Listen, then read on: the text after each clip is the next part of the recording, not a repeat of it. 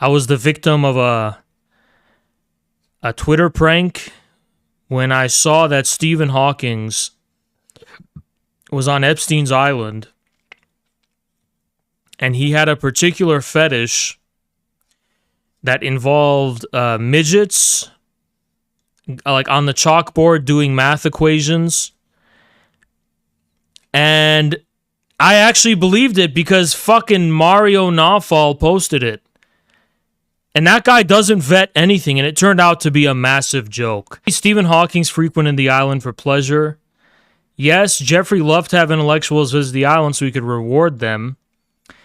He liked watching undressed midgets solve complex equations on a too high up chalkboard. So that is something I fell for, and I believed it.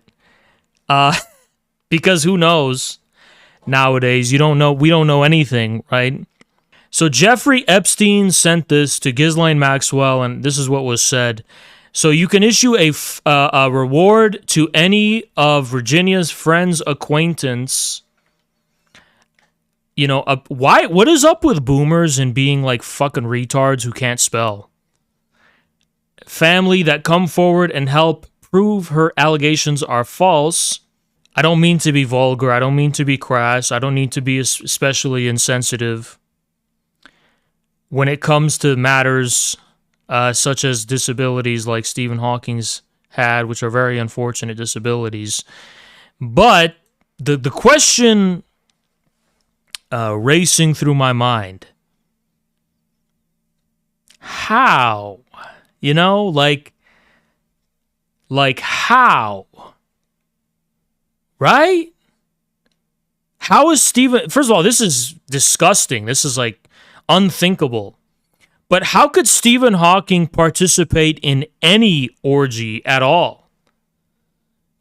Like, how could he participate in anything at all? Like, how could he even...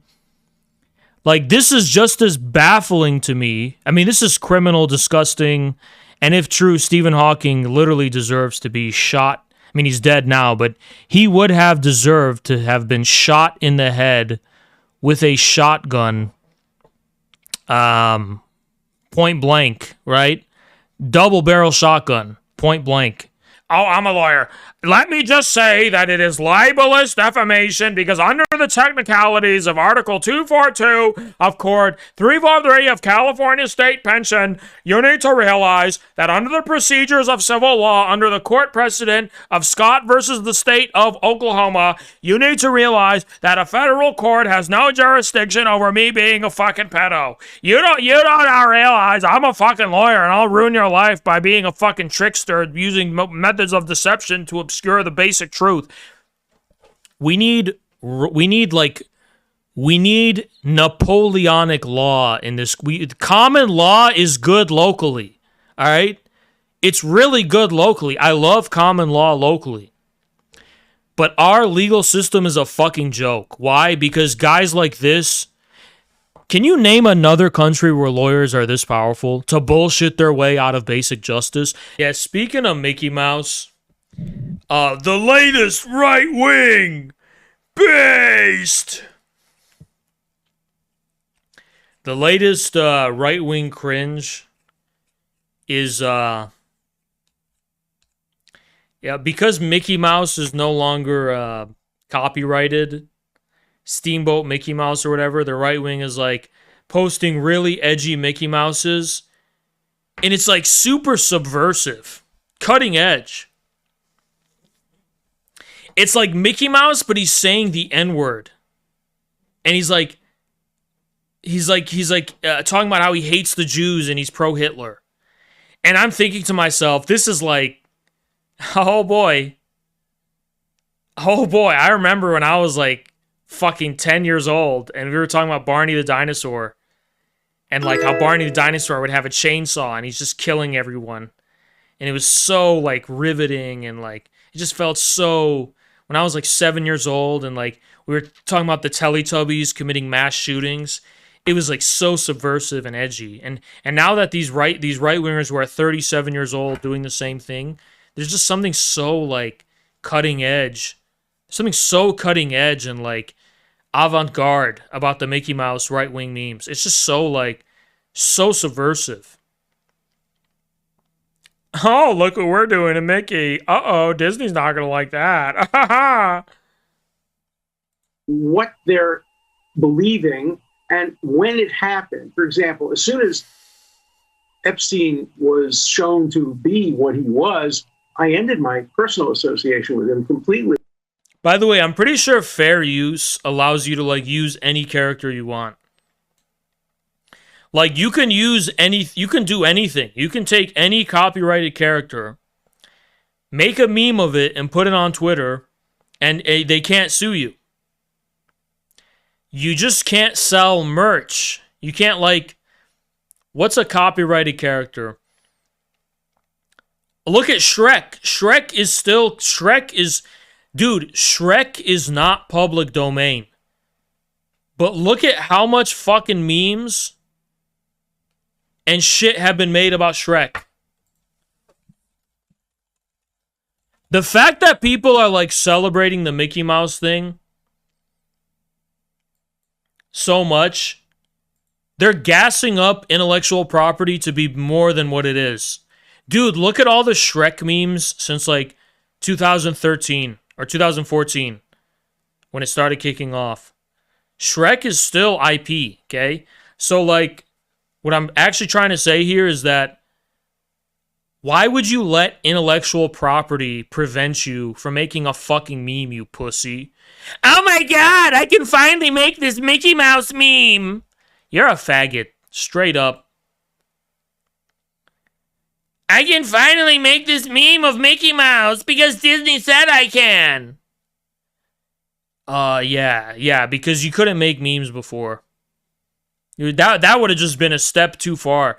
If you would have made a Mickey Mouse meme before, you would have just crossed the line. Dude, they're literally making memes. It's like pro-Hitler shit, pro-Holocaust stuff, N-word, I don't know, all the edgy things you can think of, right? But the line they can't cross is making these memes before it's public domain. No. We respect the sanctity of private property, including intellectual property. Just like Hitler said. That's how you know they're pussies. This is the level of respect Americans have for the institutions of statehood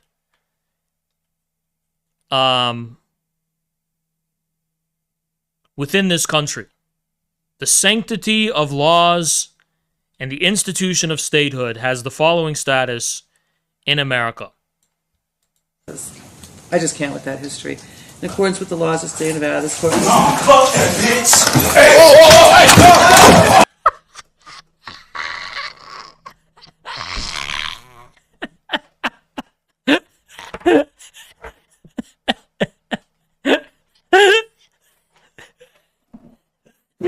Did you? Why was this jump like in slow motion? That history. In accordance with the laws of the state of Nevada, this court...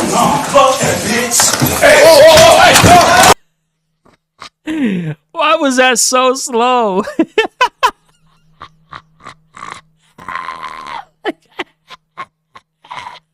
Look at that. You know what? I'm going to give my take. Should a man go to prison for 20 years for some shit like this? Even 10 years. Like, you know what? Maybe the Nordic model of prison, maybe they kind of have, I mean, America, probably not, because we're very wild here. But it's like, at the same time, I'm like, you're really just being like, fuck you. Hope you rot and suffer. And what I'm saying is, if you want to give me 30 years in prison, just shoot me in the fucking head. If you want to take half of my, what am I? You want to take, it's not half of my life, it's more than half of my life. If you want to take 60% of my life from me, take a gun and shoot me in the fucking head instead. You want to punish me and make me suffer? Just take a fucking gun and shoot me. Don't send me to prison for 30 fucking years to live a pointless existence just to satisfy your stupid and petty sense of vengeance. Really? I feel like people don't understand how fucking long 10 years is, let alone 40 years, 50 years. You don't understand how long that shit is, right? You really deserve... Man, this isn't a game. You want to fucking make me suffer so much? You hate me this much? You want to just... If my life is... This is my message to any state, to any government. If my life means so little to you that you're willing to send me to prison for 40 years, I give you full consent to just shoot me in the fucking head.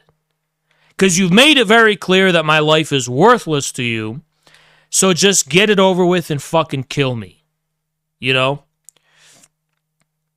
If I'm that much of an enemy of the state and you capture me. Unless you're holding me for ransom or negotiations are going down and, I got gorillas in the mountains and I'm a bargaining chip, you can keep me alive. Proletarian consciousness is a Christological logic.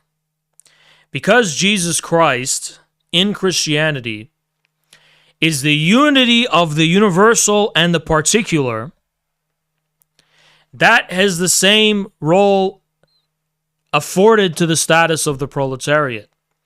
But it's not to say the proletariat is Jesus, it's to say the conception of the class struggle is a Christological type of logic.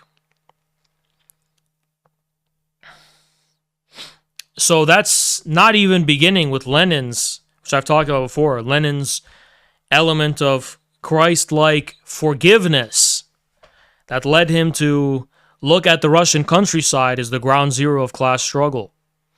Forgiveness of the imperfection of form, so to speak. Again, Christological.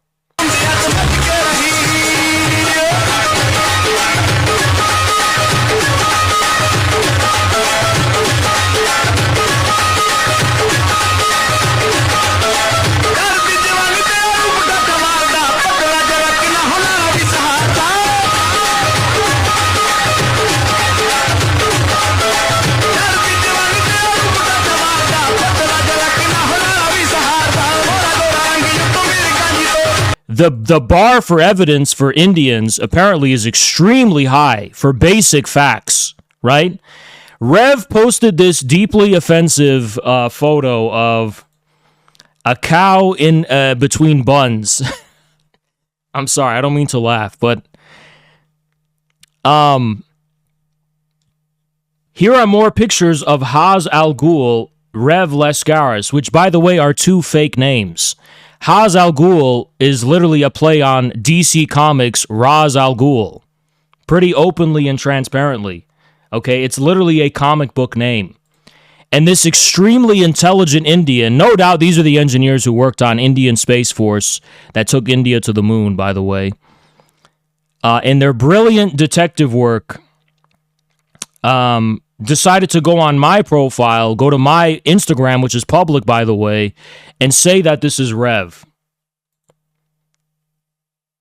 Now, the question I want to pose to any defenders of India at all is this. Does India exude the reputation online of being a country full of smart people? I'm not saying it's full of stupid people or smart people, but in terms of its voices online that are defending it, do these leave the impression for a foreigner like me or a white man such... I know you guys worship white guys. For a white man such as Rev, that you are an intelligent people?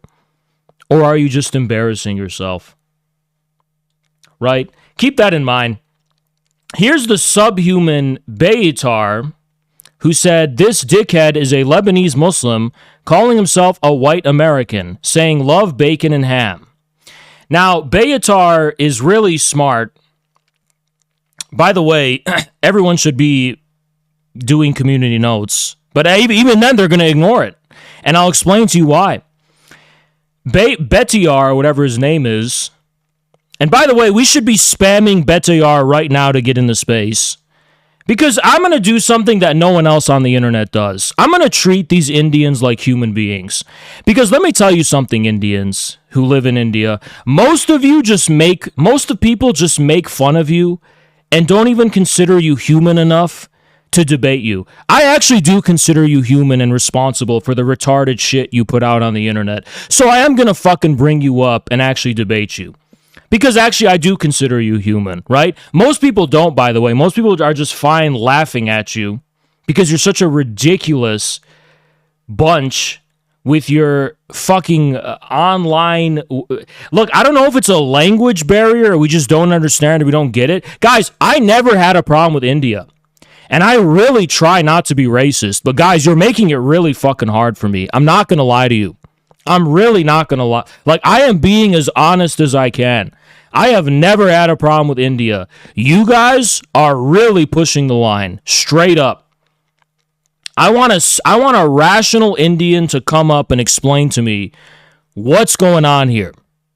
Like, how can people be this fucking stupid? I don't understand it. You need to find something to export so you can communicate your existence that is more than just the image you have of yourself. Because India's number one export is their self-image. All you export to other countries is how you see yourselves. You don't export what you actually are. Well, you do actually, and it's not very pleasant. You export how you see yourselves. You fucking export Bollywood and people like Dar Man and bullshit. You know, the Chinese, you know why the Chinese earn our respect abroad? Because they export real things. They do real things that are Chinese made. And they're very effective at communicating their history and their civilization and their beautiful calligraphy and their language. And they do a really good job at communicating these things to Western audiences. I'm not saying India doesn't have a history. India does have a history and a civilization, a very beautiful and rich one.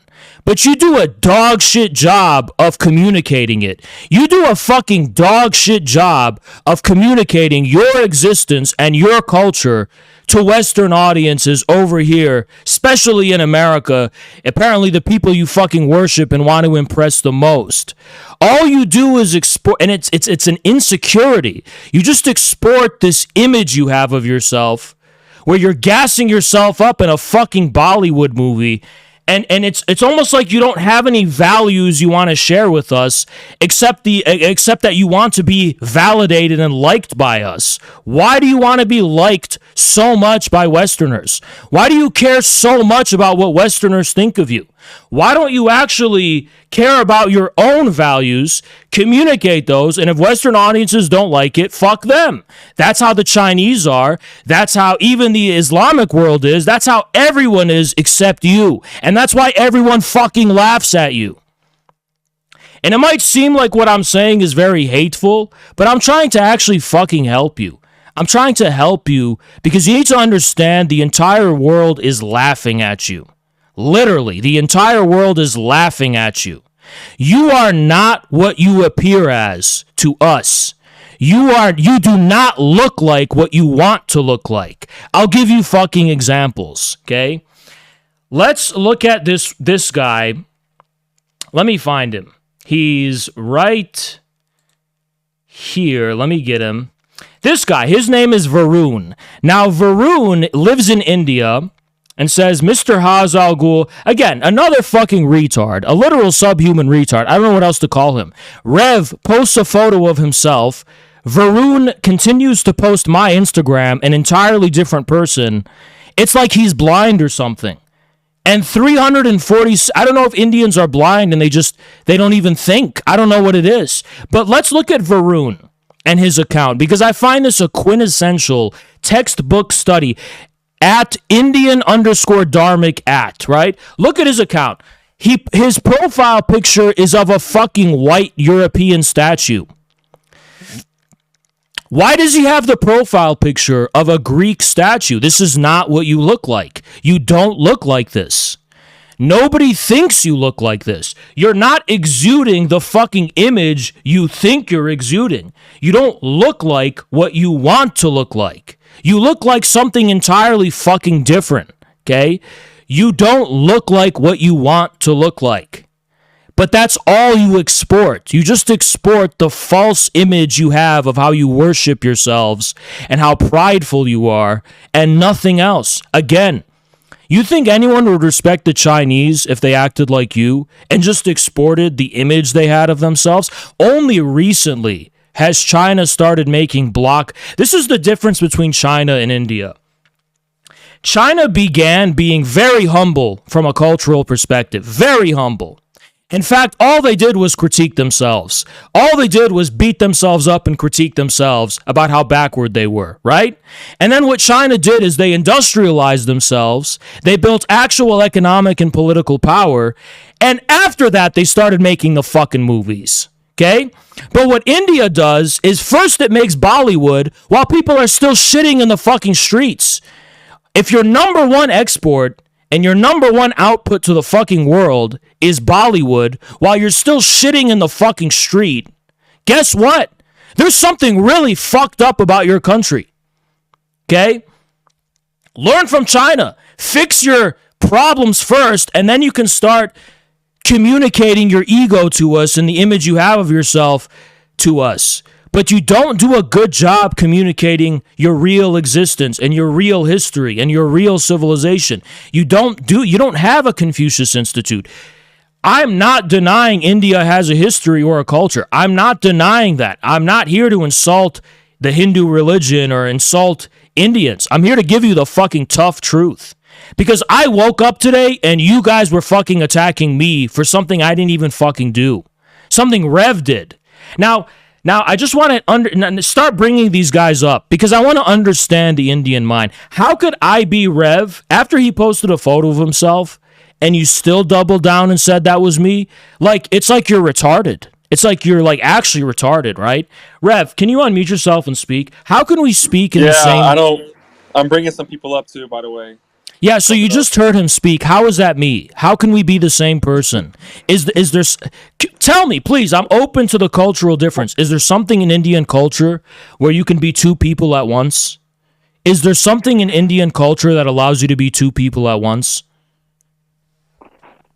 Please, fucking enlighten me. Explain. I'm ignorant. I don't know anything about Indian culture, you know? So please explain. Can you be two people at once in Indian culture? I can't tell. I don't know what is considered why is that the threshold? Why is that the threshold that we have to judge these Indians? I can't even tell what's a real influencer and what's not when it's getting so much engagement.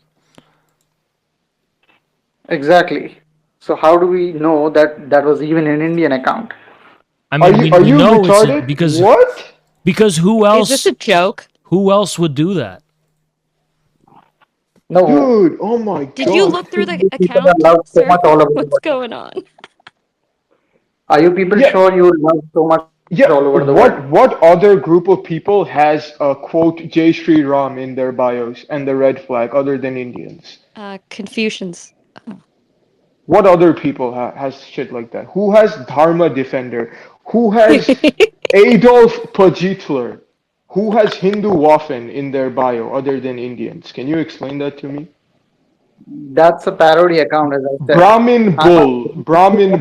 Are there any people from Kenya who has the name Brahmin Bull?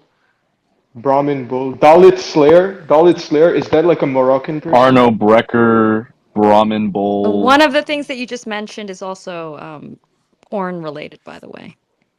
I don't even want to know which one, but whatever. Tell me one scholar which retweeted your profile picture or something. Okay. I'll give you one right now.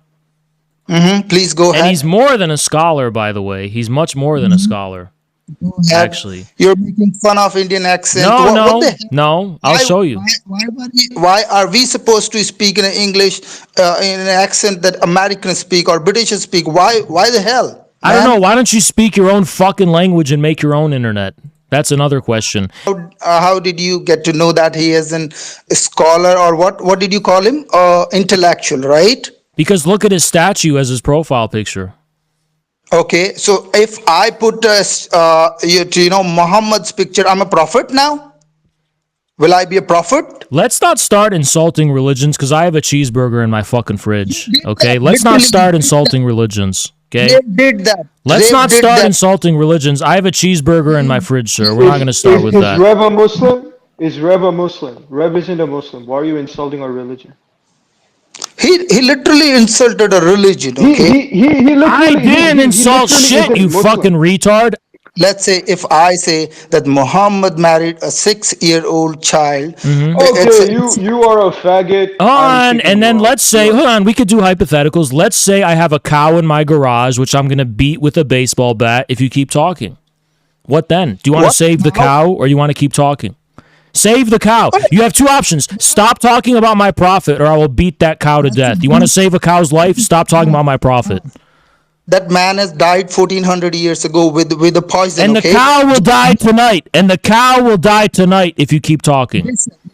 Cow is And the cow an will die tonight if you keep talking. harmless animal. Okay? Idiot. See, How I are didn't we the insult, idiots? but here's the interesting thing. I never insulted your religion. You insulted mine. For something I never did. You insulted my religion for something Rev, who is not a Muslim, did. All you did was insult my religion. How much of a cucked, pathetic, low-life, pathetic worshiper of your colonial masters are that when a white man insults your Hindu religion, the first thing you do is attack Muslims. The white man fucks your country, and what you do is you beat and rape and torture the Muslims in your own country as scapegoats because you're not man enough to take control of your own fucking country, so you beat on the fucking minorities because you're too much of a fucking pussy to stand up to America. Do you have data for that? Do you have data? Yeah, or you in my just fucking ass, and I'll pull it out and throw it at you, and it's You my just- shit. But if I say Okay. it's shit from the right animal, you'll smear it on your face. you're saying that I insulted your religion? I have all the reference from your Sahih Bukhari, Sahih Muslim, and all this. Okay, you don't shit on my face. Okay, I'm gonna put the reference on your face. I would never shit on your face because I'm not the right species to do that. You are an idiot. Seriously, I'm telling you. You're just repeating one question again and again. You insulted me. You started attacking me for no reason, unprovoked. When did Why should I attack accept you? this? Why should I accept this? I quoted a Sahih Bukhari. Do you want me to quote it again? I don't care what you quote out of your ass. I can quote the cow. Cow goes moo. What then? That's a beautiful animal. Why would you hate that animal? Okay. I didn't say anything about hate. I just said I'm a little hungry. In China, first they actually built up their country and then they started making movies. But India started making Bollywood while they're still shitting on the street. Now, why is Bollywood come before toilets? How does that make What sense? does, excuse me? May I San speak? Francisco is the street shitting capital in the world. Listen. Ankur, may I speak? Toilets should come first, then you make Bollywood movies. Right? That makes logical sense. First you make something to be proud of, and then you make the movie. But you guys, all your number one export is gassing yourself up.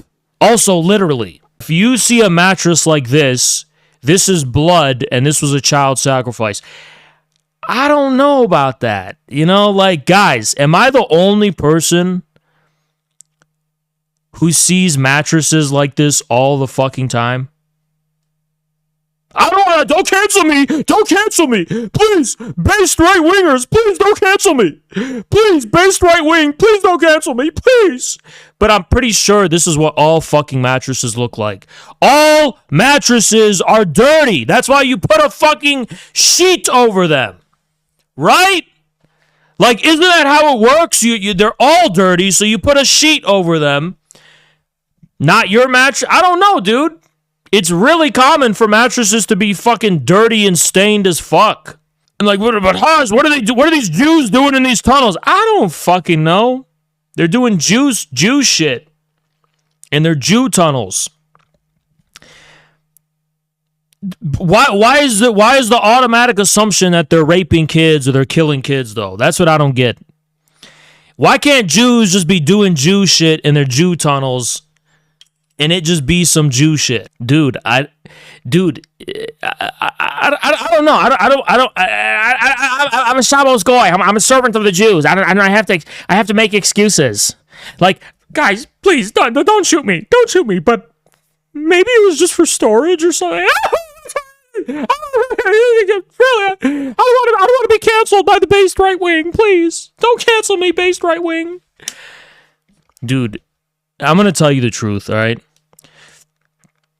the right wing is doing cancel culture now, but it's like if you don't believe in the retarded shit they're saying, they cancel you and they're like, you're a Zio shill, you're a Jewish shill. No, dude, I'm using reason. Okay, I don't. The only Jew who's from this background that I know is Mar. That's it. And Mar hasn't told me anything about this, by the way. That's it. I'm almost Jewish myself in the way I think, I guess, because what I was thinking was like, oh, they violated. I'm like, but when you think about it, it's like free real estate, you know, like. It's literally dirt below your feet, and it's like free real estate. Like, that's genius. Why don't I start building tunnels and shit? You know what? It's like literally free real estate in NYC. Am I a Jew for thinking, because they're like, no, in America, we don't do that. And I'm like, but nobody's even using it. Nobody's even using that underground space. Nobody's even using it. Why not fucking take it? Everyone should be doing this in NYC. In NYC, everybody should start building tunnels, right? Especially how crowded, it's so fucking expensive and shit. It's free real estate.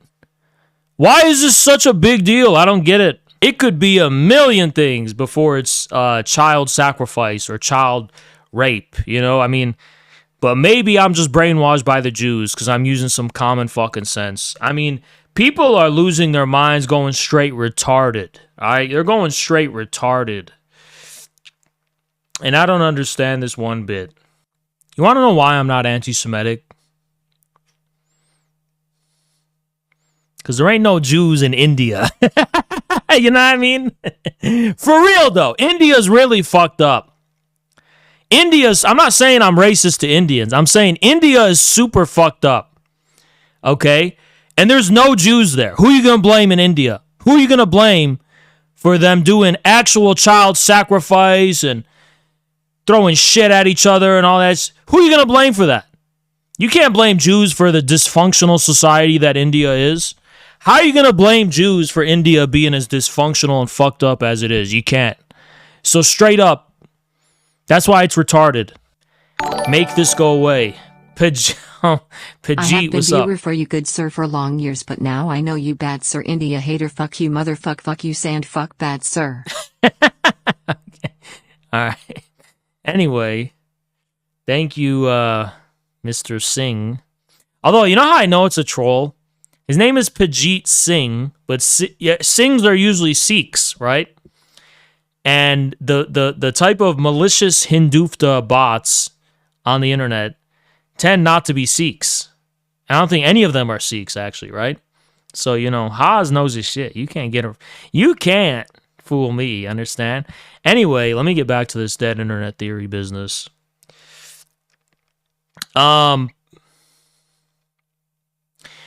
Yeah, there's no other way to explain this except this is bots. And, you know, the reason I'm drawing attention to this is because every single major dunk on Pat Socks or MAGA communists that got 20,000 likes or more, even the stuff that was directed against Jackson, who's not to say that was also bots? I mean, there's no way that many people are invested in niche, radical, you know, communist politics. There's no way, right? So the fucking internet is fake. Like, it's straight up, this is a confirmation. But it's almost as though the elites saw one of our guys point this out, and they're like, all right, we'll show you who's in charge. And he got 123,000 likes. And I'm pretty sure This was also botted. I'm pretty sure that was also. I'm pretty sure this was also. And you know why? It was so genius to bot this. The reason this was botted was to precisely give the impression that no, it's still mainly human activity. See, we're all humans here. We're all observing that this is a big mistake the robots made. So it's reinforcing the belief that that it's mainly human activity on Twitter. But this is also bots, right? And I don't want to say bots as much as like there's a guy sitting somewhere at the CIA pressing a button, and he like has the ability pretty much to have like, you know, to get any amount of likes he wants on any tweet. That's actually how all social media works. And I am 100% convinced of that. Try to find another way in. I'm fairly sure I know exactly where it is. This is the exact location that he filmed at. We got an anonymous tip about a hole in a synagogue that led to the tunnels. This synagogue was long abandoned, but there was entrances in the basement. We walked downstairs and found a cat. I have no idea how a cat got in this basement, but it soon ran away. Because the cat is a Jewish shapeshifter. See, like, I'm not surprised that there's tunnels in fucking New York City. Like, it's literally in movies. Like, it's literally the premise of Teenage Ninja Turtles, okay? So it's like, it doesn't surprise me.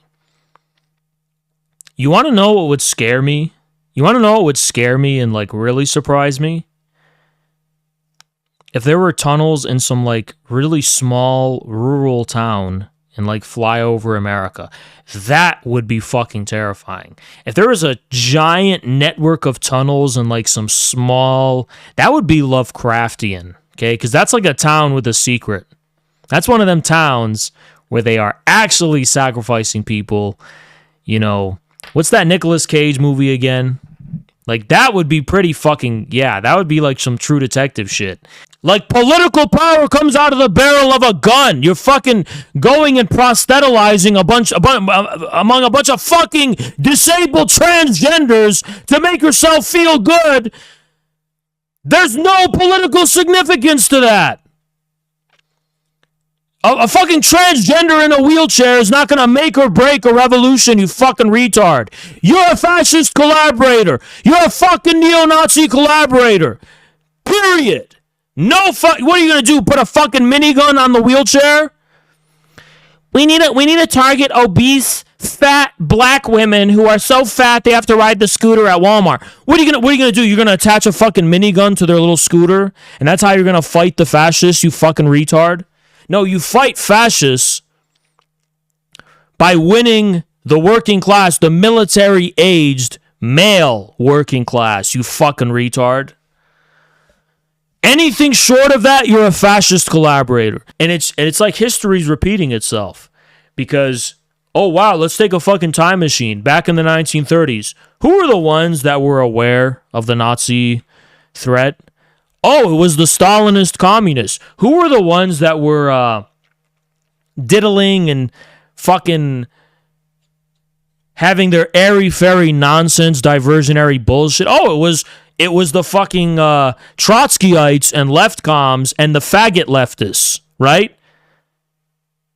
Who was dancing and pouncing around in Spain doing satanic, fucked up, anti-people, terroristic shit?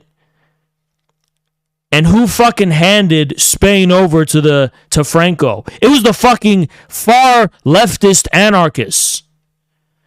And meanwhile, it was the Stalinists who remained principled to the very fucking end.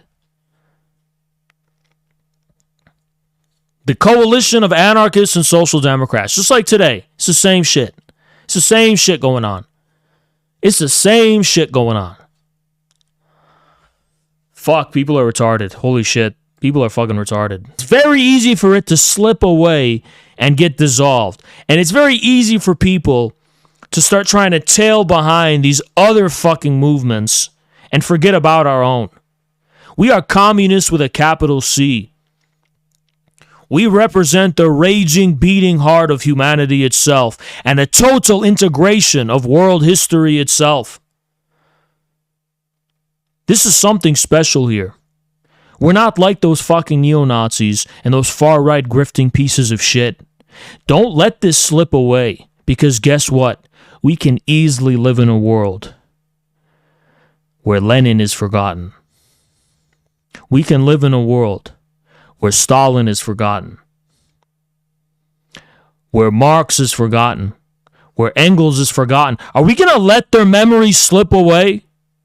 Are we going to let the memory of communism slip away? Are we going to let the memory of communists slip away? Are we going to let the memory of William Z. Foster and our Communist Party slip away? Because it would be really fucking easy to. It would be really fucking easy to. So are we going to let that happen? Or are we going to keep going and drilling forward our fucking message with even more persistence than before? Because let me tell you, it would be really, really fucking easy for the entire world to forget about all of this. There is nothing that guarantees that this tradition is remembered. We are more than a century out from the great October Revolution of 1917. And the memory of that revolution is almost extinct on planet Earth. Almost extinct. And its legacy is almost extinct in the minds of men. Are you going to allow the working class youth of this country to believe that the only revolutionary consciousness is neo-Nazism, is Hitlerism, is obscurantism and barbarism and ignorance? How dare you let them? How dare you let it slip past them that there's a history of not only revolutionary consciousness, but revolution itself? There's a history of this struggle, and it's called the class struggle. And it's on you to maintain its integrity. Do you know what that means, to maintain its integrity? It means to take history, to take the past and the future and the present as one thing that cannot tolerate inconsistencies, one thing that doesn't tolerate a lopsided and incomplete story. The whole truth, not part of it, not a half-truth, like the Nazis and the Jew-obsessed are giving you, because they give you half of the story. They don't give you the whole story. Hey, motherfuckers, your story needs to explain to me who Lenin was, who the Bolsheviks were, and how they won. And when you fucking say that they were Jewish and they were Wall Street bankers, you're lying, and we know it's a fucking lie. So why are you lying? Why is the truth so powerful that you need to fucking lie about it? When you tell me that Stalin and the Soviet state were built by mass murderers you're lying. You're lying. So why do you have to lie?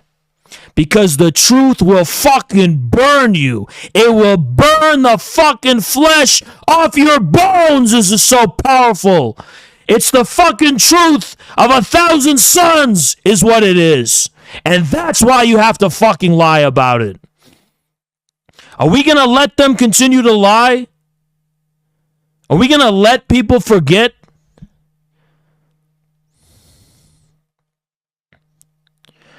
How many of you see a future past 2036? Because I don't.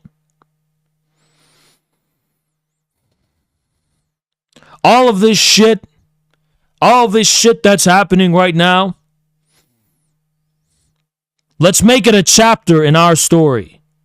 Let's make this a chapter in the story of how 2036 came to pass. Don't fucking let it slip away, because it's not going to just fucking happen by itself. I promise you.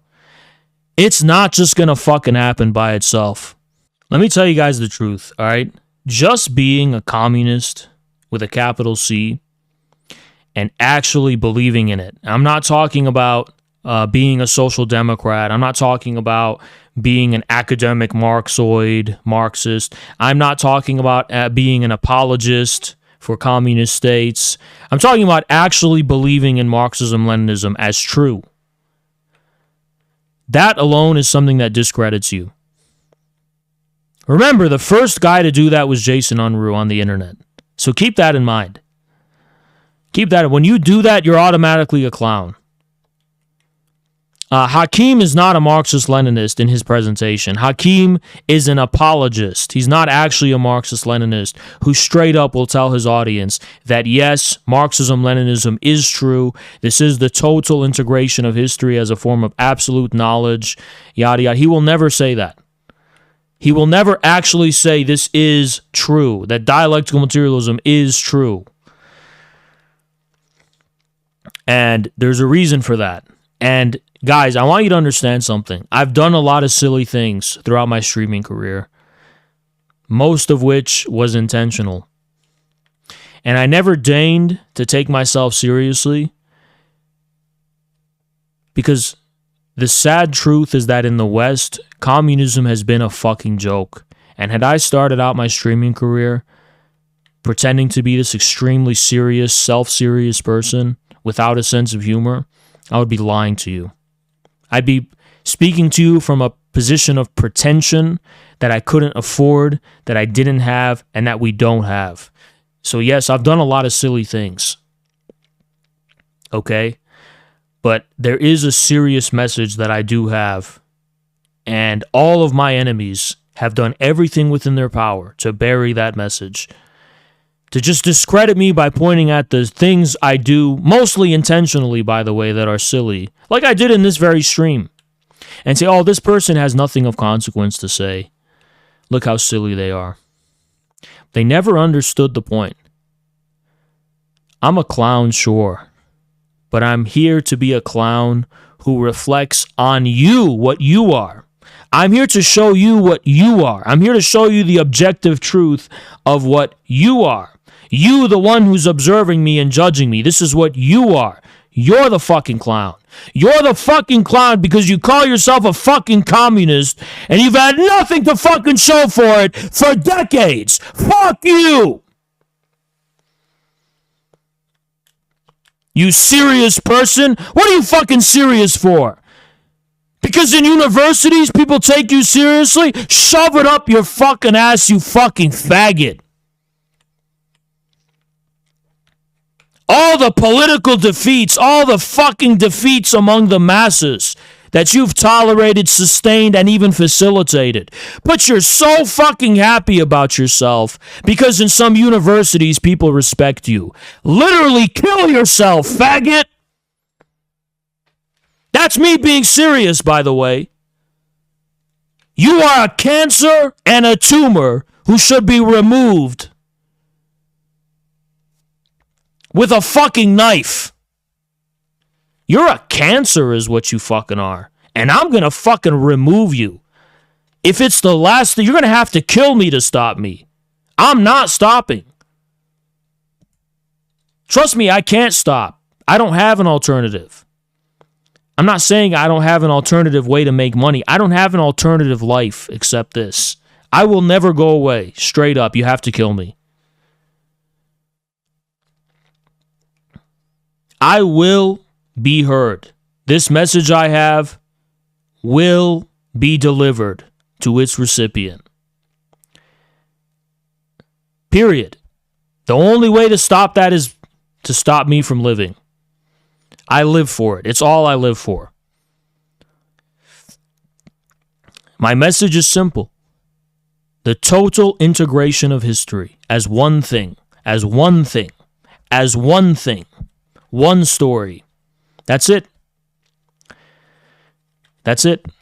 They say, well, what about all these Jewish capitalists? And then I say, what about the other fucking capitalists? You see? You see what separates us? They say, look at all these Jewish powerful. What about all the fucking ruling class, though? The whole thing. The whole system. Not just a fucking part of it, the whole fucking system. That's why we're communists. That's what this is about. The entire fucking thing.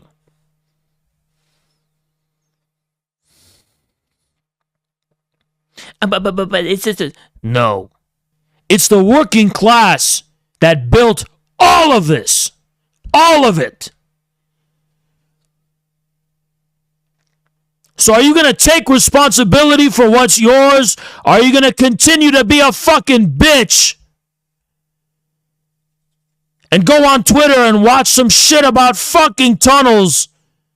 Some Jew tunnels. We don't just want the fucking tunnels. We want the entire city. You understand? We don't just want the tunnels. We want the skyscrapers. We want the buildings. We want everything. Literally all of it. Literally all of it. Literally all of it. You show me tunnels, I show you fucking Manhattan skyline. We're taking it. Maybe just to demolish it. Because it's fucking useless. We're here for all of it. You understand? Not just the Jewish part of the ruling class. All of it. But anyway, Genghis Kanye posted something saying similar energy. And then he goes, the energy could not be more different. And it's like 30,000 people are invested in this, really? I don't fucking think so. I think this is FBI. I think this is literally CIA. I think this is literally fucking glowy as fuck. This is feds that are like, shut it down. He's making a comparison between Jan 6 and some left-wing stuff. Shut it down. Fucking blast this tweet into space with 30,000 likes. Like, do you think 30,000 people on Twitter are this invested in this? No, let me rephrase that. Do you guys think that there's 30,000 people on Twitter that even recognize what this is? Do you actually think there's 30,000 people on Twitter that recognize what this painting is? Okay, do you think there's 30,000 people on Twitter that not only recognize what this painting is, but are invested in drawing a distinction between the energy of this event and this event? Really? 30,000 people are invested in that? Really? Really? You think so? How is that reasonable to think that? Americans don't even fucking know that Africa is a continent. Americans don't even fucking know where China is on the map. They don't even know where Idaho is on a fucking map. You think 30,000 people on Twitter know anything about what this is? Really? It's just not compatible with reality. I'm sorry. This is a bot. This is a dead internet theory. This is dead internet theory. This is exactly what that is. And it's like, hey, feds, we see you, by the way. Like, we see you. We know you're doing this. Every single time. It's so fucking abundantly clear to us how fake what you're doing is. How inorganic it is. It's so obvious to literally everyone.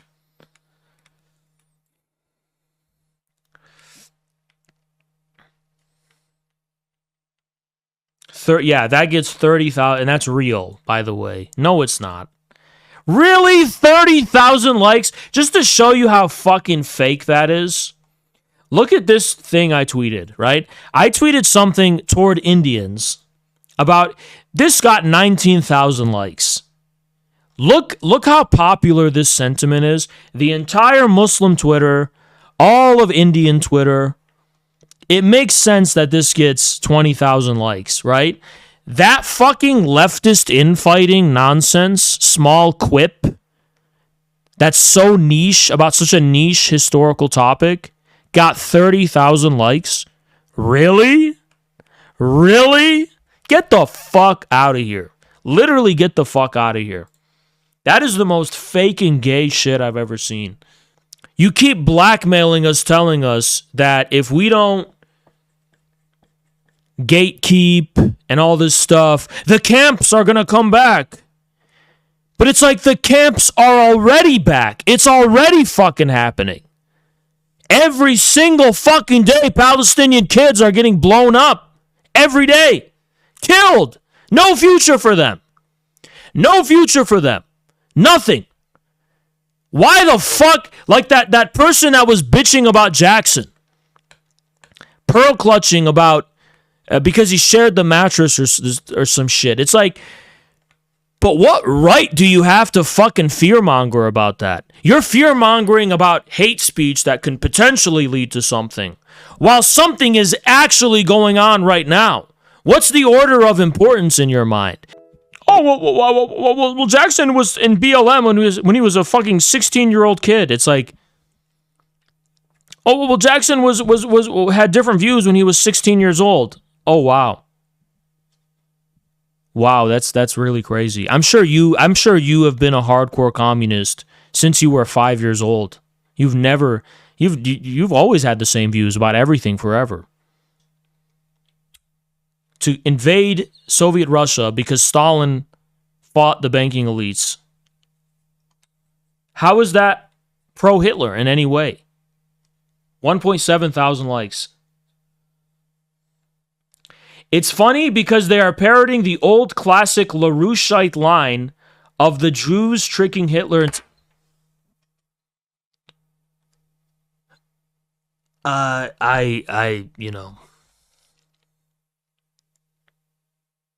There's a lot to unpack here. But the thing I find the most baffling is like, why do I keep seeing Lyndon fucking LaRouche? You're such a faggot. Literally kill yourself. I'm so sick of this cope. It's a fucking faggot retard cope of people who need to kill themselves immediately.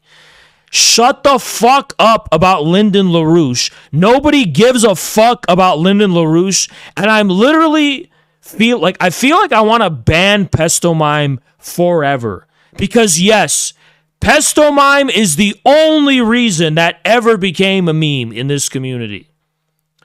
I'm not going to ban him, by the way, but it's like, we literally have one meme guy, Pesto Mime. He introduces us to the Schiller Institute and the whole LaRouche meme in our community. And that's all it ever was a fucking meme, by the way. And yeah, LaRouche did say some interesting things. Like, I'm not going to lie, he did. But how does that mean everything we say is LaRoucheite? It doesn't make any fucking sense. Dude, I wish I could go to court. And like, okay, scrutiny. Let's actually like put it to some scrutiny. Let's actually use reason here. How the fuck is Lyndon LaRouche related to any of this? We follow Alexander Kojev. We're hardcore Hegelians. There's all sorts of thinkers here that are fundamentally hated by the Schiller Institute. And they've told me about it. They hate the French school, for starters. Georges Bataille, Jacques Lacan, Deleuze, all these people that are fundamentally formative, infrared worldview, totally incompatible with the Schiller Institute. Kojev, Hegel, totally incompatible. Marxist ideology of class struggle. Theory of class struggle. Totally incompatible. Karl Marx himself, not liked by the Schiller Institute. How are we LaRoucheites? Do you think LaRouche liked Stalin, you fucking retard? He didn't. In Russia, among Stalinists in Russia, this is baseline. This is the default worldview Stalinists in Russia have. What the fuck does that have to do with Lyndon LaRouche? You straight up kill yourself. I have nothing else to tell you. Actually end your life. You are a waste of breath. You're a fucking retard. Okay. The Jews tricking Hitler into being But where did Jews come from? Where in this meme are there Jews? Where are the Jews in this meme? The only Jew this could possibly refer to that I could think of is the Rothschild family. That is one of the banking elites, not the majority of them.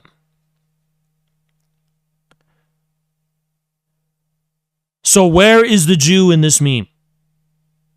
Even then, why when you see banking elites is Jew pop up in your head? Because you're a fucking fascist faggot. You're that, not us.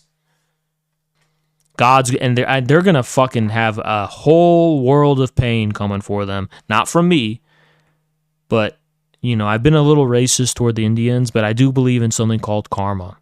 I do believe in karma. I do believe what goes around comes around. And yeah, you're going to get hit fucking hard. Really hard. And I don't even have to do a fucking thing about it. Simple as that. I believe in karma. What goes around comes around. The campaign to destroy infrared, from the very beginning, by the way, big karma. Some of it's already come to pass, but it's like wait, do nothing, see what happens. Concepts, some of the ideological, God, shut the fuck up. Concepts that undergird the document. Get on with it.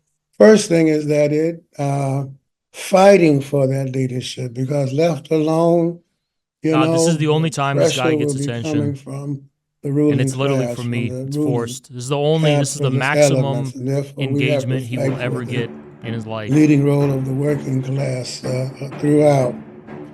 That's the first thing. Secondly, It's the this absolute the fascist most this guy will danger ever get is from me clear doing this. and present. I did the Kim Iverson interview, which went very well.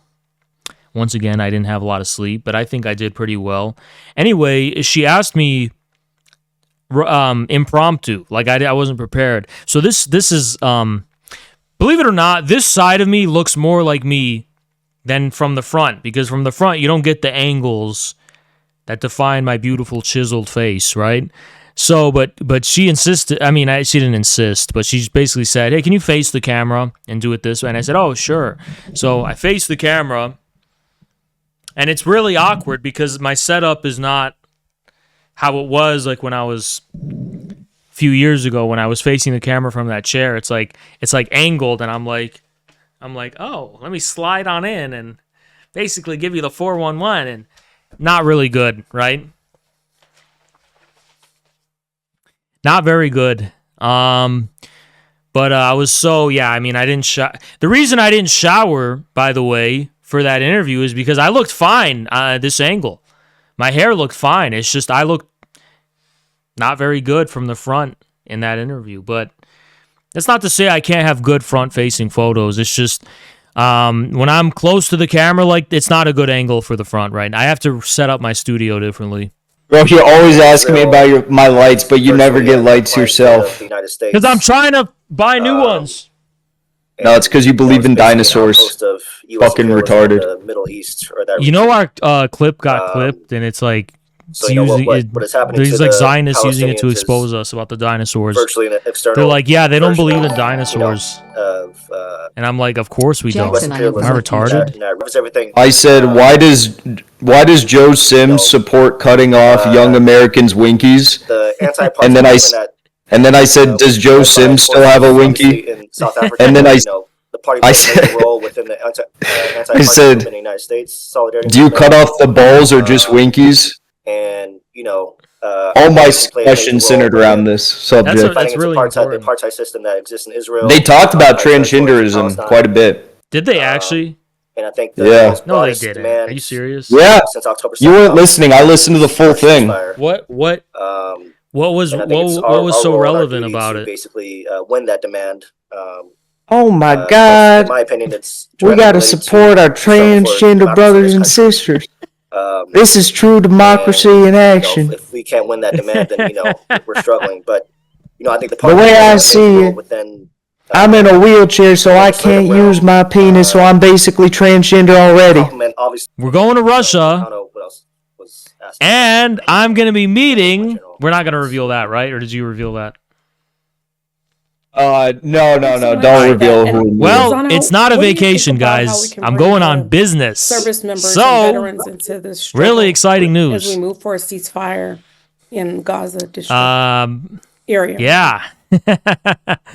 Well, I Hope it think doesn't get that, jinxed now. you know, they're Bro, being you're exploited. too into black mat. You're like a West Hollywood UCLA sorority girl. You believe in this black Even though magic, our Indian our karma, military budget is so spirituality huge, shit.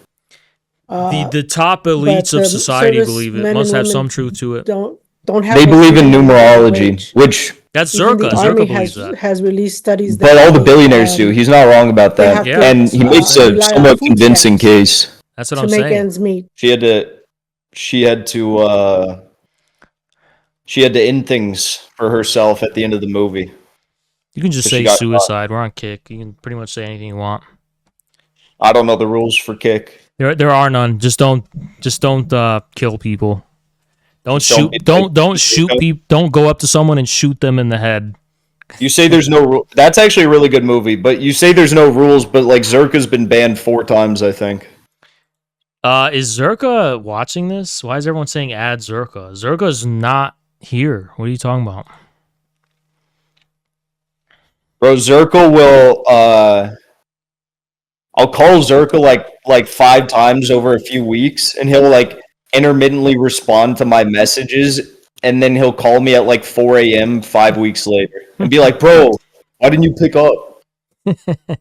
But like, I'm not doing the Caleb Maupin thing where I put 14. I put the font at 16.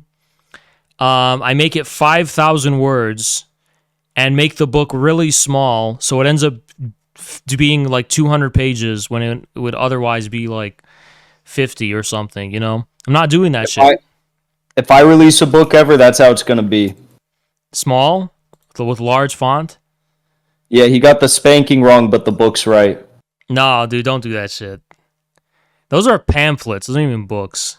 Those are pamphlets. I know, but I like Stalin's pamphlets. I like that it's like a quick and digestible read. No, that's good, but those aren't books. They're pamphlets. A book is like a book, you know? I remember actually when Kissinger died, I made a tweet, and I was like, look, Kissinger was an asshole. He killed a lot of people. He wasn't an ally. But I said at the same time, the liberal opposition to Kissinger is ill-placed. Not ill-placed. It's based in the fact that he wasn't a warmonger enough and that he was too pragmatic and realist by their standard. And so I wasn't even praising him. Get this. I wasn't even praising him. I wasn't even saying, he's good or anything. Like, I made it very clear he was a criminal, whatever. And I still had some people who orbit infrared soy the fuck out of that. Be like, how could you say that? And so I just fucking blocked them. I'm like, dude, I didn't say he was a good guy. I didn't praise him. All I said was the reason he's condemned isn't because of his murderous legacy in Vietnam. He was tame. I'm saying he's tame in comparison to the alternative people that were in the government.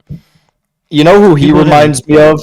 He reminds me of like, you know how Logo did that. I forget if it was a tweet or something. He wrote something about how I think it was a tweet. He wrote about how like Alex Jones is the way he is because he literally just reads Rand Corporation reports, and he gets stuff about Russia right because he reads Rand Corporation. He gets stuff about transhumanism right because he reads their reports, but he gets stuff about Iran wrong for the same reasons. Yeah. It's like Henry Kissinger was operating from the sense of what is best for the American government, and that's why he was so bad on Cambodia and Vietnam. Yeah. But it's why we also like Scott Ritter. He interacted with Kissinger quite a bit, and apparently Kissinger said that they only met once and talked extensively, but he said that out of everyone at the White House press correspondence dinner, Scott was the number one person he wanted to talk to. And Scott said without Kissinger, we would not have had INF and the START Treaty.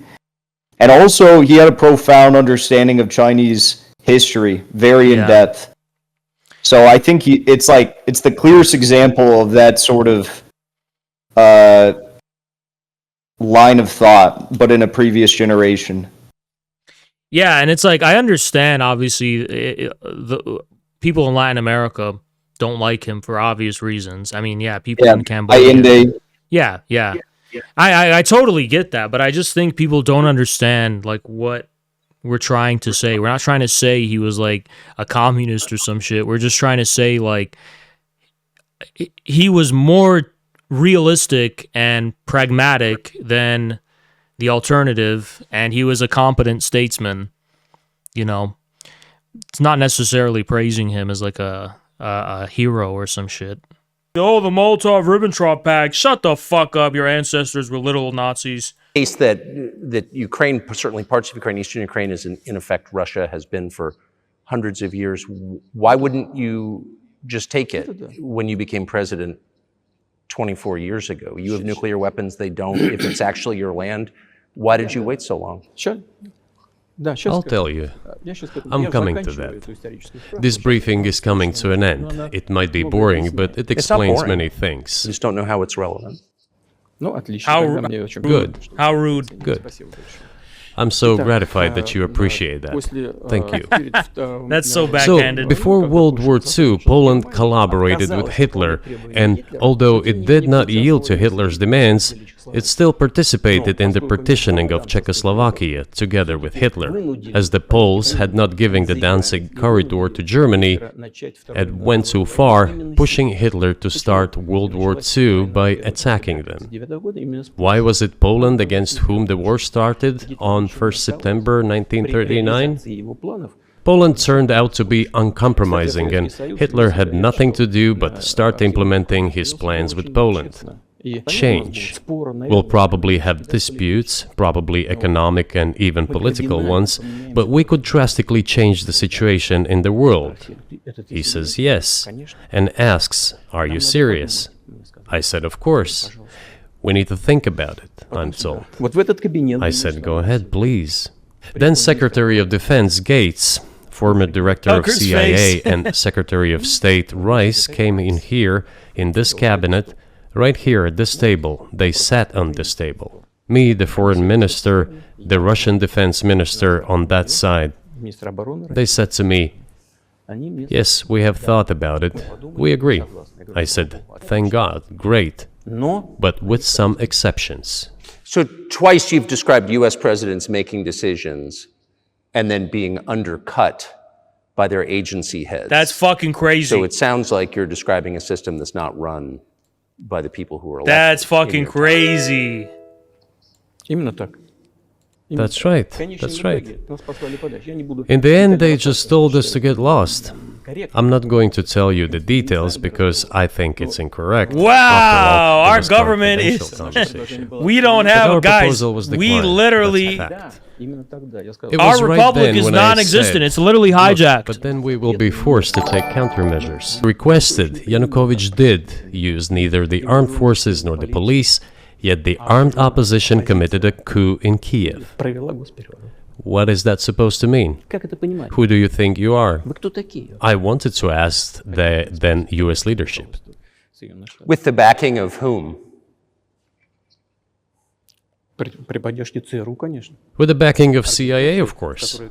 The organization you wanted to join back in the day, as I understand. We should thank God they didn't let you. Wait a minute. Something. Wow. Oh my God. That is a crazy, like, thing to drop. If you guys don't know, Tucker's got some weird past connection to the CIA, or I don't know exactly what's going on there, but there's something in his past. And Putin just fucking exposed that. Putin's like, I don't trust you. I don't trust you, my friend. That's so funny. Oh, wow. This is great, honestly. You in, although it is a serious organization. I understand. My former vis-a-vis in the sense that I served in the first main directorate, Soviet Union's intelligence service. They have always been our opponents. A job is a job. Understanding the situation that is developing today, realizing that Russia will fight for its interests to the end. And realizing this, actually return to common sense, start respecting our country and its interests, and look for certain solutions. It seems to me that this is much smarter and more rational. Who blew up Nord Stream? You for sure. I was busy that day. Nate, do you have I did not blow up Nord Stream. Thank you, though. У вас лично, может быть, есть алиби, у вас лично. You personally may have an alibi, but the CIA has no such alibi. Do you have evidence that NATO or the CIA did it?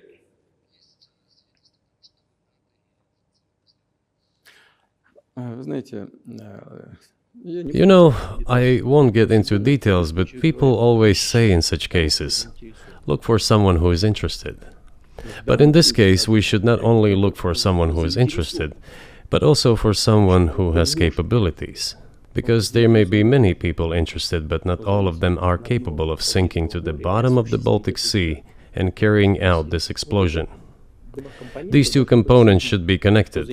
Who is interested and who is capable of doing it? But I'm confused. I mean, that's the biggest act of industrial terrorism ever, and it's the largest emission of CO2 in history. Okay, so if you had evidence, and presumably given your security services, your intel services, you would, that NATO, the US, CIA, the West, did this, why wouldn't you present it and win a propaganda victory? In the war of propaganda, it is very difficult to defeat the United States, because the United States controls all. That's the one war nobody can beat the U.S. in, is being a fucking, the woman's game of spreading rumors and being a liar. Even we have difficulties with this. I'm not going to deny it. This lying, propaganda. We're just not dishonest enough. But that's okay because it doesn't affect us negatively. Just gets people interested to figure it out for themselves. All the world's media and many European media. The ultimate beneficiary of the biggest European media are American financial institutions. Every single one of our haters just does free advertising for us. People check us out themselves and they realize, wow, this guy's a fucking liar. Infrared's actually based. That is if we want them, You worked in Germany, famously. The Germans clearly know that their NATO partner did this, and it damaged their economy greatly. It may never recover. Why are they being silent about it? That's very confusing to me. Why wouldn't the Germans say something about it? This also confuses me. But today's German leadership is guided by the interests of the collective West rather than its national interests. Otherwise, it is difficult to explain the logic of their action or inaction. After all, it is not only about Nord Stream 1, which was blown up, and the Nord Stream 2 was damaged. But one pipe is safe and sound, and gas can be supplied to Europe through it. But Germany does not open it. We are ready, please. There's another route through Poland, called Yamal Europe, which also allows for large flow. Poland has closed it, but Poland packs from the German hand. It receives money from the pan-European funds, and Germany is the main donor to these pan-European that's a roast. funds. Germany feeds Poland to a certain extent, and they close their route to Germany. Why? I don't understand. Ukraine, to which the Germans supply weapons and give money. Germany is the second sponsor of the United States in terms of financial aid to Ukraine. There are two gas routes through Ukraine. They simply closed one route, the Ukrainians. Open the second route and please get gas from Russia. They do not open it. Why don't the Germans say, look guys, we give you money and weapons, open up the valve, please, let the gas from Russia pass through for us. We're buying liquefied gas at exorbitant prices in Europe, which brings the level of our competitiveness and economy in general down to zero. Do you want us to give you money? Let us have the decent existence. Make money for our economy, because this is where the money we give you comes from. They refuse to do so. Why? Ask them. That is what is like in their heads. Those are highly incompetent people. You describe the blocks of alliances. Who is in each side, do you think? Listen, you have said that the world is breaking into two hemispheres. A human brain is divided into two hemispheres. One is responsible for one type of activities, the other one is more about creativity and so on. But it is still one and the same head. The world should be a single whole. Security should be shared rather than meant for the golden billion. That is the only scenario where the world could be stable, sustainable, and predictable. Until then, while the head is split in two parts, it is an illness, a serious adverse condition. It is a period of severe disease that the world is going through now. But I think that, thanks to honest journalism, this work is akin to work of the doctors. This could somehow be remedied. Our transactions in yuan accounted for about 3%. Today, 34% of our transactions are made in rubles, and about as much, a little over 34% in yuan. Beautiful. Why did the United States do this? My only guess is self-conceit. They probably thought it would lead to full collapse, but nothing collapsed. Moreover, other countries, including oil producers, are thinking of and already accepting payments for oil in yuan. Do you even realize what is going on or not? Does anyone in the United States realize this? What are you doing? You are cutting yourself off. All experts say this. Ask any intelligent and thinking person in the United States what the dollar means for the US. But you're killing it with your own hands. I think that's I think that's a fair assessment. The question is what comes next, and maybe you trade one colonial power for another, much less sentimental and forgiving colonial power. I mean, is the BRICS, for example, in danger of being completely dominated by the Chinese economy? I really hope Putin yanks that nonsense right out of Tucker's mouth. Because I know Tucker is a China hawk, but I think Putin is smarter than to let this slide. But yeah, this is the leftist. Ironically enough, it's the leftist talking point of so-called Chinese imperialism. But let's hear it. In a way that's not good for their sovereignty. Do you worry about that? Well, we have heard those boogeyman stories before. It is a boogeyman story. We're neighbors with China. You cannot choose neighbors just as you cannot choose close relatives. We share a border of 1,000 kilometers with them. This is number one. Second, we have a centuries-long history of coexistence. We're used to it. Third, China's foreign policy philosophy is not aggressive. Its idea is to always look for compromise, and we can see that. The next point is as follows. We are always told the same boogeyman story, and here it goes again, through an euphemistic form, but it is still the same boogeyman story. The cooperation with China keeps increasing. The pace at which China's cooperation with Europe is growing is higher and greater than that of the growth of Chinese-Russian cooperation. Ask Europeans, aren't they afraid? They might be, I don't know. But they are still trying to access China's market at all costs, especially now that they are facing economic problems. Chinese businesses are also exploring the European market. Do Chinese businesses have small presence in the United States? Yes, the political decisions are such that they are trying to limit their cooperation with China. It is to your own detriment, Mr. Tucker, that you are limiting cooperation with China. You are hurting yourself. I love that Putin did this. He got up, looked at him closely. Oh my God. So fucking based. This is such a W. I'm going to tell you why this is such a W. Because it's like, he is looking Tucker, and Tucker represents in a lot of ways the kind of NatCon populist, the national conservatives, whatever.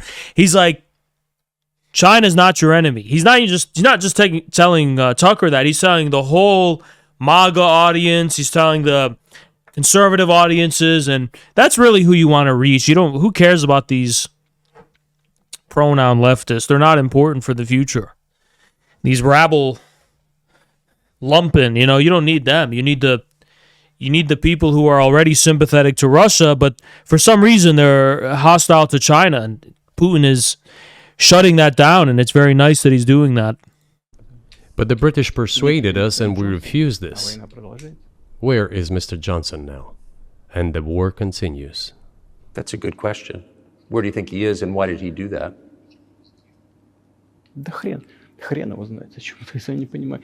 Hell knows. I don't understand it myself. There was a general starting point. For some reason, everyone had the illusion that Russia could be defeated on the battlefield. I think I know why. I think that Mr. Johnson was watching a little too much of Destiny and Dylan Burns. I think that's why. Because of arrogance, because of a pure heart, but not because of a great mind. When Russia expanded and absorbed other nations who profess Islam, Buddhism, and Judaism, Russia has... I'm going to explain why this is a Stalinist take. This is a Stalin... He's still the same KGB Putin, all right? I'm going to explain why, though. Let me continue this. Has always been very loyal to those people who profess other religions. This is her strength. This is absolutely clear.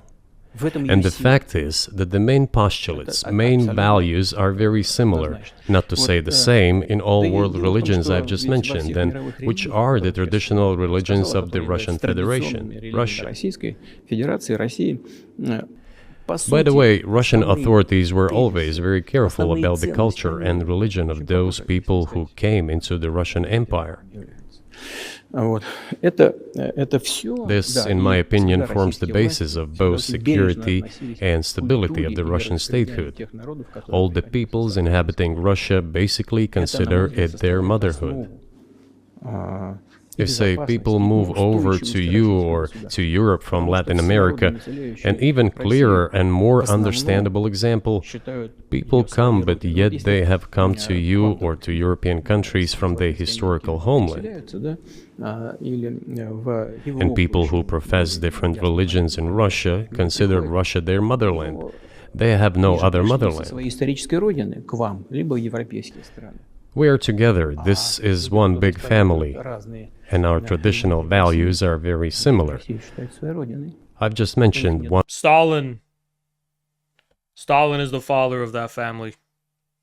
One big family, but everyone has his, her own family. And this is the basis of our society. And if we say that the motherland and the family are specifically connected with each other, it is indeed the case, since it is impossible to ensure a normal future for our children and our families unless we ensure a normal, sustainable future for the entire country, for the motherland. That is why patriotic sentiment is so strong in Russia. But can I say that the one way in which the religions are different is that Christianity is specifically a nonviolent religion. Jesus says, turn the other cheek, don't kill. How can a leader who has to kill, of any country, how can a leader be a Christian? How do you reckon? Stalin, Beria, Gulag, wow. Wow, with the 20. Wow. Self-evident in the name. Stalin, Beria, Gulag. We're going to be funding these gulags, or as we call summer camp, winter camp in Alaska, for all of our biggest fans who really are passionate about. You know, it's not about external manifestations. It's not about going to church every day or banging your head on the floor. It is in the heart. And our culture is so human or.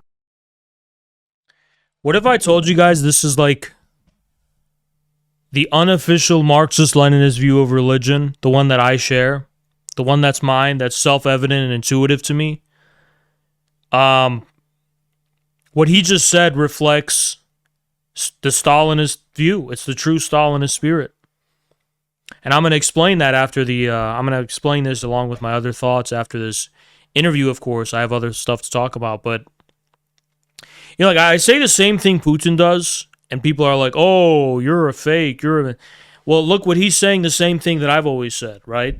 Kind of crazy. So do you see the supernatural at work as you look out across what's happening in the world?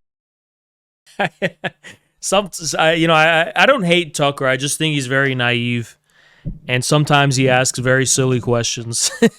It's like, what do you? Let's listen to. I want to hear Putin's response. Now, do you see God at work? Do you ever think to yourself, these are forces that are not human? No, to be honest, I don't think so. My opinion is that the development of the world community is in accordance with the inherent laws, and those laws are what they are.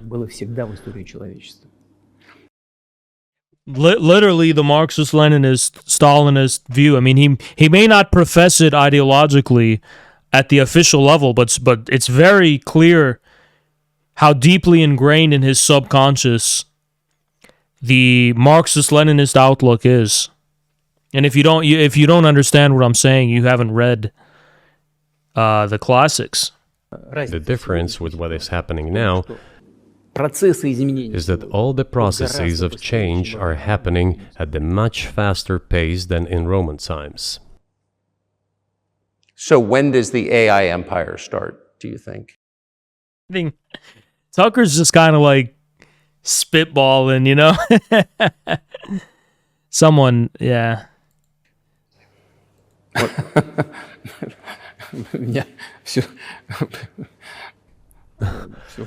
You're asking increasingly more complicated questions.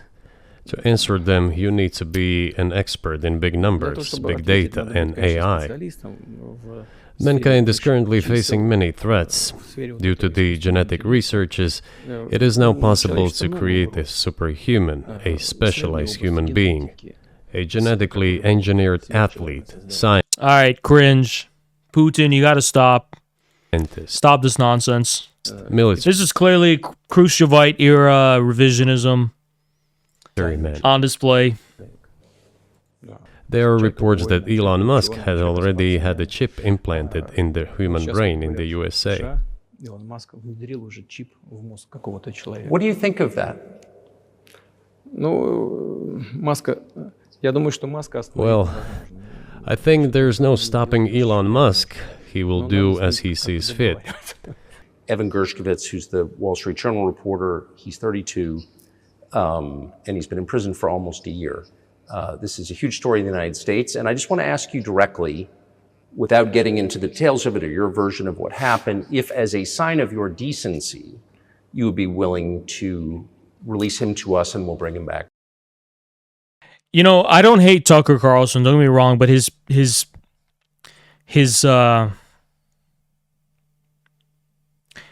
I don't know what to call it, actually. I mean, I wouldn't say it's people skills. I'd say it's skills when it comes to knowing what's appropriate to...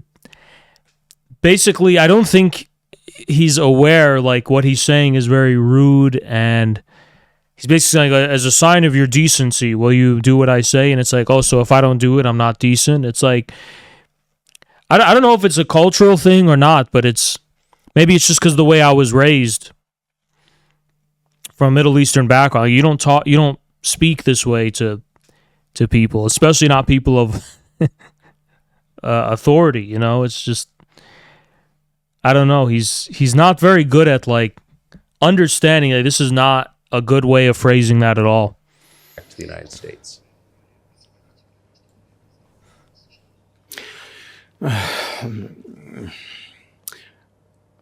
Мы столько сделали жестов доброй воли, что, мне кажется, мы исчерпали всю линию. We have done so many gestures of goodwill out of decency that I think we have run out of them. Ни разу не ответил. Но we have never seen anyone reciprocate to us in a similar manner. However, in theory, we can say that we do not rule out that we can do that if our partners take reciprocal steps. When I talk about the partners, I first of all refer to special services. Special services are in contact with one another. They are talking about the matter in question. There is no taboo to settle this issue. We are willing to solve it. But there are certain terms being discussed via special services channels. I believe an agreement can be reached. So typically, I mean, this stuff has happened for obviously centuries. One country catches another spy within its borders, it trades it for one of its own intel guys in another country. I think what makes, and it's not my business, but what makes this difference is the guy's obviously not a spy, he's a kid. And maybe he was breaking your law in some way, but he's not a super spy, and everybody knows that. And he's being held hostage in exchange, which is true. With respect, it's true, and everyone knows it's true. So maybe he's in a different category. You see, this is just not a very, I don't know what his intentions are, but like this is just not it's not an appropriate thing to say. It's like, okay, come on, we both know it's like, no, that's not how you it's just not how you talk to people in a civilized way. You say, you know, you have to leave. I mean, he's be like, oh, we all know. It's like, listen, this thing about like we all know this is supposed to be communicated indirectly. It's always supposed to be communicated with subtlety, with I don't know what to call it really. It's like you're not supposed to just blurt everything that comes to your mind out loud. Thank you so much, Paperone. You're not supposed to blurt everything that comes to your mind out loud when you're talking to someone in a civilized way where there's a degree of distance between. I mean, Putin's not your friend. This isn't being done off camera. This is an interview that has perhaps global consequences in a lot of ways as far as Western perception of Russia. So it kind of bothers me. I don't know. It's just this thing. I guess it's American culture. We have this thing. American culture is great, but it's just we're so bad at communicating with foreigners, you know? Really bad at that. Category. Maybe it's not fair to ask for, you know, somebody else in exchange for letting him out. Maybe it degrades Russia to do that. Вы знаете, можно как угодно говорить, что такое шпион, что не шпион. You know, you can give different interpretations to what constitutes a spy, but there are certain things provided by law. If person gets secret information and does that in conspiratorial manner, then this is qualified as espionage. And that is exactly what he was doing. He was receiving classified, confidential information, and he did it covertly. Maybe he did that out of carelessness or his own initiative. Considering the sheer fact, this is qualified as espionage. The fact has been proven, as he was caught red-handed when he was receiving this information. If it had been some far-fetched excuse, some fabrication, something not proven, it would have been a different story then. But he was caught red-handed when he was secretly getting confidential information. What is it then? But are you suggesting that he was working for the US government or NATO, or he was just a reporter who was given material he wasn't supposed to have? Those seem like very different things. Я не знаю, на кого он работал. I don't know who he was working for, but I would like. I mean, I think Tucker's not being fair. Especially, I don't like. He's not aware what he's doing is rude. But to explain it to you, for example, in the United States, we are just as formalistic, if not more formalistic. What constitutes a Russian spy in the United States? What constitutes a Russian agent in the United States? Sharing a meme on Facebook? look at what happened with Russiagate. And as far as Russia's concerned, they have protocols which determine what constitutes a spy. They have rules. If you break those rules, guess what? You're in a different line. I mean, it's even when I traveled abroad, I understand why Americans have this delusion. I don't know what it is, but it's like we tend to think that like that everywhere is America somehow, right? And it's just like it's really not, I mean, yeah, there's buildings here, there's cars here. In a lot of ways, these foreign places are very similar to America, but like, guess what? There's a whole different world here in terms of rules and culture and things like that. And Americans are very oblivious to that. It's one of the things we should be self-critical about, I think. To reiterate that getting classified information in secret is called espionage. And I don't think it's because Americans are chauvinistic, actually. I think it's because Americans are not used to having a deeper connection to this sovereignty or to the culture than what's just on the surface. So when we go out in public, we have a very superficial sense of what law is. And we tend to just associate that with an indiscriminate sense of public life. There's no unconscious dimension to it. There's no deeper texture of civilization. At least not one that's very developed. Ukraine could lead to something much larger and much more horrible. And how motivated are you just to call the U.S. government and say, let's come to terms? It's just kind of an ignorant question. I mean, because it's like, Russia has been trying to come to a settlement. You're talking to the wrong person here, honestly. The position and the interests of Russia are very transparent to the leadership of the whole Western world. It's not a secret. It's also not a secret to anyone who so deigns to inquire.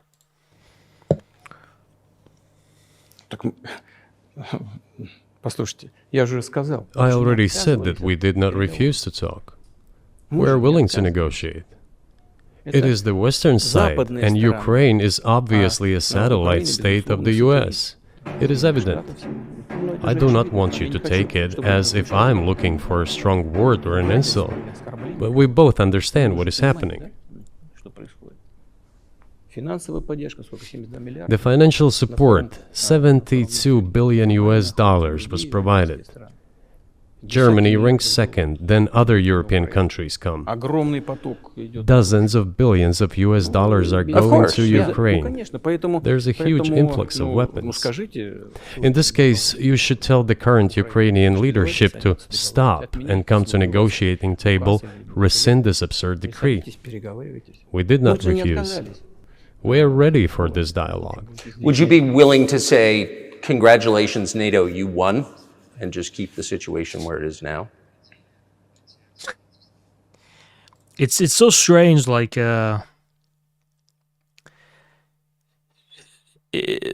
something about the Western mind that's very focused on explicit replacing the unconscious. Like, we want to be the winners, not the losers. We want to have the optics victory, right?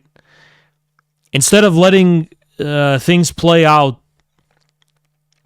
in such a way that it communicates by itself the outcome, as far as the discursive or cultural or optical battle, they just want explicit, like, yeah, we're the winners. It's just interesting,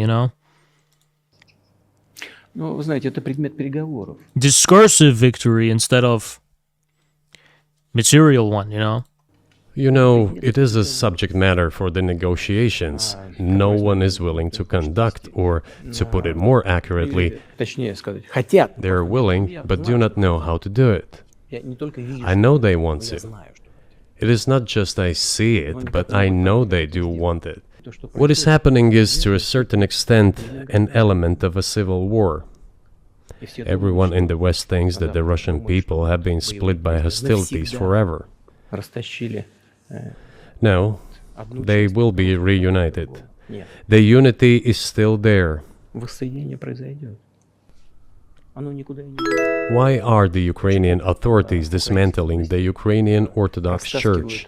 Русскую православную церковь. Because it brings together not only the territory, it brings together our souls. No one will be able to separate the soul.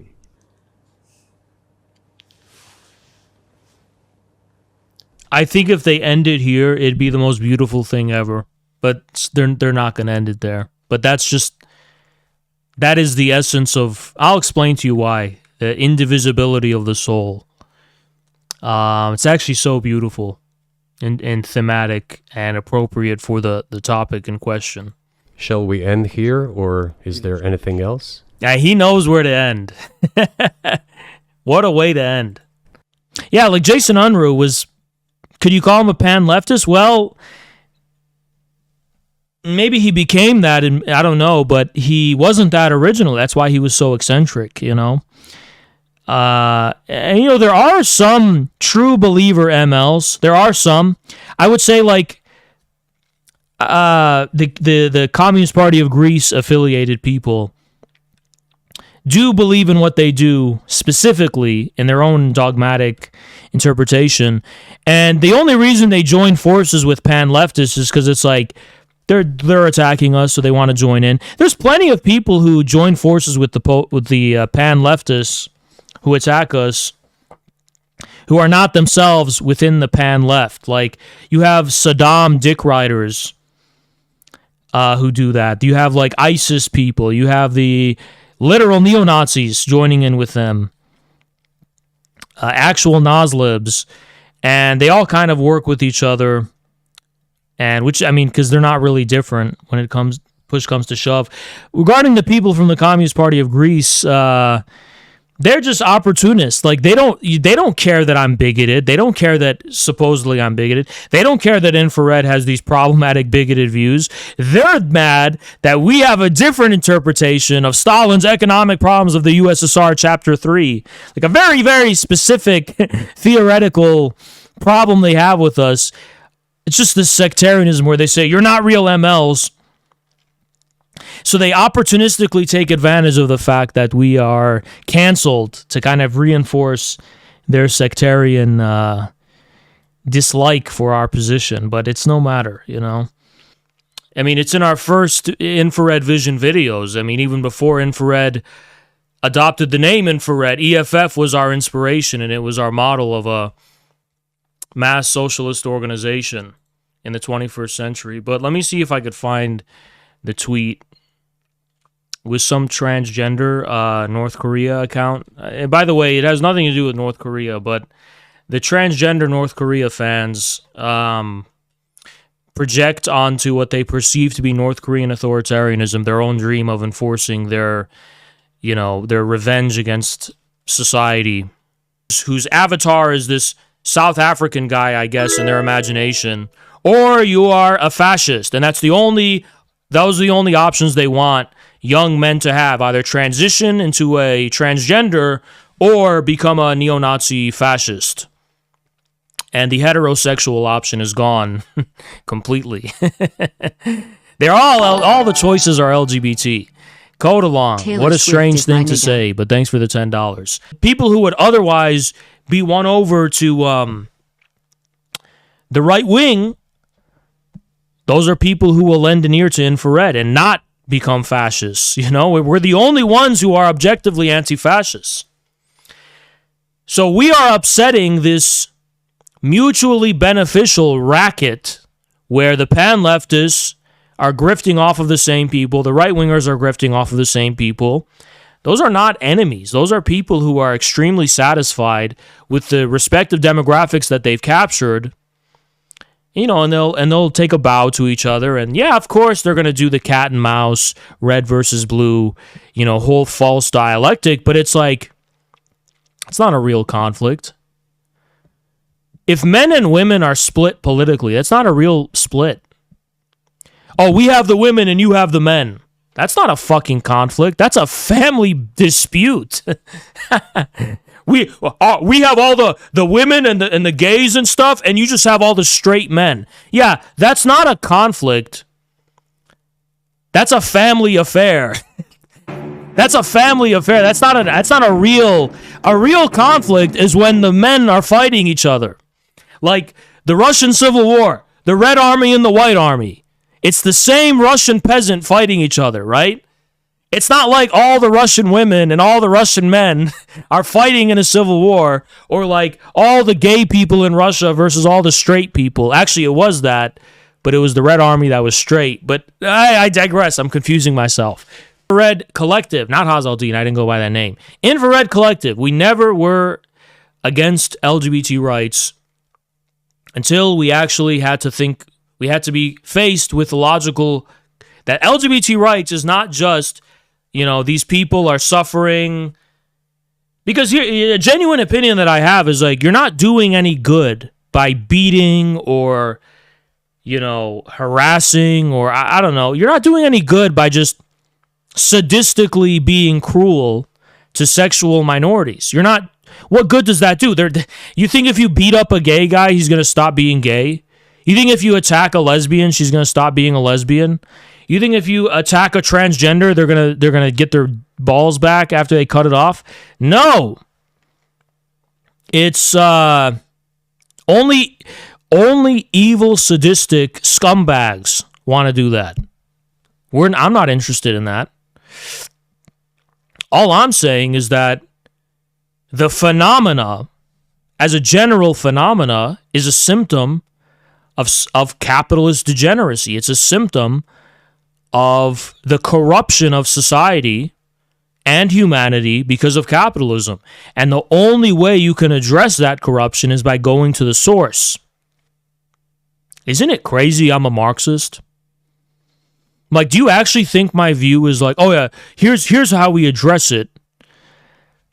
Let's do Hunger Games or The Purge, but we're just going to kill all the gay people. No, that's not a solution. You have to think of a solution generationally. Like decades from now, you're not thinking about going and harassing individuals. You're thinking about, how do we protect future generations from this madness and confusion? How do we allow them to grow up healthy and happy, happy and human, normal? I'm not here to be a sadistic person. I'm not. Yeah, we use slurs and stuff when we get angry at some of these people, but the God honest truth is I don't have a single ounce of hatred in my heart for them. I pity them and I feel bad for them sometimes, and then other times I just don't really think about. I mean, sometimes we're forced to think about them because 75% of the CPUSA, and now they say it's not enough. We have to destroy norms, and we have to, look. Did Malema introduce his pronouns in his speech? It's almost this simple, all right? Malema gave that speech. Did he go, I am Julius Malema, he, him? Because when that shit starts happening, you can ring my line. When that becomes the norm in the EFF, ring my line. You know what I mean? Tell me about it, and I'll have to address it somehow. And you're a Nazi. How are you a Nazi? So you just want trans people to die then, huh? No, don't tell me you were just asking a question. No ifs or buts about it. It's bad. It's like so self-serving. Like, it's literally this self-serving narcissism that they're disguising upon layers upon layers upon layers of like different convoluted rationales that have nothing to do. Like, what does Marxism have to do with like your petty bourgeois dreams of being a fucking artist? Nothing. We're gonna sacrifice AI because you want to. It's just like instinctually, the whole pan-leftist anti-popular front is united by a class interest that they all have an implicit solidarity with each other. about. Yes, we're all against AI, guys. Wait. I studied Marx. I'm really a Marxist, interested in Marxism. But guys, why are we against AI? There we go. The straight men talking. Gotta fucking open your mouth, huh? Can't we all just silently agree that we all share the same petty bourgeois class interests, and we're all in the process of lumpenization and declass?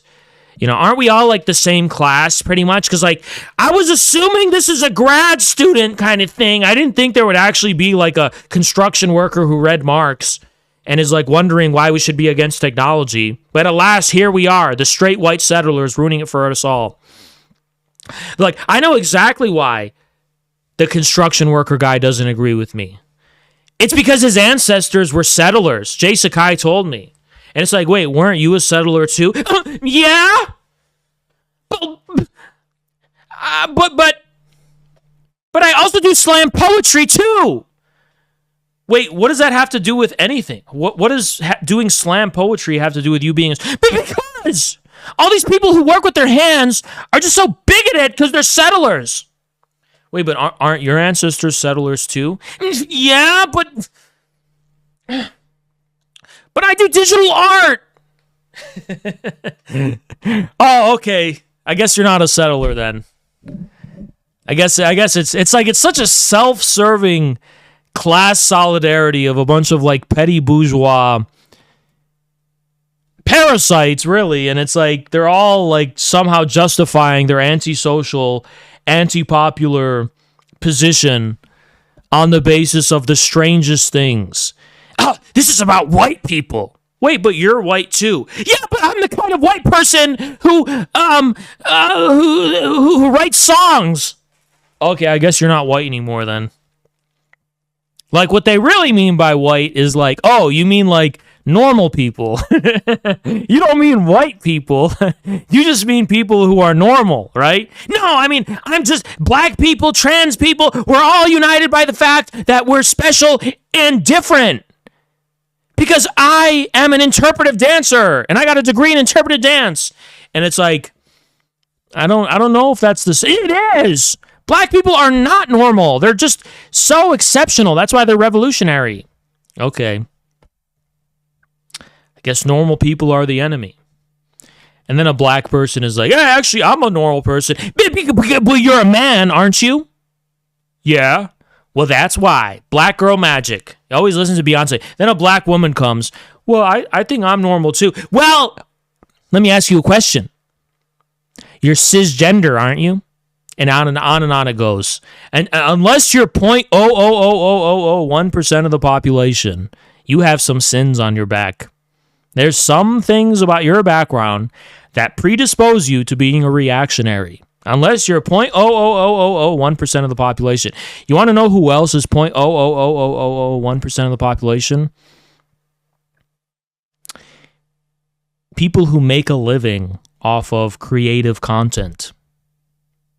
So it fits that petty bourgeois special snowflakes are going to identify the revolutionary subject with such an exceptional minority of people who are just different, who are abstracted from the norm and the collective, because I listen to punk rock bands that you've never even fucking heard of in your life, you pleb piece of shit. Oh, really? Because I like to listen to 50 Cent. Yeah, because you're a fucking peasant. Every time I walk into a room, I say, you ever heard of Norgoth? What? Norgoth. No. Well, it's my favorite band. Oh, really? I mean, I like Green Day. Ha! Fucking settler. I made up I don't know what Norgoth is. I made that shit up. But, this is what we're dealing with. It's like, I don't know. I'm kind of like beating a dead. It's like, I'm a bully. I'm bullying these people.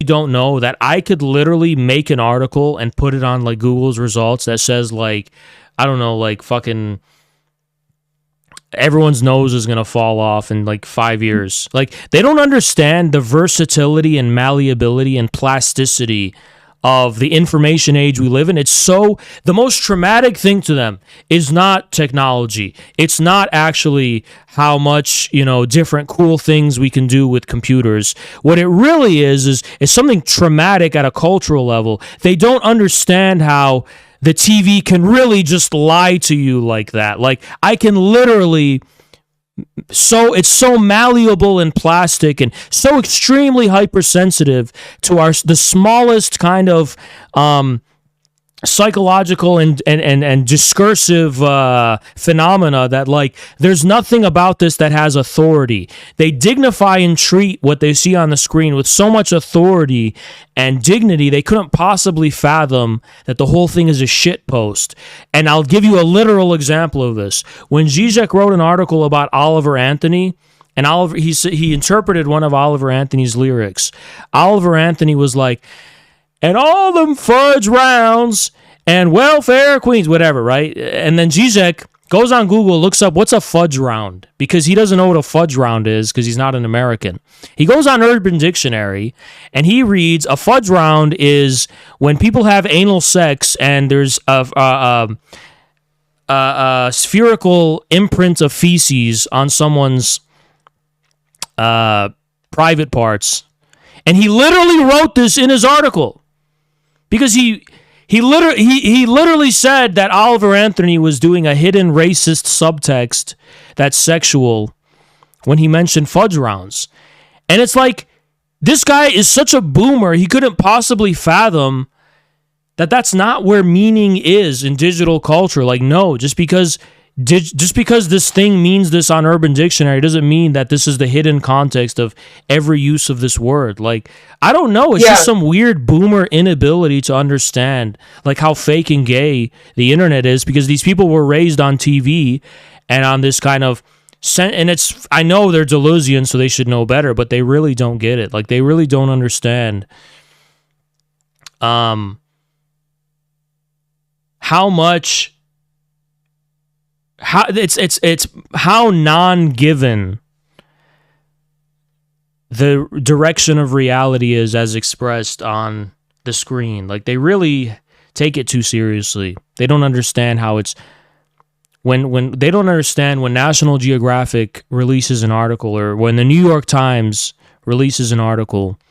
Anyone can fucking do that. There's nothing about that reflects true authority, if that makes sense. Like, in terms of like about reality, that must have immediate philosophical significance.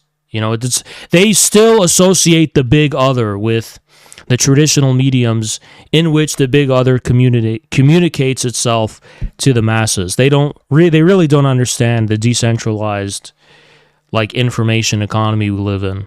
This is like Karl Marx, Vladimir Lenin, Leon Trotsky, and then you have this etc. that contains Engels, Stalin, Mao, Che Guevara, Fidel Castro, Hugo Chavez. I mean, it's just this etc. is like Atlas. It has the whole weight of the world on its shoulders. It's really carrying this sentence with all its might.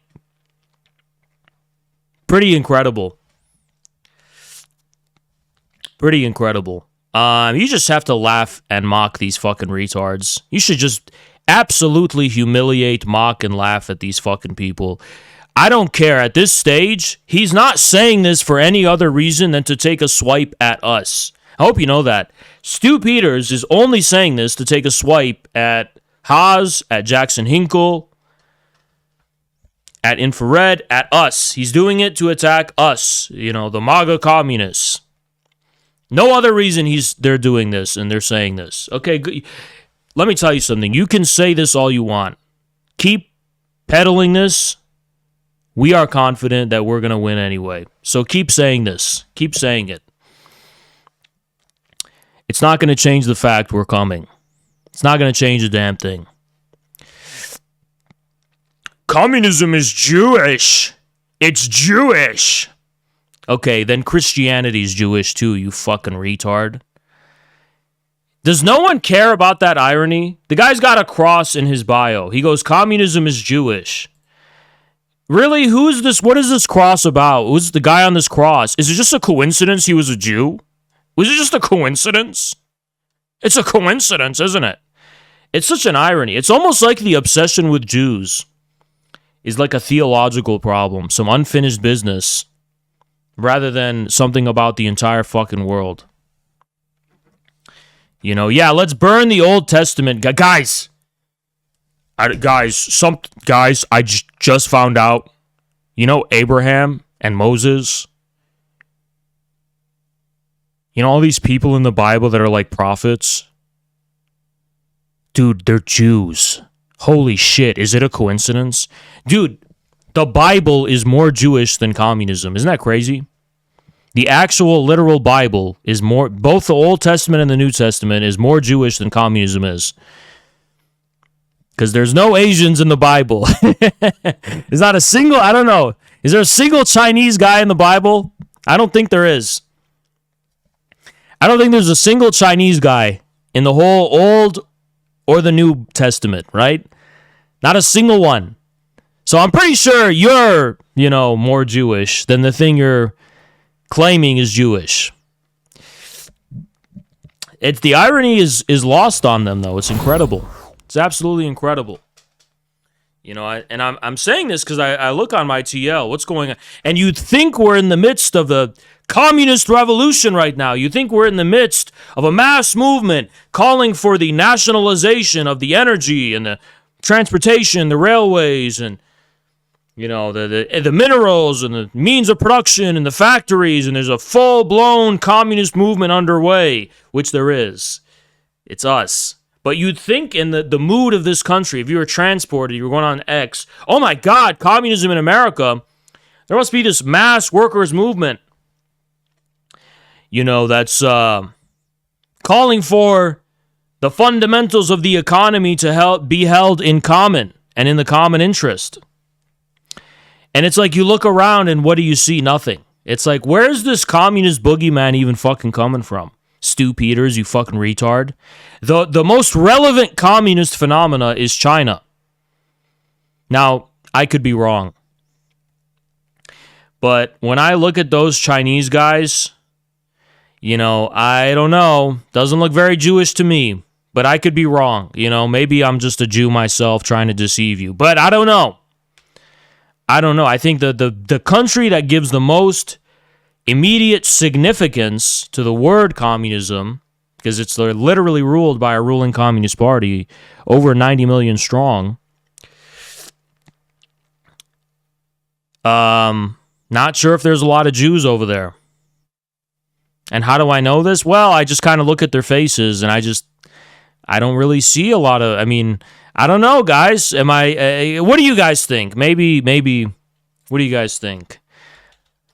Guys, he said communism is Jewish. You know how you should have responded to that?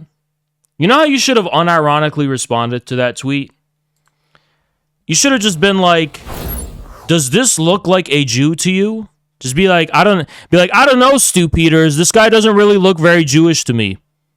But I could be wrong. Maybe I'm just Jewish myself. Because Rev linked this, and look at their replies. The first thing is people calls him a Jew. Where's it at? Maybe that was Kareem. You're the Jew and you're lying. Marx daddy was a rabbi and a Jew, so Marx is a Jew, and Lenin too. Trotsky daddy was a Jew too. I just got a fucking aneurysm reading this. Should I be envious that there's not retards in my movement? Like, we don't have a single, like, Down syndrome, actual Spurg retard in our movement. Not a single one. But they're way more inclusive than us. They just bring, I'm not even kidding. We should have more numbers. We should have more people. It's kind of a shame. I'm kind of envious.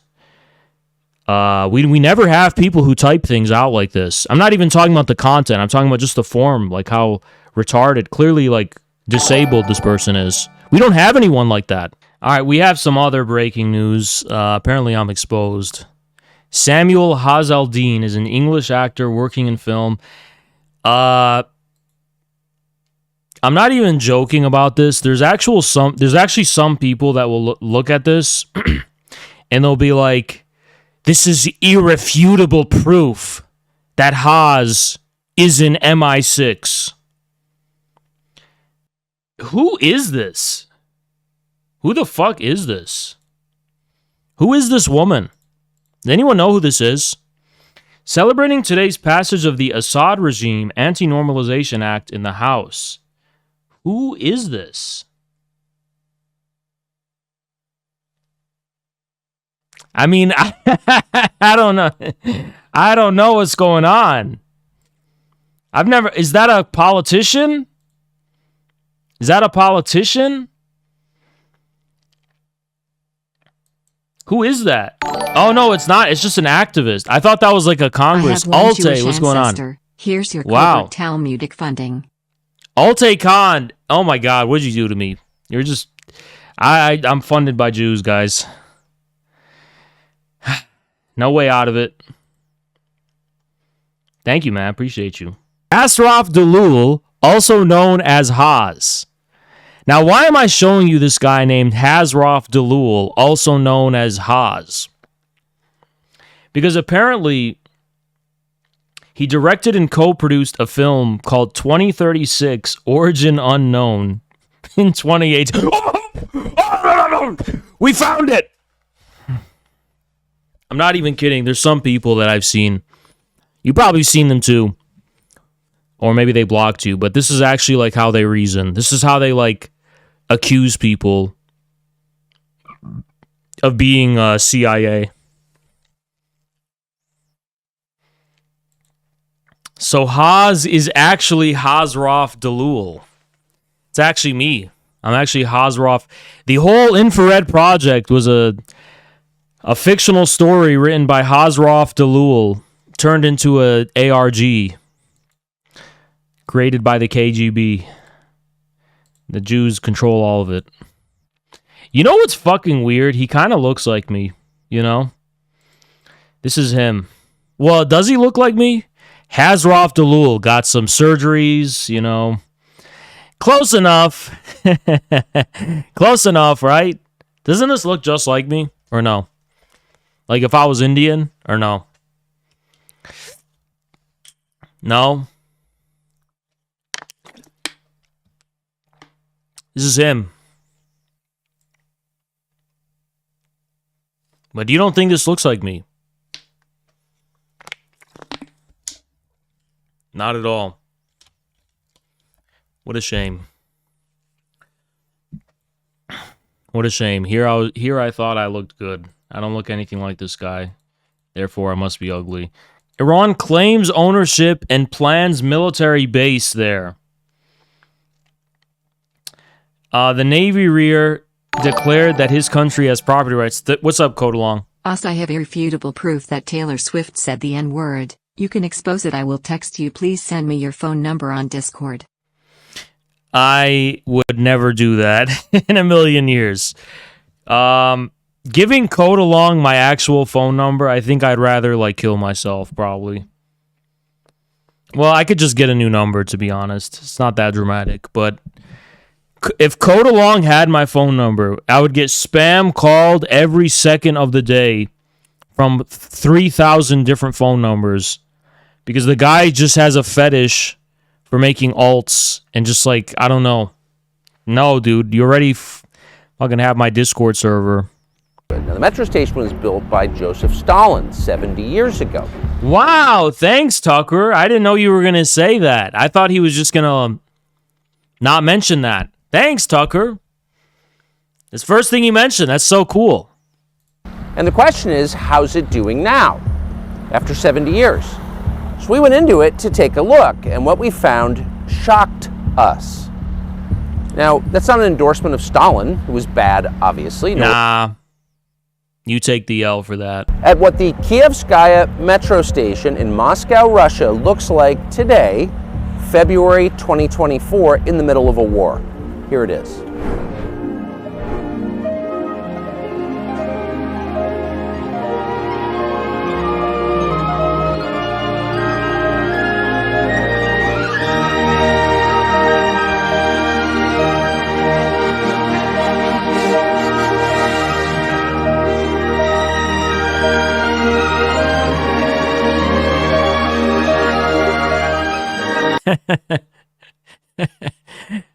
Comrade Tucker.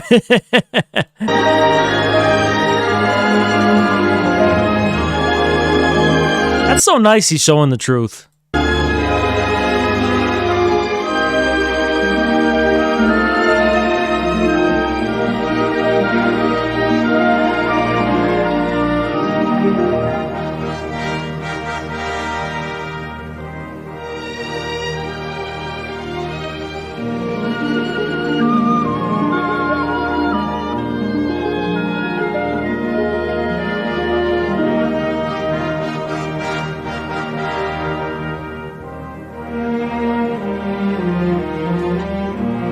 Wow. That's so beautiful.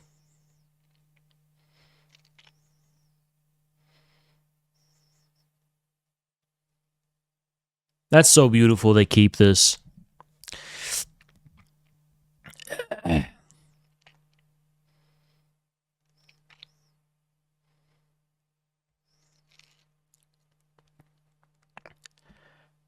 I'm really glad Tucker shows this. I mean,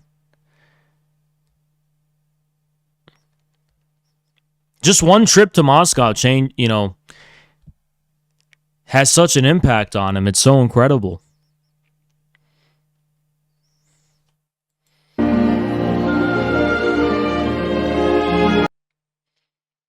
Look at this.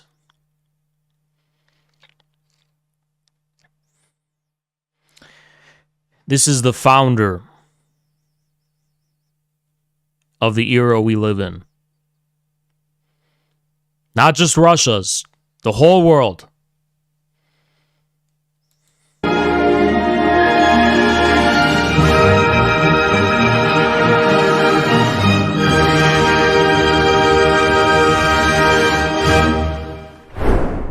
KK's made legislative proposals and developed political actions in order to abolish any form of isolation, condemning form of racism against...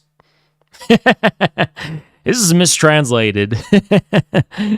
Condemning any form of racism against people of homosexual orientation. I almost admire this. It's like boomers run the party and they're trying to be responsive to the younger people, I imagine. I'm like, okay, whatever. Yeah, we're against racism to the gays. I'm a barbarian. Of course I'm a fucking barbarian. You think I'm a faggot like you, wearing a powdered wig? I am a barbarian.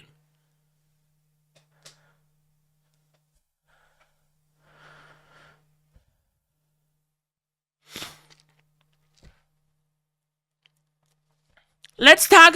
I'm sick of people hiding behind walls. Israel hides behind walls. I'm sick of people hiding behind walls. I want to besiege these walls. That's what's in my...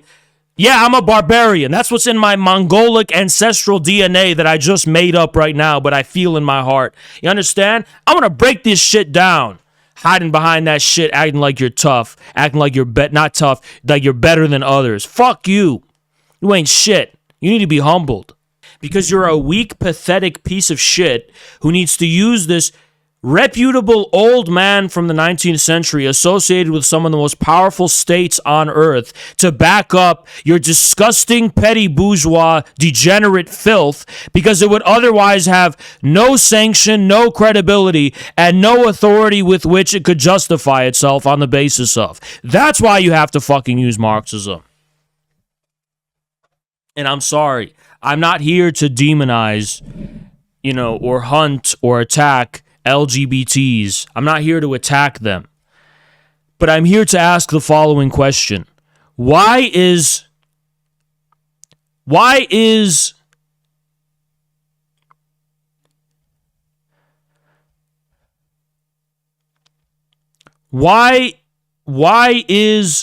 the sexualization of a man's booty hole progressive, but AI is not? No one's ever explained that. Why are we reactionaries for being critical of the LGBT movement, but you're not a fucking reactionary for opposing new technologies? I don't get it. Why am I a reactionary if I'm skeptical of chopping off children's dicks But you're not a fucking reactionary for literally trying to resist and react to actual fucking historical progress. I don't get it. I mean, what's progress? How is that progress? Like, how is that bringing history forward? How are women scissoring each other bringing history forward? What is that advancing? They're having orgasms. Okay. What is that advancing? Like, what's the result of that? They're getting off on, okay. So where's the progress? I don't get it. How is that fucking progress, but AI isn't? I don't get it. I don't get it. The world's gone mad. I feel like the Raytheon transgenders are the only motivated ones. I understand them. They have a motivation. The Raytheon transgenders are like, if I keep doing this, then I will be a woman. And they at least have the motivation of like defending some identity that they have, right? That they're very insecure about. So I understand that. I understand. The only thing protecting my identity is liberalism. I understand that. It's very personal. But it doesn't seem like, I mean, is that just who we're going to be ruled by forever? Like, okay, furry, yes, you are a dog. You are a cat dog, panda bear, whatever. All right, DHS furry, you are definitely a man bear pig or whatever you call yourself. Lay off. We've acknowledged you. You've been validated. Don't drone me. You've been validated. Is that what we're dealing with now? But it's interesting. The EFF does make their own music. That's really interesting. But also music has a different significance in South Africa than it does here. Okay, death metal is absolutely not going to have anything to do with the revolution, all right? It's just not going to happen. Winged Hussar, what's going on? Like, no, conscious rap is like, you got to understand that you got to be awake because you're not thinking about the system and got them in the wake. And then you got to realize how they're getting us. And we got to come together, band another bus. And it's like, damn, dude, can you chill? There's something about that just doesn't hit the same way. It's like a song that's like, I flush a bitch down the toilet. I close the lid. I don't know. Like, I just made that up. There's something about that don't hit the same as like, I push my grandma down the stairs because she's trying to get in my way. I'm a true thug walking out the... You know what I mean? Like, I don't know. Something about that don't hit the same as like, at the like every time there's bars, it's always like some shit that hits. But like, honestly, Ice Spice, when she's like, you think of the shit, you ain't even the fart. It's like, I never thought of it that way. You know what I mean? When T Grizzly is like, Wendy's chicken sandwich over fucking Popeyes, I'm like, you know what? There's something to that. But like conscious rap, you can't do that, you just can't. There's no way to do it like consciously. It's got to be like, oh shit, I didn't even think of that, But when someone is like, the problem with conscious rap is the whole lyrics are, you ain't never thought of this because you are asleep. You didn't get your education. It's like, damn, okay, you're punishing me. T Grizzly's not punishing me. He's actually like, he's evoking thoughts and feelings I never paid attention to before. Like how Wendy's chicken sandwich is better than Popeyes, While they were holding me, I was in a group chat with Jackson and Grayson, basically talking shit about the people that were holding. I was basically like, fuck these people, oh my God, whatever. And by the way, that group chat can get pretty nasty. And when I say pretty nasty, I mean very politically incorrect. A lot of banter is going on. Crazy banter about that would be very offensive to the people who read it. And I was super embarrassed. They were like, we're gonna have to look through your phone. I'm like, wait a second. Also, there's another thing. The fucking memes on my phones are also pretty I don't know if they're bad as much as they're just confusing, like Indian Hitler stuff. Indian Hitler on a Segway. I don't know. Just crazy shit that's just hard to explain. Also, like infrared inside jokes. I don't know. It was just a lot of things I didn't want to like. I just thought were kind of embarrassing, like confusing at least, you know? They questioned me and I had to tell them everything. I told them the truth. If you lie to feds, you can go to prison. I told them the truth. I didn't want to say anything. So I told them everything. I was like, yeah, I mean, I run a channel called Infrared. And it's so funny. She's like, okay, can you show me the channel? And I'm like, do I have to? I'm like kind of embarrassed a little bit, you know, because like I'm showing this random person this YouTube channel where I'm like yelling, calling Jay Dyer a faggot. And it's just a lot to explain, you know? Anyway, so that person, those people working at Border Control have my real name. They're the only people, the only strangers that I don't know personally who actually, in fact, do know my real name. And I was wondering, like, are the feds going to dox me? Like, did they not know who I was before, and now they're going to do it? So all these things are running through my mind. I didn't have anything on my phones that I'm worried about. Like, yeah, I mean, everything is there, but the way I operate is that I don't do anything incriminating. You know, I always assume the feds are watching everything I do anyway. But I was so shocked at how I was treated. I actually asked her, I was like, so like, what's the reason for all this? Like, what's the purpose? And she's like, well, I have to make sure you're not a threat to the United States. And then I said, but I didn't say this, but I was thinking in my head, I'm like, I'm a threat to the United States. I'm a U.S. citizen. Yeah, did you know that there's like pan-leftists? I didn't say this. You know there's these leftists in America that they say that Lenin was pro-LGBT. I kid you not, I was with this guy and his wife, she started cracking up laughing. She literally burst out laughing. And I felt embarrassed. They both laughed in my face when I told them that. Do you understand how stupid I look? Just bringing up to them the delusions of Western leftists as somehow like something worth taking seriously. They laughed. They thought it was funny. Every single person I told that to thought it was funny and laughed because of how ridiculous it was.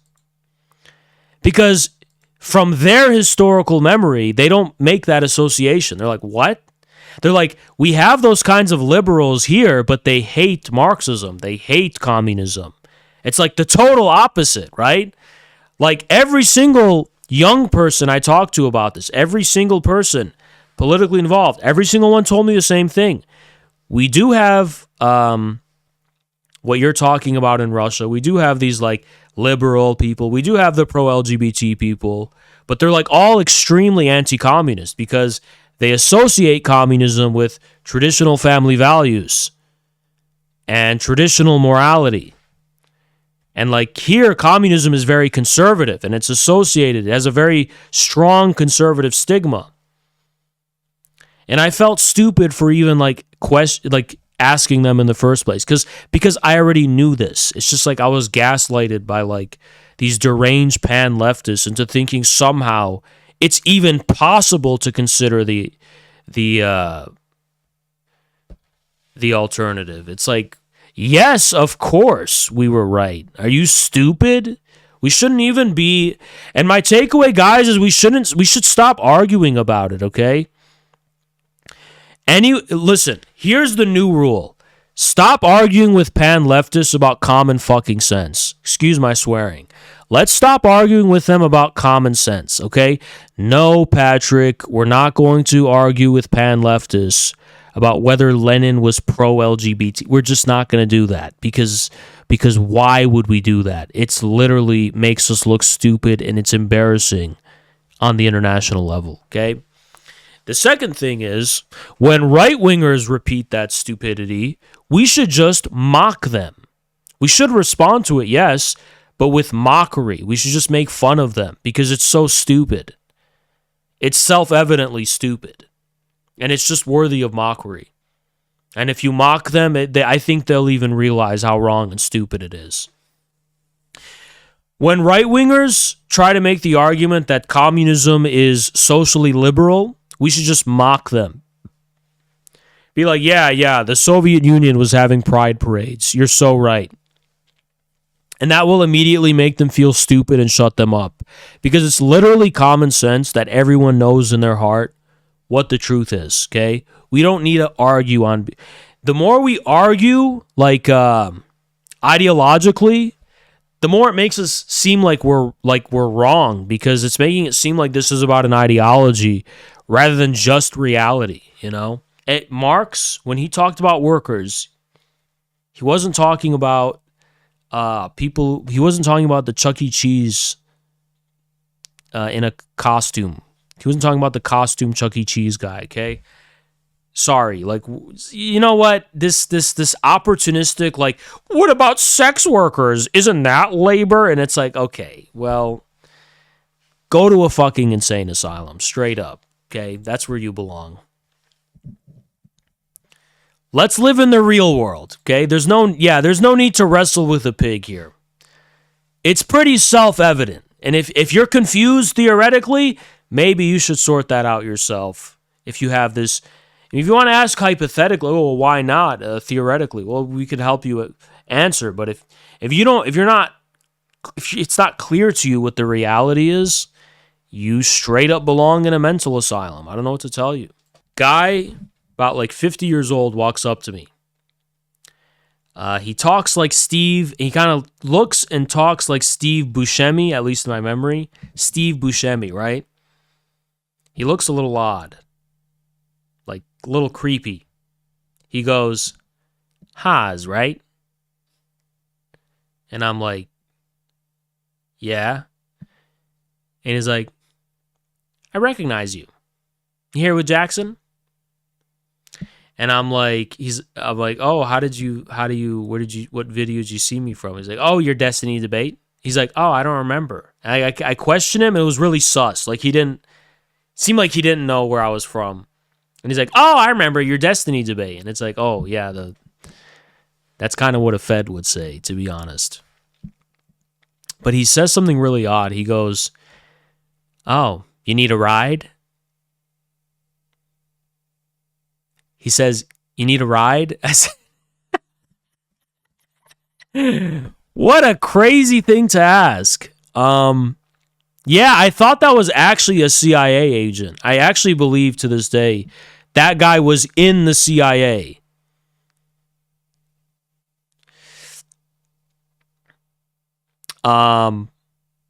He literally said, and remember, he sounds like Steve Buscemi. He literally looks like he'd be a CIA agent, okay? He's sketchy as fuck. Steve Buscemi seems like he's creeping around Russia for nefarious reasons. And he says, do you need a ride? Yeah, so I can get killed? Hell no, dude. So I exited the premise. I went far away from I ditched that guy, made sure he didn't find me. But it wasn't a taxi. The thing is, I was on the sidewalk and he just walks up to me like a fucking Oblivion NPC, like out of nowhere, just walks up to me. It's like, where did this guy come from? We're not at a metro station. We're literally in the middle of nowhere in Moscow. Where did he come from? Where's his car? You know? So I asked him, I said, this is why it's so creepy. Let me tell you why it's creepy. Because I asked him, I was like, are you with the event? He goes, oh no, I'm not with the event. I said, what? He wasn't even at the event. He wasn't in the building I just came from. What was he doing there? You're telling me a random American is just walking around there randomly? I don't believe that. That was a CIA agent. 100,000%, I'm convinced. Same shit. U.S. embassies. It could have been. I don't know, but it was some kind of Fed, like women my age, right? They were like laughing, huddling with each other, and they had their phones out. I briefly looked to my right because one of them was staring at me, and I'm like, what the hell? And then I looked down at this phone of like her friend.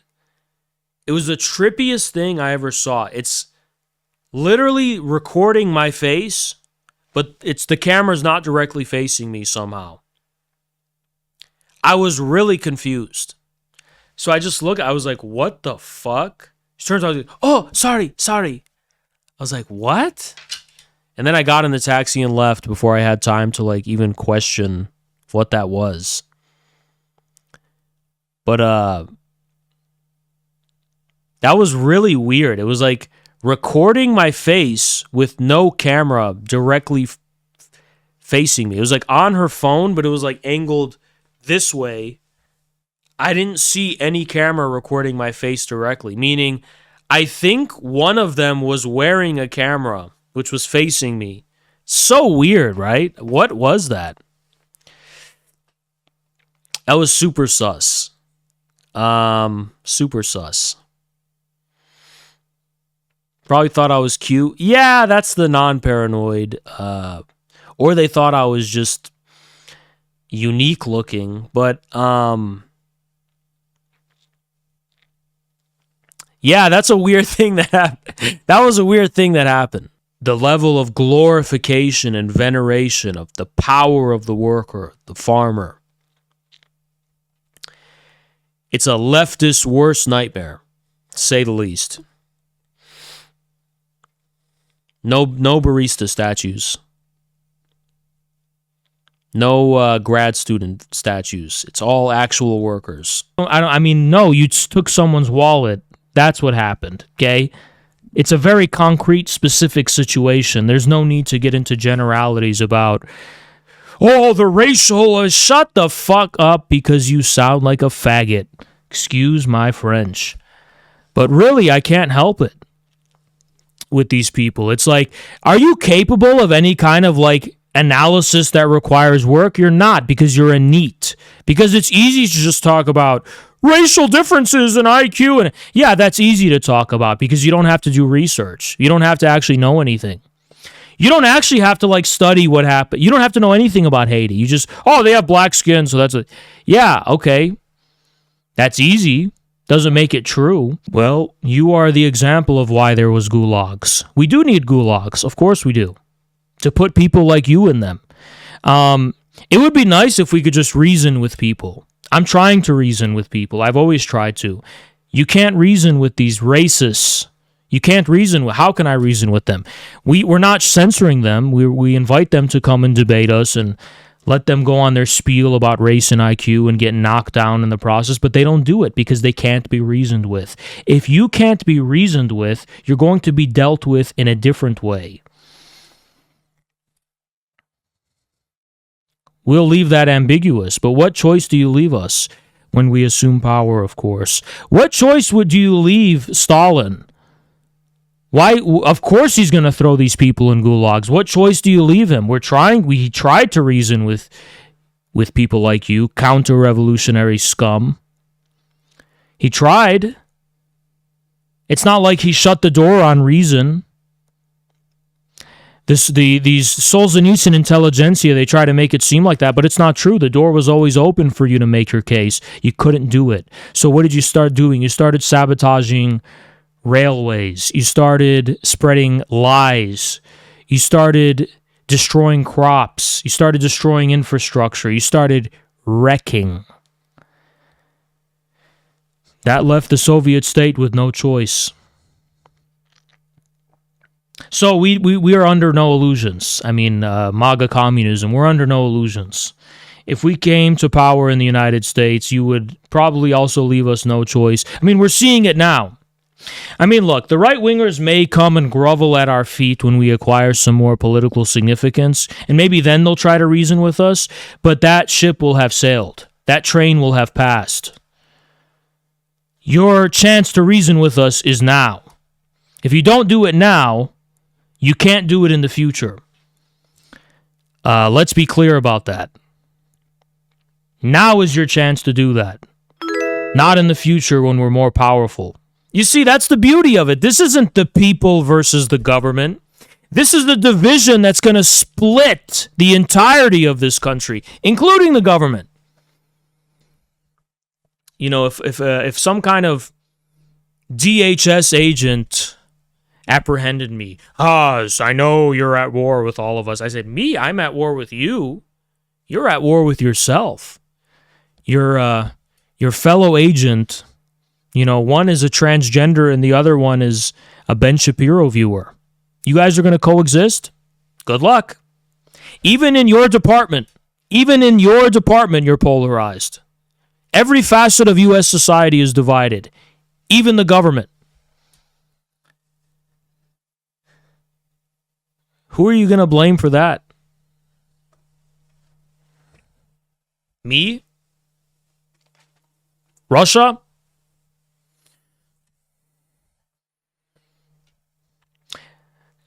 It's a smart idea. Blame Russia so that everyone can be united against Russia and ignore the irreconcilable differences they have with each other. It won't work. You tried it with Ukraine. It didn't work. You're inferior to me. I don't hate you. I just know that you're inferior. You're an inferior subhuman. I see you like cattle, literally like cattle. I see you in the way, you right-wingers, I see you in the way you accuse Jews of seeing the Goyim. That's literally how I see you, cattle. I see you as subhuman. Sometimes you can be corralled in different directions, sure, but I don't see you as an equal. I see you as, I mean, I try to give you good faith sometime, but when a cow just moos, what do you want me to do? You just moo. What can I say? I can't reason with you. You have no education. You don't read books. What do you want from me? So there's no hatred there. I do think when we come to power that it may be a problem if you don't submit. There will be a problem. You can have whatever opinions you want, but you're just going to have to submit. But it won't be personal. Don't worry. I won't hate you. When I throw you in the gulag, it won't be out of hatred. It'll just be a pragmatic necessity.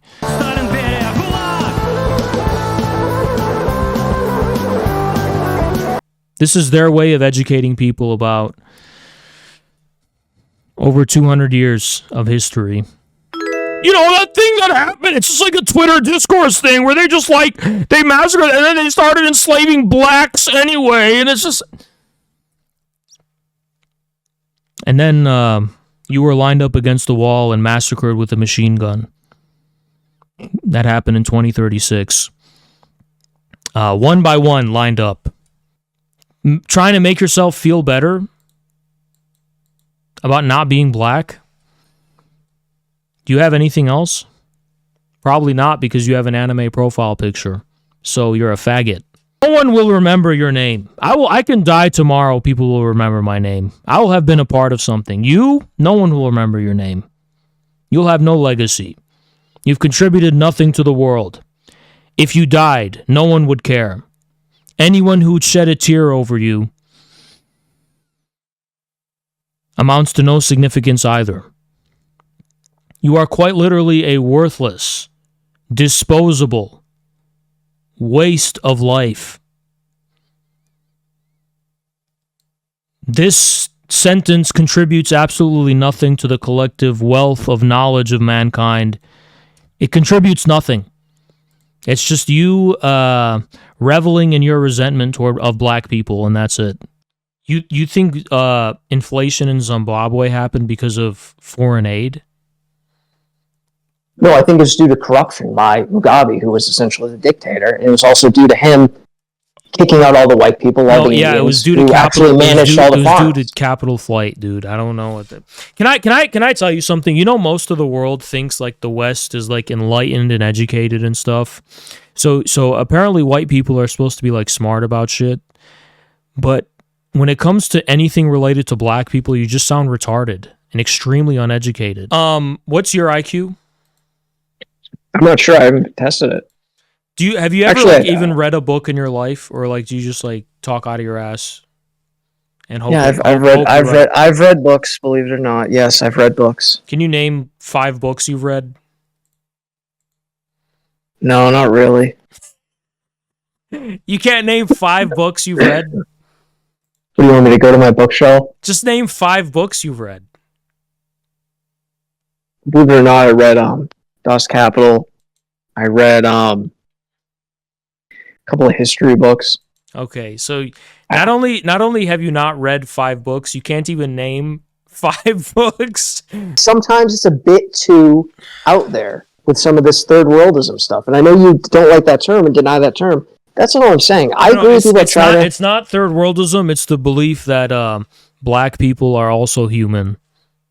I think they're human. I think everyone's a human being. No, you don't. You think black people are inferior, and that's the whole. That's all this is. All of this comes down to you insisting upon the inferiority of black people. That's what all of this comes down to, and I wish you would just admit it. I don't think every human being is equal. I think everyone's a human being, though. Like that, not everyone is the same intelligence and the same. You know what? I want to entertain this. I want to writing or good at reading. Simon, I want to entertain this. Define intelligence. What do you mean? Like what the official dictionary definition? What do you mean by intelligence? Define it in your own words. What is intelligence? Because you just used that word. What does it mean to you? Probably the ability to learn new information. The ability to maintain and learn new information, I'd say. I don't know if that's the official... I think intelligence quotient, I think that's what it's defined as. Great. If intelligence is defined by the ability to learn new information, we have a few things to sort out. First of all, you're not very intelligent. You were exposed to a lot of information. Very good. In this conversation alone, you weren't able to learn it. Okay? But second of all, and more importantly, how do you know the intelligence level of other races when, for example, they don't have access to education? How do you even know if they're able to learn? I don't think you know what that word means. I think you're just vaguely associating it with the level of human ability overall, and you're basically saying. I think that has to do with intelligence. I think you look at. I think you're when you say intelligence, you mean like more human or less human. Less intelligent is less human. More intelligent is more human. That's what you mean. I wouldn't say that. I'd say more advanced. I'd say more advanced. Right. Like more technology. That's all it comes down to, really. Sure, I guess. Right. I mean, look, IQ. I guess you'd like deny that IQ tests are like a thing, or you deny the validity. I kind of understand why like Americans worship Steve Jobs as like a pharaoh, because when you're such a retarded, dumbed down, undereducated population, and you don't understand how anything works. When you aren't you an American? I don't worship Steve Jobs at all. When you get the latest iPhone every year, that's like God Himself sending upon. Oh my God! This is intelligence. This is advancement. Oh my God! It's literally like a cargo cult. Well, I think the ability to go into a store and buy a phone versus literally not having. You're looking at the advance. You're looking at the rather predictable advances in Moore's law and all this kind of stuff. These dazzling and marvelous new technologies being rolled out, like on a yearly basis. And this notion of advance and progress and technology, like for you, this is like the essence of what man and humanity is. This is what a narrow, ridiculous, consumerist understanding of it you have is. It's like technology is just like advancement, intelligence is just like when the line goes up. And it's like, it's such a curious problem because for human history as we know it, the line was pretty stable in one direction. And then within a very, very small, short period of time, it just goes up randomly, like exponentially, suddenly, right? But you don't think that. You somehow think it's like that thing of man walking upright from ape, that Darwinist illustration, and then along the way, all the advances and progress with it. That's not true at all. The whole paradigm of technological progress began with the steam engine. And before that, there was no such paradigm. Technology has advanced exponentially over a short period of time. Technology didn't even exist as a paradigm of civilization before the steam engine, before the Industrial Revolution. There were buildings. There was the ability. There were farmland. Yeah, there was techniques and methods of production, but that never acquired the status of abstraction called technology. Yeah, I'm not saying technology is the end all be all. I mean, no, I just don't think you understand any of the things you're talking about. I think you're trying to associate a vague notion of the latest iPhone coming out with the essence of what it means to be human. I would presume if there is an objective thing called intelligence that's inborn, like how smart you fucking are, then yeah, it would probably correlate to your ability to make money. Yeah, I'm pretty sure it would. Unintelligent people that have money. There are people that come from families that have money. Okay, that's not what I said, though. I said the ability to make money, not have money. I don't think the ability to make money makes you intelligent. I think you have to be. There are scammers. Smart. There are people that. So are you saying that if I went in and robbed a bank and I came out with $100,000, that means I'm intelligent? That there's no correlation. The problem is that there's literally no correlation at all. Don't you think there should be at least some correlation? There's literally none. It only IQ only controls literally for the mentally disabled, nothing else.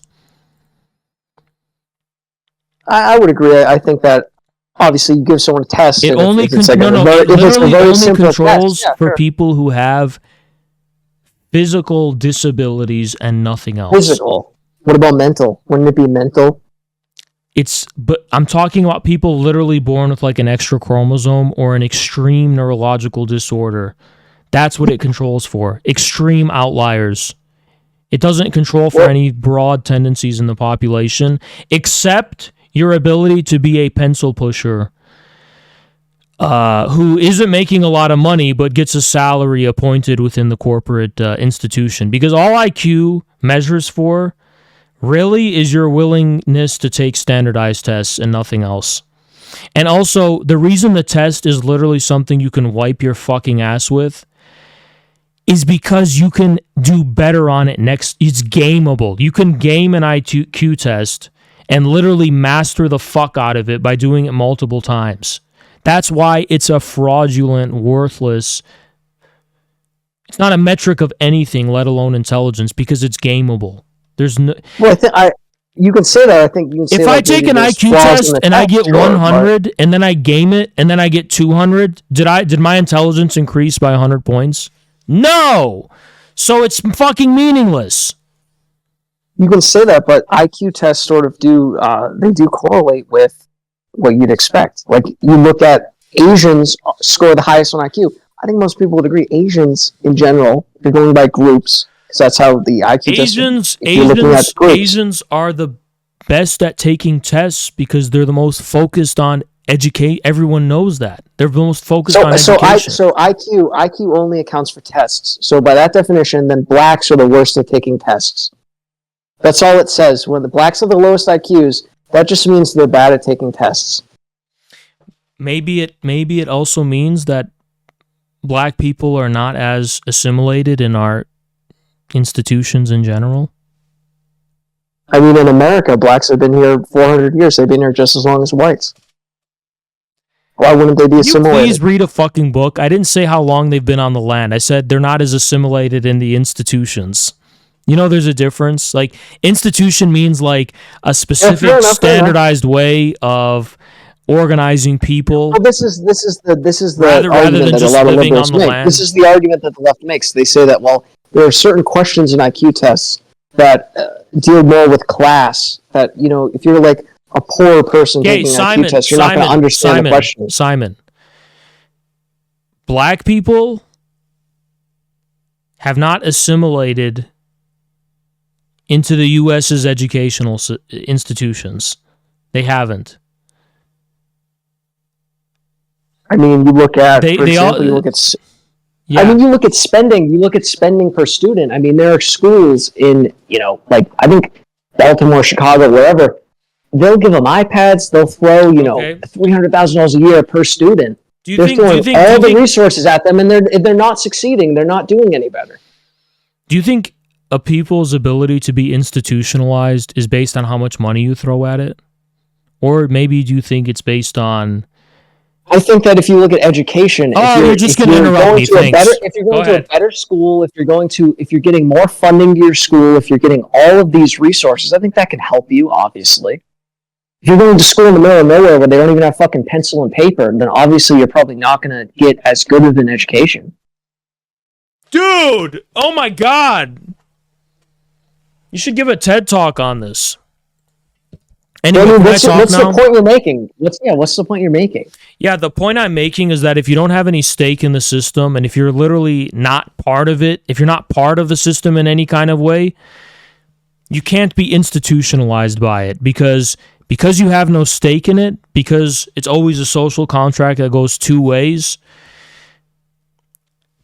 There's no way for you to regard the educational systems as a vehicle for your own advancement. There's no way for you to regard the institutions of the countries as yours to take advantage of.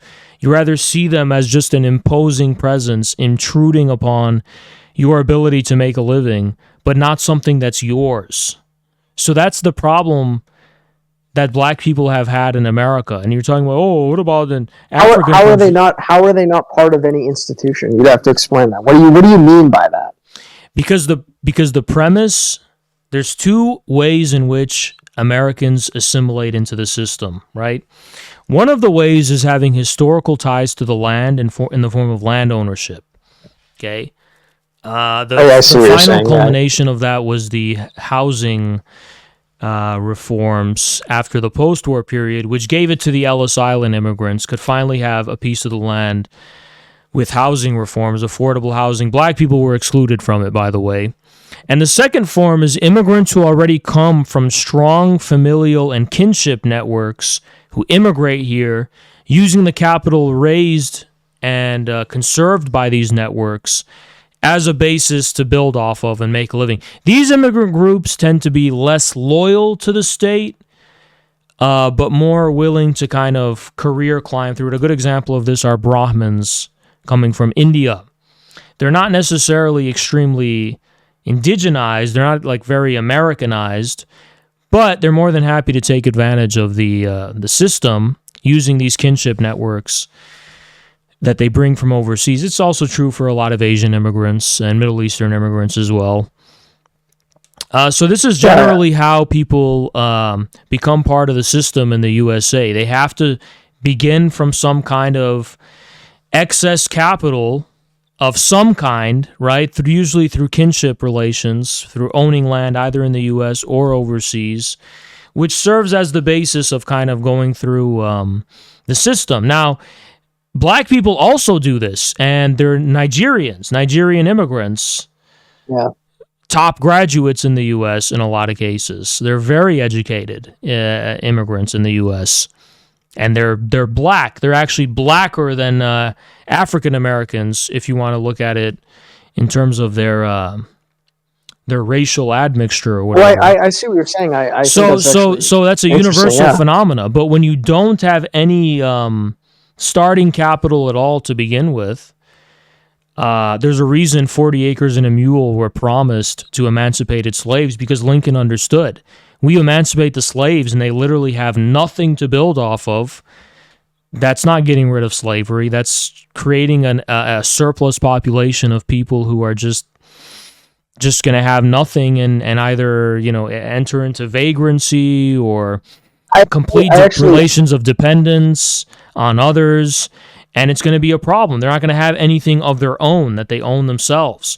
So in the history of the U.S., there was an institutional exclusion of black people because after their emancipation from slavery, they literally had nothing that tied them in, that gave them a stake to buy into the system.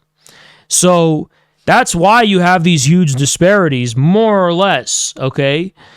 There's more to it and all this other kind of stuff, but more or less that's basically why, because they never actually had a stake in the system.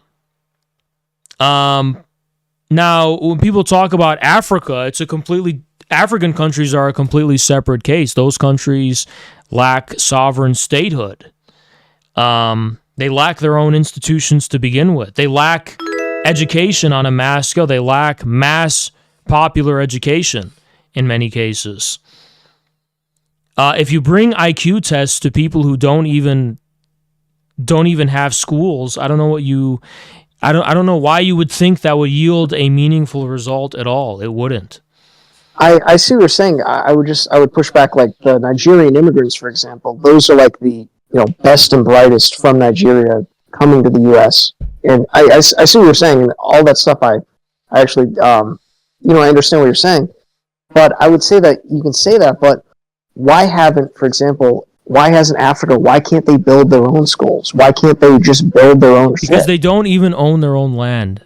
All the globo homo deep state needs to do is throw some racist bones at your way, and you'll be marching to their tune, no problem.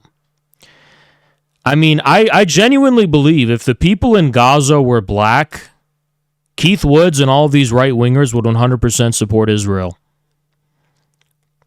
As a matter of fact, they do support Israel in a way, They want the U.S. to do to Haiti what Israel is doing to Gaza now. That's literally what their worldview is based on. We need to just go in and conquer and dominate these people. And what happens when they resist you? You're going to give them the Gaza treatment? You can admit it. I mean, I see right-wingers admit they literally just, they have a power fantasy where they just want to exterminate all black people, and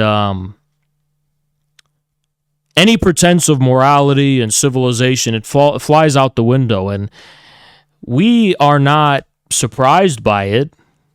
We're communists. Our whole tradition is based in putting bullets in the bellies of Nazis and barbarians and fascists. We're well aware of how animalistic and savage these reactionaries can become. It doesn't faze us, because I keep seeing these edgy homosexuals.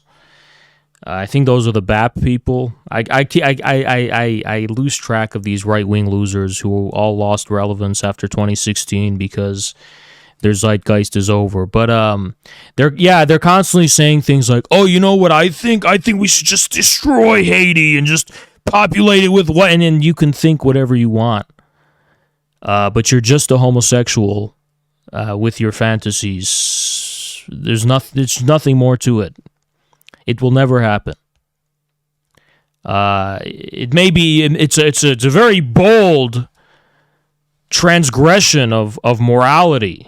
We can just discard the morality, and no, you can't though. You can't, because it's one thing to think in terms of a video game. It's another thing in terms of thinking in terms of good governance. How do you govern a society?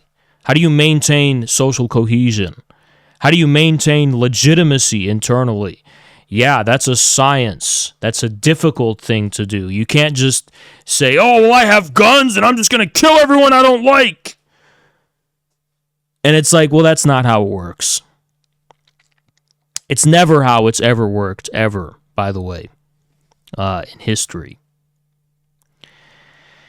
You actually have to have a sense of what it means. How you treat foreigners is very closely tied to how you treat your own people. It's called civilization. European countries are in blue, but Persia is in is like in orangish. This is literally the origin. Persia is literally what bequeathed upon these snow monkey Yakubians any semblance of civilization. The Persian Empire is literally one of the major sources of civilization on planet Earth. You're telling me that Persians are dumber? I mean, I don't know who I'm going to offend here, but you're telling me that Persians are dumber than Irish people? I'm sorry to say this. I don't hate Irish people. I don't have anything against them, but like, are you seriously trying to claim Persians are more stupid than Irish people? Sorry, I just don't believe that. I don't care what kind of map or data you think you're going to present. A priori, I know that's wrong. Sorry. I just know that's wrong a priori. Why? Because if I pick up a history book, Persia's going to be there, Ireland isn't. Simple as that. I mean, Ireland will be there because it was oppressed by Britain, and that's literally it. I'm not here to roast Ireland or insult them, but please don't be here. Be humble. Don't claim you're smarter than Persians. You think the Cold War was just about differences in ideology? No, it was about countries knowing that insofar as they're under the boot of Europe and America, they will never be prosperous, wanting independence and pursuing an independent path of development so they can prosper for their kids and for future generations. You think the Cold War was fought about abstract doctrines and ideas? No, it was fought by people who wanted a better future for both themselves and their children, but were prevented from having that future by the forces of U.S. and European colonialism. It was a life and death war that people fought, giving and laying down their lives for. You think that's not political? You think that countries can just automatically prosper because they have the right racial stock? No, my friend, it's a war to the death, about gaining your independence, gaining your human dignity, gaining your sovereignty. That is forged in blood, not some inborn racial stock gibber that you're talking about.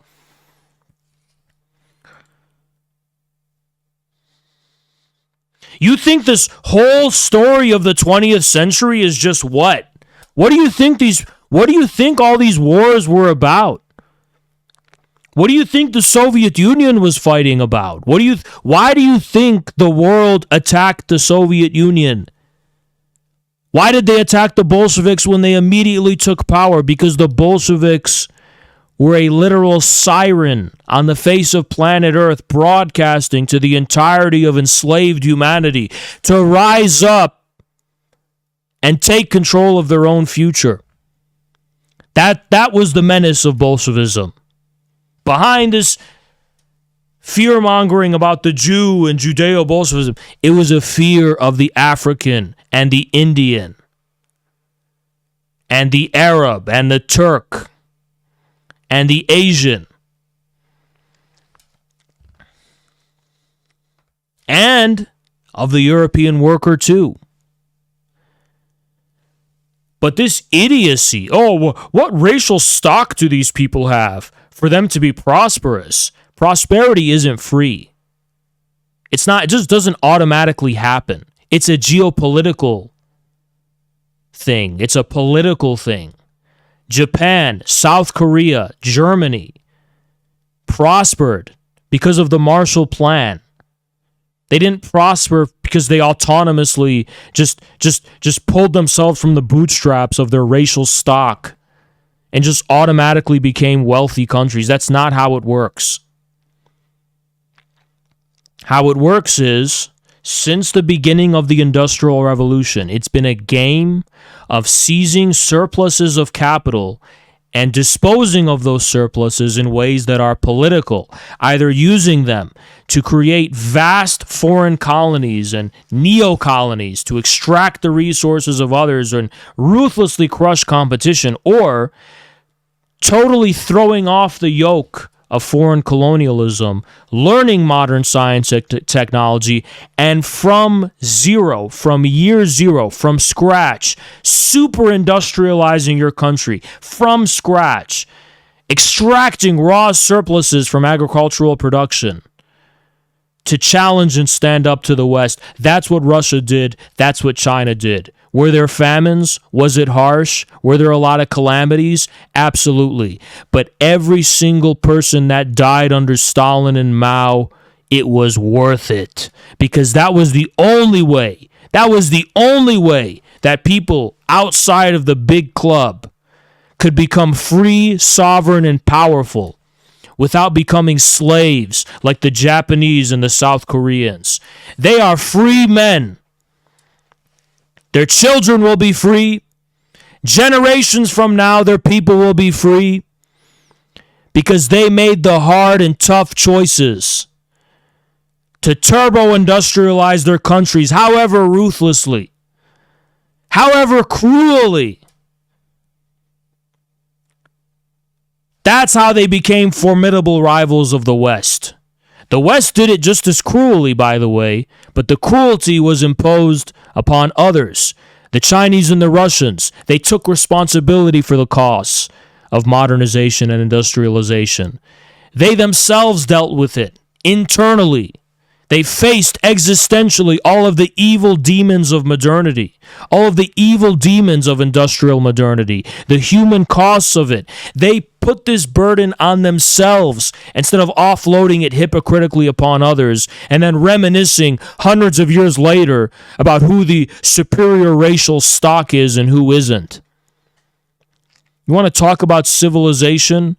The era of these piratical barbarians looting and raping the world in the name of civilization, that's come to an end. Whether it's the name civilization or rules-based world order, the West has died in Gaza. You know, it's like I don't mean to be inflammatory. I'm not attacking LGBT people. I'm just saying, like, these right-wingers are not normal. They're not normal, even at a psychosexual level. They're not normal. Something deeply wrong and antisocial and disturbing about them. Like they're furries who love torture porn or something. We don't want anything to do with that. Okay? Something is really dark and disturbing about it. And they're like lumpen, you know? They're literally the same as these like anarchists, literally the same as anarchists. We don't want anything to do with those people. Being a left-wing dissident is a lot more normal. And guess what? I agree that MAGA right-wing dissidents of older generations, more generally, those are definitely solid people. Yeah, there's a lot of... I have relatives. I've met them in person. There's a lot of like young guys who go to the gym who like Andrew Tate, who have right-wing views. Those are also normal people too, okay? But these like neo-Nazis, white nationalists, they're not normal. Straight up. When I hear academics like that, like, because I just feel like they don't understand how far removed they are from everyone else, from like normal people and their concerns and what they want to know about. Like, I feel like the average person, at least like in America, has a lot more interest in like being like, wait, how does the Federal Reserve work? Like, this isn't like something that's for academics, ironically, and the academics don't seem that interested in it. Like, if I go to a construction site and I go, the fucking Federal Reserve, the central banks, etc., like, do you want to know how all this started? Like, this is something they're actually interested in hearing. They watch documentaries on this shit all the time in their free time. This is like, they're interested in the material economic history of things. They're not going like, like, why is my dad mad at me? Like, that's not that's not like as much their concern. Like, even if they have like issues that would be worked out in therapy or something, they're still more primarily interested in like how the world works. And like this, it's ironic that like the academics are like they just would like they'd give you Freud before they give you like a textbook on like on like anything that is actually impinging on like material reality here, in the sense of like a real skill that can be applied in the world in a meaningful way. I don't think psychotherapy is a skill like that.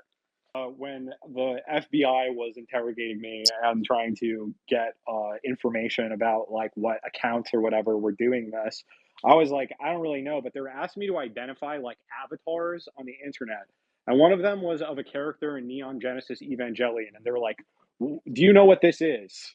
And it's just like I straight up had to explain Oh Neon man, Genesis Evangelion to they're so them. lost. Yeah, it's Yeah, so they have it's no so idea what's over. going on. They have no It's idea so what's going over on. for them. That yeah, if they don't even know shit like that, it's like it's so over. This is my friend Hole did a whole thing on McDonald's communism a long time ago, but I think it's like it's a very persuasive thing. Like McDonald's is like not even persuasive. It's like kind of like an objective fact. You know what I mean? Where it's like no, like McDonald's is beyond your like ability to rationalize. McDonald's is and I the kind of feel burger like is. like I have to confess something. I do like Burger King's Whoppers better than McDonald's burgers, like a lot better. And Yeah, I like Burger King's fries. Like I like the taste of Burger King more. I feel But like in a Burger King way, has more variable quality. Like I've either I had kind of I Burger kind of King feel and it's like I better, even go or it's farther. way worse.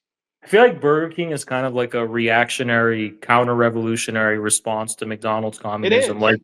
Like Burger King is like the Kulak burger chain that's resisting McDonald's collectivization. It's kind of like how Shrek is poised against Disney, you know? Like Yes, that's so true. Disney is completely superfluous in Russia because I don't want to sound gay or whatever, but it's like Moscow is already magical as fuck. Like they don't need Disney. You know what I mean? Like they already Yeah, have this like twang to their city where it's like that surreal like aspect of it not just being like some bland utilitarian city, but it does like exude these kind of like spiritual and ideological values which very much make it themed everywhere. Everywhere you go, it's themed. Like even the hotel I was at, the side of the building, literally busts of Lenin everywhere, statues everywhere. Like people think like somehow like it doesn't matter that they have this rich heritage and legacy they totally preserve, but like it does. It's one thing to just be like, oh yeah, they have some statues of Marx, right?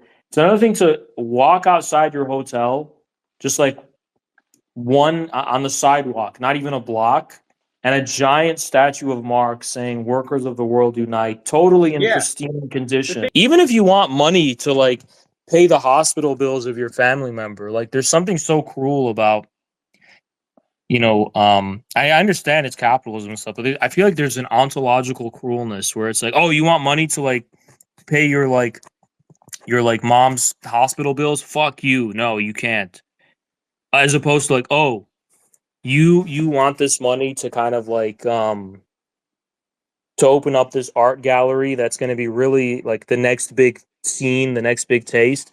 Well, like, oh, you have to have it then, you know? Yeah. Yeah. It's like Shark Tank. Yeah.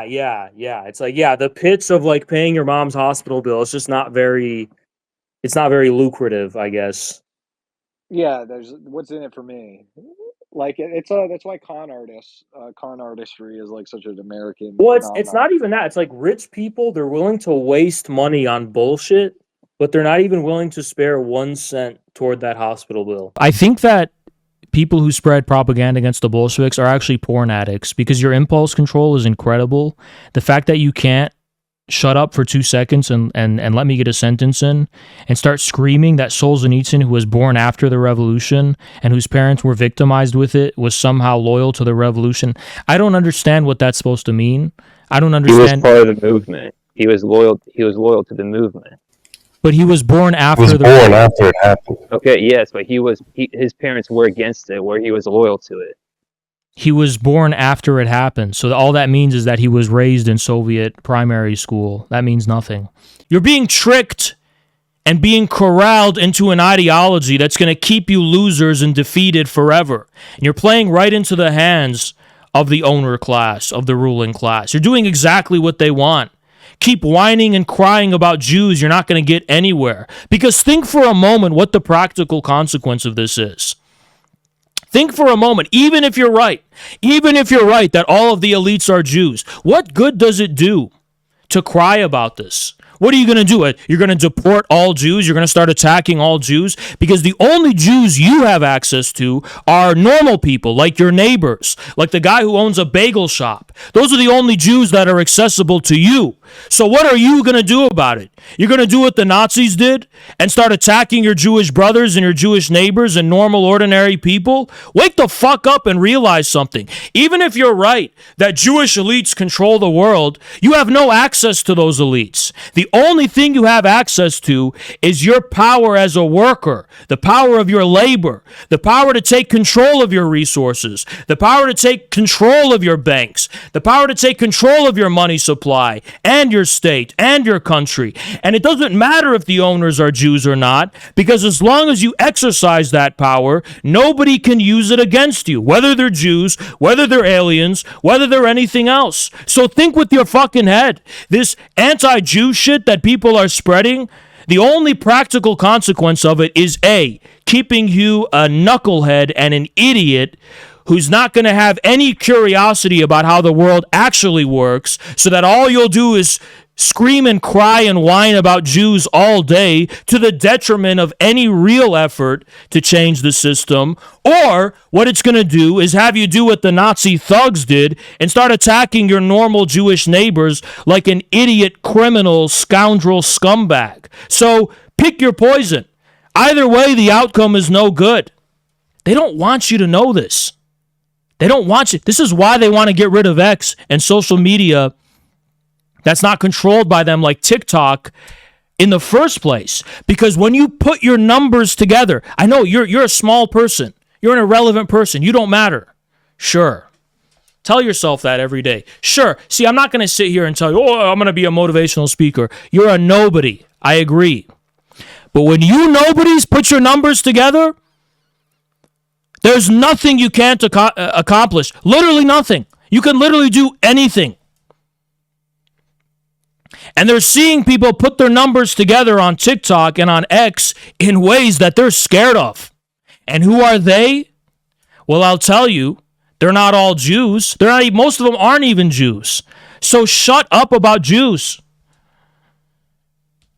They're the people who own us. It doesn't matter if they're Jews. It doesn't matter what their motivations are. They have you literally by the balls. If a man comes and grabs you by the balls, are you going to ask for his ID to see if he's Jewish yet? Or are you going to slap that hand out and knock that guy out? Take your damn balls back, man. People who are sick of living meaningless lives and who want to dedicate themselves to something bigger, who want to contribute to history and want to fight for justice, you don't believe that's possible? Then what do you believe in? Why are you even talking in public? Why don't you just get off social media, get off the internet, stop talking about any of this stuff? What do you care? Go have a hamburger and chill. But for as long as we're talking about the situation, for as long as we're talking about the Zionist genocide in Gaza, for as long as we're talking about the injustices that are happening in this world, you bet your ass you put some respect on the name of those communists who fought and dedicated the entirety of their lives to see a better world for their kids and their grandkids, and your kids and your grandkids too. You bet your ass we're not going to sit here and allow these right-wing scum, liars, and grifters, not a single one among them, by the way, who will debate me, to spread their lies about the Bolsheviks and their motivations and who they were. The Bolsheviks were good people. Sure, nobody's perfect. I'm not saying they were gods. I'm not saying they couldn't make mistakes. I'm not even saying they weren't some evil people who tried to infiltrate them. But I'm telling you, that revolution, we don't know anything about it today, and it's so significantly affected the world we live in. It laid the foundation for the rise of China we see today. It laid the foundation for the possibility, for the first time of history, of the people, the common interest being in command of society, of politics, the state, and the economy. That is a possibility. You want to think we have to put up with this. We have to put up with crumbling infrastructure. We have to put up with this rotten political elite that we have. We have to put up with this corruption and this filth and degradation. We don't. We straight up don't. Because they don't have to put up with it in China. Go see for your own eyes. We literally can build high-speed rail connecting the entire country. We can. We can build cities from scratch. We can. Solve the housing crisis in a matter of years. Yes, we can. We actually can do it. So you should start getting angry about the fact that we haven't done it and ask the question of why we haven't done it. Why can't we be more like China? Is it because all the freedom we cherish? Really? Freedom? Freedom what? Freedom to do what, huh? To be censored online? Elon Musk now owns X. The only social media where there's so-called free speech. Even then, there isn't total free speech. A lot of people are still banned who shouldn't be. But regardless, freedom to do what? Because the minute you become a dissident political leader, what happens to you? They kill you. Fred Hampton was organizing the young people of Chicago to challenge the system, to fight for a better future. They straight up just killed him. And if they don't kill you, they'll kill your reputation. They'll slander and spread lies about who you are to discredit you. And if that doesn't work, they'll try to press charges against you and swamp you in the courts, kind of like what they're doing to Trump now, to be honest. And when there's a will, there's a way. They'll plant some evidence and have you thrown in prison. And if that doesn't work, they will kill you. Make no mistake about it. We don't live in a free country. We live in a country that's themed as free. When I go to Disney World, it's themed as magical. Yeah, Disney World is magical. Yeah, but it's not actually magical. It's just the theme. So it's the same thing for America, actually. We're just themed as free. We're not actually free. So quit yapping about freedom, which has no concrete significance in America at all, because the only reason they don't haul my ass away and throw me in prison or kill me is because they can't get away with it, because they're probably suspecting there's going to be torches and pitchforks coming to get them if they do that. If they could, they would. Trust me. Trust me. They've banned me off of multiple platforms. They've used bots to attack and malign me and try to destroy my reputation. You name it, they've tried to do it. Intimidate me, threaten me, doesn't matter. This is not a free country. This is a country that's themed as free. China is a country that's themed as Chinese. Go figure. We're not more free than they are. We're just themed that way. Well, guess what? This theme park, the rides aren't really working anymore. The food is kind of going stale, kind of getting expired, kind of getting unsafe to eat. The water's unsafe to drink. I think it's time we rebrand. I think it's time we have a new acquisition take over this theme park. The People Incorporated. 1776 2.0 Incorporated. I think it's time people awaken and realize the fact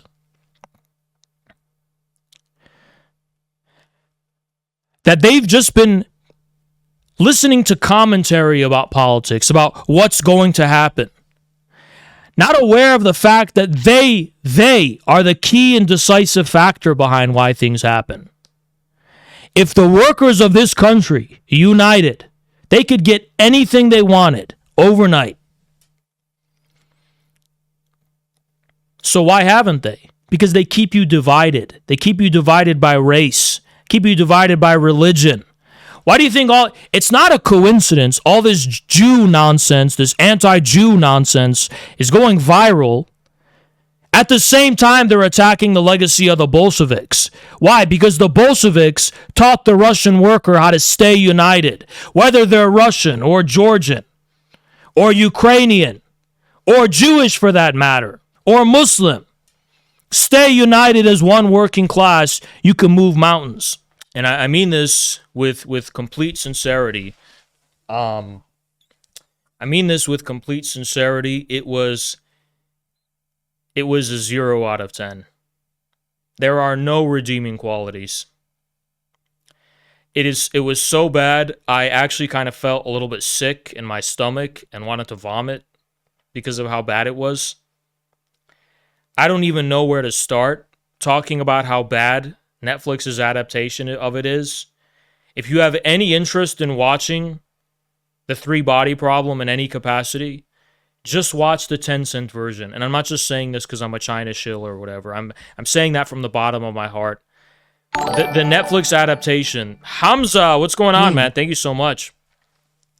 Now, I'm gonna briefly kind of talk about why the Netflix adaptation is so bad. And the first one, I'll lay my cards on the table, the ideological bias I have. Their depiction of the Cultural Revolution has excited some very smart and bright, high IQ intellectuals from the right wing who are like, oh my God, this is so horrific. This is what the left wants to do in America. And it's like, I was actually going to say something really fucked up as a joke, but I know my community won't take it as a joke, so I'm not going to say it. And I'm not joking when I say this. I really think they belong in a gulag. And I mean it. You think I'm joking right now, but I'm not. If I had any kind of power, I would throw them in a jail cell, possibly for life, or deport them.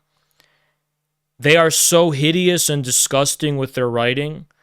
Game of Thrones was a bad show, by the way. Wasn't good. But even if we put that aside, these pretentious idiots, I could just see them telling themselves like, oh, we really decided to like go for like actually like having it be only 8 hours, and you know, like the every decision, every exercise of discretion, every discretion they exercised, every decision they made for that show is just so wrong and bad that I actually think they deserve to go to jail for it. And I sincerely and seriously stand by that. So, final verdict is a 0 out of 10. Absolute 0 out of 10. And I want to spit in the face of the writers. Absolutely disgusting. You know, I get other death threats from a huge Ukraine account who's like, you'll be seeing our intelligence services very soon. What's that guy's name? Spaghetti Faggot? Sorry for swearing. Holy shit. I swore again. Excuse my French. My bad. I'm trying not to swear, you slurs. What's that guy's name? The NAFO guy. Spaghetti something. Well, he tried to threaten me. Good luck. If I ever saw that guy in person, I would just slap him in the face so hard he would lose a tooth. And I will do that if I ever see him. And, you know, that's a joke. Bring that energy to me, to my face. And yeah, I'm going to be an internet tough guy and say that. But it's like, at a certain point, I don't, this trash talking of these guys on the internet behind their keyboard, I'm not going to entertain it, all right?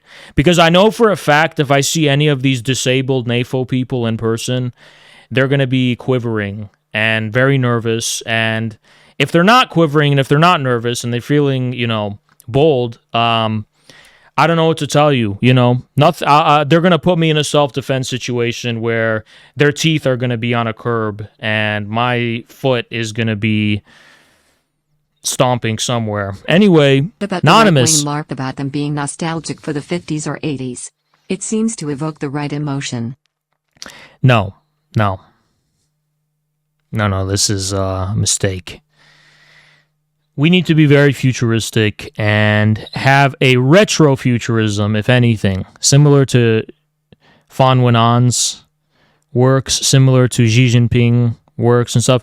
There's nothing wrong with retrofuturism, but the vaporwave nostalgia, no. That's just kind of encouraging homosexuality. That's why I say the Soviet Union was a black empire. Like, it was black. I'm not going to elaborate. it was like on the side of the black world. Thank you so much, Crass. It's like, let's say there's a war between the white world and the black world. Like the Soviets were on the side of the black world, all right? I'm not going to explain or elaborate. If we can at least pretend and LARP that we're a great united nation and country and America, frick yeah, because I don't swear anymore, by the way. America, frick yeah. It's just a kind of pure energy for us. It's like, oh yeah, that's going to get me pumped and motivated. Actually, it reminds me of, how is this related to the bridge, Haas? I have schizophrenia. That's how it's related. It kind of makes sense that Hitler killed himself. It actually makes a lot of sense because it's like this guy was trying to create artificially a reason to live. He had to constantly shoot up drugs. And it's like, for him, all of that was intermediate. He just wanted peace. Just like Schopenhauer talked about, right? Schopenhauer said, what did he say? He was like, if you could actually no longer exist, that would be great. But because you can't, even if you kill yourself, it's like some of you is still existing. You're not actually pursuing non-existence that way, right? And it's like this craving for just total peace, just total non-existence, just total restlessness, which is the default ideological orientation of the bourgeoisie, actually. You know, as opposed to recognizing the metaphysical primacy of work and labor. It makes sense Hitler killed himself because it's like you can only push yourself so hard. You can only push yourself so hard till you burn out and you give up. And you get the peace that you wanted. And you know what that peace is? It's death. It's literally death. When I say death, I mean physical death. This no longer living. That's what BAP and all these people are pursuing. Maybe not personally. I don't like to make things personal exactly, but that's the message they're sending, you know? Like, just straight up die. And it makes sense because it is the fate of the bourgeoisie as a class to die on a historical level. That's the only future in store for bourgeois civilization, death. Death. And with the death of bourgeois civilization comes the life of real civilization, of real humanity. But what I'm trying to tell people is that don't let the destruction of this older, outmoded form of civilization be the be-all, end-all of life, existence, and reality itself, because it's not. It's really not. Things will go on without them. Good riddance. You know, I look like a saintly person. The holy light. The white holy light. Guys, am I autistic? I've been told that people come into the stream and they just kind of hear me talk, that it's just a little off-putting because I'm so aggressive and mean. And you know what I have to say to those people is like, really, grow up. I'm mean? Really? How about you fight in a war? Okay, that's pretty mean. Bullets flying over your head. You should actually be grateful that you have the opportunity to sit before an actual warlord, future warlord, and like actually like hear me out. You know, oh, you're so aggressive and mean. Like, okay, I mean, you want me to be nice? Is that what you want? I straight up can't be. Like, even if I wanted to. That I was doing when I was on Twitch, because it's like, what, you know what I mean? The context is like, what am I trolling? Like, how can I troll people here when people like do meth on stream? Like, I ain't got to troll nothing, man.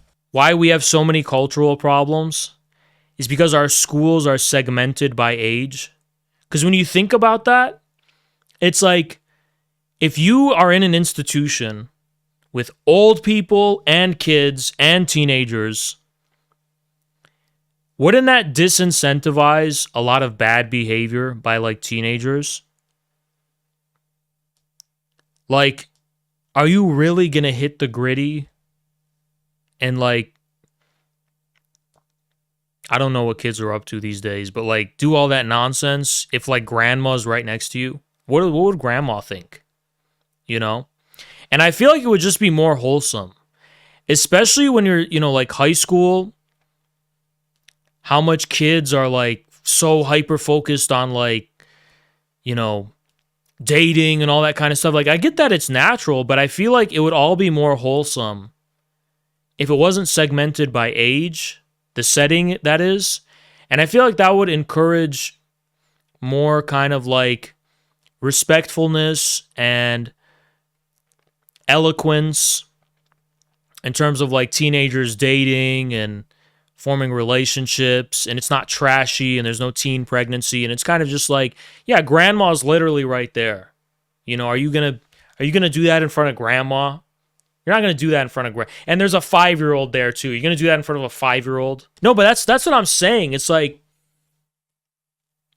school, this is what I'm saying.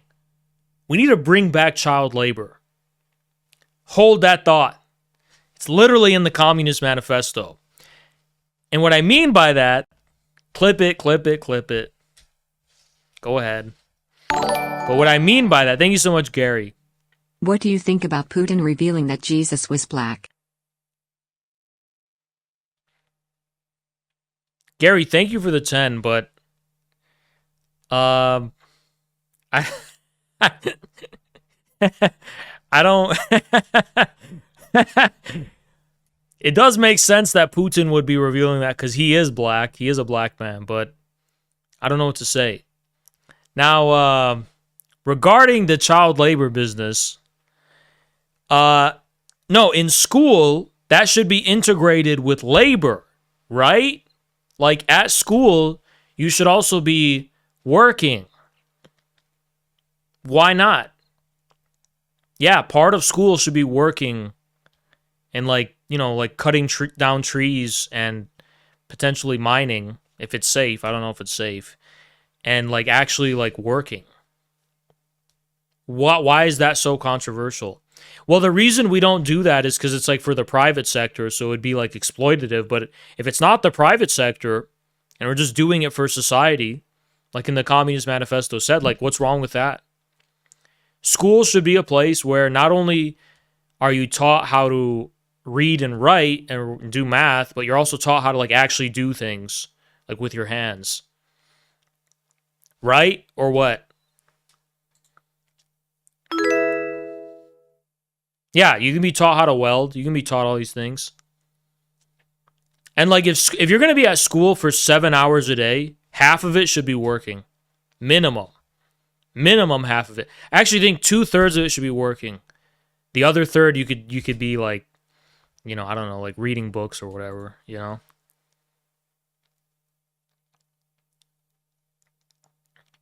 Children should be garbage men because they don't care about. You know what? Facts like that. You know what? Like, there's some high level thinking, you know? Children should be the garbage people. And, Fourier said that. Okay. All right. Some high level thinking. Yeah, teach them work ethic, sure. And millennials should be the garbage itself. Not zillennials. Zillennials are like me and Logo are zillennials. All right, zillennials are great. Millennials, trash. Take them out back and shoot them with a shotgun in the head in Fortnite. Expressions for people I dislike. But you know, I was taking a dump today and I was thinking about it and I was like, you know what? Instead of like having someone take a shotgun and take this guy out back and like shoot him in the head, how about we just ban him from like sharing his ideas in public ever? Like he can still live. You could still live, you just can't like go on the internet anymore. Because that's really what I want. I don't actually want these people to die. I just want them to like be deprived of speaking in public. And I feel like we don't have to kill all these people. I feel like when we take power, we don't necessarily have to kill them. We just have to, like, ban them from the internet. No, you can't have a Twitter anymore. Sorry. No internet for you. And, you know, in private, if you want to, like, scream at yourself in private, I don't care. Like, I don't actually want you to die. It's between you and God. You know? When we take power, we don't actually have to... I thought about it, and it was like a genius spark of, like, brilliance when I was taking a dump. I was like, you know, when we take power, like, all these, like, furry socialists, like, we don't actually have to kill them and shoot them in the head. Like, we could just, like... we could just ban them from the internet. You know? We could just ban them from, like, the internet, straight up. They could still live. Just can't talk in public. This is not a cult where we're, like, forcing people... If you stay in this community and interact with it for 2 months, which is kind of too much, 1 month, let's say, right? You may not agree. You may not agree with our... You may be an anime person who's like, I don't agree. I like to jack off to hentai. I don't like how they stop me from doing that. Or they don't allow me to brag about doing it. Whatever. But, like, you're not going to... The whole cult thing is going to fall apart. And you're going to see with your own eyes how things work around here. It's not like that. It's funny. Stalin is the one who becomes general secretary. And what was his role in the Bolshevik Party? He was a bookkeeper. He would be recording everything. He'd have a notebook, and he would just be the guy who records all the information. And there's a reason for that. It's not a coincidence. It's not an irony. The Nazis called him a bookkeeper, right? Because Stalin didn't get to power by going on a podium and screeching and screaming at the world about how he has diarrhea and erectile dysfunction. He was able to acquire the position that he did because he was insisting upon the integrity of a shared experience, specifically the shared experience of the party,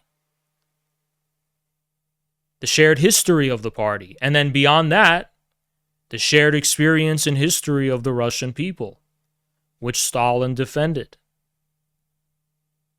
In contrast to the liquidators, Trotskyites who wanted to destroy Russia's history and destroy Russia's people and liquidate it, right? So it's a clear contrast.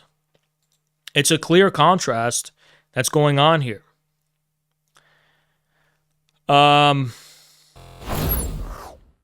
One's if you guys are feeling enlightened about what I'm saying and, you know, I'm communicating it well and you understand the whole cult discourse. Why is infrared a cult? And, and I have some people complain, like, I was attacked unjustly, Haas. Your guys piled onto me and just, like, started bullying me. And it's like, you know what?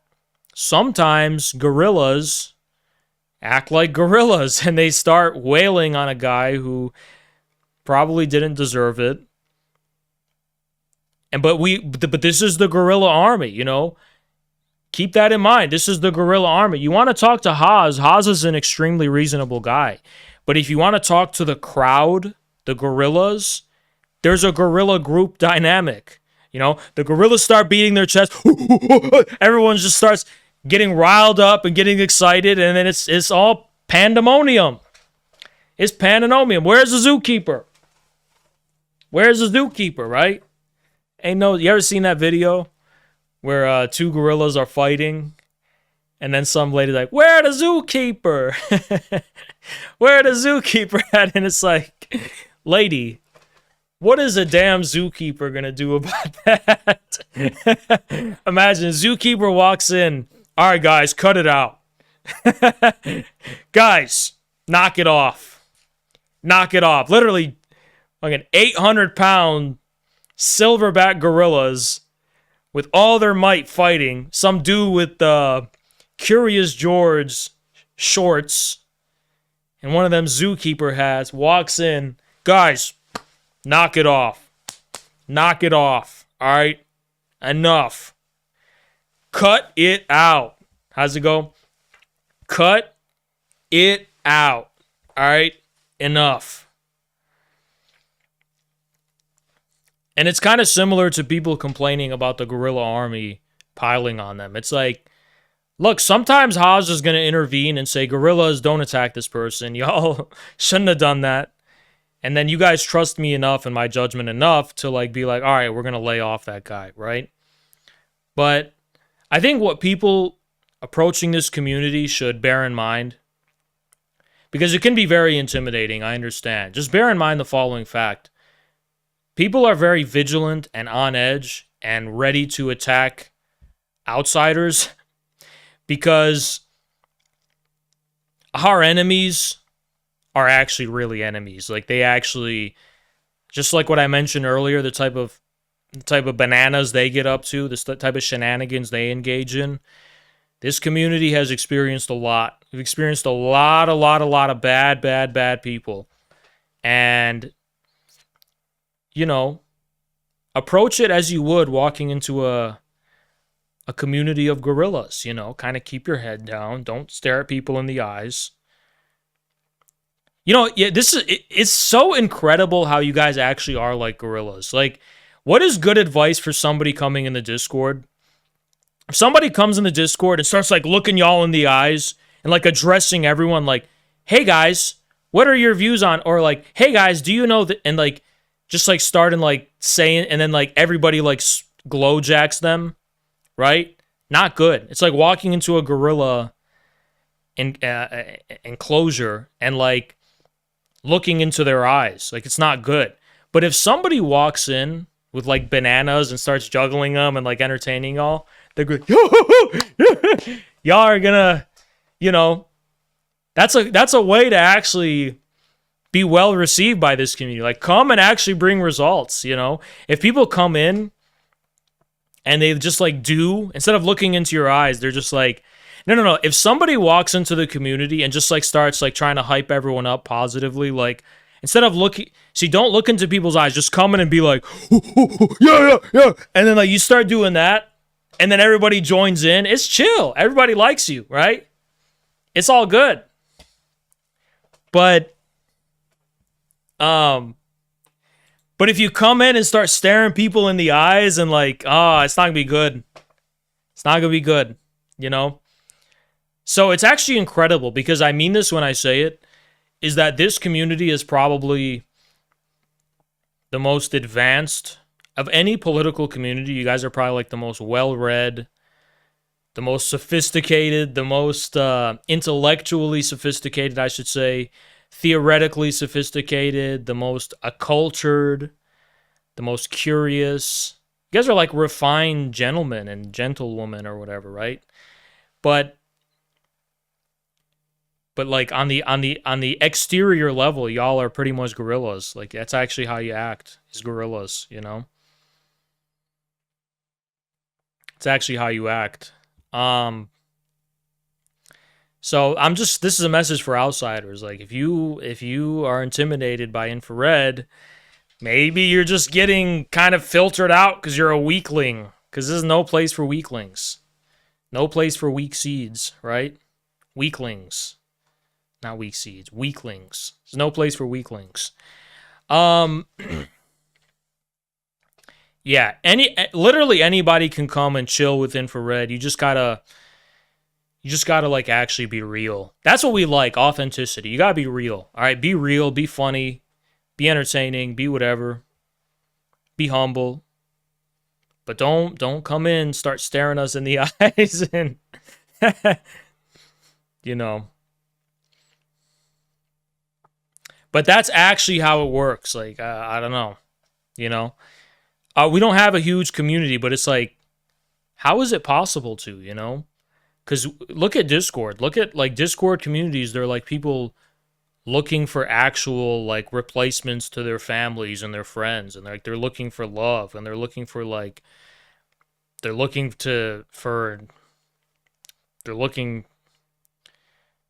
you know, for perverse reasons, right? To find people and to date or whatever, right? And it's like we literally deprive you of all of that. We deprive you of, you know, filling the vacuum. If you ran away from your family, you're like, I'm looking for a new community to accept me. It's like, we're gonna clown you and tell you to go back to your family and get your shit sorted. Excuse my French.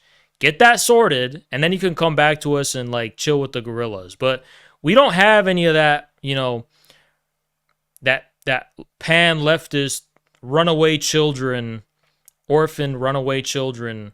You know, I'm a transgender who just, you know, told my dad I'm transgender, and then I chopped my dick off and I want to go find a new community. It's like, sorry, this is not the community for you, right? We here, you know, we're here. We're not replacing our families and friends and real life connections. We're just people not indulging. We're people who are engaging in an alternative information media ecosystem. And that's what we're here. We're literally gorillas in suits, all right? You come into Infrared, you're wearing a suit, all right? We're literally gorillas in suits. We got families. Y'all, a lot of y'all are married. Some of y'all have kids. We have our own lives. Y'all have your own jobs. But we're rolling into the Gorilla Cigar Lounge, talking a little bit about Hegel, talking a little bit about some high-level, big brain stuff, right? And that's what this community is, you know? It's such a special thing. It's such a shame people don't really know. It's such a shame how misunderstood we are, because it's such a special community. Infrared is so special. It's like everybody's normal. It's not really that personal. Like, it's really not personal, like, as far as I know, right? It's really not personal. People just come, high level business, like, it's like a cigar lounge, straight up. Gorillas in tuxedos in a cigar lounge sharing high level ideas, you know? That's really what this is, right? Even our whole sense of humor is based on that. Like, you don't get it, you don't get it. You're not part of the, you know, oh, it must be a... People walk in, like, all right, guys, this is the cult. Where's the cult, guys? Let's do some cult stuff. And it's like, you don't get it, dude. You walked in here wearing jorts, and we're all in tuxedos, smoking cigars and pipes. You ran in here with jorts, smell like weed, and a tie-dye shirt.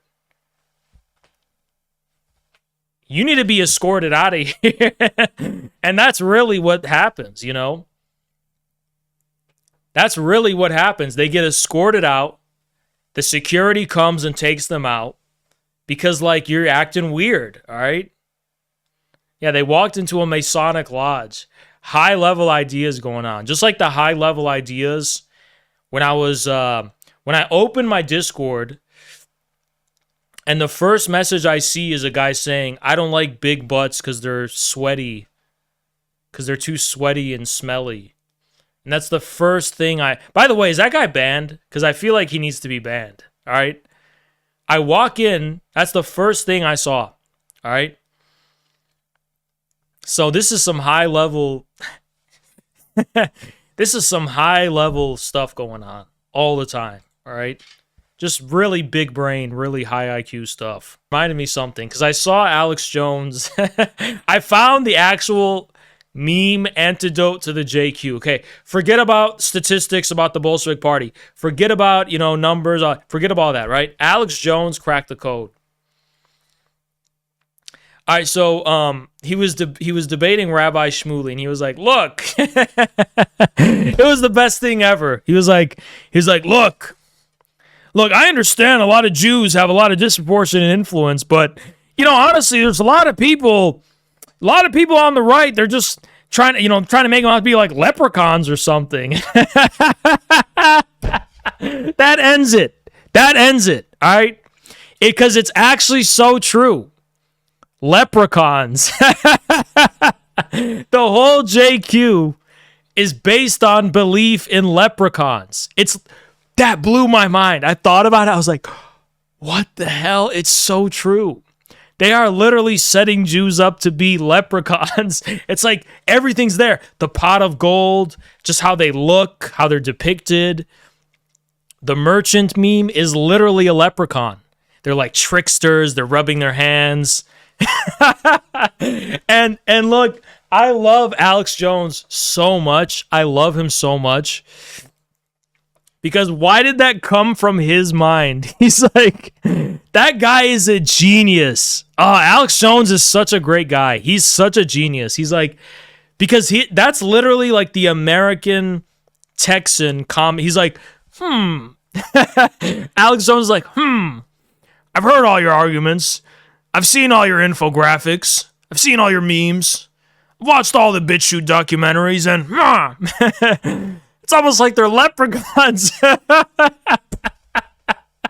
He's like, it really reminds me of that movie that, Leprechaun 2, where that little guy is just going around rubbing his hands, trying to get the... He's like, leprechauns, yeah. That is why Alex Jones is an American hero. Because I know for a fact that was his genuine, unmediated, authentic response to the JQ. He's like, it's almost like they're leprechauns. He's like, I don't know if I believe that. It's so American. I can't even explain it. All right, it's so authentically. It's such an he watched he watched Europa Alex Jones watching Europa: The Last Battle. At credits roll. He's like, it almost seems like these guys are leprechauns. I don't know if I believe that. It's a little too much, all right? That is such a great response.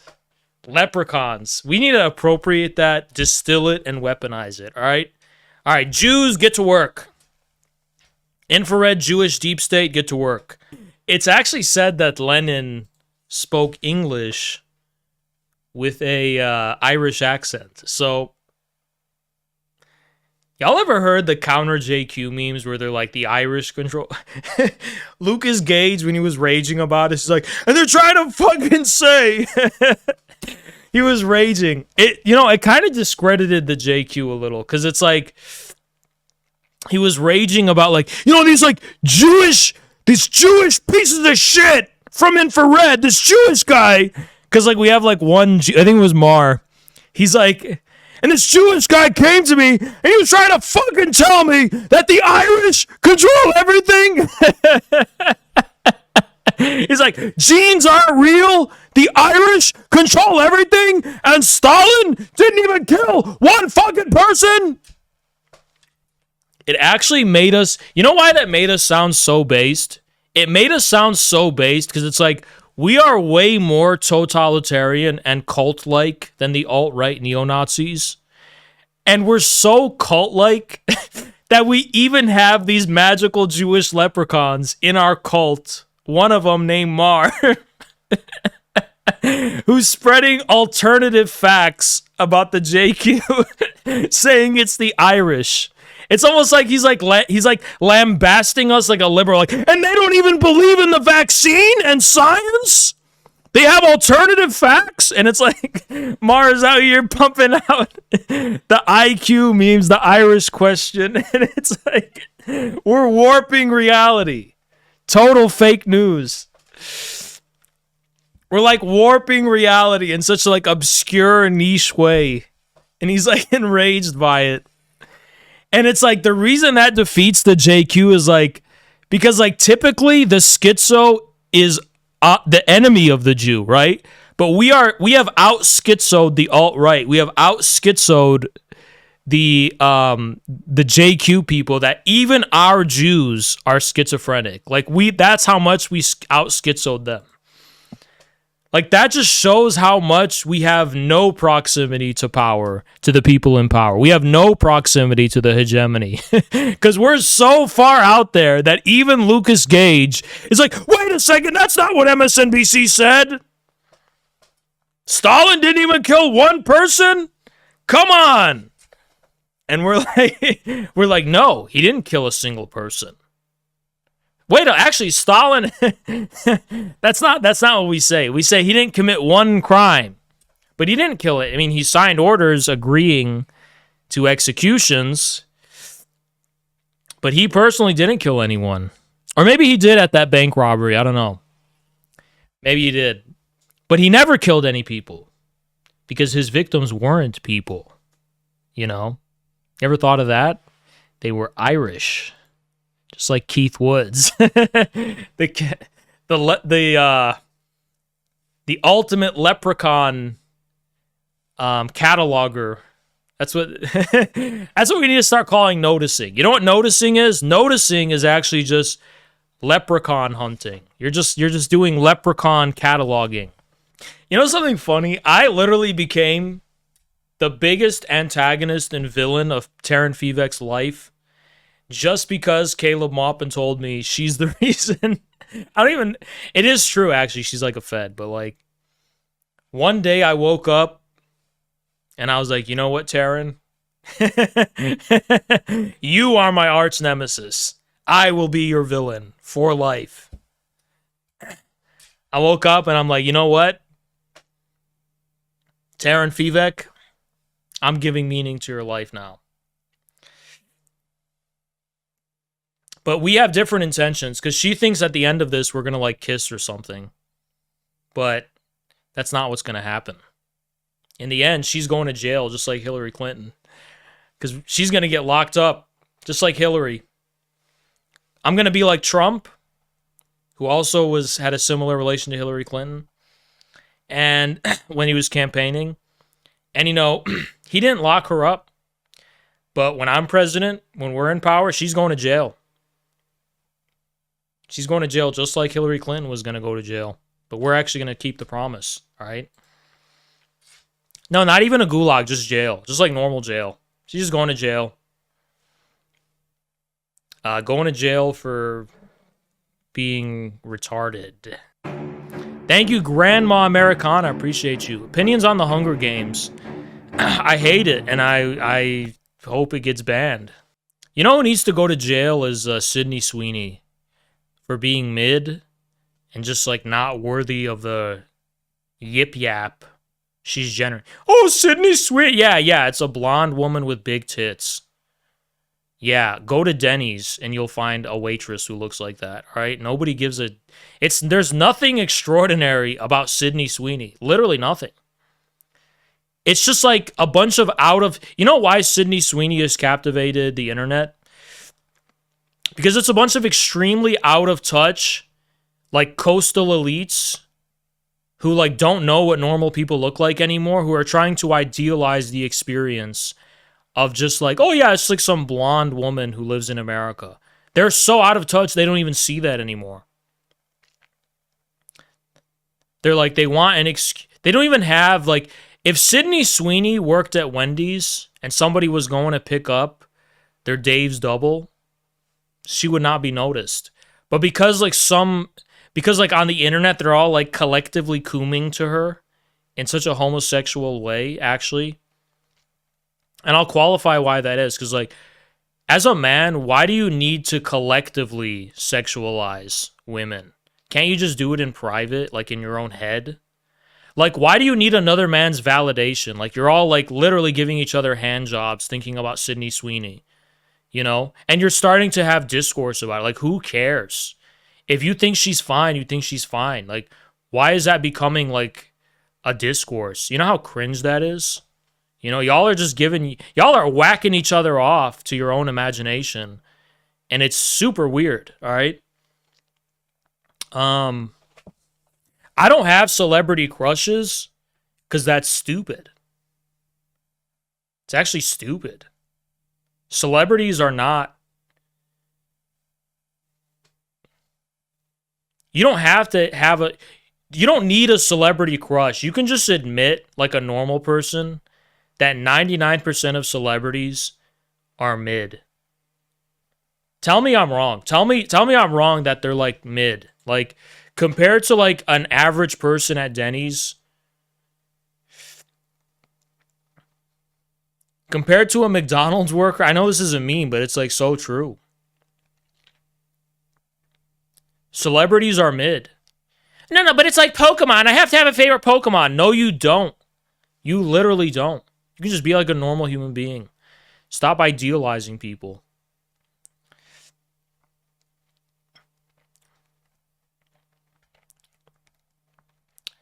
We forgot the Pokemon question. She was not a celebrity, though, and to my defense. Okay?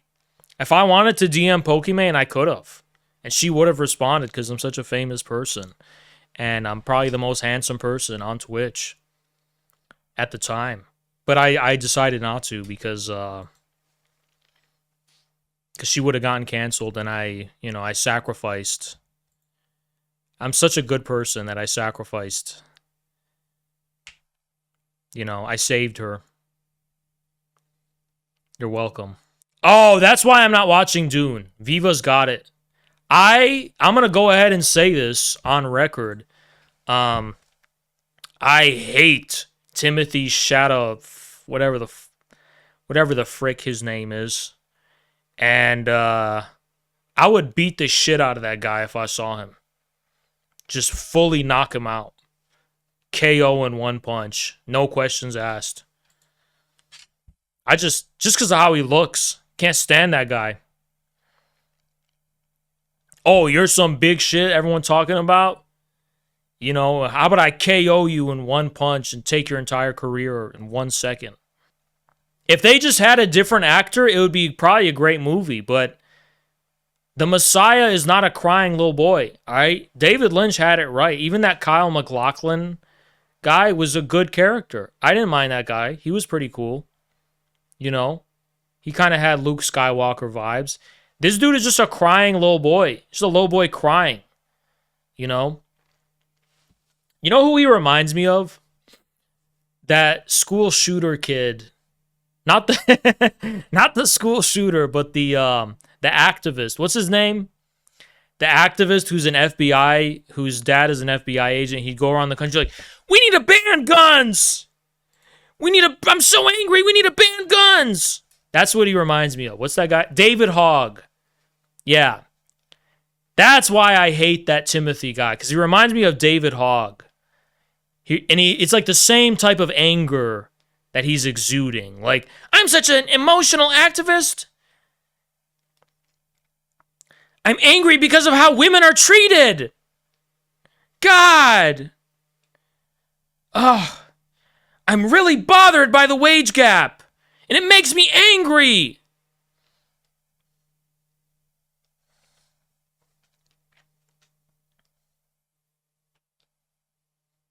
And you know what? I'm going to be angry until I get pussy for being angry about the wage gap. And then dude calms down once he can hit it. Right? And then he hits it once, and then his voice drops. Yo, what up? I'm cool now. Y'all keep them guns. I'm chill. He's like, yeah, whatever. He's like, well, what about all that stuff about AR-15? No, I mean, is what it is. Completed the mission, I complete the assignment, I'm chill, man. Keep them guns. Keep them guns. Voice drops immediately, like transitions to a man, gross facial hair, starts getting bad skin, gets these type of hands, these type of little things you have on the hands. I don't know what they're called. Bro, every 17-year-old is like Anakin Skywalker until they can hit it, and then they're chilling. I'm not saying no. Let me be clear. In a traditional society, that's not the case. But in our liberal society, where there's a lot of pressure for casual sex or whatever, and that's the culture. Every 17-year-old is like Anakin Skywalker. And then as soon as they hit it, they're chilling. But until then, they're really passionate about save the turtles and shit. Then they chilling, is what it is. Finished the assignment, got it through. I'm chilling now, is what it is, Hold on. Wallface. What do you call a communist sniper? A marksman. You know what? Give me a second. Give me a second, because That was a knee slapper. That was a double knee slapper, all right? Thank you for the 10. Guys, you know, I don't like Caleb Maupin. I'm not a big fan of him. But first, I'm not laughing for that. But don't bring his family into it, you know. Come on. Let's be a little more classy. But I know who's sending these donations, you know. I know who's sending these donations, and all I'm gonna say is not gonna leak who it is. But what I will say is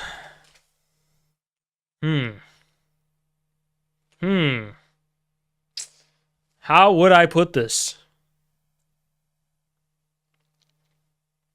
How would I put this? Damn, if I was in a survival situation, this would be horrible. Like, what kind of coded message can I give? Let me think.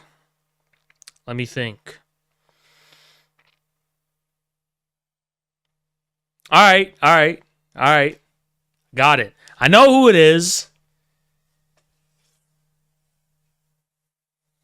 Because you tend to think fat people are crazy cokeheads. You guys don't get it, but the person knows who they are, and I get it. So, you know, you just go running around with accusations about fat people being crazy cokeheads, and that actually makes them scarier. If you just see guys, if you see a giant fat guy who's like 500 pounds, sure, they're very majestic looking, you know, very powerful. But then if someone says, yeah, that guy's a crazy cokehead, that changes everything. That changes. If it's like an older guy, like an older gentleman, like 40 or 50 years old or something, with a beard, really, really fat, and then someone points him out, like, that guy's a crazy cokehead, and he's out to get you, then you've just created a Far Cry villain, you know? You've just created a Far Cry villain. You've just created a terrifying monster. It's literally terrorism. What do you call the ghost of Karl Marx appearing? The Communist Manifestation. Okay. Give me a second. That's a knee slapper.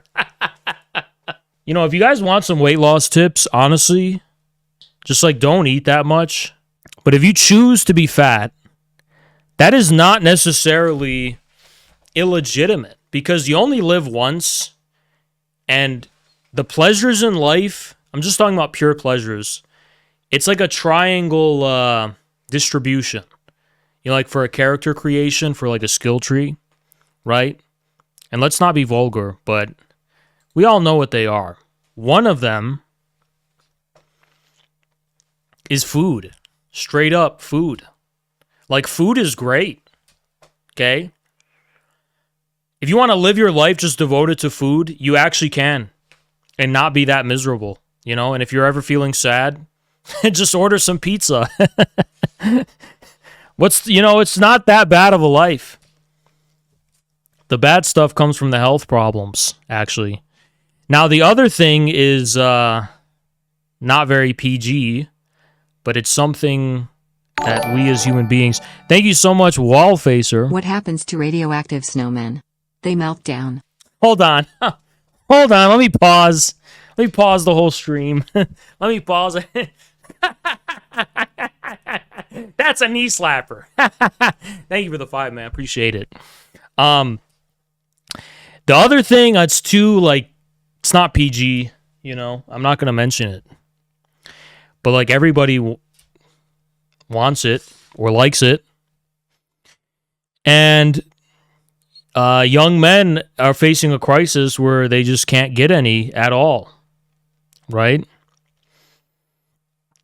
They just can't get any. And that is something you can also be addicted to, I guess, and put all your points in that. But I actually feel like that one will be way more self-destructive, like instantly self-destructive. Like that one, you'll just die in like a year or something, getting a disease, or like worse, or you'll lose your mind. You'll like become psychotic. If you're just a fat dude who likes ice cream, you can last a long time just living that kind of life, right? Now, finally, the third thing is drugs. And, you know, drugs sounds horrible, but that's also alcohol. That's also pot. That's also whatever else, even tobacco. It can even be nicotine, right? And if you put all your points into drugs, it's also a extremely destructive one. So actually, being fat is the least destructive vice you can have in terms of the only 3 things we can really get addicted to. And like, if we're hedonists, that is, and I don't recommend being a hedonist. But I don't recommend that. But if that's how you have to live your life to be happy, just be fat. When like there would be no reason to believe that. Like I didn't even have any major Russian connections at all, like friends or whatever. And he said, he straight up told his stream, like, yeah, he takes Russian money. So that's kind of crazy. It's crazy how quickly the Russian agent, the Russian agency pointing fingers got flipped onto the leftist side. I feel like it's crazy how quickly things just keep getting flipped. One new idea pops, boom. Like tanky used to be like a word of endearment. Other leftists would jokingly call other leftists. Then liberals and right wing people got tanky, and it became like a genuine insult. I'm like, damn! It honestly feels like being black twice, my man. We can't have shit. we can't have shit on both sides. It's crazy. It's crazy. But I said originality. I said this before, but it's like, what a great term though, because it's like, you know what? If you want to summarize my politics as like, yeah, it's got to have a tank. It's like he's straight up. It's like straight up. Like, you want to talk about socialism, you want to talk about communism, whatever. We need a tank, man. You ain't, you don't get that by itself. That's not. You need a fortress. Like, you want to talk about national liberation? That's a tank, dude. It's like that meme. You ever seen that meme where they're like, what was it? Like, why'd you invade Iraq? Because they had weapons of mass destruction. And then they're like, all right, so why not invade North Korea? And then the U.S. is like, oh, because they actually have weapons of mass destruction. It's kind of like that, Did you know what? That reminds me of one of the famous things that the administration before Mandela did before they left was they denuclearized South Africa. Right. So there's no country in the continent of Africa with nukes. No wonder they're just plundering Ahoy. See, people need to realize that, like, you could straight up just build nukes and get away with it. Because the minute work, the minute you build them, like, you can be sanctioned. And at this point, I've been following what's going on in the Sahel, and because of France's aggressive posturing, I straight up advocate for the newly liberated countries in the Sahel to actually, like, straight up start building nuclear weapons. Because this is the perfect time to do it, and they can get away with it. Niger has so much uranium it's actually possible. Niger should straight up just do it. What are they gonna do? Sanction you? It's like that. That means nothing. What do sanctions? What do sanctions even mean in the grand scale of things? When you really look into a long-term sense of the situation, when your country is starving, when your people are tired of being treated like this for the past 30, 40 years, even after supposed decolonization, and the only bread of hope you've ever been given is the Belt and Road Initiative by China. And then you're getting told by these Western powers, hey, we think you're working for China and Russia, so you should just stop doing that and go back to the 30, 40 years of just being poor and being shitted upon. Of course, they're going to think, oh, the deal's up, the racketeering is up. When you see little Nigerian children throwing rocks at drones now, the children know. They understand that this is a foreign power that does not belong here. And once that sort of thought is held onto the people, it's over. If you don't have the people, if you don't have the masses appeal, I think that's something a lot of Americans constantly seem to forget. And I don't blame that we are so often fed this idea that one FBI agent or one soldier is like fighting all of America, is fighting a whole nation. But it's just like, nah, it's just the people, it's just massive appeal. They got us starting young, and we just have to do an idea. We have popular ideas. We just have to keep talking these popular ideas. And yes, we are going to rig the algorithm. Yes, we are the hackers in the online multiplayer game. You think we're playing the game legit? You think I'm going to play... You think I'm gonna play World of Warcraft and like grind for all this? We're cheating on that shit. Are you kidding? Excuse my French. I'm supposed to not swear. We're getting the exploits. We're gonna do this. We're gonna behave exactly like Chinese online players behave. Just hack the game and ruin it for everyone else while we laugh. But when people say things like, "Oh, the purpose of life is just like to do what makes you happy," I just find that so despicable. Happiness is something you should have to earn. You know, I was a little happy when I went to Russia and I saw VDNH.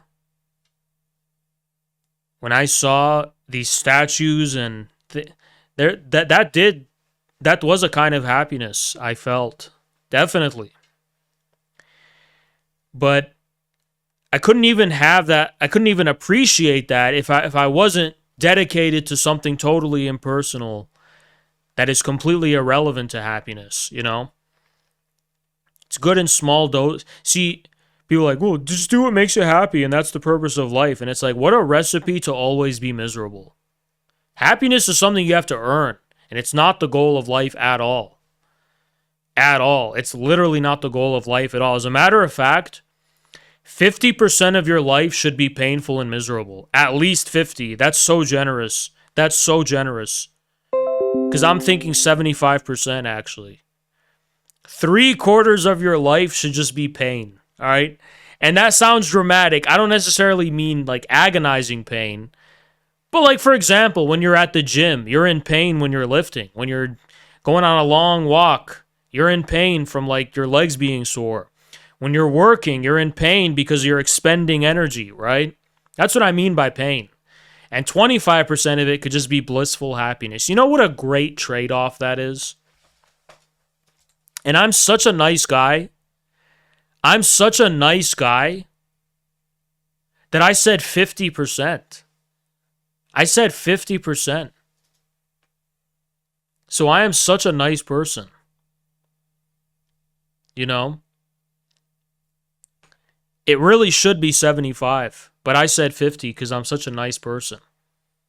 But there's actually people on Reddit who say that they say that 100% of your life should be happiness. I mean, come on. What a recipe to set yourself up for failure. It's just like a one and done, you know? If you ever seen ducks go at it, they're just like, it's not very... Anonymous, what's up? Death drive is the only reality. Everyone already dwells beyond the pleasure principle. Yeah, I'm actually just talking about death drive. You're right, but I'm trying to explain it to people. But thank you so much for the don't know. If you're walking and you see a duck, you see two ducks, you don't even know if they're I can't even tell when animals are going at it because it's like it's just so uneventful. You know, I think, right? I don't really pay attention, but it's just like very quick and then it's over and then like they don't even care. They're not even like animals they don't even cuddle or like have a cigarette after or like think about it or just like they're straight up just like this and then like they don't care. And they do it in front of their family. They do it in front. They cuck each other. It's like not even deep for them. And you compare that to a human being. And it's like, if you define a human being as an animal that likes to sit around and think about stuff and just be creative, no, that's a duck. You're talking about a duck. A duck is actually like something just like quacking around, taking in and being constantly in awe, soy-facing at the wonders of the cosmos. There's just quack, quack, oh, the stars, and just waddling around and just starstruck. We, human beings, we are the machines. Descartes got it wrong. He said animals are machines. No, you got it the opposite. We're the machines. We're the ones who like to compulsively repeat and do things over and over and over just for the sake of it. We're the ones that monotonously repeat what we do anytime we make it the object and the goal of our life, even if it's something we just want to do for pleasure. There's probably a ton of other Jewish families there too. The only hill that I die on is that there's not enough of them for you to say that the entire ruling class is just the Jewish tribe. First of all, in either direction, most of the ruling class ain't Jewish. Most Jews ain't part of the ruling class. I don't know why people want to complicate it so much. Oh, who's in power then, Haas? Who's in power? It's like, dude, I just told you, there's not enough of them in power. And not enough of the people in power are Jewish for you to say the tribe is in control. They're not. And, you know, if you think Jews get along to where they can act as a cohesive tribe, literally go to New York and just go to a bagel shop and put two random Jews in that shop together. You know, there was only 2 Jews left in Afghanistan, and they had to be put in jail because they would not stop fighting. Stop! I'm not even kidding. And each of them told the Taliban to like shoot the other guy. That's how much they were like beefing with each other. They're So each it's like, trying to pay the Taliban to kill the other guy. yeah. Yeah. And the Taliban are like, all right, Jesus Christ, we got to separate these guys. And I think that's the issue. You know, like I'm not against Europe. I'm not against white people at all. Like, I can't even believe I have to say that. It's actually crazy because apparently, I can't believe I have to say it because according to leftist Twitter, I'm actually white. So you know what, white nationalists, you got to back off because I'm a white guy too. I'm like, apparently, I'm half German. Did you know that? No. Is this more lore that they've come up with? Yeah, according to the same people that are lying about Jackson and claiming that he's like that Jackson is like in the CIA because he met Tulsi Gabbard one time and interviewed her about like her views on regime change in Syria. And the same people that tell us Russian intel is like the highest form of intel allowed a CIA asset. Yeah. Russian. Yeah. Jackson CIA, but the Chinese and Russian, it just flew under the radar. Listen to this guy on Twitter. They just didn't notice at all. Anyway, yeah, the same people claiming this about Jackson claim that I'm actually a German guy who's pretending to be Arab, but I'm half Maronite. I'm half Phoenician, Lebanese Maronite, which is basically like French, I guess. So I'm half French. No, actually, one time someone told me I'm French Canadian.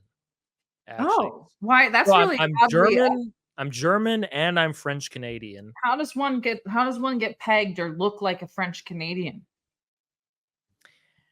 You know, you're kind of sounding like a LaRoucheite right now. I wouldn't question it. I really wouldn't question it.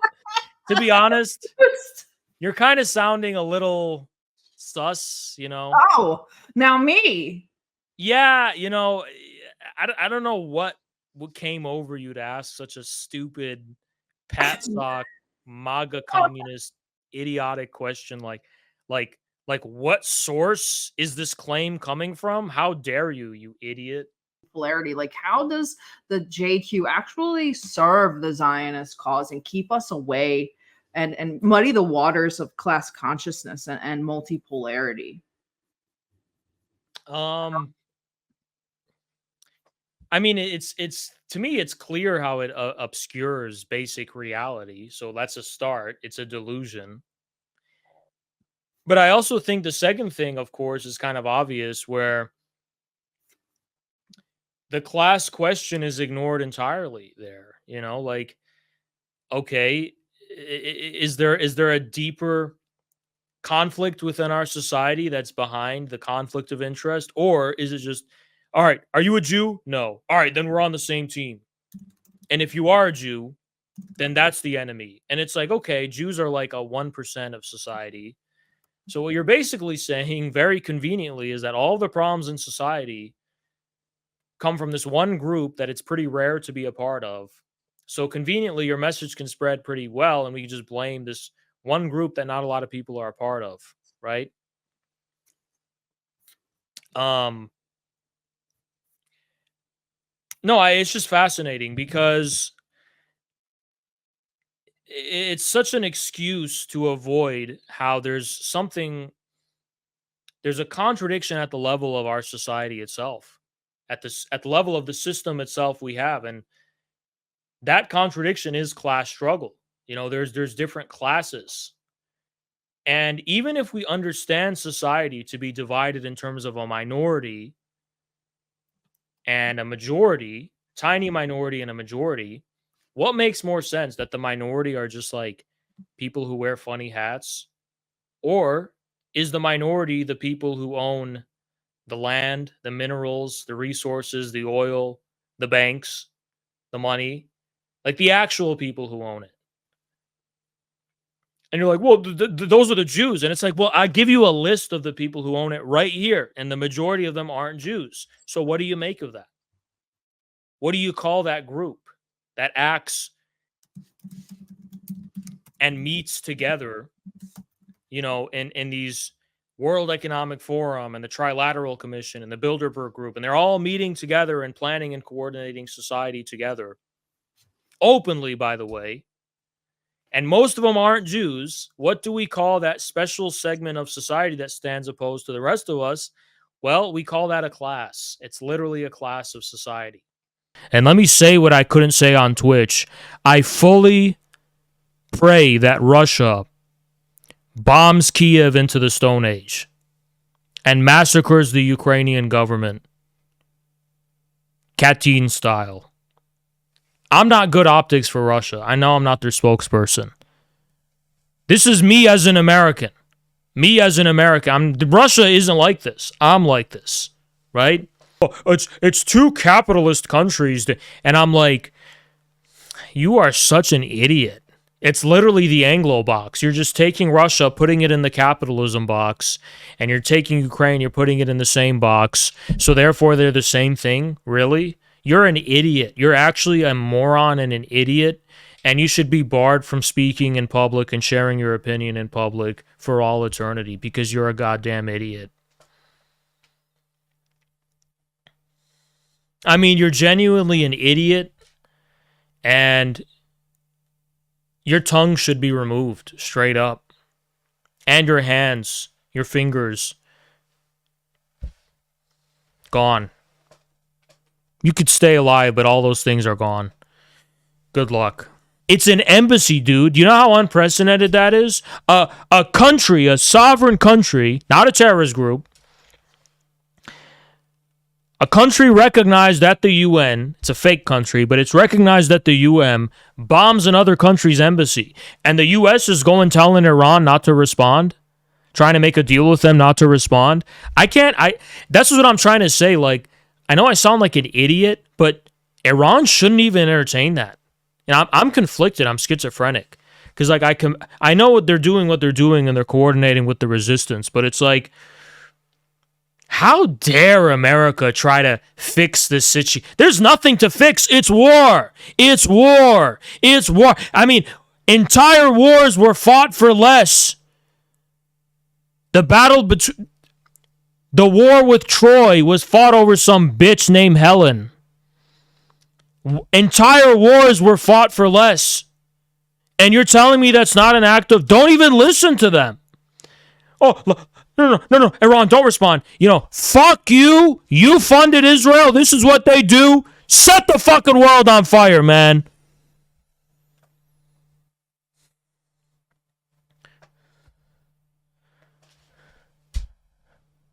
I mean, this is your dog. If your dog comes on my lawn and bites my leg, I'm getting a double-barrel shotgun and sending that dog to hell. It's probably not an efficient system if furry porn can sell for $100,000, and that's the same unit of currency that we use to measure, like, outputs of uranium mining or something. I don't think that's a very efficient system. Now, I promised I would stop swearing. Excuse my French, but this faggot, Praxben, decided to, I don't know why, he blocked me on his other account. I guess he has a new account, and he got banned on his old one. But he said that this is dumb, and nothing else. And yeah, it's not even worth a response. But keep in mind, this guy probably uses Amazon and already does what I just mentioned in this video, except His is mediated by fake central bank printed credit, debt, effectively, which isn't even real money according to his own libertarian theory. And that's the only difference, is that when he presses the button on Amazon, it's mediated by central bank printed toilet paper instead of being directly pegged to the material premises of production and taking it directly into account things like value and resources and so on and so on. So that's this guy's just not very smart. And he also doesn't look smart. I'm not going to show his face because it's really hideous. But Praxben, if you look at his face, he has the physiognomy of a stupid person. He has the physiognomy of an NPC. He has the physiognomy of just some kind of ferret-looking, really Sid from Ice Age, for real this time, face. I know I said Destiny has the body of Sid from Ice Age, but he has the face of Sid from Ice Age, right?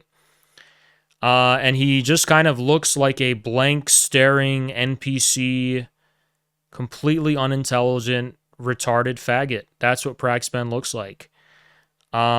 Every time I've ever seen a TikTok of this guy, and every time I've ever seen his face anywhere where he's talking in any capacity, it's almost like this is a guy who's like trying to impress bitches, and he thinks the bitches are listening to him every time he talks, and he's like, "I'm totally normal, dude." Really? And it's like, but he hasn't accepted that you're already a socially ostracized loser, hated by all society.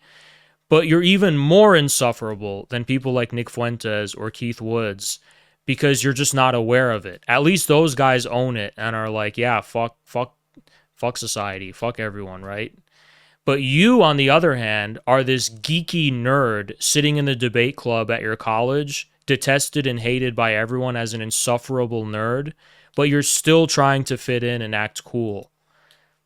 You're still trying to like act like you're a normie, but you're not a normie. You're an autistic faggot retard who's sitting in the corner of the lunchroom, let's say, in your little like political club, your philosophy club, your whatever you want to call it, libertarian club at school.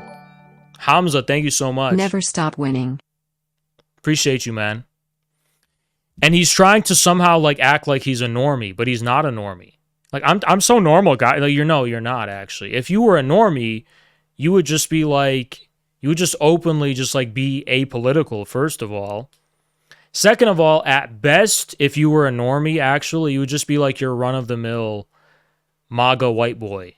You just be like a frat boy, run-of-the-mill, yeah, make America great again, frat boy, and then you'll chug a beer down, just like a normal dude, right? That's not what you are. Right? You have very specific, meticulously crafted opinions about things. So let's drop the normie act, Praxben, and let's drop the act that you're somehow like a cool, normal guy or whatever. And why don't you get in VC and actually debate? Why don't you stop menstruating and actually debate me? You're not above me. You're not above debating me, actually. You're not. Hiding behind the veneer and the pretense that you're somehow like, that Haas guy, he's like crazy. Yeah, well, you're in the crazy circus with me. You're stuck in the cage with me, Praxben, and I'm a cannibal. And you're going to get barbecued with a flamethrower and have your head chopped off and eaten, metaphorically. Okay, you're not just like some like random guy walking on the sidewalk. You're somebody who's trying to start beef with me and argue with me. So why don't you actually back up your argument with the minimum of some kind of commitment? Why don't you back it up with something, with an argument, let's say? You can't. This guy would get steamrolled and totally crushed in a debate. I don't blame him for not partaking in a debate with me because he would get decimated. Like I said, barbecued. He would straight up get barbecued, and he would get barbecued, and I mean, He would get burned alive, and his charred limbs would be skewered onto a kebab and grilled, just for good measure, burnt, and then fed to dogs. That's what would happen.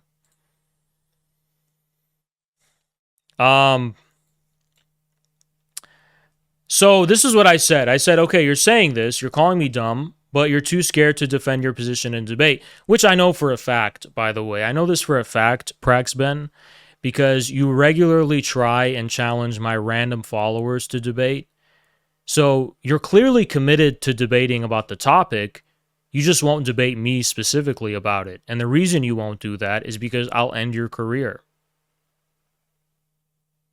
And your stupid, smug faggot face will not be able to worm your way out of it by saying anything. There's nothing you could do. There is nothing you could do to worm your way out of the destruction I would bring you in a debate. And you know that. You know that. There's no snide remarks you can make. There's no whatever he does with his eyes.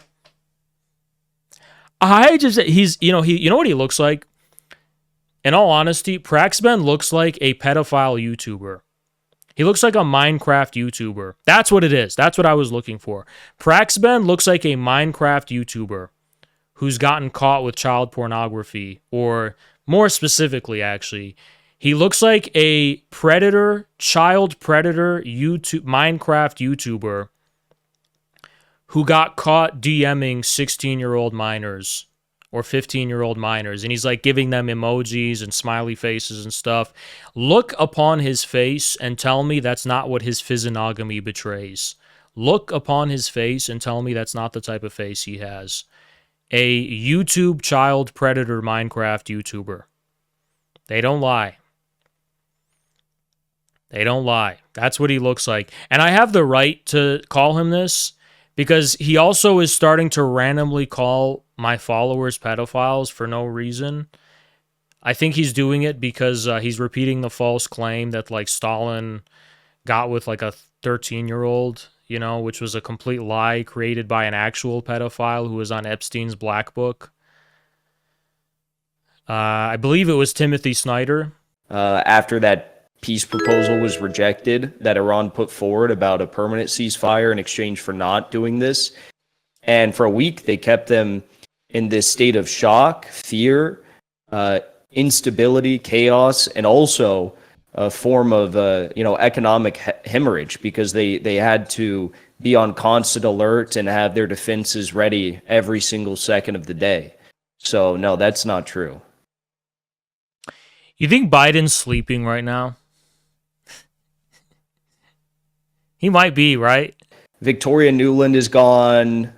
All of the sages, if you will, of the deep state are parting ways and retiring and leaving before shit really hits the fan too hard. And it reminds me of when Mike Gravel was running for president and he just let his Twitter be run by like Dylan Burns and all his friends. And they were just like, it was like, what the fuck are they posting sometimes, And then when the campaign ended, they just started posting some really gay shit. And it kind of reminds me of that. It's like you have this weird cabal of like recent Yale grads who were in the Skull and Bones Society doing their, masturbation initiation like 2 years ago. And now they're running U.S. foreign policy against Iran and China and Russia. It's just like, it's such a clusterfuck. I mean, do you want to vote? Is it fun? Is it fun to wait in line? Why? Why do you feel compelled to do it? I mean, you could literally be doing anything else. If you get a thrill out of it and if it's fun to you, then go and, just draw something instead of go on the ballot and wipe your ass with it. I don't know. Yeah, literally wipe your ass with the ballot. Is this illegal to advocate for? Go into the voting booth. Wipe your ass with the ballot. And write in, smell this. Just write in, smell this. And then a ballot worker will be like, huh? Ah! That's who you want to be president? And then enough people do that, and then smell this becomes president.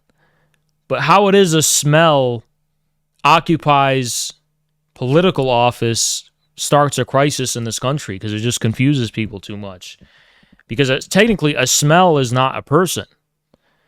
So the smell becomes a kind of hyper object in the sense of Timothy Morton. It's just this kind of pure presence, almost like a Lovecraftian deity exerting influence upon us somehow. It's not necessarily a personified being, but it's more like a transcendent force, literally coming from the void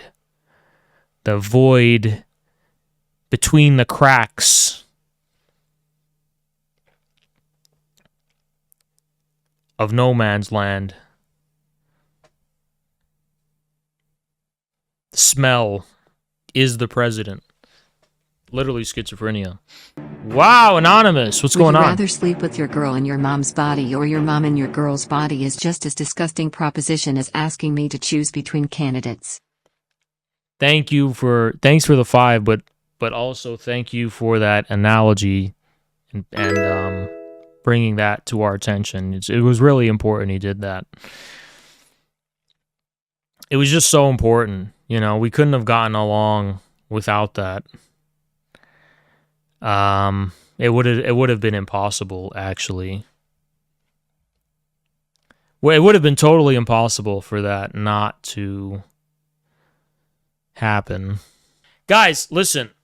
I don't know why people are getting antsy about the organization, because I have some tough news for you.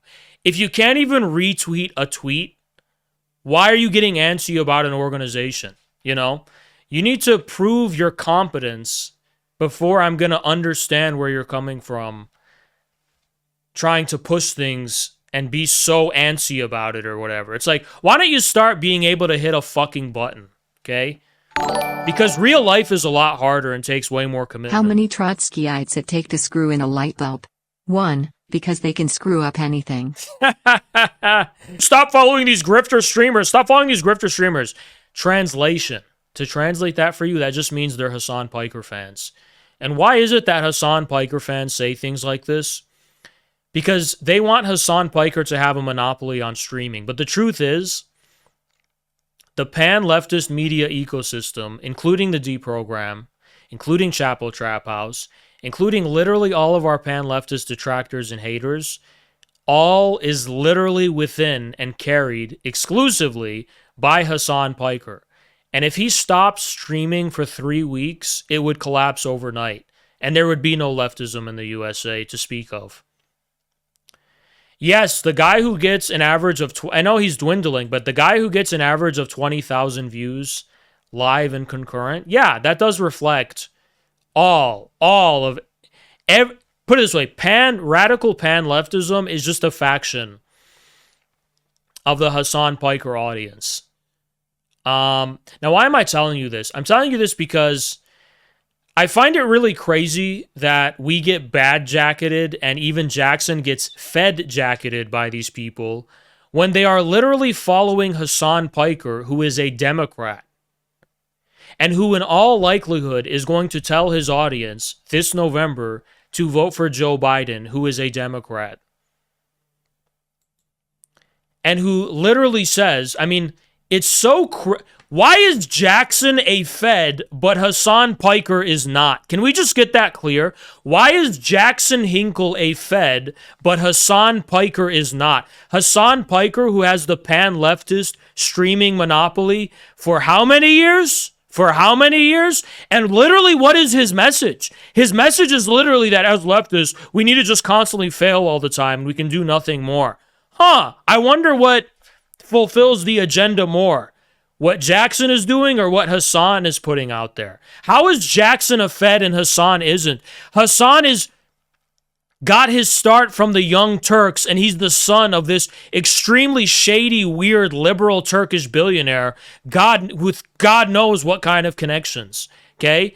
But it's an upside down fucking world where people are fed jacketing Jackson Hinkle, but then fucking being Hassan Piker viewers and followers. Hassan Piker is legitimate. Hassan Piker is totally clean and a totally authentic, non-propped up personality. Hassan Piker, who is trained and coached by Steve Hassan, who Amazon owned Twitch, expresses total favoritism toward and promotes the shit out of.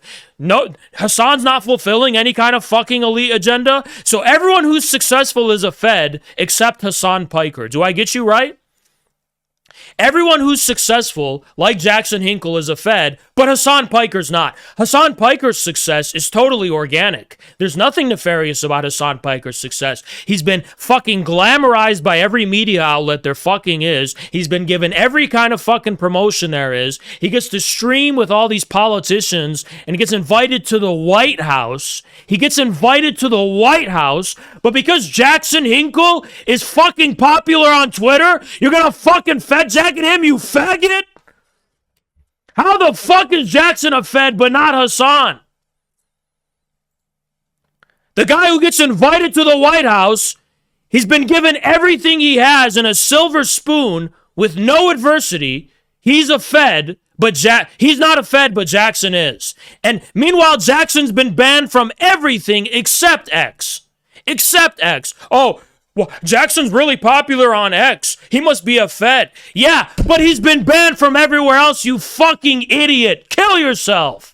He's been banned from everything else. The one platform with free speech where Elon Musk says, okay, we're going to have free speech, that's where Jackson's successful. Because if Jackson had 1% of the fucking privileges that Hassan Piker did, Jackson would literally behead and decapitate fucking maggots like Hassan Piker with a goddamn fucking great sword from fucking Silent Hill that Pyramid Head fucking drags along everywhere. That's the fucking difference. We have literally mountains of adversity stacked against us, and the success that we do get, you know for a fact we fucking earned it because of how much shit that gets thrown in our fucking way, you bitch. But Hassan Piker, who has faced no adversity besides getting bullied by Destiny, one streamer, Destiny Stephen Bonnell, bullies Hassan Piker, and that's the only adversity and pushback he's ever gotten. And he's favored by every major platform. He gets invited to the White House. He's institutionally embedded with NGOs. He's trained by people like CIA freaks like Steve Hassan or whatever. And the connections are actually there. But because Jackson met with Tulsi Gabbard one time, and everyone knew who Tulsi Gabbard was, she was a fucking politician, that makes Jackson a Fed? Literally kill yourself. You're a fucking retard. But Hassan Piker went to a brothel that was rated for human trafficking.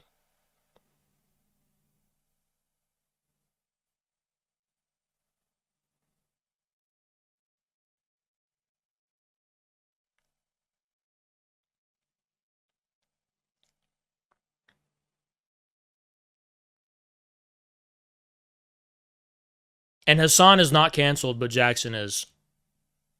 This is guys, just understand something. And this is going to be the only time I'm going to be angry for a very long time. I want you to understand, if I'm going through things and I'm being calm, thank you so much, Jennifer. Wow, with the 25. Guys, if I'm maintaining a calm composure from here on out, as I've been doing for the past months, do not let that extinguish the flame of righteous anger in your heart. If anything, let it grow even further. I'm starting to be calm now because I'm going to let our results speak for themselves. I'm starting to be calm now because I can yell as much as I want to and be angry as much as I want to, but it's not going to go nowhere. Results will go somewhere, okay? But understand, yes, it's a fucking empire of lies. Just please, if you have to take away anything, take away that it's all an empire of lies. It's all an empire of lies. Guys, I'm seeing you argue with some dipshit anarchist on Twitter. It's like, you know what? I am going to say it. In a revolutionary scenario, like in a hypothetical science fiction scenario, that guy would literally just be taken out back and shot in the head. And that would be the end of it. But you guys are spending your day arguing with him for some reason. To what avail? You're not building anything or doing anything. And by the way, that would happen to him. Thank you, Anonymous. We live in a topsy-turvy world. By the way, the reason that would happen to him isn't because he's an anarchist, quote unquote, but because he would probably be engaging in violent acts and like trying to kill children or something, and probably doing it successfully like ISIS, and would be disposed of in the way ISIS would be disposed of, right? That type of psychotic, antisocial freak, it's like we don't have any words for them. I'm sorry. We have no words for them.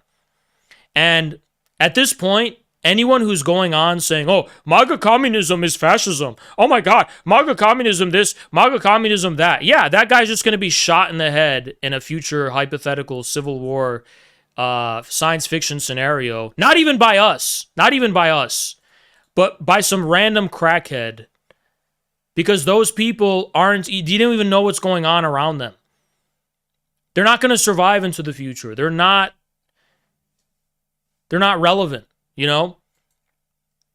I'm not even saying we would not do that. It would be some random crazy crackhead schizophrenic who does it in a chaotic civil war scenario, because those people aren't getting their priorities straight. Instead of preparing for the impending collapse of the US empire, they're blabbering about MAGA communism are bad. These people are totally clueless. Like, natural selection will just sort itself out straight up.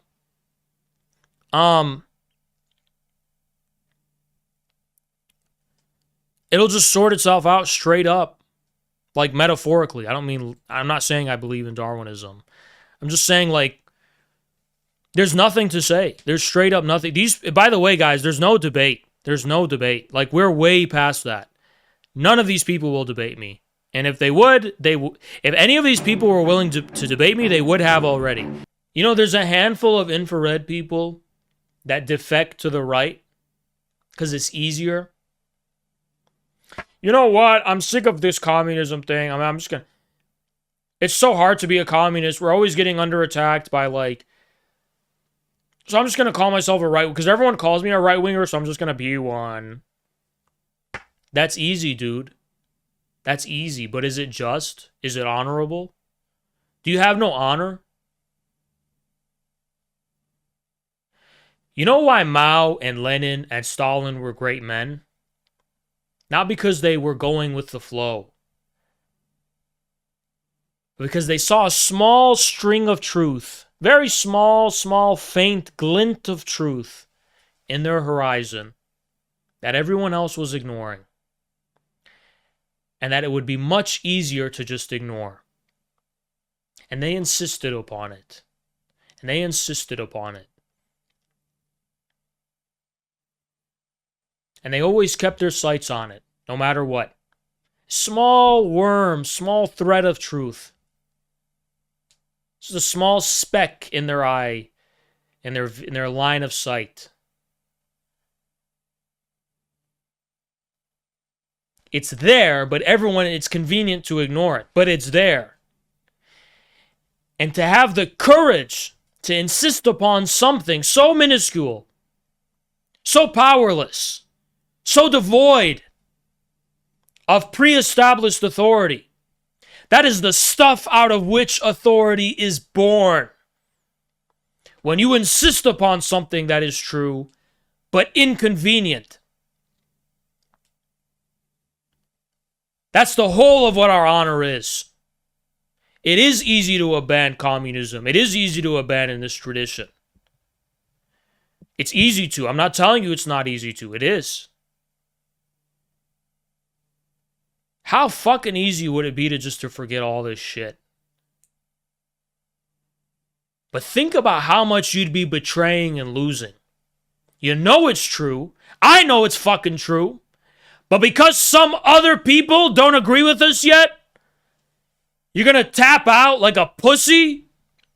If we both know it's true, and everyone telling us it's not, who's right? Who's right?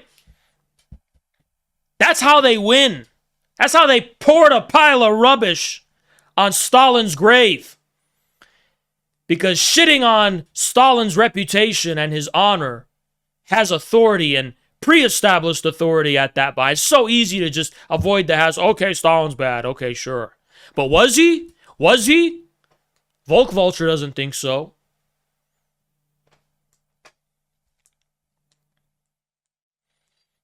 If all gorillas were like Volk Vulture, we would bring this entire empire down overnight. 300 people just like Volk Vulture.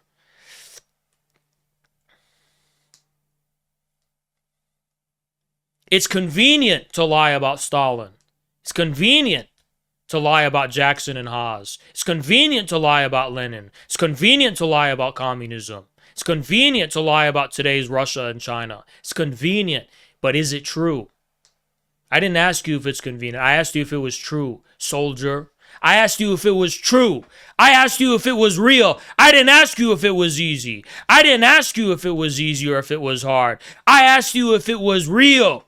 And if it's real, you will endure any and all obstacles to see to it that the truth comes to fruition.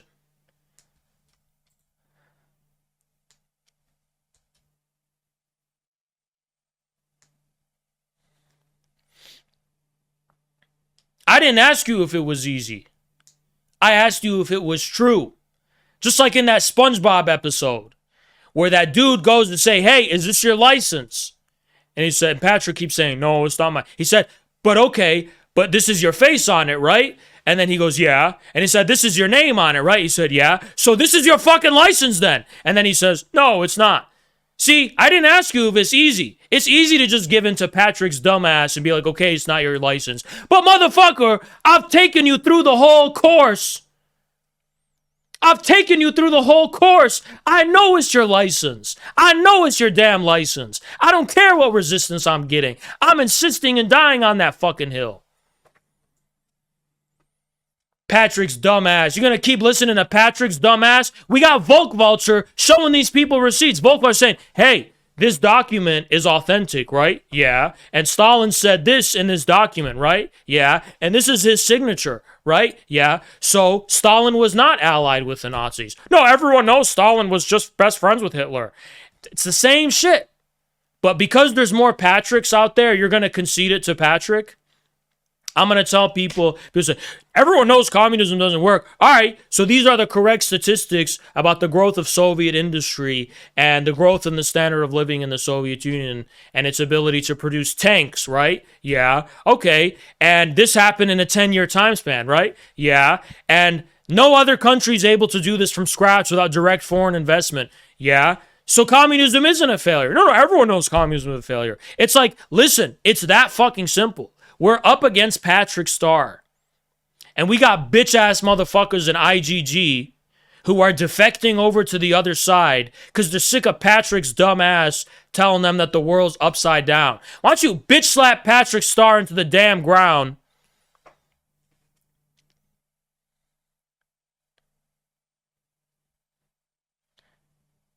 Fucking Squidward our way into the fucking back of the Krusty Krab and get ourselves them fucking Krabby Patties, motherfucker. Sick of this bullshit about Squidward. No, it's not my license. It's not my But really, I took you through the whole course. I took you through the whole course. This is your damn license, motherfucker.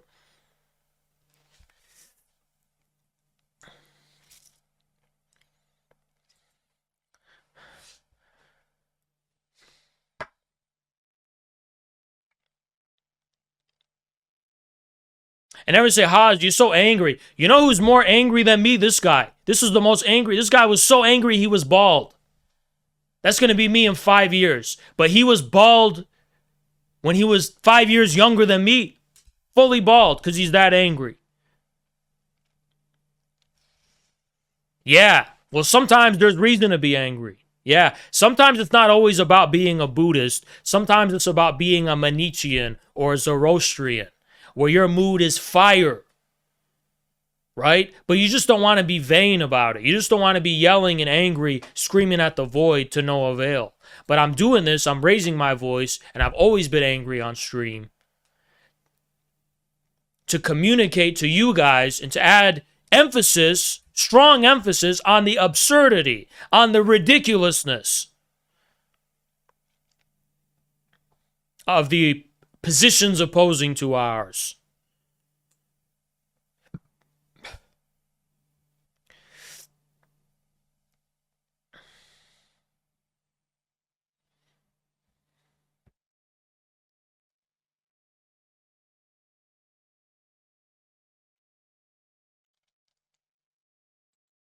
I'm angry, so Jackson don't gotta be. How about that?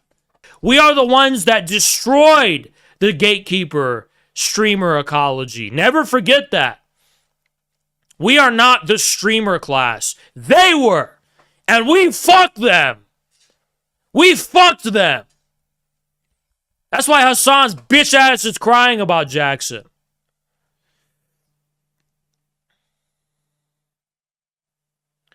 That's why they were all these random. Who's that bitch Ravana from TYT? Who was that bitch? She came after me. Her and a bunch of other TYT bots. I didn't know who these fucking people were. I'm a random schizophrenic man from Michigan who reads Boris Groys and Lacan. And all these random ass people started like jumping me from out the woodwork because they're feds, because they're pre-programmed to destroy foreign antibodies. The serfs and I can't even. There's so many. There's like I can't even name all of them. It's like let me try. So many weird people came out the woodwork to attack soon as I came to the scene. Like, soon as I came to the scene, it's like, what the fuck is this? Who are these people? Like, some random, the Sanso, all those weird-ass people. When I first started streaming, who were those people? Who were they? What the fuck? They were so weird. And they had bots.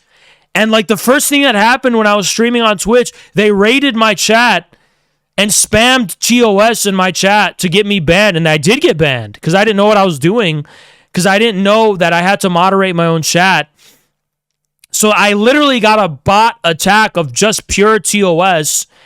And then I was like, oh, fuck you. I don't care. You're botting me. And then I got banned. That was crazy, dude. Yeah, the ASCII, whatever shit. Dude, but you know what's scary, guys? I was attacked before I was literally a maggot in terms of clout.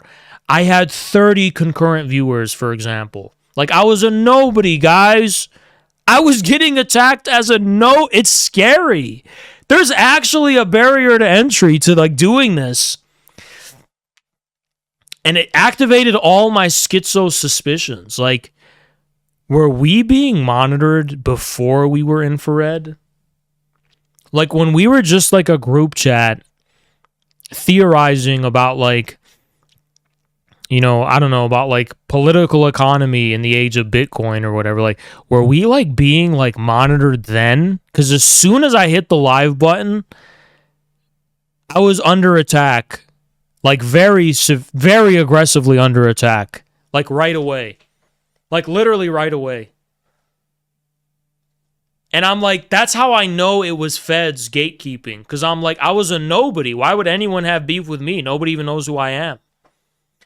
I didn't know who they were. How did they know? Listen, I'm like a 500 follower account. And there's 100,000 follower accounts attacking me. And I do not know who they are. How do they know who I am? How did these people know who I was? How did they know who I was? That's the question we need to ask. It's a really weird and scary question. I didn't know who they were, and they had 500 billion times more clout than I did. They were 1,000,000 times more clouded up than I was. I didn't know who the fuck they were, and they knew who I was. That was the spookiest, weirdest shit that I experienced when I started streaming. Straight up.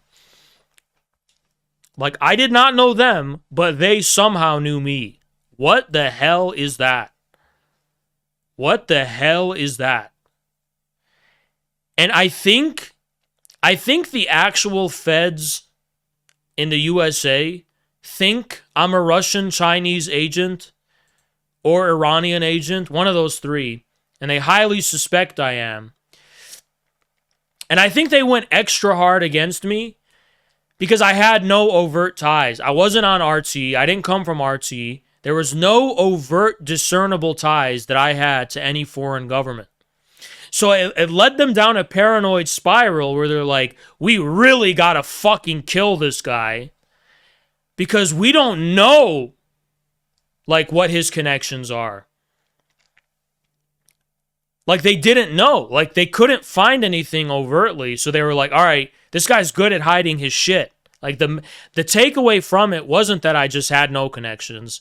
It was that I was really excelling at hiding my connections, which made them extremely paranoid, which made them very aggressive toward me when I had very, very, very, very, very low relevancy on social media. But they think I'm connected to China or Russia at the outset, and that's not true. I'm not connected. I wasn't connected to any of those countries. I wasn't connected to Iran, China, or Russia. I was connected to the Sarmung Brotherhood. But you don't believe that. So, you know, keep going, keep following your false leads. And I tell you everything on the surface and you just don't believe it. Keep following these false leads to nowhere. I just told you, I just showed my cards. Sarmung Brotherhood with Reza Nagaristani and others. It's not even the tip of the iceberg, all right? I just showed you my cards, but it's so out of this world that no one will ever believe it. So, like, yeah, keep calling me a Russian agent. That's exactly what we want you to think, you dumb bitch. I don't care that... For a long time, I was very isolated, so I don't really care, like, oh, who am I? Like, I don't fucking care. So I really fully uploaded myself to the internet and became defined by it in many ways. And I'm cool with that because, like, I don't even care. Like, I fully am uploaded to the internet, and then offline, I'm just, like, on the toilet taking a dump. And fully dynamic to the necessities of communism and following Lenin's orders. And I can literally become anything to do that. It doesn't matter. Parachute me into a fucking war zone in a battlefield. If Lenin's ghost came to me and said, Haas, you need to be parachuted into this war-torn country and drive a truck into an oil tanker and blow up, I would do it. Hypothetically in a video game. But ghosts are not real, so that would never happen. And I'm also not under any psychotic delusions that I see or talk to ghosts. So I don't know if what I'm saying is, like, not allowed because, like, you know, because I'm thinking they might be like, is this guy crazy? What if he actually what if he thinks and hallucinates that he saw a ghost and then does some crazy shit? It's a figure of speech. I'm not a crazy person. Or I am a crazy person, but I'm not a delusional person. I'm not helping my case at all. Ain't no national socialists wanna see a black man speak his mind. You expose the white supremacy of Western leftism and the Western leftism of white supremacy.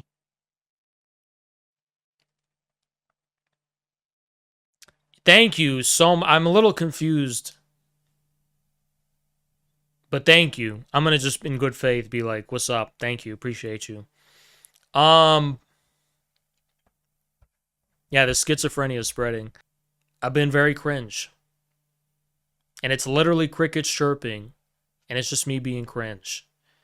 Like in high school. Sometimes I was trying to make the class laugh. And I was just I was just making God cry, to be honest. Just super cringe. No one laughing, is just chirping. And you know what's crazy? Like, sometimes I just want to jump out of a window thinking about it. Today, when I'm a 27-year-old man. But it's traumas like these that make someone a true comedian.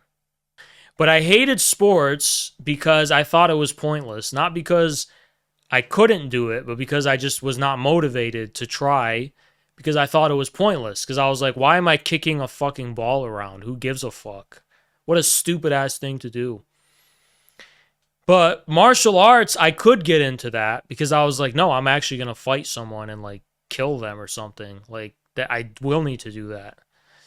So that was my mentality. Yeah, I got signed up for soccer when I was like 7 or something, and it was like really bad. Because Americans are anti-Semitic. And I'm Semitic. Why am I saying Americans are anti-Semitic? Not because they hate Jews, but because look at how I smile. Does that look like do I look trustworthy when I smile? I don't.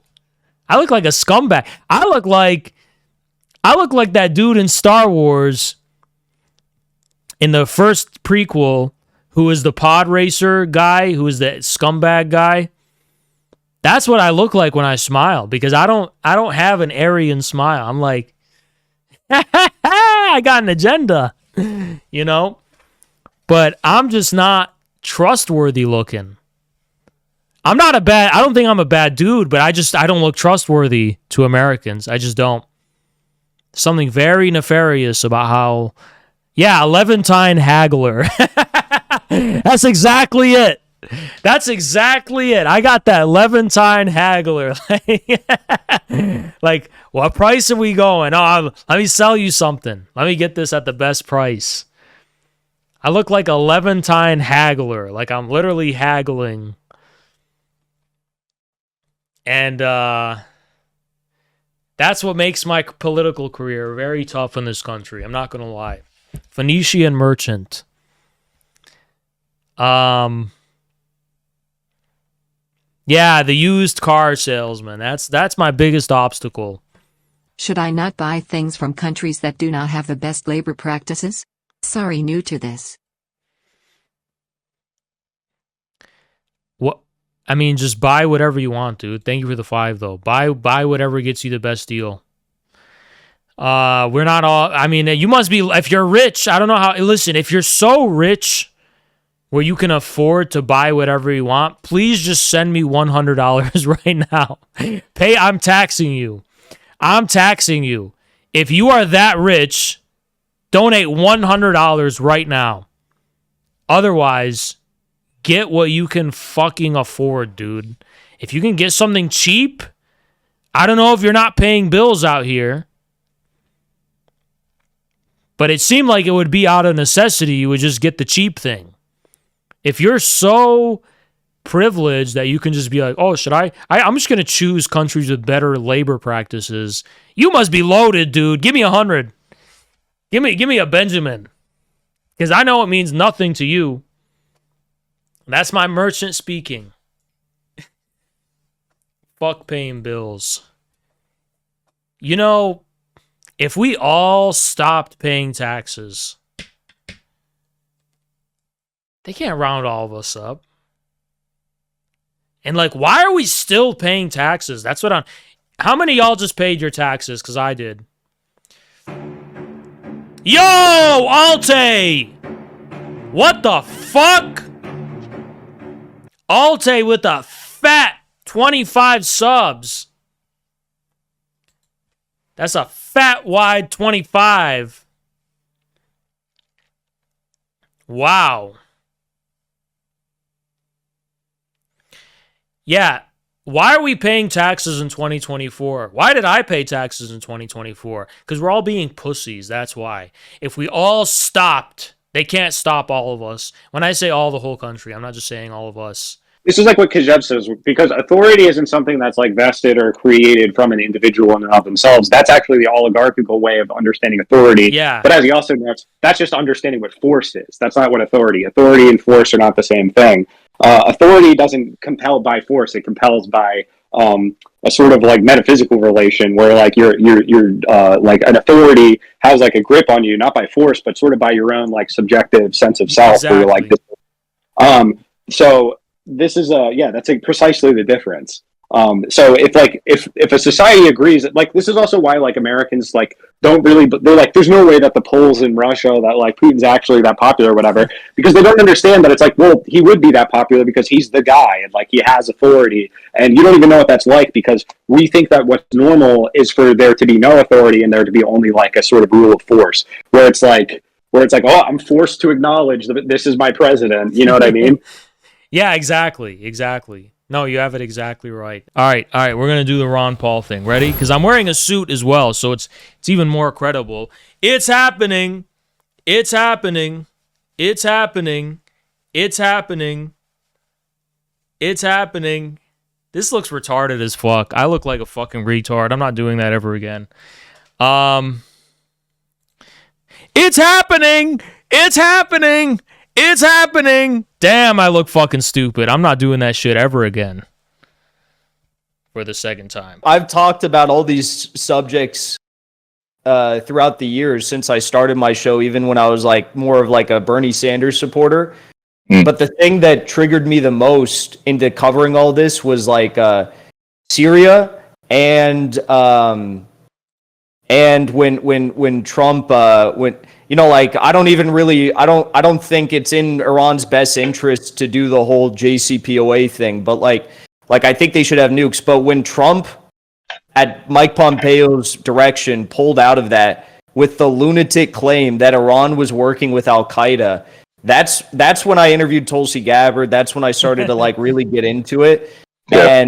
And I think Iranians back then were even like damn, like there's some people who aren't retarded in the US. Hello. Hello? You're muted. I'm not muted. Yeah, I am. Just Why not? Look at it freaking logically. How is the British and the West going to war against Hitler? How does that how in your convoluted mind does it prove that Hitler is an agent?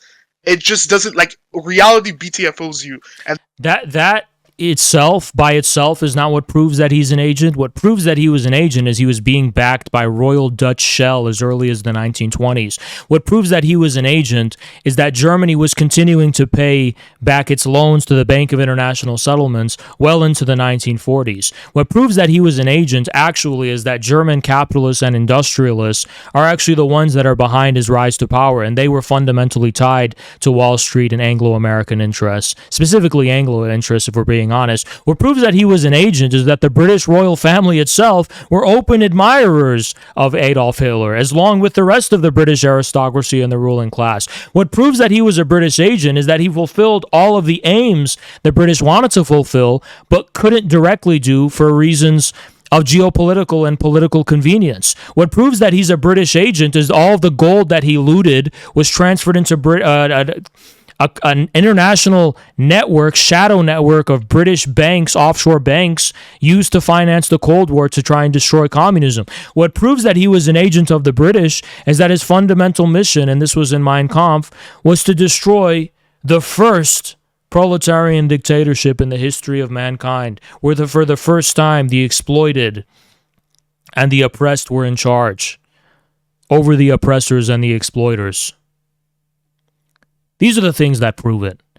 As for how that can be reconciled with the fact that Britain and America were at war with Germany on a formal level, we need to look at what they were actually doing during that war, and whether what their actions reflected a genuine opposition to Hitler's plans, or whether it was just maintaining a veneer to reap the benefits of everything Hitler does in the aftermath, preferably that he destroys the USSR, then swoop in and fix things how they wish to it. To be clear, I don't think in the long term the British wanted Hitler to be in power forever. They saw him as a retarded clown, that they wanted to use him in the short term, that he's a patsy, and they're going to discard him after he does the dirty work they want him to do. To be clear. Go ahead. So your position is just because capitalists do capitalist things, therefore Hitler is an agent. Doesn't the yeah, United that's States, it. That's all it is. Yeah. Doesn't the United States still buy fucking shit from Russia? Does that mean the Russia is and Vladimir? But I'm not limiting. The accusation is not. The accusation is not founded upon the mere fact that there's economic relationships of trade going on. That's literally your whole point. No, capitalists do capitalist things. Okay, well, look, I'm not going to insult my audience by repeating myself. I advise you to, after the stream is done, remember this exact timestamp and go back about 35 seconds, and you will see very clearly that the things I mentioned are not about trade between different countries. But go ahead. So Hitler wanting to do certain things to maintain his country's economic standing within the existing powers somehow. How does instead of it being pragmatism? Yeah. No. I just have one question. Why didn't he wipe out all the debt if that was his goal? If his goal was to look out for Germany's best economic interests, I mean, in his writings, did he not plan to do a lot of those things? Did he do them or no? I mean, like he had to contend with he had an idea the war was coming, so he had to, he had other priorities, but that was how does it make sense to continue paying debt to your so-called enemies while you're fighting them? Because of deals, because of how the economy works. He can't just decide, dude. He can't just decide to just say, "All right, fuck everything else. Like I'm just gonna do my own thing." Like but that's what the Bolsheviks did. But the Bolsheviks did that. No, they didn't. The Bolsheviks were still doing business with the West. On day one of the revolution, the Bolsheviks literally canceled all foreign debt, like right away, overnight. Hitler couldn't even source. Look it up. Hitler couldn't even nationalize a single one of these venture capitalist cartels. He couldn't even forgive a fraction of the debt, wipe out a fraction of it. They continued paying all of it. Isn't that crazy? And the Bolsheviks just overnight just said, "Yeah, we're not going to pay shit back to France or anyone. You're fucked. Fuck you." And they took over everything, by the way. All the oil that was controlled by the British, all the natural resources that all these international capitalists control, they just took it, like right away, overnight. Hitler could just say, "Fuck the West. I'm just gonna do my own thing." But the Bolsheviks did it. Why couldn't he do it?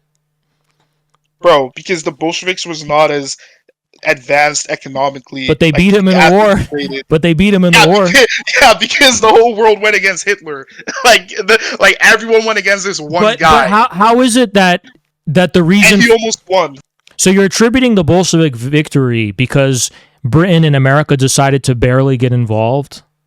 No, Hitler made some military blunders for sure, but... No. Let's be clear. The Bolsheviks were the victors, and he was the loser. And that's the simple fact.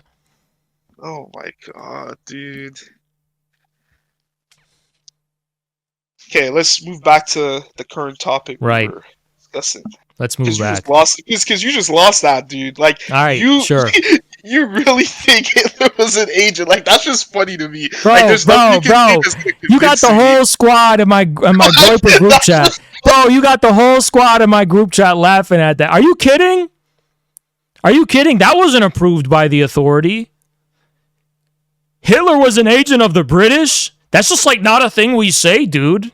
It's like totally not the vibe. That's just like totally not something we say amongst ourselves. Therefore, it's such a ridiculous thing to say because it's just totally not something we believe. Never mind why we believe it or don't believe it. It's just totally not something we say. Therefore, I'm going to laugh nervously. But do you have an argument? Go ahead. Dude, I just gave you like 10 arguments of why it would be the pragmatic position for a state leader to work with the global fucking economic. Why was it? How could it have been pragmatic if he lost in the end? That's the question. I mean, that wasn't Hitler wasn't betting on losing, right? He was planning to win. But he did lose, right? It doesn't matter what he was betting on. But like you're retrospectively looking back and saying, "Oh, he should have done this," but from Hitler's vantage point, he did what he thought was best. Sorry, you're claiming that that Hitler did these things not because he was beholden to the interests of the German ruling class and the international ruling class, but because he believed it was pragmatic. I just find that hard to fathom, because how from any rational perspective can someone conclude those were pragmatic decisions? How is it pragmatic to continue paying debt to your enemies that you're fighting a so-called war of annihilation with? What? Dude, the United States is against Russia, but doesn't Russia still do business with the United States? Like, what are you talking? Well, their economic realities, like you said, it wasn't even like a. I can promise you something. If Russia and the U.S. went to war, Russia would not be paying debts to anyone in the U.S. ever. Okay, but when Hitler was doing all those economic dealings, they were not dealings. They were not deals. They were not, dude. Haas, they were not. It was the continuation. It was the continuation of this guy will join the Helldiver. It was a continuation of the policy of the financial rape of Germany after World War I that he was continuing. Which you know why I know it wasn't pragmatic? Because he promised the contrary. The Nazis promised they're going to nationalize everything. They're going to cancel all the debt. That was their campaign platform. So was that was just pragmatic too, just to lie? I mean, he definitely did some shit, bro. Like, yeah, he did some shit, and it was all gay. That's the shit he was doing. Dude, how's your funny, man? Oh my god. He was definitely doing some stuff with Ernest Röhm and whatever, but I don't know what that's besides the point. Wait, you think the communists weren't gay, bro? I know they weren't. Yes, they were, bro. Okay. Well, look, you can believe whatever you want, but the truth is, you have no argument about the facts of the matter. I gave you 10 arguments. You're just saying, nope, he's still an agent. Why didn't he do this? Why didn't he do that? Why didn't he act in a... Okay, that's like saying, why doesn't Trump do this or that? Dude, no, I do say that. I do say that. Why doesn't Trump do this? I want him to. There are economic realities that, like... No, there aren't. That's fake and made up. Bro. That's just fake and made up. You can literally... How is it fake and made up, bro? Because the Bolsheviks literally just did it. No, they didn't, bro. Yeah, they straight up did. It's actually that easy to do it. If you have the working class and the masses behind you, you can literally do anything you want. Yeah, but the Bolsheviks started at a completely... Dude, the Bolsheviks... They started in a way worse position. You're right. They started at an agrarian society. Right, a way worse position. You're right. They started in a way worse position. So they that were made not it a lot harder for them to do what they did. They were not as clamped down with the economic realities of What are you talking about? If the Bolsheviks had a fraction of what Germany had, they would have done what they did without any of the trouble. I mean, it's easy to say. It was harder. It was harder for them to do what they did. You could just say that right now, right? Like, yeah, that's because it's true. No, it isn't. And if the Bolsheviks if Stalin or they inherited the same economic conditions that Germany had, they would still have to play ball with the West. Like, not only would they not play ball with the West, they would have popped that ball like a balloon and literally suffocated the Queen and King of England to death with it and their children with that ball. They would have probably conquered the entire fucking world, and we would have been living in communism. So now Stalin is a Trotskyist, right? I'm not saying it directly. They would have invaded the world, but I mean, probably Europe. Yeah, if the Bolshevik Revolution happened in Germany, we would be living in communism right now. So we wouldn't. Yes, we would. We would be living under a communist dictatorship right now. So wait, Haas, why are you against fascism in terms of concrete, in terms of economic solutions? Like, it offers economic solutions that benefit the working class. No, it doesn't. How not? Because all fascism does is maintain existing monopoly capital and enforces the. Okay, let's say Hitler, because first of all, I don't really believe you saying Hitler never tried to, nationalize various different industries. But let's say Hitler did plan to do that. Would you then have a problem with him still? So let's say Hitler was SpongeBob SquarePants, a completely different person. I knew you'd say some shit like that. Because you're talking about a different person. That way he wouldn't be Hitler then.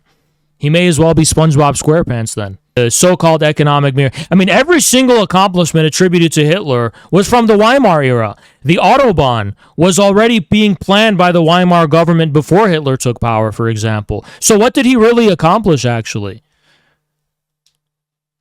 What? The Weimar era? Yes, so, the Weimar government. Hitler's the Treaty of Versailles. Okay. Hitler's government is just the Weimar government plus terrorism and military adventurism, and obviously genocide and stuff, whatever. But that's literally it. It's in terms of economic policy, there was just huge continuity, and Hitler took power to maintain that continuity. Actually. No, he didn't. Hitler industrialized just like Napoleon. No, he did not industrialize. When you're facing a hostile Western fucking enemies, you have to prioritize military. But they weren't hostile. They didn't do a damn thing. They didn't lift a finger against him until he invaded Poland, and that was just officially they lifted a finger. They didn't send troops to Poland. Revisionist history, bro. Like, dude, I don't agree with your retelling of things, bro. I know you don't. You don't agree with me because I don't have enough clout to make That's the impression. That's not it, bro. I don't care about fucking clout, man. If I had 6,000 viewers right now, you would agree with me. You don't agree with me because I don't have enough authority. Okay, I think you have way better positions than Destiny and Hassan. Like, what the hell? Right. And they have more clout than you. Like, I don't give a shit about clout, bro. Right, but the community that you're loyal to, whichever one it is, you're loyal to it because it has the clout. I think a lot of your critiques, especially about like Hitler, is just like disingenuous. It's just like because you're part of an online. It feels like you're on a sports team. You're like, oh, Stalin good, Hitler bad. Like, you're part of a political community where the saying that I'm better than Hassan and Destiny, it's credible, but it's not an independent opinion you're forming. That's the difference. That's independent. I do my own analysis. No, you don't. Because I've seen the conclusions you've come to that are similar to some of my conclusions. I've decided that you're. Can I ask you a question? Why are you a white nationalist if you're Mexican? I'm not a white nationalist. I'm not. I don't even ascribe to any of these political. You see how I knew you were Mexican? I'm not Mexican though. Well, you're Latino, right? No. Yeah, you are. No, I'm not. What are you, Hawaiian? Okay, don't worry about it. No, you're why okay. Is that relevant to the conversation? Why is that relevant to the conversation, though? Because why are you into this dumbass shit if you're literally a Latino? Dude, I'm into the truth. I care about the truth, and like I want a nuanced perspective on things. Your perspective is just listen. We've exhausted the conversation enough to know it's not about truth. It's not about facts. It literally is about. So there's some other reason that's drawing you to this nonsense, and I don't get what it is. Because why are you like so? I don't know, bro. So paranoid, bro. Like, I'm not paranoid. I'm just saying, like. Yes, you are, man. I'm just having a conversation with you. You're like, oh, there's an ulterior motive. Like, there's. I'm not saying that's not paranoia. I think there's a diagnosis going on because you're Mexican and you're literally following white nationalists. Why? I'm not, bro. I'm literally looking at the reality of things. See, that's a pathology on you. Like, you hate Hitler based just because you're fucking Middle Eastern.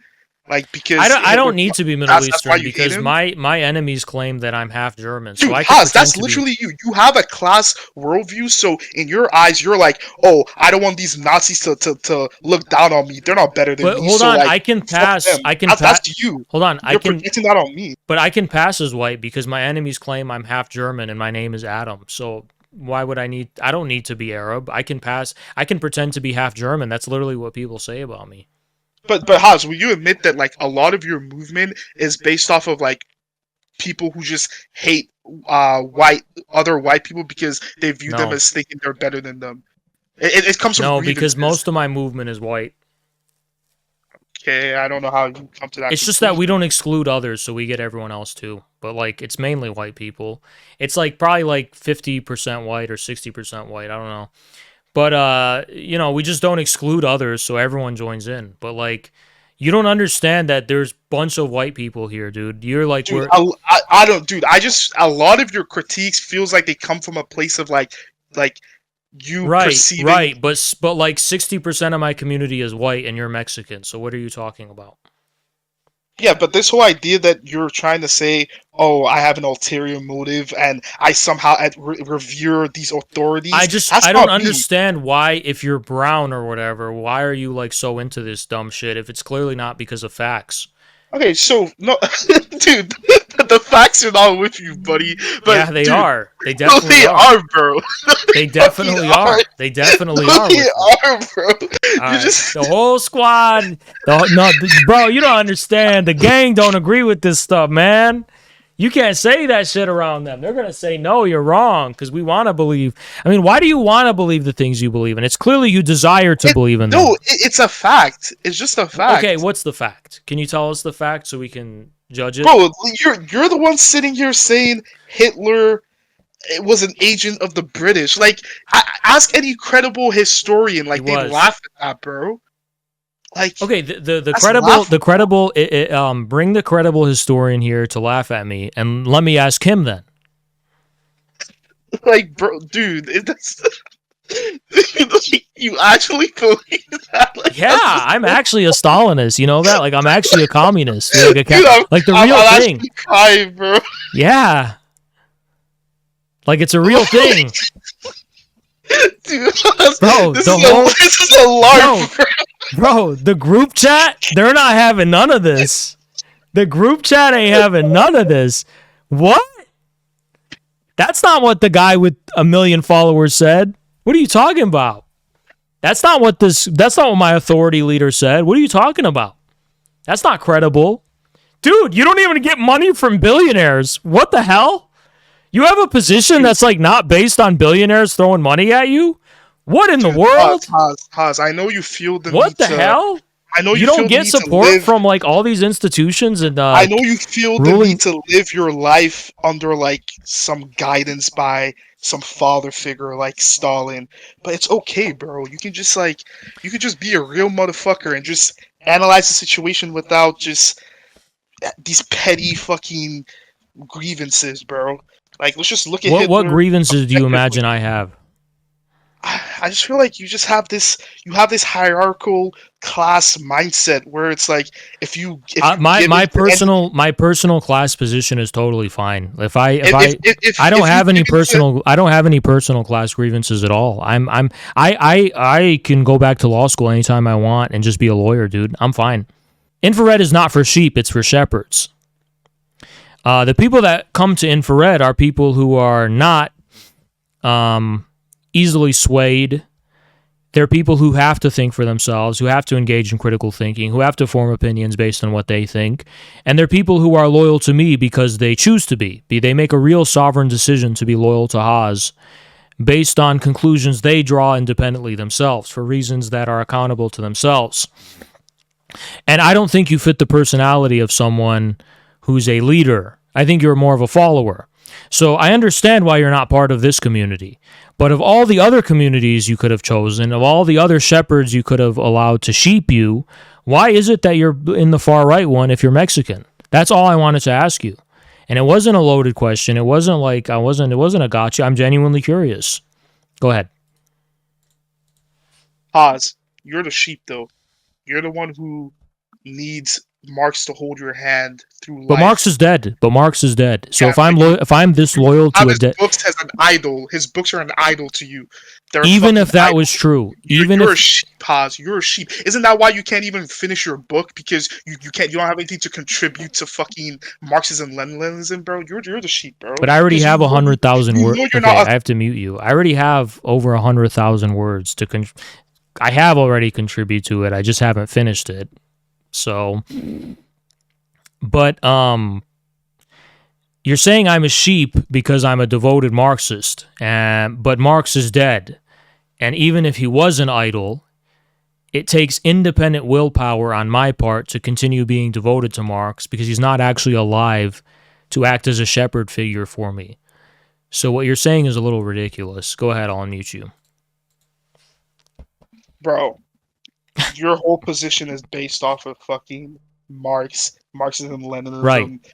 You're like, yeah. You can't call me a sheep, dude. My whole position is independent. I'm not affiliated with any group. I just seek the truth. Yeah, but you understand there's no established Marxist-Leninist authorities in America to tell me what to do.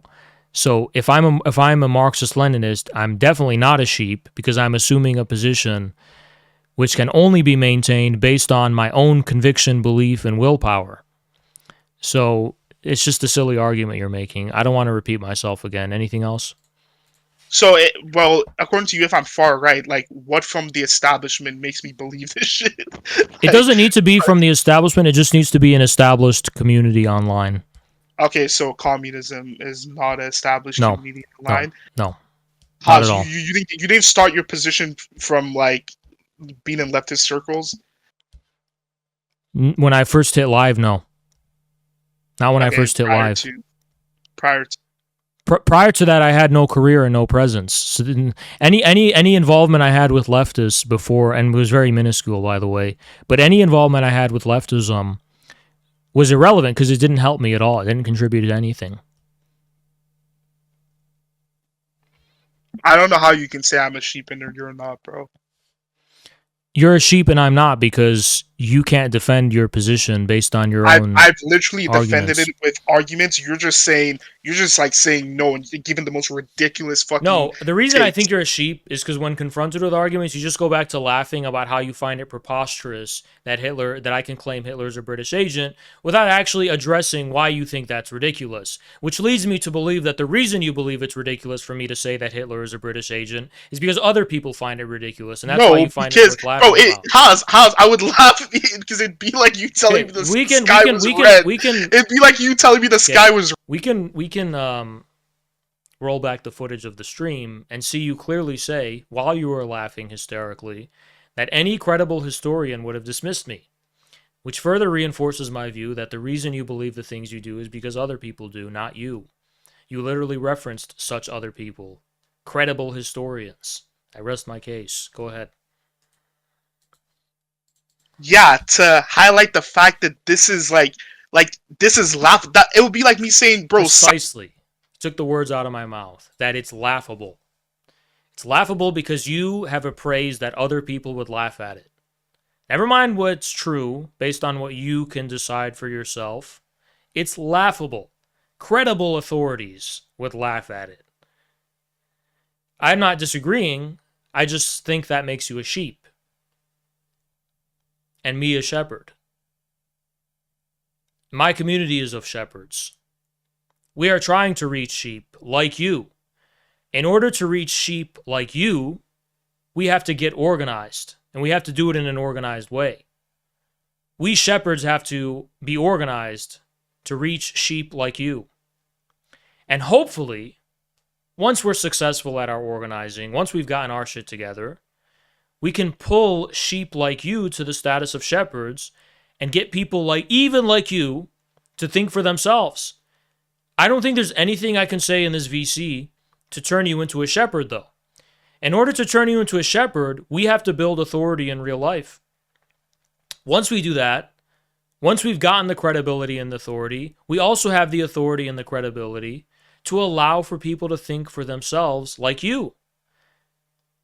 This is precisely why Slavoj Žižek and Jacques Lacan talk about the fundamental role of the master in analysis. You can't just say, I'm going to get rid of the master, the discourse of the master. I'm just going to escape it and become a free person. No.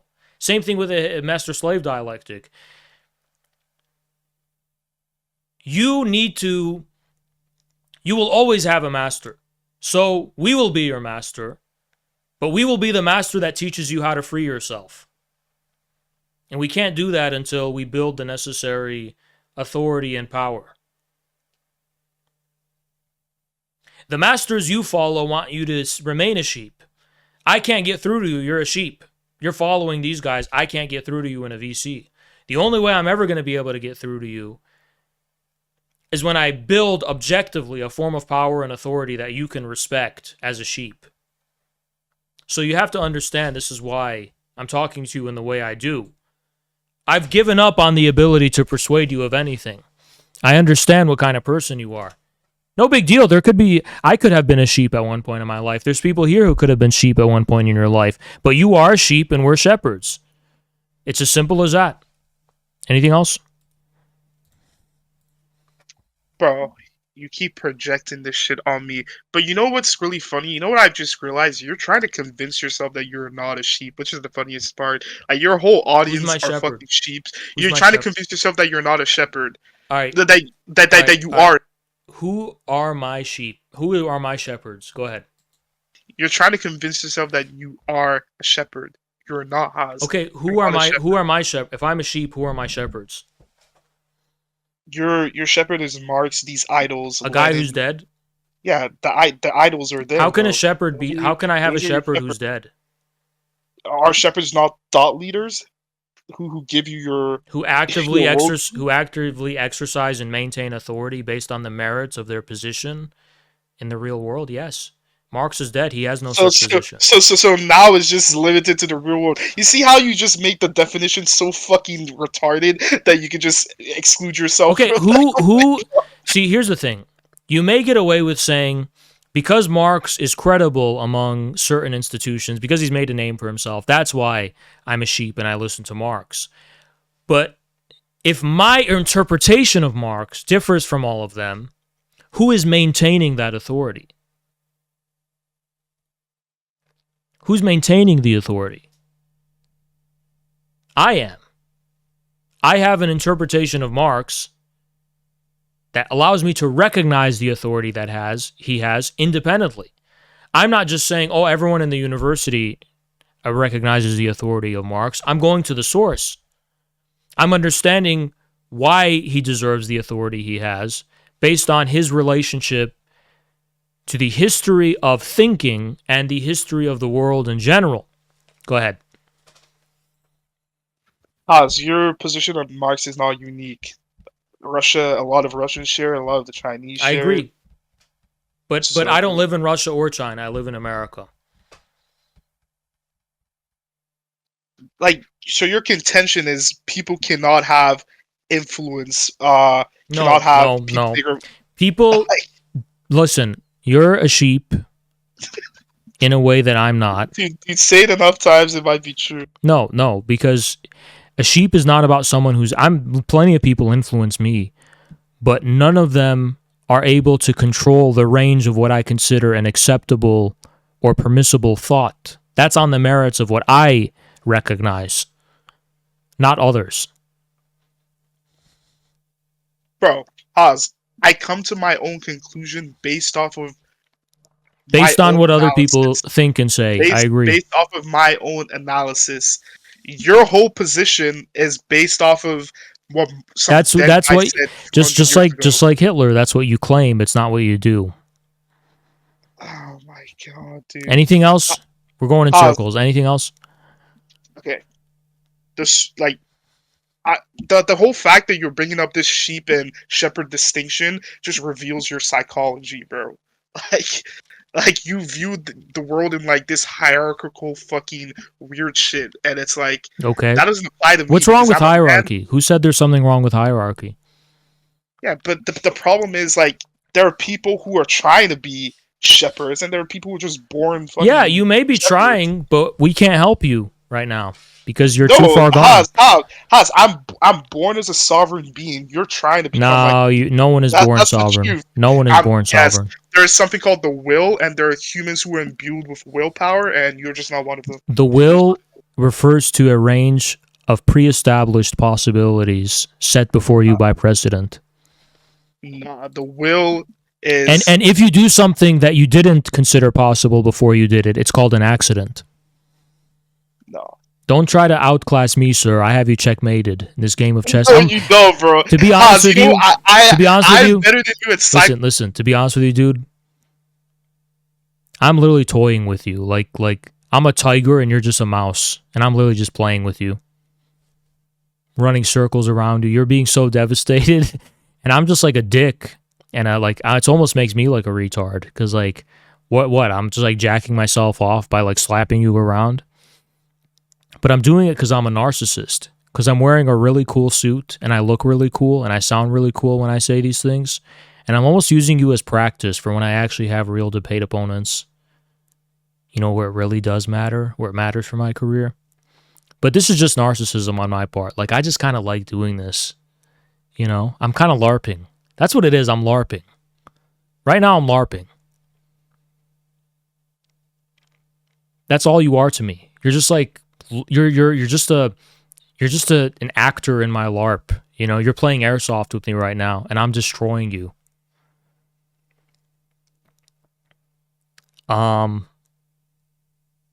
And I'm hungry now. So you say something new now, or else we're gonna terminate this quick. Go ahead. Dude, Haas, I own you, bro. I can literally shatter your whole fucking worldview, bro, if I wanted to. Maybe you can, but you have proven your inability to in this.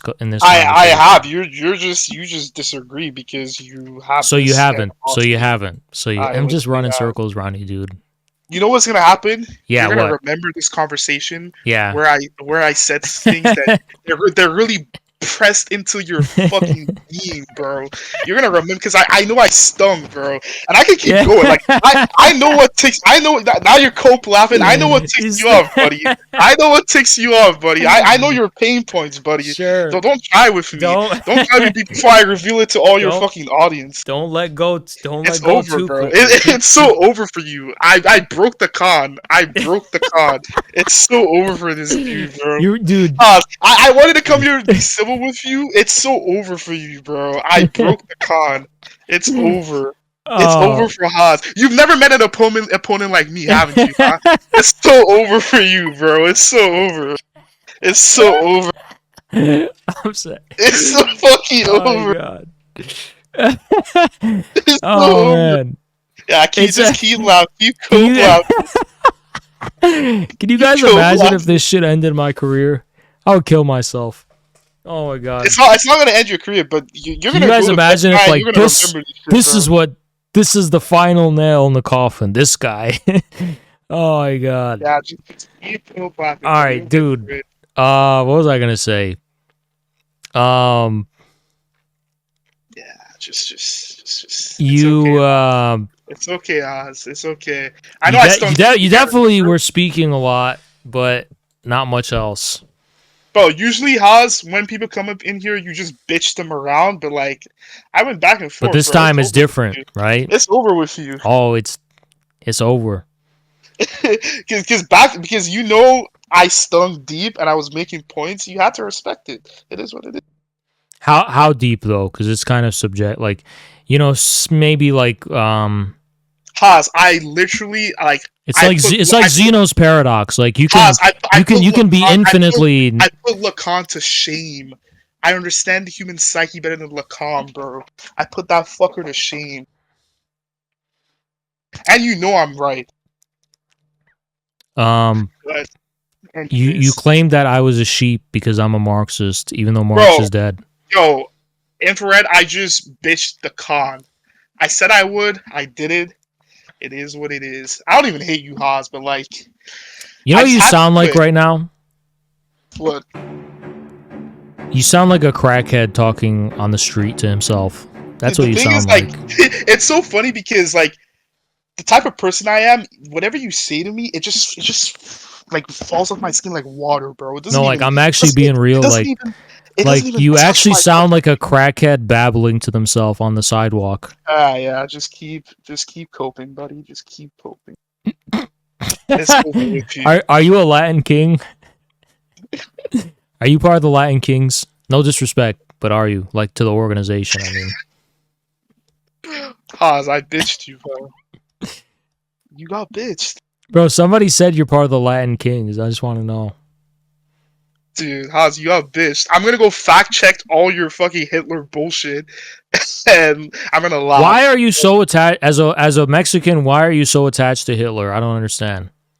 It's not even about Hitler, dude. Okay, so would you say the same shit to Candace Owens? Is Candace Owens like some weirdo for like going on Hitler tirades now? She's getting kind of close with the lies she's saying about Russian troops in Eastern Europe or whatever, but I would confront her with the same thing if she said it to me, yeah. Okay. Do you realize like most people are anti-Zionist, right? And most people would like teeter on like anti-Jewish. What does that have to talking do with the point. truth?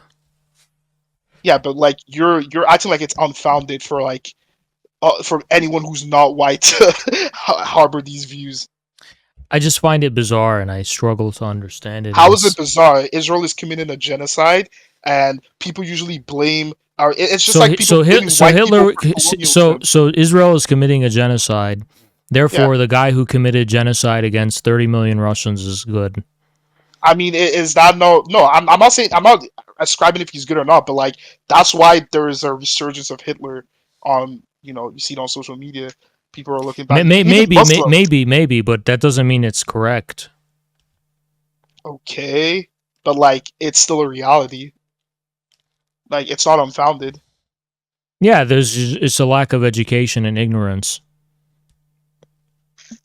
Like, okay, so if people investigate and they're coming to these conclusions that hey, maybe Hitler did have a point. That's the issue is that it involves no investigation. With the reason why there's a proliferation of popularity of Hitler among anti-Zionists on social media is because liberal media actually did a great deal to lionize indirectly Hitler. Even if they're casting him as a villain, they made him this kind of profound, strong personality, the kind of epitome of evil within the liberal worldview. And people are looking at the hypocrisy of liberalism in practice, especially its alignment with Zionism, and they're just kind of assuming what the polar opposite of that they think is. And that's why. And it's also obviously related to the crimes of the Zionist entity where, in great part, Norman Finkelstein pointed this out, the atrocities of Hitler against the Jews have been weaponized by Zionists in order to defend the actions and the existence of Israel. And people have also had enough of that. So they're overcorrecting by doing something that's actually false and wrong, by trying to defend Hitler and redeem him, because if this is the villain upon which Zionist ideology justifies itself against, including liberal ideology, then they are falsely drawing the conclusion that he must actually have been a good guy after all. But this is actually a completely misguided viewpoint. Why is it misguided? Because Hitler was actually a tool of the very same liberal hegemony that was responsible for the creation of the Zionist entity itself. Oh my god. Oh my god. If you don't respond with something that's like an argument, then you're getting... So that's how you justify why these people like Hitler. That's correct. Can you get... I'm hungry now, so anything else? Yo, we can have another debate another day. When... All right, bye. Today, Caleb Maupin, what's up? These niggas preyed on my downfall. You understand? You know what, Caleb? They didn't only pray, they took action. But you got yourself to blame.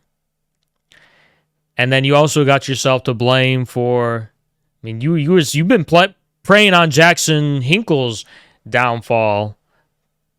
In collusion with Fiorella the ogre. You understand? Been talking mad shit about me and Jackson. I mean, guys, every single stream, I could really just bitch about how much lies are being spread about me and Jackson and just have that be the whole stream. Anytime somebody complains about being lied about, nobody listens. You ever notice that? When someone complains like, oh yeah, I'm being lied about, everyone's like, what are you talking? No. Are you? No. Okay, I mean, it's like exactly what Zizek says. I know very well, but... it's like, okay, you're being lied about, but you're not really being like, people can accept this superficially, but they don't really understand that it's actually true. You understand? Like, in their head, they're like, okay, whatever, you're being lied about. But like, they don't understand. Like, no, I'm actually being lied about. Like, it's actually a fucking lie. And I've come to be at peace. No, you're never at peace with it. It's more like I've come to understand it better. Because I'm a communist with a capital C and I'm a Marxist-Leninist. And I finally understood so many Stalinists who knew the truth about Stalin and the Soviet Union, been seeing it with their own eyes. They were going up against an avalanche of lies. And you know what they thought to themselves? Fuck the world. If this is what you want to believe, fuck you and suck my dick, bitch. I'm not even going to argue with you. That's straight up why Stalin gets lied about.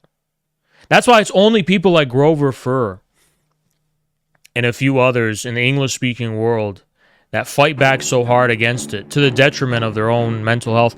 Thank you so much, Crass. What's going on, man? What's going on? But it's like, I mean, communism is the single most lied about historical phenomena in the history of mankind. In the history of all humanity, nothing has been lied about more than that. And the communists who know this empirically gave up trying to defend it because it was just so tiring. They're like, you know what? If the world and if history chooses it to remember it in this way, may you all be damned to hell and fuck all of you. Like, you guys would be surprised to know that Marxism-Leninism was actually true as an outlook and as a method. Like, it was actually the truth. Communism was actually real. It was actually the truth. It was describing what communist propaganda was saying was actually true. Like, it was actually true. That's what's shocking to so many people. No, it was actually true. The anti-communist propaganda was all lies. It was literally all lies manufactured by demonic Satanist scumbags, lying through their teeth from scratch, just liars. All the people in the CIA and the OSS and whatever, not the OSS because that was World War II, but all the people in the CIA and MI6 and all of the anti-communists who were spewing lies in the 20th century, every single one of them is getting raped in hell right now if they passed away. If they passed away, right now they're being raped in hell by dogs, by demonic death hounds right now in hell for their disgusting, filthy, evil fucking lies. What kind of faggot do you have to be to spread lies? Like, what's your whole MO? I'm just gonna fucking lie. You deserve what's coming to you in the afterlife, you piece of shit. How do you tell a lie like that? I don't understand that. I'm just gonna twist it. What's the motivation? Giggling at how fucking stupid and retarded people are for believing in it? That's why I believe we should go back to medieval times. We should straight up torture liars publicly in the most brutal medieval manners. If you're a liar and you're one of these demonic, disgusting goblins who methodically and intentionally spreads bullshit about others, such as myself and Jackson, I believe you should be tortured in public in the middle of the town square. Tortured to death. That is what I believe. And I'm just saying this, it's not even the truth. The truth is, you should just get a prison treatment and just get shanked. Because that's what they do to people in prison. If you start fed jacketing people in prison, like Fiorella and all them people are boosting this shit, in prison, if you start fed jacking people, don't shoot the messenger, I'm just telling you how it works, and you don't have proof, and you're just spreading lies and rumors and shit, you get shanked to death and die. You get beaten to death and you die. They straight up murder you for less. That's an honor code, and straight up, that's an honor code. The Palestinian issue somehow manages to supersede all of this baggage and present itself as this fundamental contradiction, which is somehow able to cut across all of these different social formations, all of these nebulous connections. And I mean, put it this way. If you're one of these retarded parapolitics faggots, constantly like, I'm gonna draw the connections, we're going to draw the connections, right? One of the things I find so hypocritical about these people is that all the connections are among the progressive leftists. That's where you find all the connections. There's so many. It's like it's very selective what connections they pay attention to. You know, a guy can meet someone and shake his hand one time on camera, and that's an indictment as far as their connections. But an activist group can literally get millions and millions and millions of dollars from billionaire or NGOs that are connected with the CIA or something, and that they just like turn a blind eye to it and ignore it. It's the negation of the negation.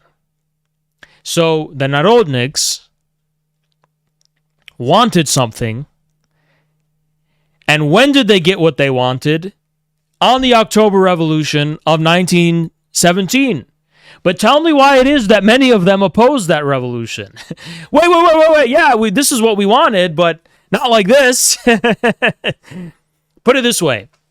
If you're a French aristocrat on the eve of the French Revolution, all the power to the people. Okay. You're doing the tennis court oath. All power to the people. Then the actual raggedy French peasants, the actual French people, the sans-culottes, whatever, all these poor raggedy peasants all get their pitchforks, rise up. Yes, all power to the people. And then the aristocrat, no, not like that, not like that. I was just reading Rousseau in the garden. Not like that. I didn't mean it like that. It's always that. Every revolution has as an undertone the first revolutionary saying, I didn't mean it like that. That was Trotsky, was it not? I didn't mean it like, oh, you mean communism and socialism? Stalin goes with Chad face. Yes. We're going to see to this revolution to its conclusion. No, I didn't mean it like that.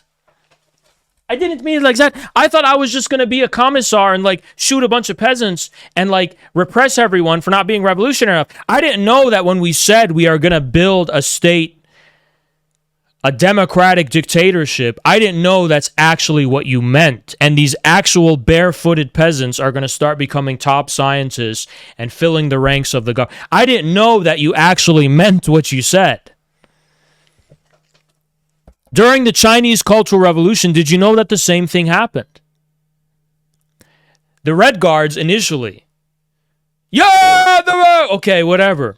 Then it actually happened. Like the actual half illiterate peasants in the Chinese countryside actually did start rising up.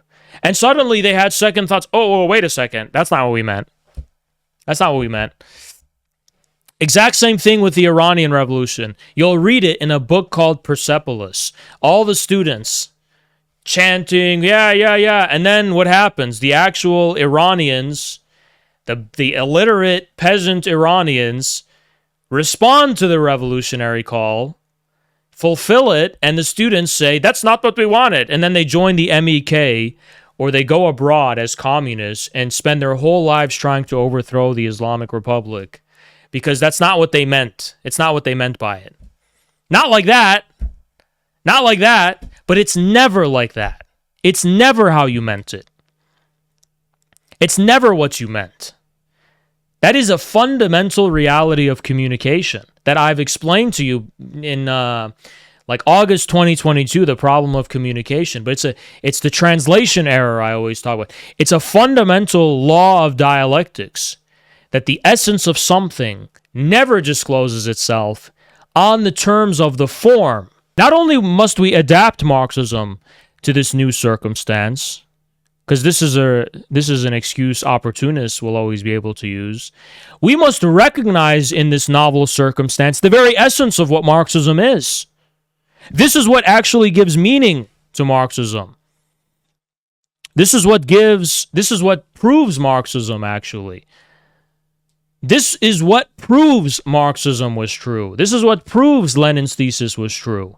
See, the brilliance of Stalin was not just that he improvised in a situation Marxists didn't expect to happen.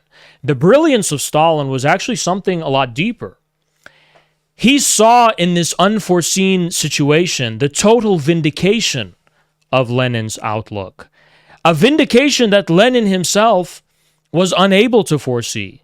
That's the brilliance of what Stalin did. He didn't just say, oh, we're going to invent socialism in one country because our theory was wrong. No, your theory was actually right. It was just right in a way you didn't expect it to be. That was the brilliance of Stalin.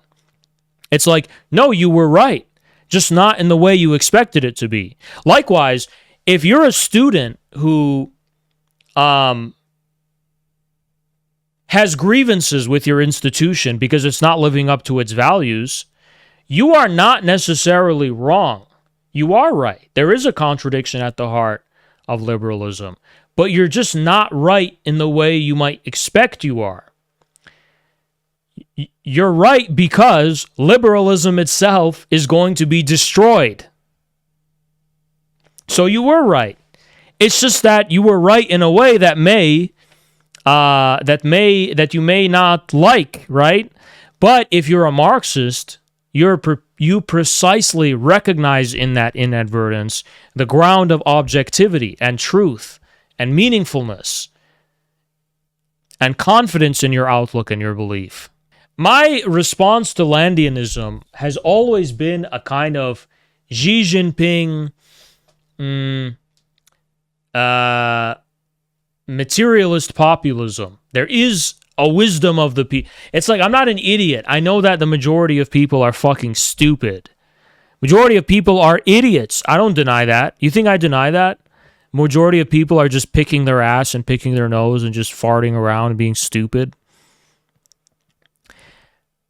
But they are an irreducible ontological ground that pre-exists any form of individual intelligence.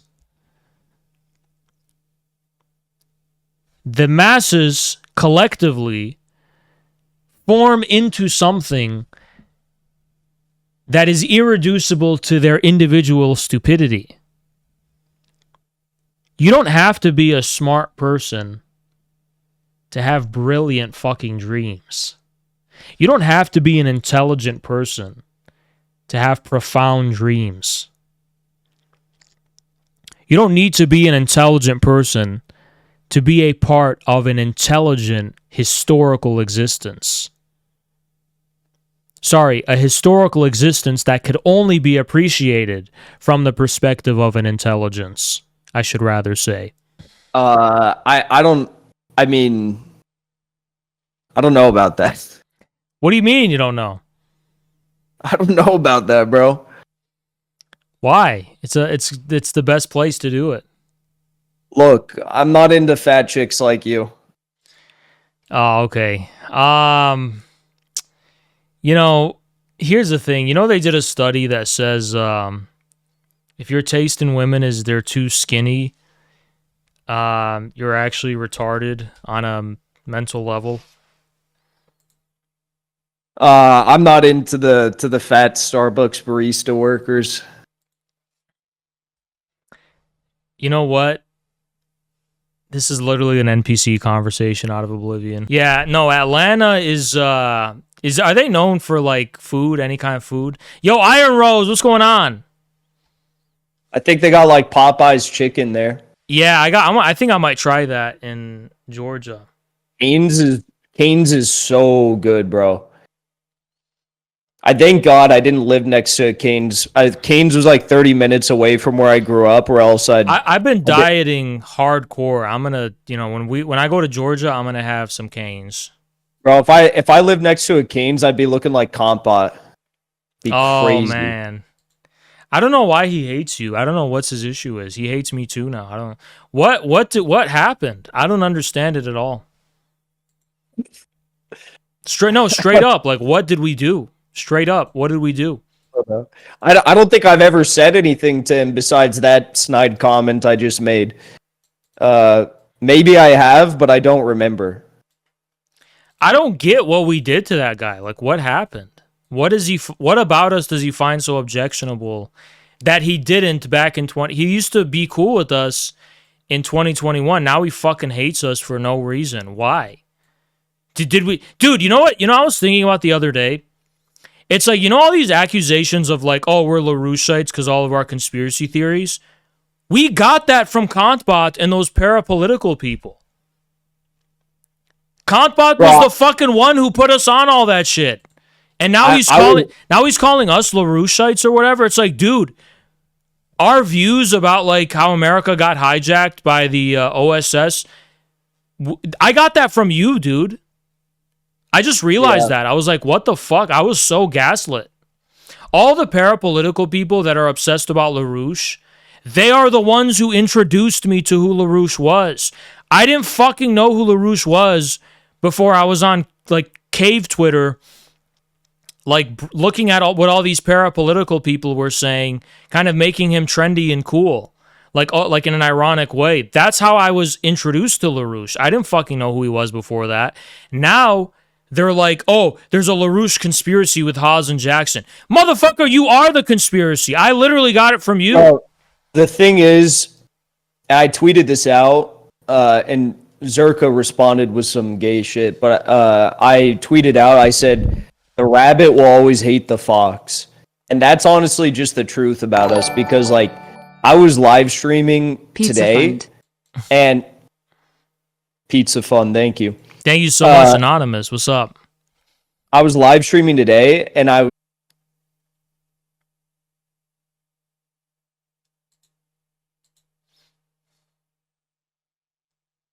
This is so fucking annoying. Holy shit. Does your internet do that a lot? No. All right, we're back. All right. The compbot deep state got us. Yeah, I don't know what that guy's problem is. I don't know what I did to him. I don't know, but I was saying, and so they were spamming their donation links, and I'm like, I obviously spam my dono links a lot when I got banned from YouTube, but that was because I got banned from YouTube. But I'm like, how come no one else gets attacked for spamming their dono links? Like, just me. And I haven't even done it in a while. And like, New York Times attacked me for it. It's like I literally had to buy a $5 newspaper to read the hit piece against me, and they're beefing me because I have a $3 a month subscription. It's like the rabbit will always hate the fox. They're calling you a fucking grifter, but this is what you do for a living. If you didn't fucking need to get paid for it, then you would be part of the ruling class and not have to make money because you already fucking have a ton, right? Grifting would be going out like Hassan Piker and saying there's a genocide in China. Yeah, grifting would be like Hassan, who is scared to criticize AOC because she boosted his fucking streams when she came on. That's fucking grifting. Jesus Christ! It's like, so you make enough money to continue what you're doing. That makes you a dude. People think you make like millions of dollars. Did you know that? Yeah, I saw that. It'd actually be hilarious if anyone saw my bank account. They don't know we're broke, dude. You remember Moscow? I'm like the brokest multi-million followed person on the internet, bro. I think. They don't know that we're both broke, especially you. They may believe I'm broke. They don't know that you're broke. They literally don't. Like actually broke. They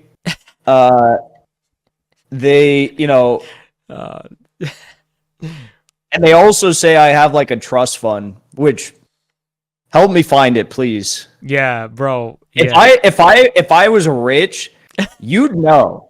You would know if I was rich, because like, you'd show off. Yeah. Bro, me and Jackson, you don't understand. When we have anything, we show off. When I have a fucking tungsten necklace that I bought for like $50, I showed that off, all right? I was flexing with that bullshit, all right? So anything... Haas will post his like 10th pair of all black Air Force Ones on Instagram. Yeah, we flex the dumbest shit we have. It's all we have. I definitely would not be driving a Lamborghini. I would not be driving a... What is John getting? He texted me the other day. He's buying like a Lambo. Yeah, the Urus. Is that the I truck? would not drive that. I'd have some like classy, like old, like James Bond Porsche, like one of those old Porsches or Bro, something. how are we grifters, but Hassan isn't? Bro, imagine if you had Hassan's house in LA. I wouldn't even get that. I'd get some like big estate in Michigan and have like hunting dogs. Like I'd be like British aristocracy in that shit.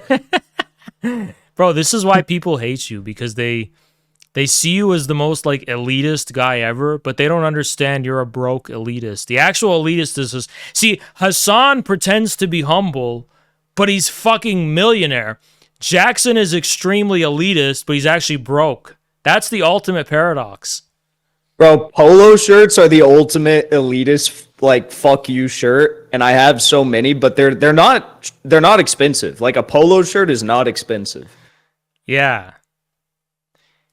Bro, that is so real. That is like a true proletarian actually like tries to be as rich as possible. Only actual fucking trust fund babies like Hassan Piker pretend to be like, oh, I just wear like this tie-dye shirt. I'm like humble. It's like, shut the fuck up, dude. Or like the ones where it's like it's a billionaire, but he dresses like he's homeless. Yeah, exactly. Like that is some shit. No, if I had money, I don't even have a car. I don't even own a car. I don't like I just like don't do that. I literally don't. So, bro, if I had money, I'd have like one of those things where I have the hunting dogs with a big shotgun and I'd go like hunt for ducks, and I'd have horses and I'd have a big estate and I'd have like a nice old car collection of cars. And what else? Like, I mean, look, clearly you're better off than most people, but for how many followers you have and how much clout you have, you are nowhere near the person like who has the same clout and followers you have. Like somebody who has your followers and your clout is an actual fucking like trillionaire, millionaire. Why? Because it's all. Thank you so much, MIG. It all fucking comes down to sponsorships. Isn't that the truth? Well, I ran the numbers with, my friend Austin. He was out in Miami. He came out and hung out with me for a week. I haven't seen him in a while. And I ran the numbers. If I was still on YouTube, if I was still had all my sponsors, which keep in mind, I have made nowhere near this amount of money my whole life. But if I had everything, like I would be set. But every time I started to make a little money, I'd get banned. So like, my finances are just fucked because of that. See, this is our curse. We both got on the Deng Xiaoping shit where we're like, fuck it, let's make money. Like, who cares? Making money's fine. By any and all means. Stock market. Barrio, what's up? I'm not just talking about... I don't have any stocks. I'm not just talking about collecting donos. Like, let's go full capitalist. Let's make any kind of money we can. And we're totally fine with it ideologically. And only then do we don't get shit, dude. We literally fail completely. And meanwhile, Hassan Piker has the opposite message as us, and he's a millionaire. How fucking crazy is that? Not by our own doing. It's because, like, I get clipped. Like I get banned and shit. Yeah, Like, literally, Austin and I ran through the numbers, bro. It was like $200,000 a month. Jesus. That's how fucked it If you is. weren't fucking banned from YouTube... Yeah. Like if I had all my sponsorships, if I had my ad revenue, like I lost all my sponsors, I lost ad revenue for a year before I got banned. Lost Patreon, lost Venmo, like, bro. People try to say like we're probably making about the same. We're close. Like we're close actually. People call me a streamer grifter, but I have 0 sponsors. How am I a fucking grifter without sponsors, you retarded bitch? You think a grifter just gets donos and no sponsors? Guys, Kai Cenat, all them people, they have like 100,000 subs, right? But most of their money's from sponsors. Did you know that? Like Nike. I have no sponsors. You think anyone's going to sponsor me? No fucking way. Yeah. Like, and you think about it, sponsors are like, you being approved by corporations. So Hassan, I'm not approved by any corporations. I'm only approved by Australistani, Iron Rose, MIG, Barrio, Vizided, and Red Saffron and Krask. Those are the only people that approve me. That's the thing that pisses me off. It's like, well, if everyone's accusing me of being like a millionaire or having hundreds of thousands of dollars at least, it's like, I should at least have that or like close to it. But like, no, my favorite part is when they say that we get paid by Russia and China. We don't get anything. They don't pay us a damn thing. It's honestly, you know, dude, what a tragic existence we live. I don't want to offend our good friends in Russia, but like all the work we've done for Russia, it's all free. It's all free. We should not only have a lot of money, we should have like a harem of women gifted to us by oh my god, dude. We live a very tragic existence. We're the most lied about ever. Everyone thinks that we're super rich and we're getting paid by all these governments. And that, like, the truth is, we're literally telling the truth, completely lied about, fucking broke. We don't get paid by any government. We work really hard just to get recognized by them. And we're literally just going on day in, day out for this message. What the fuck? Where is... You think I'm above taking money from a fucking oligarch? Oligarch or whatever? Or that just means a billionaire. Russian billionaire.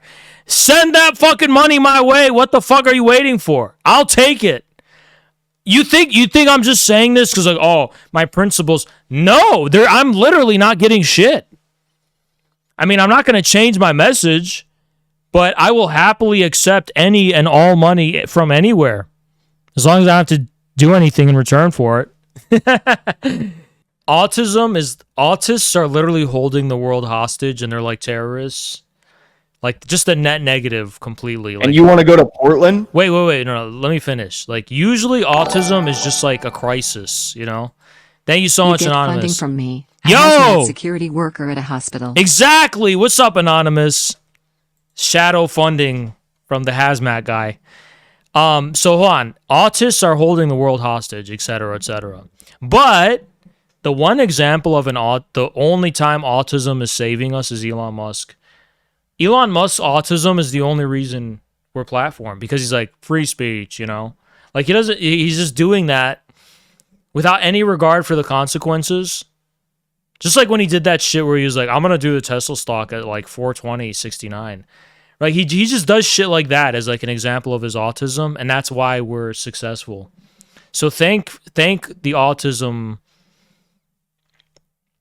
autism virus for Elon Musk allowing us to be on X. Because if Elon Musk was not autistic, if he was just like a normie, we would be fucking banned.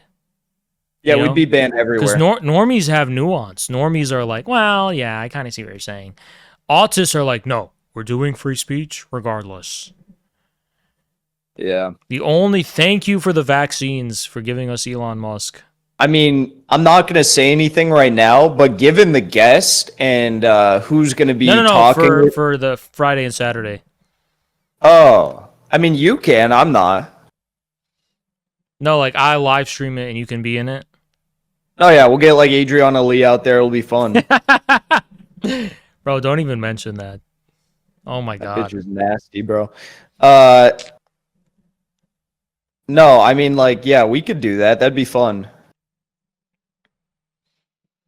I know no one. Yeah, I don't know anybody either. We're gonna be out in Atlanta, and you're gonna see why Sunday. But if you're in Atlanta, hit us up. Especially if you're a Fed and you're gonna, like, you know, do some. Why do Feds are always like? They'll message you and they'll be like, "Yo, Haas, yo, Haas, I'm also gonna be here. I'm selling this AR-15 from my back of my trunk, and it's got this switch on it. It goes fully automatic, you know? It's totally what the Feds are scared of." It's totally how we take down AOC, you know? Come by and pick it up. Be totally legit. And I'm like, oh yeah! What do they think I'm gonna respond with? You know? I felt bad because there were all these Iranians emailing me and messaging me, like a ton of them last. You're backed by a car salesman in Seattle. Trevally, the car salesman. What's up? It's proof of my support among the petite bourgeoisie. Anyway, go ahead. There was like all these Iranians emailing me and messaging me and saying like, Mr. Hinkle, this is a message from Iranian Supreme Leader. That was me before. Hazmat security is nuts. What's up, Red Demos? Sorry, continue.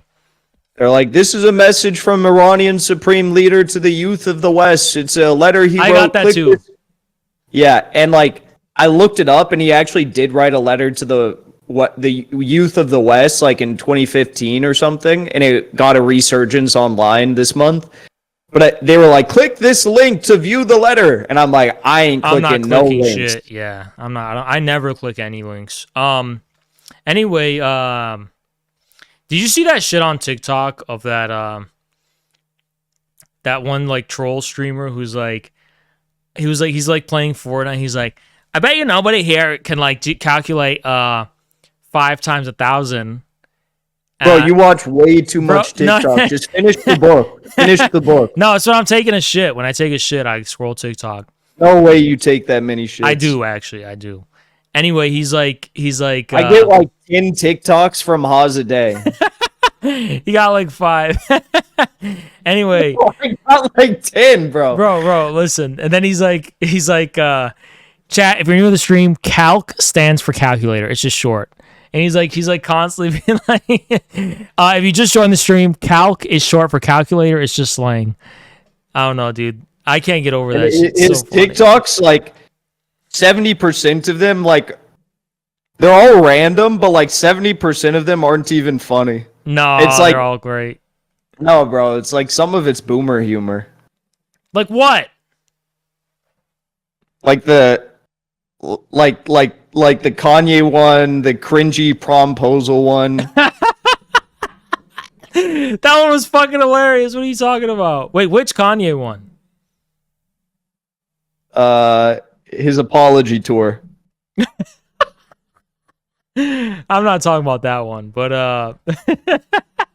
Okay, I got 5 TikToks from Haas yesterday. Yeah, I told you it was 5. Nah, you don't even know about the TikTok Riz party with Turkish Quandale Dingle. Oh my god, bro. They're getting rid of TikTok. Yeah. What's going on with Kanye with that porn site? What is he doing? I hope it's some meme. I hope it's all like a joke. Why is he calling it easy porn? What does that even mean? Bro, did you see his post he just made? Yeah, where it's like a woman announcing it.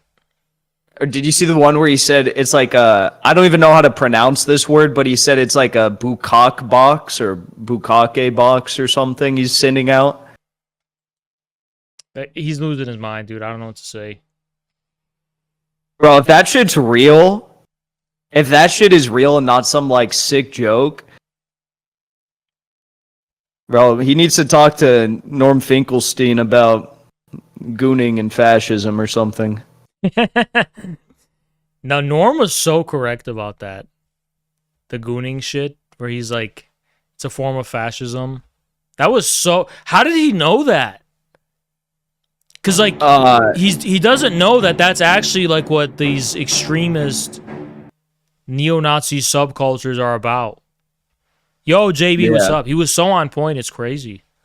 Bro, on that same vein, I've only seen this because that Sonny Foz kid keeps posting them and I follow him. I've never hung out with him, but like he keeps posting Destiny's leaked DMs. Did you see the new one?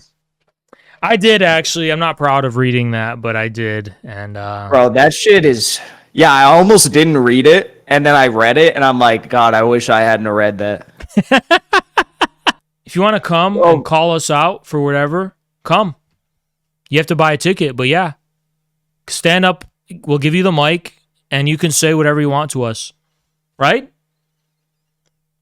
Yeah, I mean, I don't, as long as they don't like interrupt shit. I'm No, fine with yeah, that. yeah. Like we'll have a section where like, all right, you want to bring up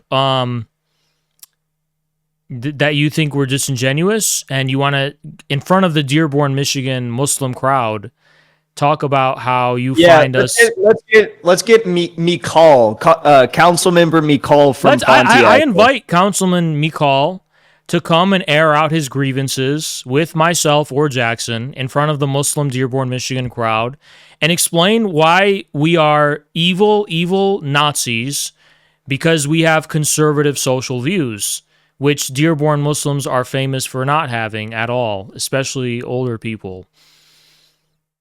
Please call us fascists and see. I'm not even gonna spoil it. All right, I'm not even gonna spoil it. You know what's crazy? Yeah, is he was like, we can't allow Hinkle to come to Michigan. It's like I'm literally named after Jackson, Michigan. My grandfather was buried in Jackson, Michigan. Probably 90% of my extended family lives in Michigan because, my grandfather was one of 14 kids in Michigan. Like, my family goes way deeper in Michigan than I guarantee Mikal's family goes. It's like, how could you say that? How could you say that to me? Here's the worst thing is that he didn't even just say, like, the city. He said all of Michigan. What the fuck? Who says that? Bro, I've watched every single Michigan Ohio State game since before I could walk. Like I'm Michigan. My blood bleeds blue. I'm as pro Michigan as you can get. Fuck Ohio State. How is Jackson not you guys actually think Jackson's like a California guy? He's actually a Michigan guy. Look at him. Why do you think we're friends? No, I mean, I've only been to Michigan I think twice though, so that is fair. I've not spent a lot of time there, but I'm talking about like the race, racially No. in Michigan. There's different races based on states. I'm serious. I've got hundreds of family members in Michigan, most of whom I don't know, but I know a bunch in Michigan. But the thing is, it's I think I've told you this. I don't want to. I lived in LA. I live in Miami now. I definitely don't want to live in a major city when I get a house. When I have my Hassan Piker Millions and I buy my estate. So Michigan is probably. I've got family in Michigan, family in Minnesota. I like it there a lot. Getting a house on the lake where you can do some duck hunting, you can do some fishing. You don't like fishing, right? I don't dislike it. I just have rarely done it. I love fishing. Austin doesn't like fishing. I love fishing. And ever since I was little, I just remember hearing stories because my grandpa had a cigarette boat and they'd take it to Mackinac all the time and do summer trips at Mackinac. They'd go fishing all the time. It's that honestly that's pretty ideal. I think if you moved to Michigan or something and started just doing all of that kind of stuff, like hunting or whatever, people would hate you less probably. Even your haters, they would just make it harder to hate you. Yeah, I don't no one in my family did hunting really. Yeah. But you get what I'm saying. I would like to hunt. Yeah, same. Hogs. Hogs are demonic, evil creatures. I don't like hogs. What's crazy, bro? Yeah. So, my dad, he doesn't hunt or anything. He played basketball. He played basketball in Michigan and Louisville and places like that. But wherever he lives, he grows this utter distaste for whatever wildlife is in the area. And so, when we lived in California, there was a pigeon problem. We lived in a condo when I was growing up. So he would buy airsoft guns and shoot at the pigeons from our balcony. The pigeons, and then now he lives in they live in Arizona. Tarantulas. And what's that? Tarantulas. No. Arizona, they get my mom does like gardening and stuff, and like so she'll be gardening and there'll be like rattlesnakes. And like fuck. There were snakes in California, but they wouldn't be like on our like we lived in a condo, so like they wouldn't be like in our home. But like she'll be like rattlesnakes. When I was there, I saw you know the snoring desert toad. It makes like the 5-MeO DMT. You know what those are? DMT is a drug, right? Yeah, but you know what a snoring desert toad? It secretes the the shit that hippies lick. Yeah. Yeah. So I went outside and my mom thought it was a snake. She thought it was a rattlesnake when she was doing the gardening. And she screams. I'm like, what the? I was waking up. I'm like, what the fuck is happening? I go outside and she's like, there's a snake in there. And I get close and I'm like trying to uncover it. It was a Sonoran desert toad, no cap, like this big. It was crazy. And then there's also two last things, scorpions everywhere. So like my mom likes to put out like decorations for Halloween and Christmas. And like you have to let it like sit in the garage for like a while because there'll be like scorpions on it when they bring the pumpkin, like the fake pumpkins back in or something. And then the craziest one, oh no, there's also a bunch of coyotes. I mean, we had coyotes in California too, but they live like near a riverbed that's dried up, so they always go there and you hear them at night. But the craziest one are your chat's gonna know what this is, but these things are insane. These things are insane. They're called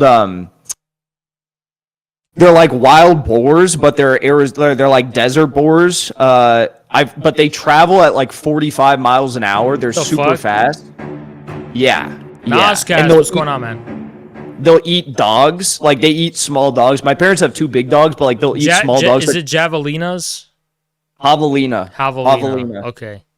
If you look up videos of javelinas running, they go like 45 miles an hour, and they're these big boars, but like desert boars. That's fucked. What are bro? You're running packs. Last thing, dude. Did you know that pigs were descended from corrupt humans? Yeah. And why are they so smart? Out for no reason. Why are they so? They're the only animals that will eat us. They're smart enough to like say, "Oh fuck it, I don't care. I'm gonna eat them." Bro, they're extremely smart, extremely cruel. They eat people. They're like demonic and fucked up and shit. Bro, pigs eat people? Yeah, if boars attack you, they'll knock you down and start eating you. Bro, have you seen the videos where like I don't even know where it is. Like maybe like the Midwest or something, where they go out on like a giant like Range Rover, a Jeep, and they go out with like a fully automatic gun at nighttime and they just start like shooting all the boars. The reason hogs and boars are fucking scary and they're so aggressive is, imagine if there's like an angry evil man running around the woods, but they're four-legged and they're hairy. That's what a boar is. Like, imagine a serial killer in the woods just running around trying to kill people. That's literally boars.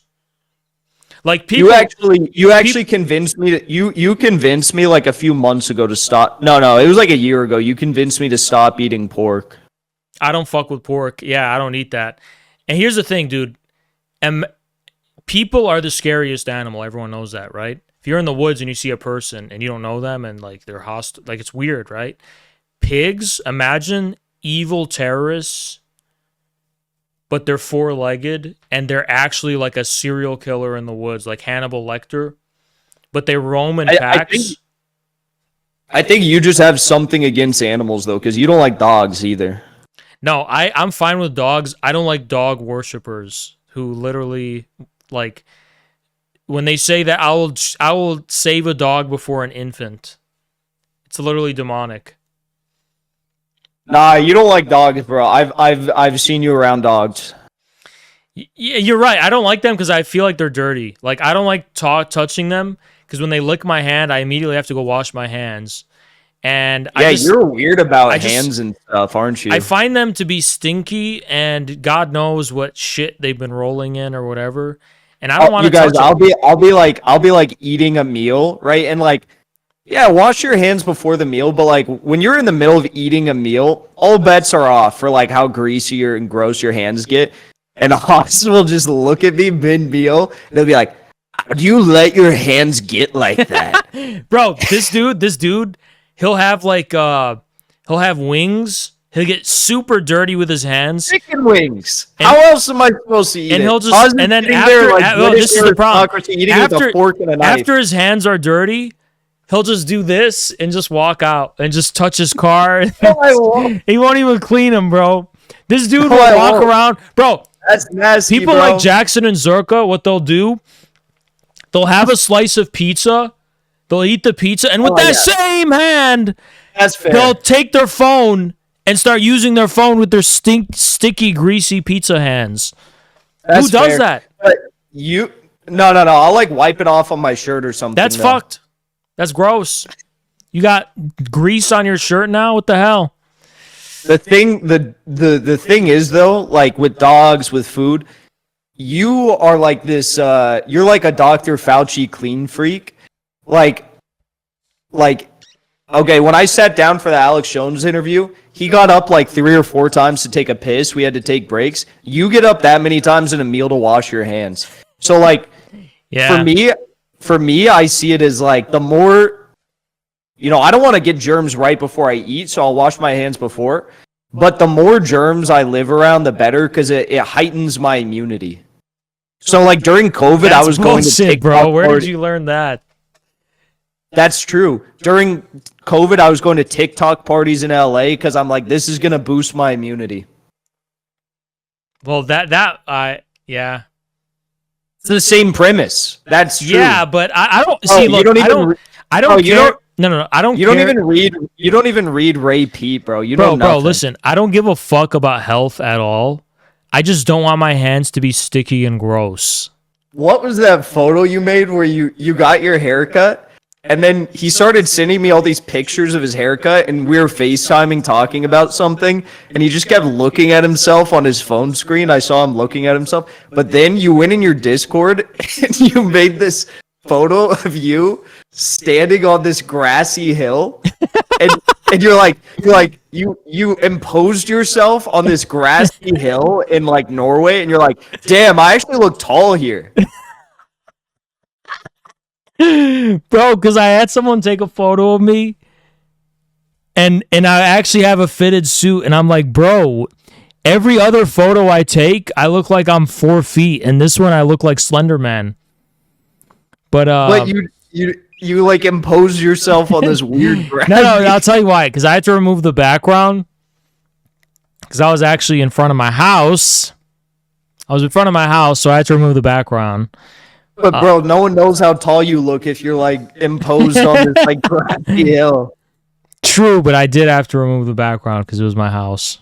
No, I was just saying, like, I'm not talking about how tall. I'm talking about my how I look, like just my build. Anyway, guys. One last thing. I will say, when it comes to Hassan Piker, there are a few things about him that I don't think he's a grifter about, all right? Grayson planned on having both of us speak at his I might strongly emphasize that, pro-Gaza symposium at Emory University. And by the way, I have a lot of information we're going to talk about in the coming days about this. But he partnered with a pro-FSA, make of that what you will, pro-moderate rebel affiliated organization called CARE. CARE is a really interesting organization. It combines pro-LGBTQIA plus activism with Al-Qaeda head choppers in Syria. And never mind that, because we didn't say anything about Syria. We knew it was going to be a divisive issue, so we made an agreement. We told Grayson, we told everyone, we told CARE themselves, we're not going to talk about Syria. It's not the main problem right now. The problem is Gaza, right? But the reason Grayson had to partner with CARE is because they had the necessary connections to bring out Norman Finkelstein. Okay. Now let me We have the receipts. So any of these care motherfuckers that want to lie, you don't know who I am. You don't know what my name is. You don't know where I'm from. You don't know the friends that I have. Two can play at these games. You guys are not the ones with the connections. Haz al-Din is the one with the connections. So before you go running your mouth lying, just know Haz al-Din will fight back. You understand? You don't know who I am. But in any case, you should have studied who I was.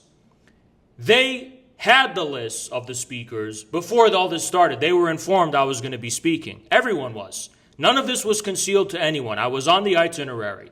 Now, we tried to convince CARE to allow Jackson to speak.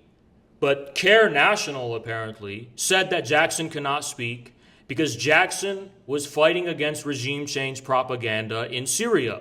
From day one, Jackson was fighting against the regime change narrative in Syria, and CARE loves the FSA more than they love the Palestinians. They are more loyal to Al-Qaeda in Syria than they are to the Palestinian cause. We don't agree with CARE about Syria, but we were willing to put the difference aside. They weren't. That's what this is about. So, but here's the important thing, right? Because there's a narrative you're going to be seeing on Twitter, which I'm going to tell you, the guerrillas, you must combat with utmost ferocity. We do have the receipts. If you want to get your phone out, we can show them. We have the receipts. So there was 3 speakers, a young woman, Ahmed from Propaganda and Co. Shout out Ahmed, he's a cool guy. We like him. And myself. And then Norman Finkelstein was going to speak. So after I was done speaking, it was time for Norman Finkelstein to speak. But Norman Finkelstein was super angry. He was freaking out. Wait. Yeah. Hold on. Let's go bit by bit here. Yeah. So let me. Yeah. So this is from this text is from CARE. Yeah. Saying that I'm cool to come to the event. No, Jackson cannot speak, but Ahmed and But I need to get this out because this is really fucking important. Because all these faggot students at Emory, and that's what they are, bunch of pussies too, by the way, because not one of them could confront us in person about this. We made them feel so unsafe by being on campus. We were walking around their gay little fucking camp out or whatever. Not a single one of them came up to us and told us how they felt. Not a single one. Some took photos with us. Some took photos with us.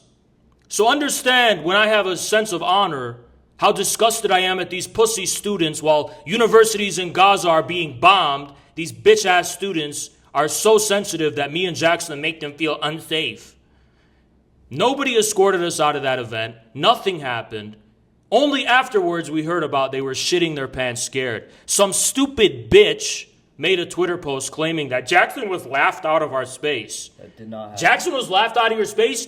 For all we know, you went home and had a panic attack. You didn't talk to us. You didn't say a word at us. You didn't even passive-aggressively make a remark. You averted your gaze when we walked by, you bitch, and that's what you are. Your mother and father should be ashamed of you because you're a retarded bitch. I don't care that you go to Emory. I don't care what college or university you go to. That's what you are. Now continue it. Norman Finkelstein refused to speak. He got up and left. We are ready to pursue legal action against anyone who challenges this, by the way, because Norman Finkelstein was sitting right in front of us after I spoke. Norman Finkelstein didn't have any issue whatsoever with anything I said in my speech. He had no issue with me because in my speech at the end, I called out the people who deplatformed Jackson. I said, shame on you for reinforcing Zionist propaganda against my comrade Jackson Hinkle. Ad verbatim, that's what I said. Norman did not care about that. He didn't care. He started screaming at Grayson. We heard it directly because we were right behind him. Norman started having a freak out because in Ahmed's speech, Ahmed was glorifying and celebrating October 7th. And Norman Finkelstein did not want to be associated with that. So the reason Norman Finkelstein left was because in Ahmed's speech, he mentioned October 7th. Now let me make a clarifying remark. Show this. Yeah, show them that. This is a text from the organizers saying Norm wasn't even mad about Haz. He was mad about Ahmed. So yeah. Yeah, so to continue, let me continue explaining this. Because these faggot students... Which Ahmed gave a great speech. I like Ahmed, right? He's a great guy. But Kerr is now trying to attack and malign Grayson and say that Grayson's the reason Norm didn't want to speak. But Ahmed was the person that Kerr themselves were sponsoring and brought, if I'm correct, right? Yes, Kerr brought... So Kerr has no one to blame but itself for having a speaker that Norman Finkelstein did not like. Norman Finkelstein doesn't even know who I am or care about who I am. Everyone knows Norman Finkelstein does not want to be associated with the Mukawama, the resistance, in October 7th, because Norman Finkelstein is a liberal. Now, let me actually go further, because I think it's a telling about Norman Finkelstein's character himself, to do Ahmed a solid, because nothing Ahmed said in his speech was wrong. Nothing Ahmed said was objectionable from a perspective of having solidarity with Gaza. All he did was say that on October 7th, for the first time, the tides were turned. And that triggered the shit out of Norm for some reason, to the point where Norm didn't want to speak. I just talked about multipolarity. I talked about things like that. The only offensive thing I said was about shame on the people who were trying to silence Jackson. So that's all I said, and Norman Finkelstein did not give a fuck about that. Norman Finkelstein was upset about Ahmed's speech. You understand? So, and all these students, by the way, it's hilarious. We all know how students are, but I thought that after how I was done with college in 2018, 2019, I thought enough time had been passed where maybe students are not exactly how I remember them, where they're a bunch of fucking sheltered pussies who are the most dishonorable, whiny crybabies in America. But such is such, right? We're not going to even get into it. The thing is, Kerr, because I'm a Shia, that's really what this is about. Kerr is trying to blame me for everything and because I'm pro-Assad and I'm Shia and whatever, right? And my name is Haz, like Hezbollah, bitch. Anyway, I'm not going to get into it because we didn't talk about Syria. We didn't talk about the differences we had because we weren't interested in making inflammatory remarks or aggravating differences. We didn't talk about the LGTVs. We didn't talk about Syria. We didn't talk about none of that. When I was talking, I was very careful not to name nothing. You were going to bring me up. I was going to bring out, my original plan was to go for half of my time and then bring Jackson up for my other half. But then Jackson's like, nah, you should just say what you want to say about what you think about them silencing me. So that was the original plan, but we weren't being divisive or nothing. You have to understand that. We weren't being divisive or nothing. Our mere presence was the problem for the minority. You guys aren't understanding the actors at play here, right? You're not understanding it, so I have to explain it to you. There's multiple different people at this event. Majority of them had no problem with me or Jackson. The majority of them were super cool with us. In the back of the event, the LGTV's representatives, low testosterone males, and hideous ogre-like females, about, what was it? What do you think? It was 20 people? Yeah. 20 people out of an event of over 200, 250. They, in the back, as soon as I mentioned Jackson, started screaming, whatever, started crying, started whining. They didn't represent the majority of the people who showed up. It was just a few people. By the way, I don't like getting into race, but these are not Palestinians. These weren't even Arabs. These were just white liberals who wanted to control the whole thing, including the National Lawyers Guild. National Lawyers Guild was there, part of that crowd. They also, I was literally sitting at a table with Jackson, and I could see the National Lawyers Guild crying in front of Grayson's face, begging him, "No, we can't have Jackson and Hajar, they make us uncomfortable." But they never confronted us in any capacity. That's the thing. Nobody confronts us in any capacity. Except there's a funny story yesterday I'm going to tell you about. But even that's more pathetic, right? So, Grayson's been getting a lot of unfair flack for CARE's fuck up, but it's mostly Norman Finkelstein's fuck up, and I'll tell you why. Because Grayson was talking to Norman Finkelstein hours on end, like every day, constantly planning, meticulously planning with him. And he kept sending Norman the list. And Norman, one day, I think it was yesterday or the day before, was like, you know, I'm a little worried about some of the contents of the speeches that might come up. It wasn't about me, by the way. No. Yeah. He didn't even say that. He said 2 days ago, he said, I don't care who's speaking, whatever, okay, we're good. And then yesterday night, he said, I'm concerned, I don't know who these speakers are. And Grayson said, okay, well, if you don't know who the speakers are, can I send you their speeches? And Norm said, no, I don't want to do that. And then Grayson said, okay, well, if you don't want me to send you their speeches, are there any red lines that should not be crossed?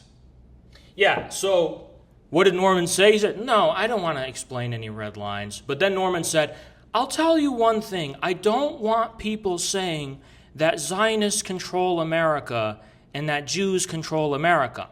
Grayson said, sure, no problem. So he told Ahmed that. He told me that. I mean, I wasn't going to say anything like that.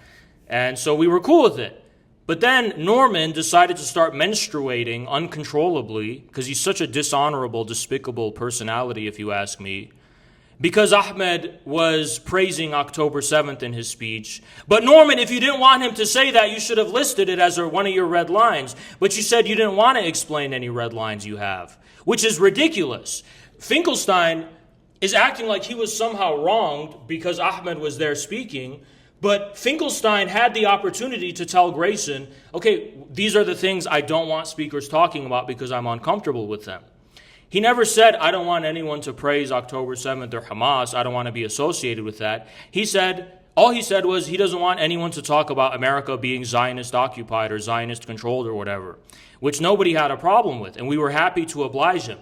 Grayson did everything he could to cater to every one of Norm's little fucking demands. Norm is so ridiculous. He wants a one-way flight only. He wants this. He wants that. He had so many he's so unbearable to work with. He needed a pool he needed a pool wherever he stays with a pool big enough for him to do laps in the swimming pool. Let me tell you something. CARE gave Norman Finkelstein $10,000 honorarium.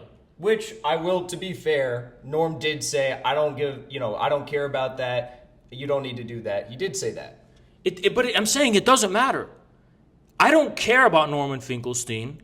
I just find it ridiculous that CARE is trying to blame Grayson, and by extension me, for something that is entirely on them. They're the ones who brought Norman out and organized that. Grayson organized it, but they're the ones who paid for it. They are the ones who also were having Ahmed speak there. And Norm had a problem with Ahmed, not me. Norm doesn't know who the fuck I am. But it made it look like it was you. It made it look like it was me because I spoke right before Norm spoke.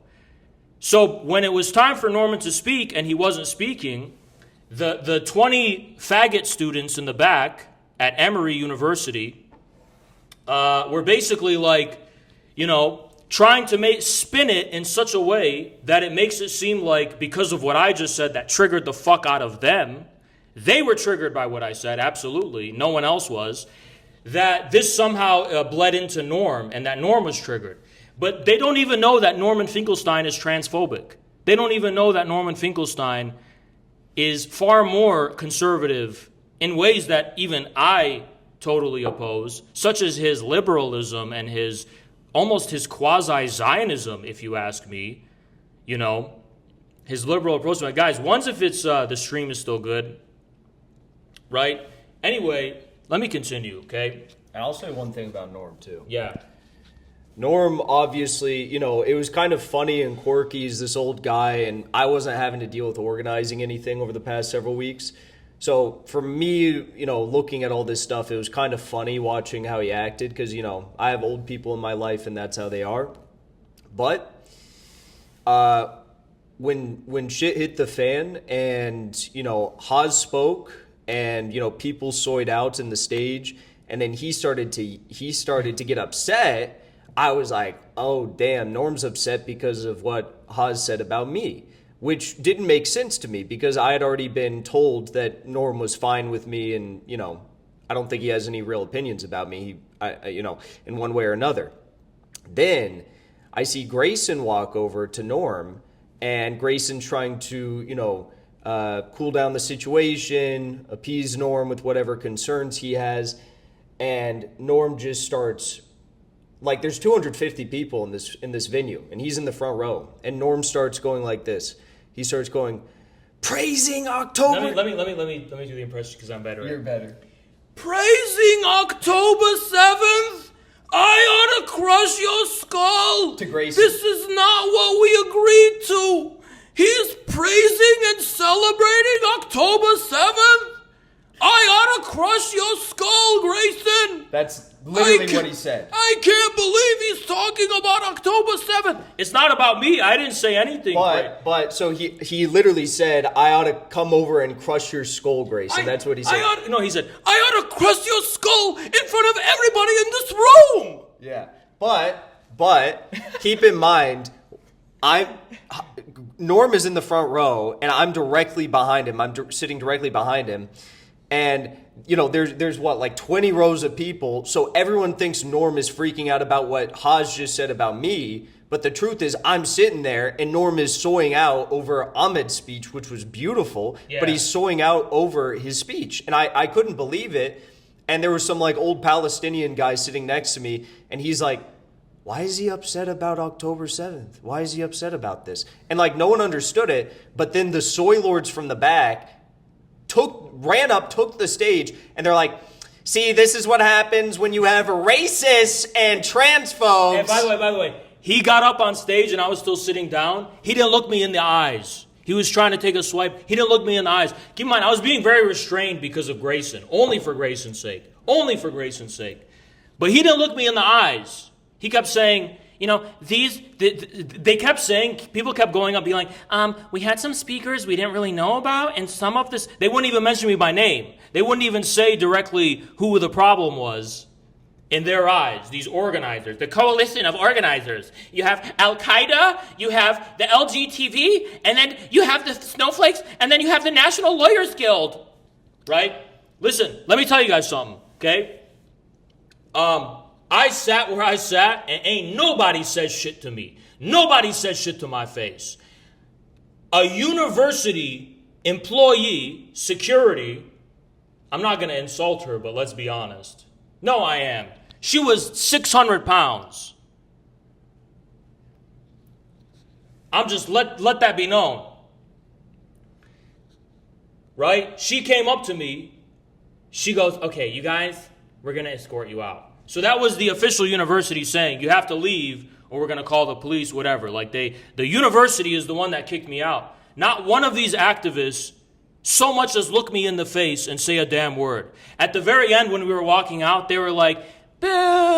And then I look back, I say, keep crying, bitch! In front of everybody who heard that shit. None of them say a damn thing to me in person. They talk shit on the fucking internet, but in person they know what I'm about to do if they fucking bring that energy to me. And then so you want to tell them about what happened? Oh, yeah. And then we're walking out, right? We're walking out. You like the people in the middle and the front of the venue, they were like confused, and the people at the back were all like the trannies and the soy lords and stuff. And then we walk out, right? Immediately we walk out the venue and there's like some random like old like Arab people and they're like, oh, let's get pictures. Let's get some pictures with you guys. Thank you for what you do, you know? Yeah. See, guys, look, normal people didn't have a problem with us. It was these literal snowflakes, Zionist snowflakes, because if you're prioritizing at this event anything over Gaza, you're a fucking Zionist. That's just facts. If you prioritize anything over Gaza, over bringing awareness to the Zionist crimes in Gaza, you are a fucking Zionist yourself, right? Right? But anyway, look, I'm going to tell you something that funny happened yesterday. So they were doing their little, by the way, it's crazy police are cracking down on shit like this because these students are doing nothing. Nothing. I'm not critiquing them. I don't have a problem with it. When I was going to speak, I was going to support them. The Emory protest, we came Friday, we saw it, and then we came yesterday, Saturday, we saw it. All it was is about 150 to 200 people on a small patch of grass, sitting down like picnic style, just sitting down, chilling. And just like, there was some music, they had food, whatever. They was just chilling. There was no big deal, And I'm not saying that's a bad thing. I'm just saying it's just ridiculous how these organizers, these mysterious organizers, somehow think that they have they're like from a perspective. They were telling us crazy shit like, our students have fought and bled for Palestine. No, you fucking haven't. You have social anxiety when someone looks you in the eyes and addresses you with the wrong pronouns. You did not fight or bleed for a damn fucking thing. Hamas is the one doing that, being armed by Syria and Iran and having their flank protected by Hezbollah. So shut the fuck up and stop saying you fought and bled for a damn thing, bitch. They said that with a straight face. Yeah. All right? Anyway, I don't have a problem with what they were doing. I'm just saying, these organizers try to act like they're, our presence is just too divisive because there's some transgenders who don't like some shit we said in the past. Then leave this fucking place and stop fucking pretending you care about Gaza because you're fucking butthurt about some irrelevant ass shit. Anyway, look. It was all cool. People coming taking pictures with us. Nobody was giving us so much as a dirty glance. Even the organizers were trying to act like they were cool with us. They were taking pictures. These care ISIS motherfuckers, I don't know what else to call them. They were being so nice and kind to us the whole time. Nobody was saying shit to us. Last night, they were trying to passive aggressively tell me that, I'm not going to be able to speak. I said, I flew out here. I'm here. I was on the itinerary. Yes, I am going to speak. So we were talking. They were being very conciliatory, whatever. So there's some weird anarchist, terrorist, neo-Nazi brown shirts that show up to this event. On both days they were there. On both days, right? Older, very old. They look like meth heads. They are they look sickly. They look very weak. Shaking, trembling. Two of them come up to us. One of them is, I don't know what he looks like, would describe him other than the human centipede. I don't know what else to call it. What do you think? The tall one? Yeah. He had these massive weasel eyes. You guys know the YouTube show Rhett and... You know when John Zerka does the thing with his eyes where he pops his eyes out? He looks like that, but all the time. He comes up to us trembling. I thought he was going to be cool with us because he's like, oh, he only looks at Jackson, not me. He only looks at Jackson. Actually, I do know who you are because we were talking about, nobody knows who Jackson. So he comes up to us, the only person to muster the courage. He looks at, I do know who you are. I thought this guy was going to be a fan or some shit. I'm not going to lie. And he said, you're a fucking Nazi and you're not speaking tomorrow. Because they have a separate event at the Quad. They call it the Quad. They have a separate event. And he's like, you're not speaking tomorrow. And then I intervene right away because when Haas smelled danger, Haas ready to go. He don't want to fight because he's professional. I'm ready to go, bitch. I have a lot of pent-up anger, whatever. I'm really to fucking do whatever. I tell this motherfucker, yes, we are. He said, no. I said, or what, bitch? I said, or what? He said, or what? Or what are you going to do? I said, I'm going to stand on business. We're going to do what we said we did. And then his friend de-escalates him. He says, no, we don't want any violence. We don't want this to escalate. We don't want any violence. But Haas is about it. You understand? I die for what I fucking do. I'm a crazy person, bitch. You don't come and bring that energy to me and not expect a response. Grayson calls him Four Eyes. He's also being calm. Now, this is the most hilarious part. Finally, Jackson just looks at him and he's like, what's your issue? And he's like, you're a fucking Nazi. And then Jackson goes, why are you saying that? He goes, why are you saying that? Very calmly. And he's like, aren't you a Nazi? And Jackson's like, no. He's like, you're not a racist? Jackson's like, no, I was just in Russia and I had dinner with Nelson Mandela's grandson. How could I be a racist? I just met with Kemi Seba, the Pan-Africanist, at the Multipolarity Forum. There's no way I'm racist. He said, huh? He literally, in his eyes, looked confused. And he said, you're not a racist? Yeah, he goes, you're not a racist? He's like, so you're anti-capitalist and you're anti all these things you like? And Jackson's like, yeah. And he's like, as a matter of fact, I argue with anti-Semites. He's like, oh, you're not anti-Semitic? He says, no, I argue with them and shit. Right? And he's like, he scratches his head. He goes, he puts his hands on his side. He goes, okay, you know what? I'm going to go consult with my comrades because honestly, people who I trust just told me you're a Nazi, and I thought you were a Nazi, right? So I'm going to go see why they're saying that and get back to you. They never got back to us, but they got back to the organizers in Grayson because they didn't want to confront us. They didn't want to confront us. They didn't want to confront us. I don't blame them because I'm actually fucking about it. I don't blame them for not wanting to confront us. They think I'm like these Dave Rubin type people or these right-wingers. I'm not a victim, bro. I'm not a victim. I will stand on business because I'm more fucking crazy than you are, you bitch. Nobody say nothing to Hazaldin. Nobody say nothing to me. Nobody say nothing to me except on the internet. Except on the internet. Nobody say nothing to me in person except on the internet.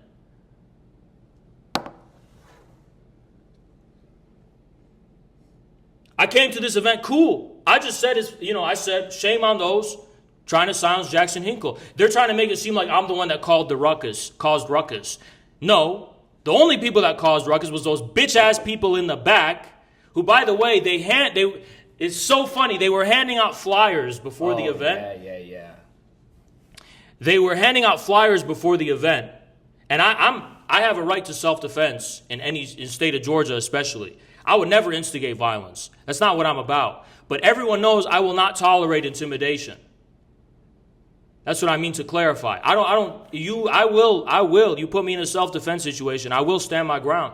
I'm not a violent person. And to be clear, like they were trying to bring that energy to us. Those two guys. I wasn't going up to anybody bringing that energy. They were trying to bring that energy to us. We were having a very normal conversation with people who had concerns about us speaking, and it was a very, amicable conversation for what it's worth. And then these meth head psychopaths come in, like seeming like they want some smoke. So let me tell you guys something. The people who fucked this event up were the Zionist. I don't know what they're I don't know IWW. They're like the National Lawyers Guild and a bunch of criminal riffraff, lumpen meth head scum. And Zionist FSA. And the Zionist the Zionist FSA. See, the thing is, they were nowhere near as aggressive. They weren't really that aggressive. It was really those 20 handful of people that came into the event and tried to take it over and tried to cause a ruckus and started doing interruptions, whatever. But keep in mind, that has nothing to do with why Norman Finkelstein wouldn't speak. It's on the contrary. It's because Norman Finkelstein was too liberal for what Ahmed said. He said, no, I don't want to be associated with October 7th. So it's crazy. These students are acting like they're radicals and they support the Palestinian resistance. Yet they're blaming Norm's absence on the totally wrong thing. Norm is even more far right than me and Jackson could possibly hope to be. Norm is the one who's like, not radical or whatever. So they have it totally fucking twisted. Norm did not like what Ahmed said. He didn't mention me once. He didn't care anything I said. Because it had nothing to do with him. I didn't say anything crazy. I said something I would say in Russia, or if I was in China. That's the type of shit I was saying. It was actually a great speech. It was a speech about multipolarity. It was about how the resilience of the Palestinian people, the inevitability of the failure of the Zionist entity. It's just things of that nature. I didn't touch on anything inflammatory or incendiary, But to be honest with you guys, there is these organizers that were printing out pamphlets, and I linked it. You guys already saw it. Smearing Jackson. So actually, the end of my speech was kind of addressing that, if anything, in context, right? But it was the gayest pamphlet I ever saw. It was so cringy. It was a black and white pamphlet. They spent hours probably last night printing these out and creating them. They're saying that Jackson denies the Uyghur genocide. True. He said Jackson denies the genocide against Syria by Bashar al-Assad. Same with me. True. Same with me. I deny that too. He said Jackson is a Russian nationalist. I don't think that's correct. He said Jackson is pro-Putin. That is correct. He said Jackson is pro-dictators like Assad. That is correct. True. Same with me. Keep in mind, for all these red libs who want to have solidarity with these little students, these are people spreading Adrian Zen's bullshit about Uyghur genocide. All this fucking nonsense. It also said, oh, he's queerphobic, and what else it is? He's associated with MAGA communism, and he patriotic socialism in quotations. Why? That's not a term we use. He said he called Jackson a third positionist, and also called Dugin a third positionist. These people, they go to Emory University, but they're more retarded than a crackhead on the side of the street in terms of getting the facts straight about a damn thing. Anyway, look, here's the important thing, okay? They pointed out Jackson is friendly with Dugin. They posted a picture of Jackson with Dugin, and Dugin's a bad guy. So it was just a bunch of nonsense. It was just a bunch of nonsense that they got from Twitter. They didn't research any of it, and they printed out flyers for all the guests attending. Imagine you're an old Arab couple, you're 60 years old, and you get Which was like most of the audience. Yeah, and you get such a ridiculous thing. Right? So the students, as soon as I mentioned Jackson, that's when they started responding. I don't know if this is just how I remember it. I felt like it was some Dune 2 shit where Paul Atreides shut everyone up. But then I said, you students are in the minority. And then everything fell silent. It all fell silent. It's true. I said, you don't represent the majority of Americans. Stop being so full of yourself. You have not done the work of reaching out to the silent majority and persuading them of the justness of the Palestinian cause. You've alienated and isolated yourselves from them in your little bubble. And I felt like I was everyone's dad, because they were all just like, they were like stunned that I actually respond to the crowd. Because they have this faggot mentality where if the crowd, I don't care. Haz al-Din stand on business. So if I hear 20 people in the back screaming at me, I am Paul Atreides, they all silent. I was their dad. Is there footage? There is. Is it saved? Yeah. I pray the footage is saved. The chick sitting next to me got the video. I pray that shit is saved. All right? Because I stood on business on that mic, unfazed, and they were silent. They fell silent when Haz spoke. I'm your daddy, bitch. I remind you of your father for a reason. Because I'm doing what your father couldn't, which is bringing you the real fucking world.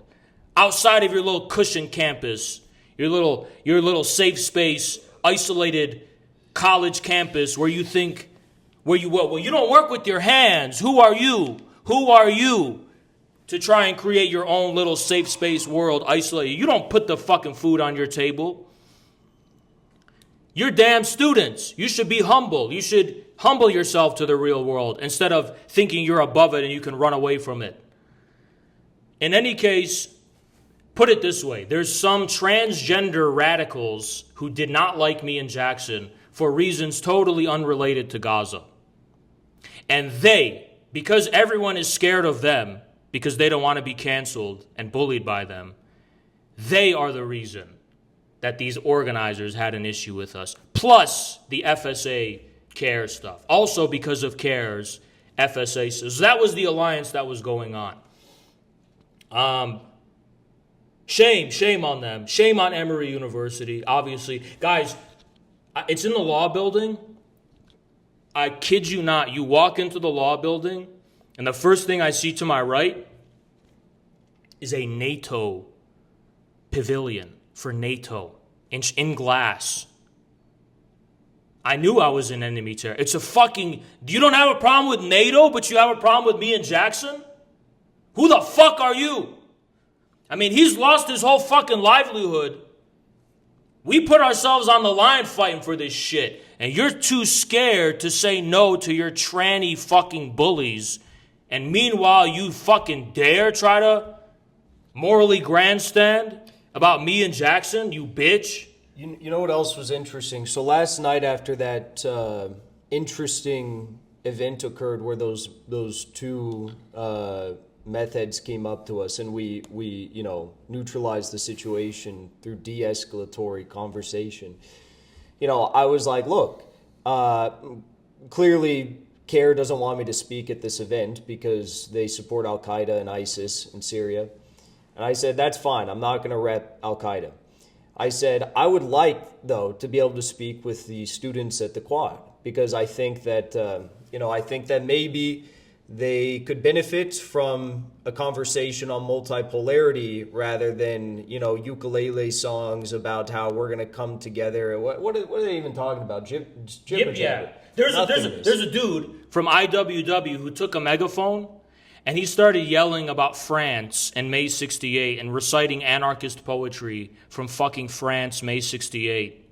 How self-congratulatory can you be? Talk about Gaza, bitch. Instead of fucking falling in love with yourselves as romanticizing being a fucking student in rebellion. So I said to Grayson, I said, look, no, I would like to speak at this Quad. I think they would benefit from this. And I think it would help legitimize their efforts if they had someone as viral as me go and speak, right? And I said, especially in the face of the fact that these students were brutalized just 3-4 days ago by the cops. They came in and it was pretty, they arrested the chair of the philosophy department and multiple professors. I said, let me come in. And the students were like, oh, we have these concerns, whatever. They kept repeating that. And I said, okay. Well, it seems as though the outside agitators, the meth head Antifa guys that just had problems with us, we de-escalated that, and they now understand that we're not what they claim we were. Nobody could sustain the claim we're a Nazi in front of our faces. So I said, get every single one of these people that's allegedly messaging about me being there and how they feel uncomfortable, get them all in a room and let me talk with them. And I think we'll be able to deal with this. I said, okay. So anyways, time comes and I'm sitting in the room with Oz and we're like, all right, this is going to be interesting. And guess what?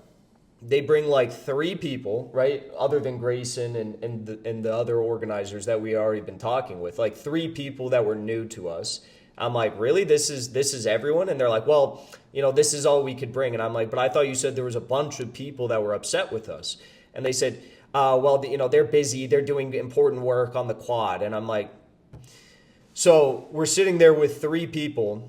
By the way, important work on the Quad means doing finger paintings of whatever bullshit they're doing. See, what they're doing doesn't make a difference. We were against the crazy response by the university to the nothing burger they were doing, and that's why we had some sympathy for them, because we could see they weren't doing anything at all. Yeah. So their rights were just being violated for no reason. But these guys actually think they're doing more impactful work than Hamas. And Iran. So we do this meeting, and there's 3 new kids, and it's 2 guys and a chick, and the chick said she didn't even know who I was until a day ago, which I don't know if I buy, but she's like, oh, blah blah blah, I hear all these terrible things. I'm like, well, what are they? She's like, I don't know, I just hear that you're bad news. Okay. And then there was another guy, and he said, I understand people are calling you Nazis. I know you're not Nazis. I understand you're Marxists, even though I have disagreements with you on Marxism, whatever. And he said, he was the one that said, you guys don't understand how much we've sweat. He said there's a perception, though. Yeah, I'm getting to that. Now is not the time to address the perception. He said, you don't know how much we bled, we sweat, and we cried for this. And I was like, oh my God, how insulting that you're talking about bleeding when there's a literal genocide going on and people have been fighting this shit for years. There's a perception, and we know the perception is not justified, but now is not the time to deal with it. All right, look, that's not our problem. That's the problem of students who don't care enough about Gaza. They care more about transgenderism than children being blown up in Gaza. That's more of an indictment on the nature of your little cause. Has nothing to do with us. And then we're not the ones bringing any of that shit up. We're not the ones bringing any of that shit up. Let me tell you something, all right? Well, I want to talk about the last kid, too. Go ahead. And then there was one more kid that showed up. clearly gay, but whatever. We'll work with anyone. I don't care. And he's like, well, we can't have you speak because although you oppose one genocide, you stand for another, Jackson. And I'm wearing my Free Syrian Army bracelet right now. And, you're standing for, what exactly did he say? The line he did? He claimed that if you cannot be anti-Zionist if you sympathize with Bashar, something like that. And, here's the thing. We didn't come to this place to talk about Syria. We understand. True. Understand it's divisive, so we don't want to talk about it. And we made that very clear. But clear. you don't have a right to cause division about it just because of our views. Because you want to know who else is cool with Bashar al-Assad right now? Guess. Hamas and the Palestinian resistance is. If Hamas can shake hands with Bashar, then Jackson saying that he doesn't agree with regime change propaganda 3 years ago should not be a cause for division at all. But CARE wanted to make it one. CARE wanted to make it one. Even though Hamas is cool with Bashar, the people actually on the ground fighting, Jackson's comments were too unacceptable. You need to understand how ridiculous that is. The actual Palestinians who are fighting don't make this an issue. They're willing to put differences aside and unite against the common enemy. But CARE, because CARE is Zionist, CARE is Zionist, CARE is in bed with the Democrats, CARE is in bed with the imperialists, CARE is in bed with the ruling class, CARE is in bed. The FSA was treated by Israeli medics, funded by Israel. They care more about that than the Palestinian issue, because they have an agenda, just like the Gusanos who come from Cuba and have an agenda against Cuba. They came from Syria, they scattered and fled from Syria, and they focus on that over everything because it's personal to them. Well, it's personal to me as a Shia too, what FSA was doing to my fucking people in Syria, but I'm willing to put that aside for unity. And you know what I'll say is, like, I find it just so crazy. I mean, before I came here, I was talking to my mom because she grew up in Atlanta, and she just started talking about, how, like, my great uncle was a part of the first seminary graduating class of Emory University. There's stuff dedicated to him at the school. He won, like, the valedictorian thing, all this stuff, right? My great grandpa, same thing. He went on to become the first minister or something at Emory University. As I always say, and I think it's a proud point for me, it's like my ancestors founded this country, and then I want to speak about how maybe we shouldn't be funding a genocide, and I have this flaming homosexual ISIS Al-Qaeda supporter who left Syria because his parents were probably raping and pillaging the country, and I get told by this that I can't speak at this university that is I have this lineage with in my own country. What the hell is that? Imagine if I went to Syria and I'm like, yeah, no. I got kicked out of the US, but you can't say this about Syria. You can't say this about Syria and US relations. It's like, who the hell are you to tell me? You're from Syria.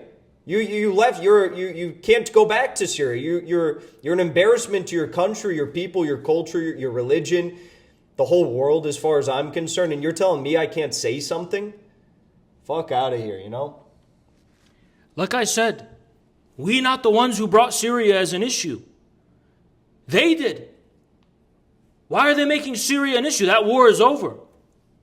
Except U.S. continuing to occupy northern Syria, which they have no issue with, by the way, and which they encourage, by the way. Oh, yeah. And one more point. So, and this strikes at the heart of why we wanted to discuss this on stream, because I was telling Grayson was communicating all this to me, that CARE didn't want me to speak at the symposium, right? The main event that Haas said the thing about shame on you guys for banning Jackson, that's a different event from the quad event, okay? So Grayson was explaining to me that, the CARE people, the people from CARE, they don't want you to speak because they're pro-Democrat and you criticize the squad. They helped get the squad elected. And you criticized them, you called them out for Israel, you called them out for Syria. And, of course, Syria politics. They opposed me on that. So I said, okay, I'm very rational. I'm very pragmatic. I'm like, okay, why don't I hop on the phone with the individual in question who's making these concerns? Okay.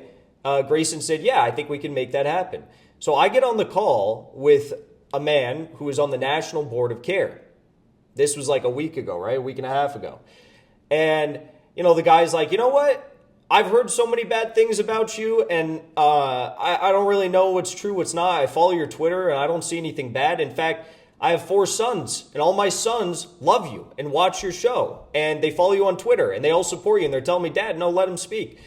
And this guy and, their associates in the Georgia State chapter of CARE, it's like they let their, and I told this guy, I said, look, I don't want any trouble. I'm not going to divide. I don't want to speak about Syria. I don't want to speak about any, Trump, gay rights, whatever. I'm not going to speak about that. I'm going to speak about Gaza because that's what I came here to do. If we weren't being divisive. If you want to make this about dividing over Syria, that's on you. And that's what they chose to do. Keep in mind, you need to keep in mind, we didn't just invite ourselves to this event. This was Grayson's event.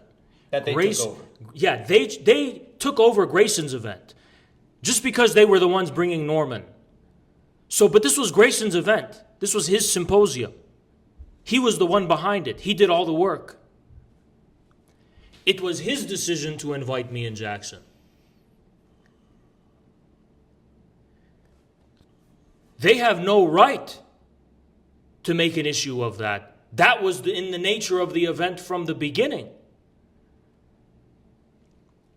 Compromises were made and we settled on Jackson is not guaranteed to speak until we have the breakfast and we'll see what Norm thinks. That's what we compromised on. But I was on the itinerary. All of the students who destroyed that event, when they came there, every single one of them knew if they just checked the itinerary and the speakers and looked them up, who was speaking. Their ignorance, once some mentally ill meth head got a whiff of Haz al-Din being at this event and decided to go in all their little gay group chats and make a big deal out of it, too late, bitch. You had an opportunity to do that for a month. By the way, if I come out somewhere and I'm invited there, I expect to speak. But even then, I said, if I don't have to speak. Yeah. But it was Grayson's event. And Grayson's the one that wanted me to speak. Which you did get to speak. Yeah, I did speak. But CARE tried to shut you down. Even last minute. At the last minute, CARE tried to shut me down. No, the lights are coming on, and Haz is having to go up to this Al-Qaeda supporter and tell him, no, I'm speaking. I told that CARE guy, I looked at him, I said, look, I don't know if there was a misunderstanding, but I paid my way to get here. Obligations were made beforehand to me, and on the basis of my honor, I am speaking at this event. I didn't say no, I said I am speaking at this event. And he goes,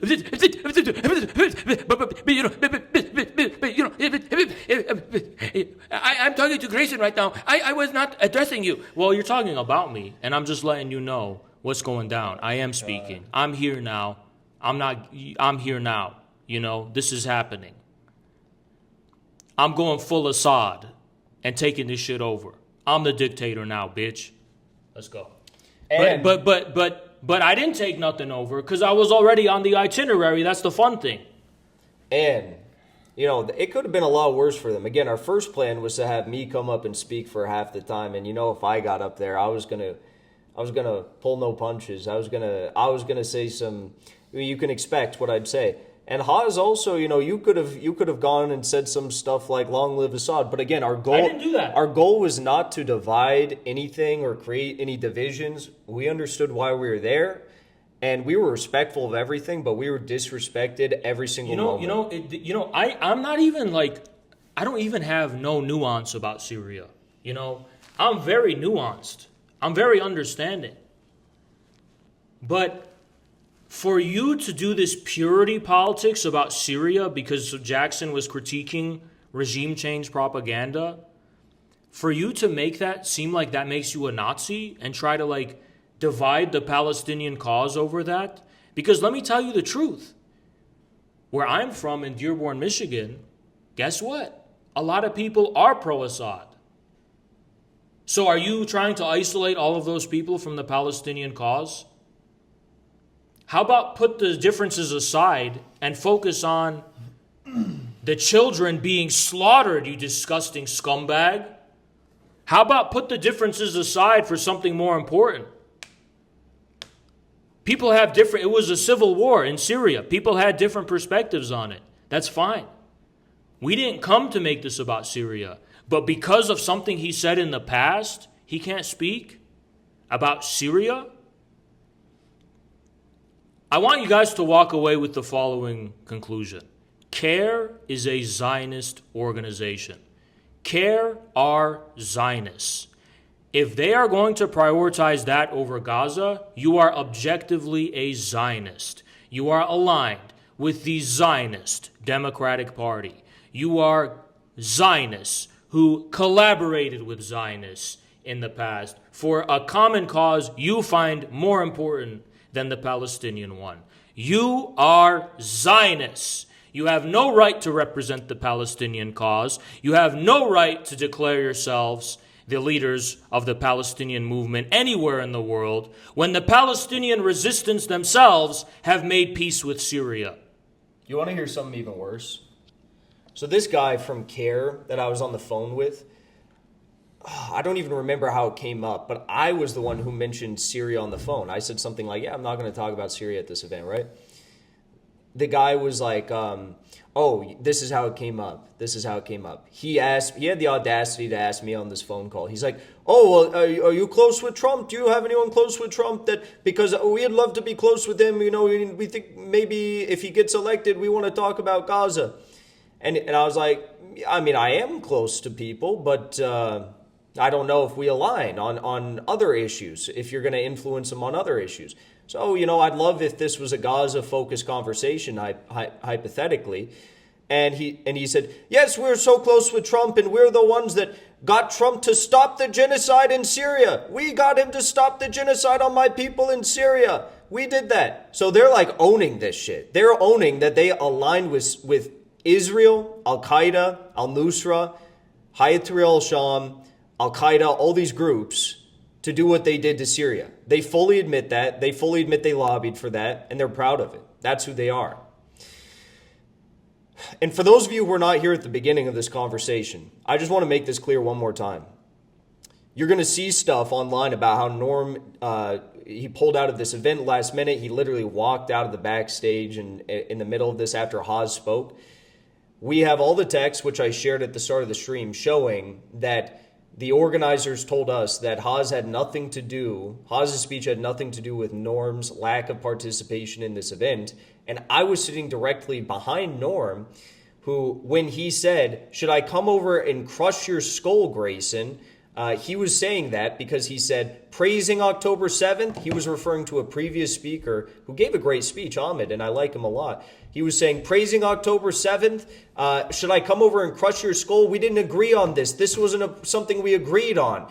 And Grayson, again, he made every attempt possible to try and understand what Norm's red lines were. His red lines, as far as he said, were that he didn't want anyone to say that America is controlled by Zionists or Jews or anything like that. He didn't want anyone to say that, but he didn't say anything about October 7th. Well, Ahmed talked about October 7th. That was the basis of his amazing speech. And Norm said, praising October 7th, Grayson, should I come over and crush your skull for allowing that? We didn't agree on that. So he completely soyed out, had nothing to do with Oz. They even texted us after and said it had nothing to do with Oz. And, you know, I was very surprised by Norm's behavior. It was honestly disrespectful to everyone who came out. I mean, again, we of course talked about the fact that there are all these soy lords in the back, but the overwhelming majority of people there were just average residents of Atlanta, Palestinian families. The actual Muslim community in the area, their experience was basically destroyed for two reasons. A bunch of non-Muslim, non-Arab, LGTV activists for whom the Palestinian cause takes a back seat, and two, Norman Finkelstein himself, who found Ahmed's speak to be too inflammatory and too radical. Norm, I don't know if he's mentally ill or if he's confused or if he's experiencing mental deterioration. He's confused or something. He had every opportunity to say he does not want anyone to praise October 7th. The day before, and he didn't say that. So it's not our fault.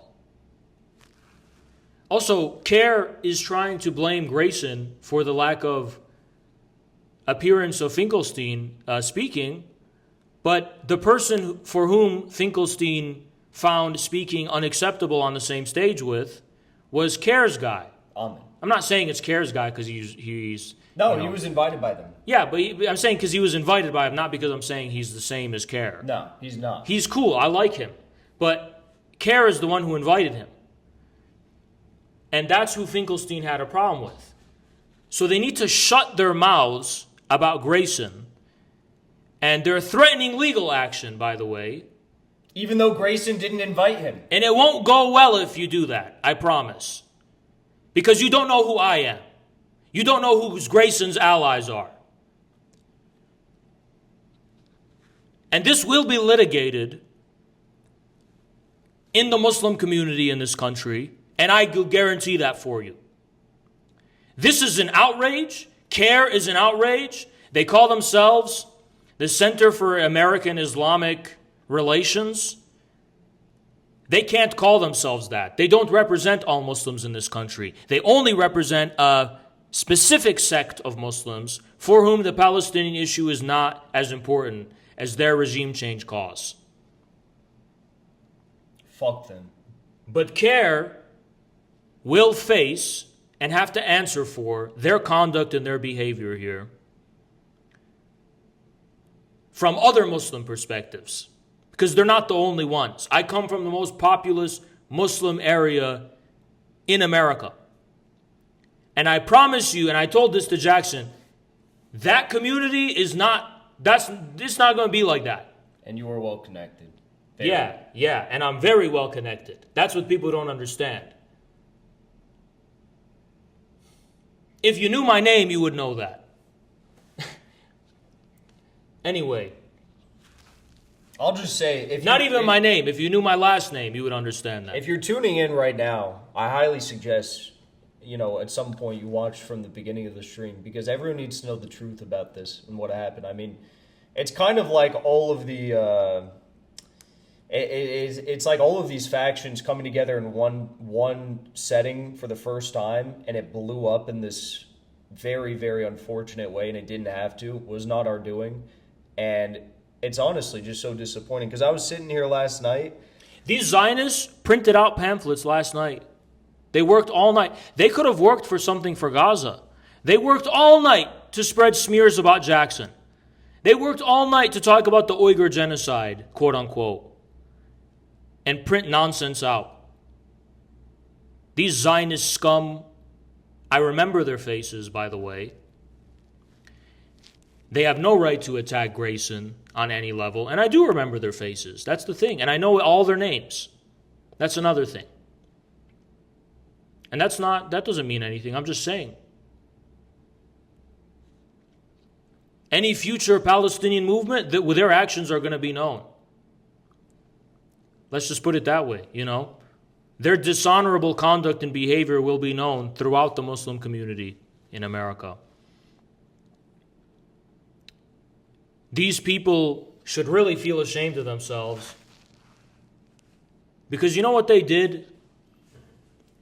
They became the police for the Zionists. They themselves are Zionists. They dare accuse Jackson of anti-Semitism. Well, who does that? Anti-Semitism, but also a Netanyahu supporter. So I don't know how I can be both, but it's like when they call me CIA, but also a Russian agent. Right, but you know who baselessly calls people anti-Semitic? Based on nothing? Zionists. That's what Zionists do. They called him anti-Semitic because he demonized George Soros in an AI-generated image. Maybe George Soros is known for things besides being Jewish? Maybe there's things about George Soros that make him worth demonization beyond the fact that his father was Jewish or half Jewish? I don't even know. That he's a quarter Jewish or something. Maybe there's something more. Maybe there's some details about George Soros that are a little bit more important than that. Maybe. You guys think I'm a crazy person. Okay, I know I'm crazy. I'm a chill dude. I'm a friendly dude. Wow. I am friendly and I'm chill. And even those FSA people know that, because when they were being decent and kind to me, I was reciprocating and being the same towards them. But what I can't stand is everyone smiling in my face, and then the day later I get a message, so-and-so said so-and-so said so-and-so, that these students are threatened by your presence and feel unsafe. I need someone to confront me. If you have a problem with me, I need you to confront me. I need you to say it with your chest and look me in the eyes and tell me what the problem is to my face. If you don't have the courage to come to me into my face and tell me all these problems you have with me, you have no right to organize against me. I'm literally right there. Why do you need to organize against me? I'm literally right in front of you right here. And they also, at this meeting we had last night, where they already had predetermined that they were not going to allow me to speak at the quad, they just came to a meeting to act like they were, it's like self-importance, act like they have something to do besides do patty cake in the quad. What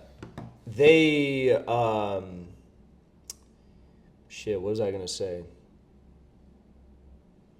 They came to this meeting and, I don't fucking know what I was going to say. They came and they said, we represent a coalition of groups. Oh, yeah. It's a coalition working very closely together.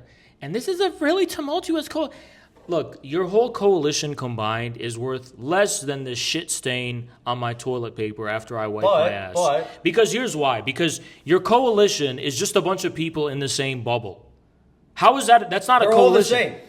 A coalition is when you go and make alliances with people who you fundamentally disagree with on many issues, but for whom you're willing to put that aside. Yes. That's a coalition.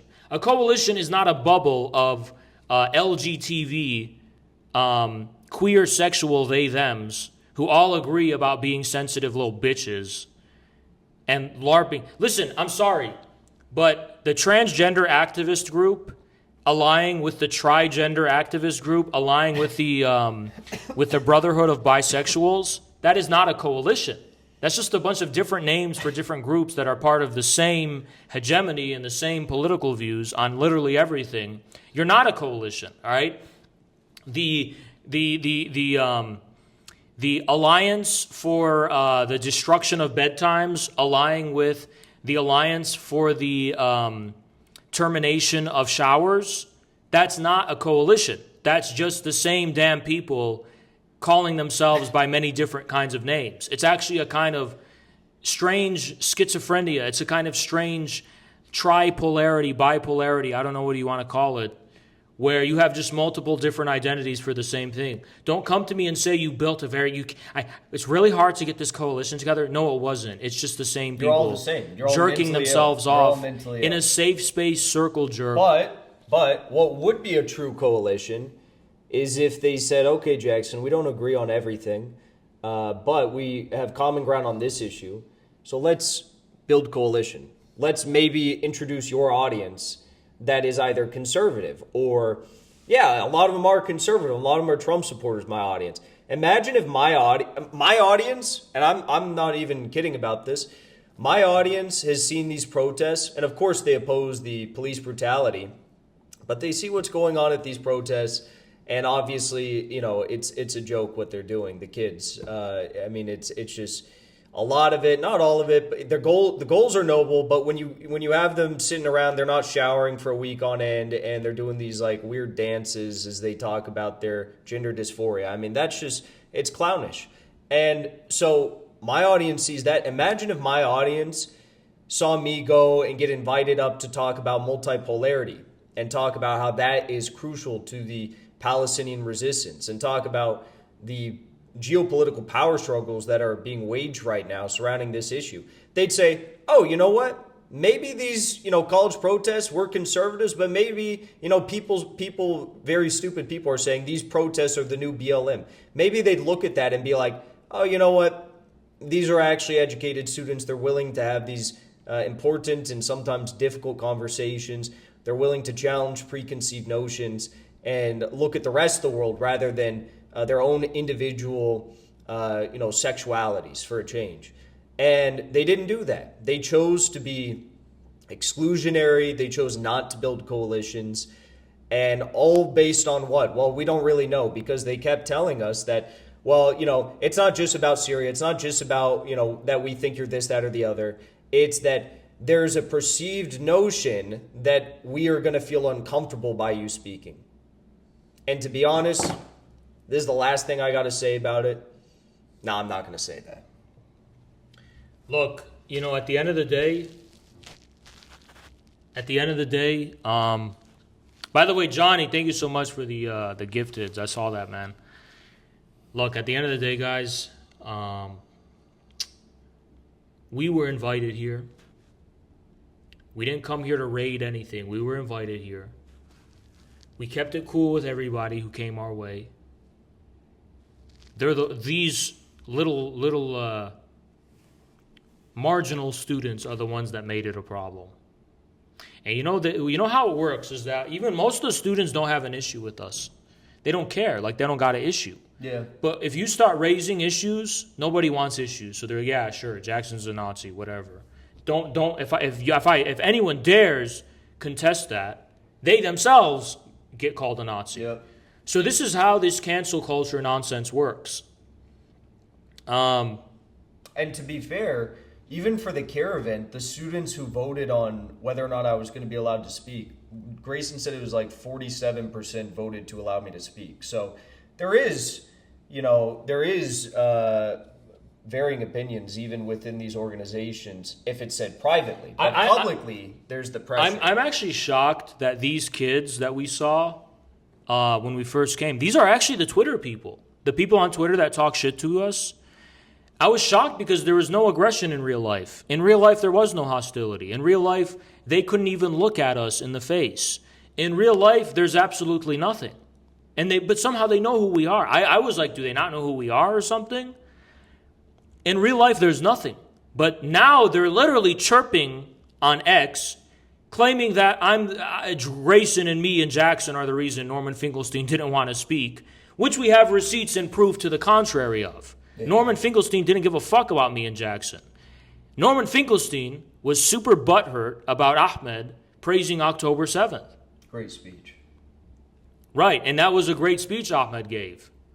And good for him for that speech. But that's what Norman was triggered about. It had nothing to do with us. But these people, they're liars by nature. I understand it now. They're too ashamed to tell their lies to my face or to Jackson's face. They only tell lies on the internet where they're not going to have to confront the fact they're doing a wrong thing. They're not going to feel the shame in their stomach when they're on the internet bullshitting about the shit that they're saying. But in real life, it's different. And that's why they don't confront us. That's why they don't come up to us and keep that same energy. Because they know it's a lie. They know it's wrong. And the only place they can say it is from the safety of their keyboard and their smartphone. By the way, when no one's looking.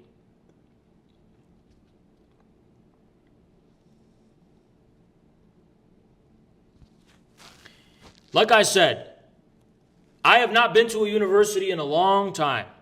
And I'm grateful for that. I live in the real world, actually. Even though I stream, I do the internet shit, the people I see in my everyday life, they're not college kids. It's not on a campus.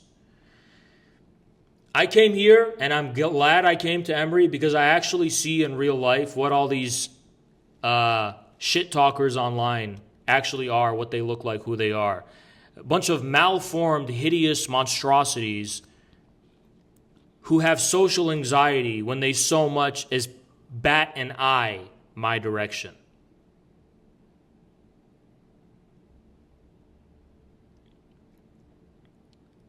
Not a single one of them Not a single one of them said a word to me, let alone, they never looked at me, let alone said a word to me. But as soon as it came time to talk on Twitter, now they can talk on Twitter. Okay, talk on Twitter. That's all you'll ever be at is on Twitter. See, they try to say that about me. Oh, all you matter is online. Offline, you're nobody. No. Offline, I am your emperor. I'm your king. I'm the king of Babylon offline. You bow before me offline. I walk in your midst and you avert your gaze looking at the king offline. Online is where you have the safety to say the things you do, and only online. Yeah, I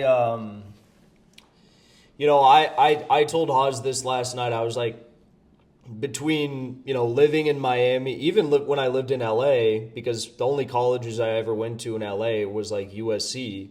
I spoke at UCLA, but I was hosted by the Bruin GOP Club, and they are extremely based, even on these protests. They're defending these protests, the Bruin GOP is.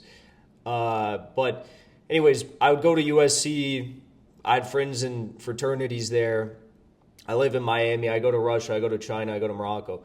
I've never experienced human beings like this. So this is like the first liberal college I've ever been to.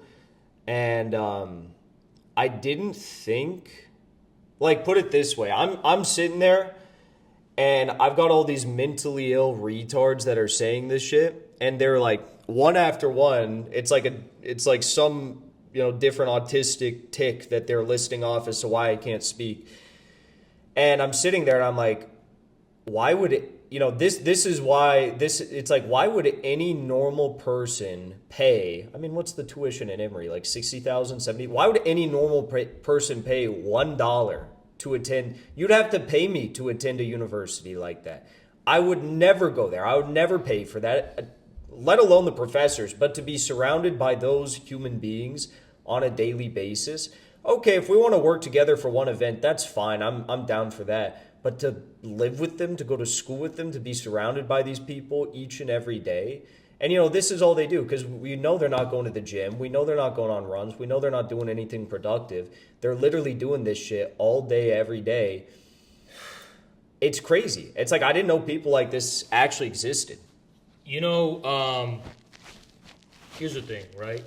All I'm grateful for is that I have their names, all of their names, and I have their faces.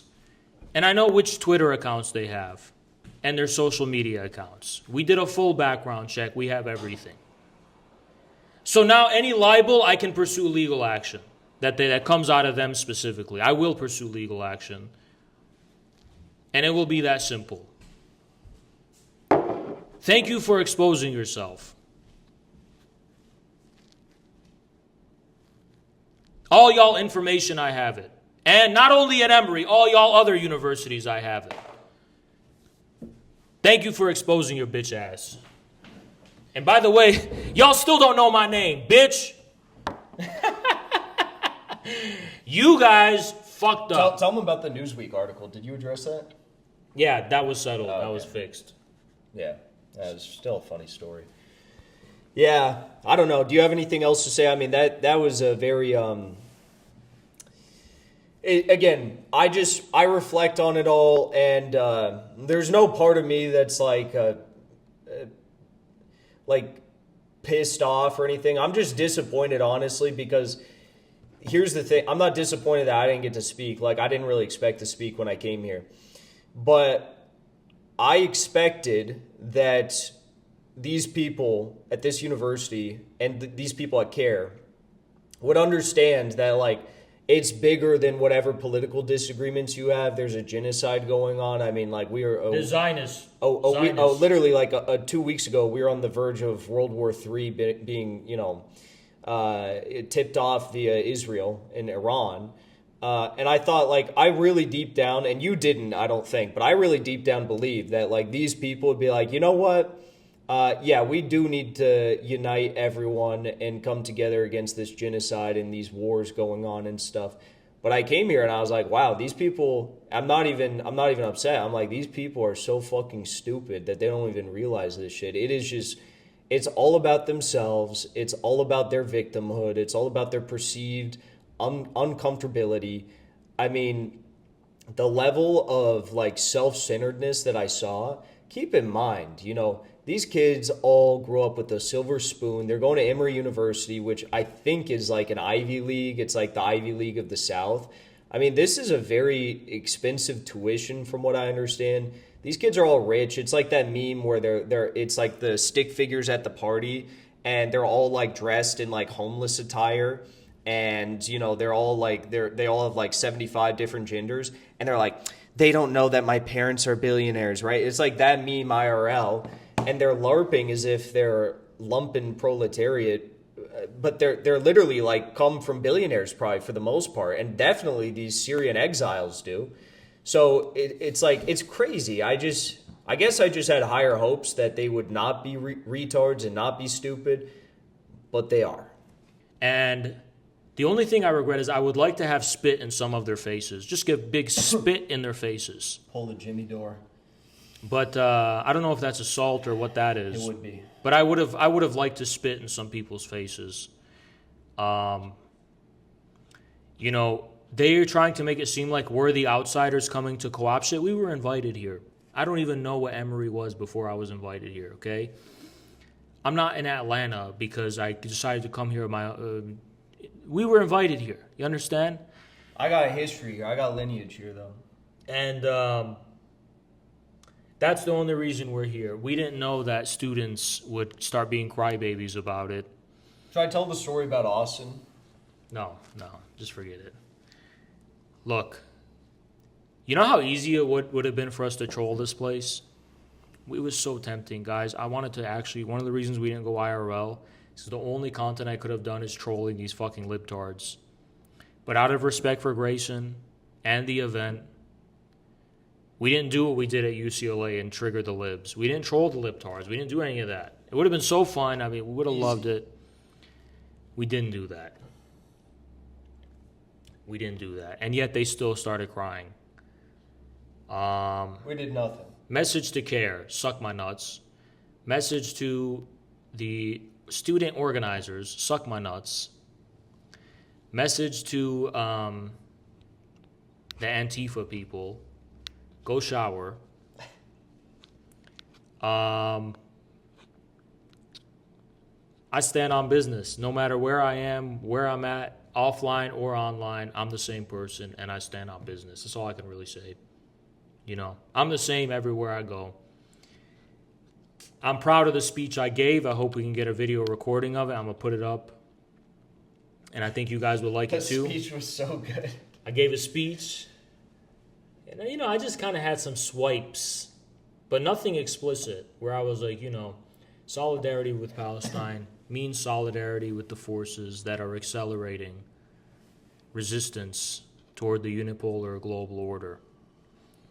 These are the things I said. I didn't mention countries in particular, like Russia, even though I wanted to. I wanted to talk about Ukraine. I would have. But if I was speaking, it would have already been... Yeah. That would have already been a nuke. So it's like, there's no coming back from that. Yeah. Yeah, so let's not be delusional about the nature of students. They are class enemies.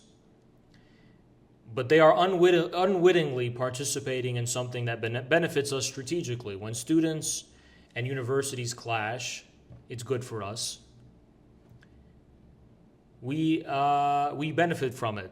That doesn't mean we like the students themselves. We don't.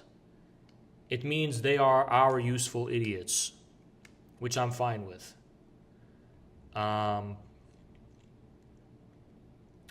a revolutionary situation in this country, I'm not going to say shit, but these students, they're not, I'm not going to say nothing, but like, you understand, you understand the real world,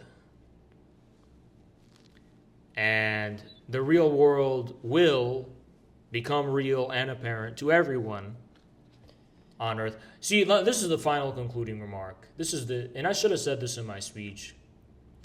People who try to hide behind walls, whether it's the Zionists trying to create a Zionist safe space in Palestine, or it's these university students trying to create their own apartheid system where they can filter out the real world and only have what makes them comfortable and familiar and nothing else. The real world will find its way in. You know, I shouldn't say that. I shouldn't say we just did an October 7th toward the university because that implies violence. But metaphorically, just like how the Palestinians are penetrating the walls of the Zionist state, we penetrated the walls of the Zionist university. We gave them a dose of the real world, the one that they prefer to pretend didn't exist, by confronting them with personalities and faces that represent ideas that they disagree with. Are you praising October 7th? Yes. How could you? I am praising October 7th. October 7th.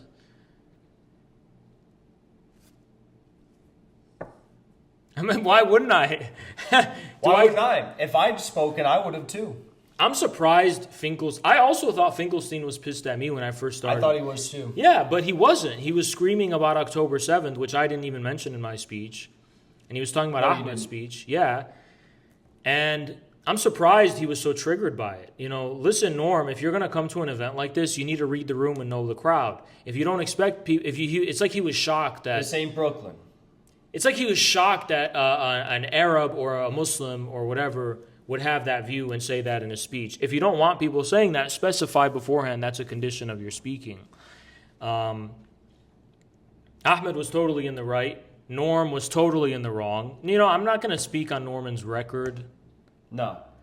But this event in particular... I think Norm has made a lot of personal sacrifices for what he does, which is respectable and admirable. I also think Norman overestimates the actual effect and role he has played in aiding the Palestinian resistance and the resistance in the region. Norm, you're not Iran, you're not Hezbollah, you're not Hamas. Please take a seat and stop acting like you're a prince and you need a pool, okay? Because that's not what you are. It's admirable how much sacrifices personally you've made. He's also made sacrifices, by the way. So have I, by the way. Going against the Zionist lobby, that's a sacrifice for life. There's no coming back from it. But I respect his personal sacrifices, but he turns that into arrogance, and he thinks he's Hamas, Hezbollah, or Iran. He thinks he's on that level. You're not on that level, bruh. You're not on that level. And so when you come to an event and you have all these preconditions, you should have specified to Grayson you didn't want Ahmed or anyone else to positively mention October 7th. He got up and left. After screaming at Grayson that he was going to crush his skull. After threatening Grayson, to be honest. Yeah. And then CARE had the audacity. Well, it's because they're embarrassed. CARE is embarrassed about the fact that their speaker ticked off Norm. Guys. And they don't want to act like it was their fault. Guerrillas, It was their fault. We need guerrillas out in full force. Make millions of alts, I don't care. Out in full force. Remind everyone, CARE is the one. CARE is the one that pissed off Norm, not Grayson. We're going to clear Grayson's name because they're trying to make it seem like Jackson and I are to blame for Norman not speaking. Nope, we have proof on the contrary. If that was true, I would come out here and I'd say, yeah, like, you know, that it was us and that I'm upset with Norm, but it wasn't. See, the reason, if that was true, I would be fine admitting it because Norm would still be in the wrong. Why? Because he was informed about it beforehand. Yeah. But the truth is, Norm did not care about anything I said. He didn't care about my presence or Jackson's presence. He was well aware of it beforehand. He was we met him. It was chill. We shook his hand before he said anything, before anything happened. He saw us. Put it this way, if Norman Finkelstein wanted to leave because of Jackson, he would have done it earlier because both I and Jackson literally went up to him and shook his hand and he looked us in the eyes and he knew who we were. He said, I'm Jackson Hinkle. I said, I'm Haz al-Din. The theory that me mentioning Jackson Hinkle is what triggered Norm, even if you ignore the evidence of how he's angry about October 7th and that's it, falls flat on its face because Jackson Hinkle was not only mentioned to him beforehand, Jackson Hinkle himself introduced himself to Norm in person directly, and Norm had no issue with it. So Norm's issue wasn't Jackson. The only people who had an issue with Jackson were people that had nothing to do with actually making this event happen. Outside agitators. Even CARE knew that Jackson was going to be there. Yep. It was just some Zionist rats who tried to take over the event and make it theirs and make it about their issues that had an issue with Jackson's presence and my presence. So guys, we want to clear the record and let you guys know about that. All right, this just happened. I hope the media covers it because we're going to get the truth out there at all costs. And this is going to be bigger than what just happened. Unless CARE calls us and apologizes to us, I would think about accepting their apology. I'm not fully there yet. But this will turn into something bigger, actually, because because you have to understand what they did is not just an attack on Jackson or me. They are making a statement that concerns the entire Muslim community in America. And there's a lot of people in that community that are not going to take kindly to their behavior here. And that's all I can really say. That's all I can really say, you know. CARE needs to realize we're in America right now, your regime change agenda is not at the forefront of the cause.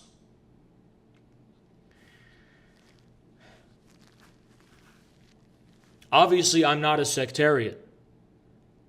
I would catch bullets for my Sunni brothers in Palestine and in the region. I'm not a sectarian, but CARE are sectarians. CARE wants to come to my country, to our country, and use their lobbying power to take your taxpayer dollars, just like, the Zionist lobby does, and use it to bomb people in the Middle East. They literally admitted that to me, and they were proud of it. CARE was proud of the fact that they encouraged and successfully lobbied Trump to do what he did in Syria. And that is no different in my eyes to what the Zionist lobby is doing with Gaza, because the actions in Syria were taken in lockstep with the Zionist occupation and Al-Qaeda and ISIS and all those other groups. So for me, as an American, seeing these people come to my country and do this shit, personally, I'll never accept their apology. I mean, there's a lot of words that needed to be said that weren't said to these CARE officials, right? See, like when we were at that meeting and that kid was like, oh, if you were against Assad, I didn't even say anything because I'm like, you know what? Grayson's trying to talk to these people. I'm not going to say shit. I'm not going to talk about Syria with these people. I was because at that meeting, nobody was being confrontational. They were really beating around the bush. They were saying, we don't think any of these things about you guys. It's just that there's a perception. So, I was just being chill. I could have said a lot of things. I wanted to say a lot of things, but I didn't. And it is what it is.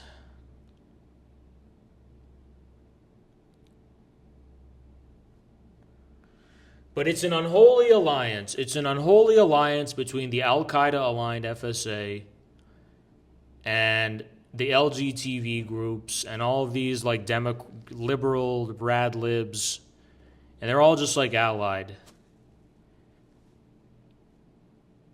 And damn, that's such a strange alliance. They think it's insane for me to like MAGA voters. But it's not insane for them to support the squad who voted to send $1 billion to Israel's bombing campaign in 2021. You know what? This is going to sound strange, but you know what I'm convinced of? I stand by everything I've said in the past, but, students like these, they don't actually care about the Palestinian cause. They just care about their own conceit of human rights. And it sounds very noble to care about human rights, but it's a very egotistical thing because Western human rights values only reflect their values. That's all they care about. They don't actually care about the Palestinians themselves. They feel like their own ego there's an affront to the consistency of their own worldview because of what's going on. And that's all they care about. maintaining the consistency of their Western liberal worldview. Free America from these vampire bloodsucker care lobbyists. Free America from the Zionist lobby. Free America from the cancel culture. Free America from the hegemony. Free America from the NGOs. Free America from the National Lawyers Guild. Free America for all these bitch-ass universities trying to dictate upon everyday Americans how their way of life should be. Free America from the bloodsuckers and the parasites. Free America from the arrogant bloodsucker parasites. All of them. Because they are aligned with Zionism objectively. They claim to be against apartheid in Gaza, but they're trying to create their own ideological apartheid in these universities. And that's just the truth. That's just the truth. It's the same, structurally, it's the same as Zionism. It's the same mentality. They want to maintain purity, the purity, and call everyone a Nazi that disagrees with them, and call everyone anti-Semitic that disagrees with them. Well, that's exactly what the Zionist state does, the Zionist entity. Mm-hmm.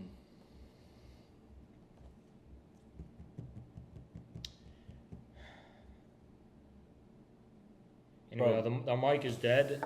What, guys? Can you still hear us? This mic is dead. It's dead? Yeah, this one might still work. Ones, if you can hear us, yeah. Well, I said ones.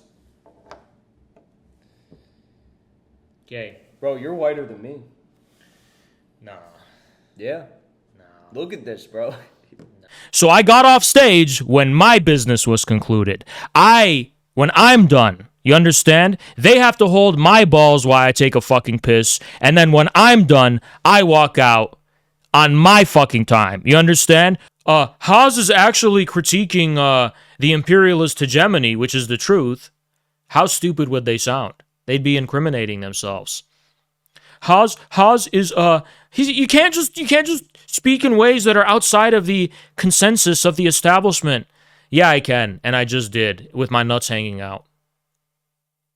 And that whole speech, they were hanging out. You could do nothing about it. Do you really think we can control the student? Like, I'm calling for them to end? And then a fucking retard in my replies goes, the student protest must continue! And it's like some Adolf Hitler fan, 1488. Listen, dude. Even if there was someone who decides whether these continue or these end, it's definitely not Adolf Hitler fan 1488. Because the minute you walk on one of these campuses, you're the first to get lynched. So sit the fuck down and shut up. Your words don't mean anything. And your position on this, whether you support or oppose the protest, doesn't matter. It has no causal relevance. It doesn't matter. So all we can do is describe an objective phenomena we have no control over. How are these protests being undermined is very simple. And this is what Nick Fuentes doesn't understand. Because he himself is a kind of urbanite.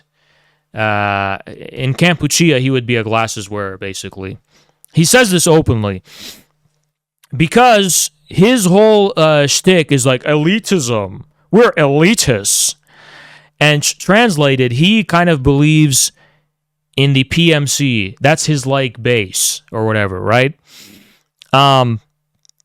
But the problem is that the regime's legitimacy is not based on what the elites think. It's based on what the 85% silent majority thinks, actually. Even if you are born a fat, ugly retard, you can still be the best you be and actually be a bright star for humanity and shine bright as a great inspiration for everyone around you. Even if you're an ugly-looking fat retard born that way, you can still bring light to this world and inspire all of humanity to be better than it is. Appointment is Jackson Hinkle, because he would totally fit that bill because he's like a young, handsome white guy, but he wants to go and cuck for like brown people, and he wants to follow Haas around and sniff that guy's farts and talk to brown people about communism. You know, I can't help but knock off the feeling, since I see that these two are in the same room together, that they were like consulting in private. They're like, you know, those Haas and Jackson, those guys, they're becoming a problem. How do we strategize to take them down? And Keith Woods is like, we should probably find a way to undermine them. And Nick's like, you know, we should We should divide them by saying that Jackson follows Haas and sniffs his farts. That's totally going to divide them and totally destroy what they're... And it's like...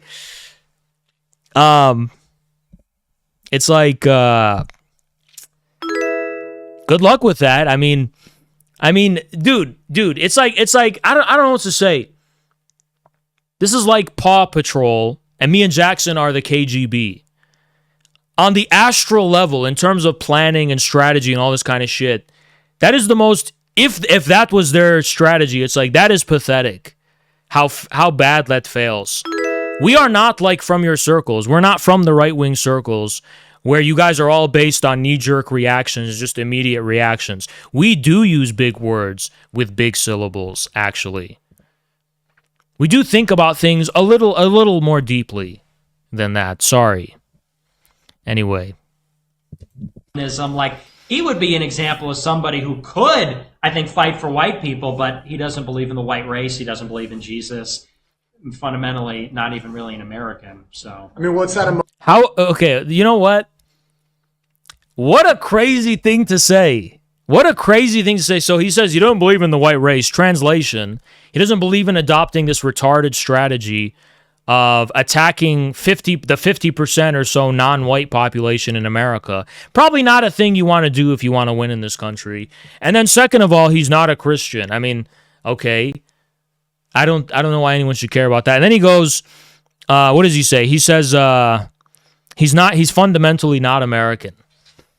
It's like Jackson, whose ancestors were on the Mayflowers, not really an American, but the Irish patio Mick, Keith Woods, your buddy, that's an American? Well, I'm white. No. See, they're trying to change the definition of American, not just to white, because Jackson's more white than Keith Woods. They're trying to say that Jackson's ancestors racially discriminated against Keith Woods. Jackson's ancestors literally disbarred Keith Woods' people from whiteness, all right? So let's not talk about that. But they're trying to say the only Americans are white nationalists, not even white people. If you're a brown white nationalist, you're a true American, right? If you're some brown white nationalist foreigner who lives in Malaysia or some shit, they see you as a true American. But if you're Jackson Hinkle, ancestors are from the Mayflower, literally born and bred as American as white and wasp as it gets, somehow you're not a real American. That's fascinating. Why? Because he doesn't agree with your retarded racial ideas?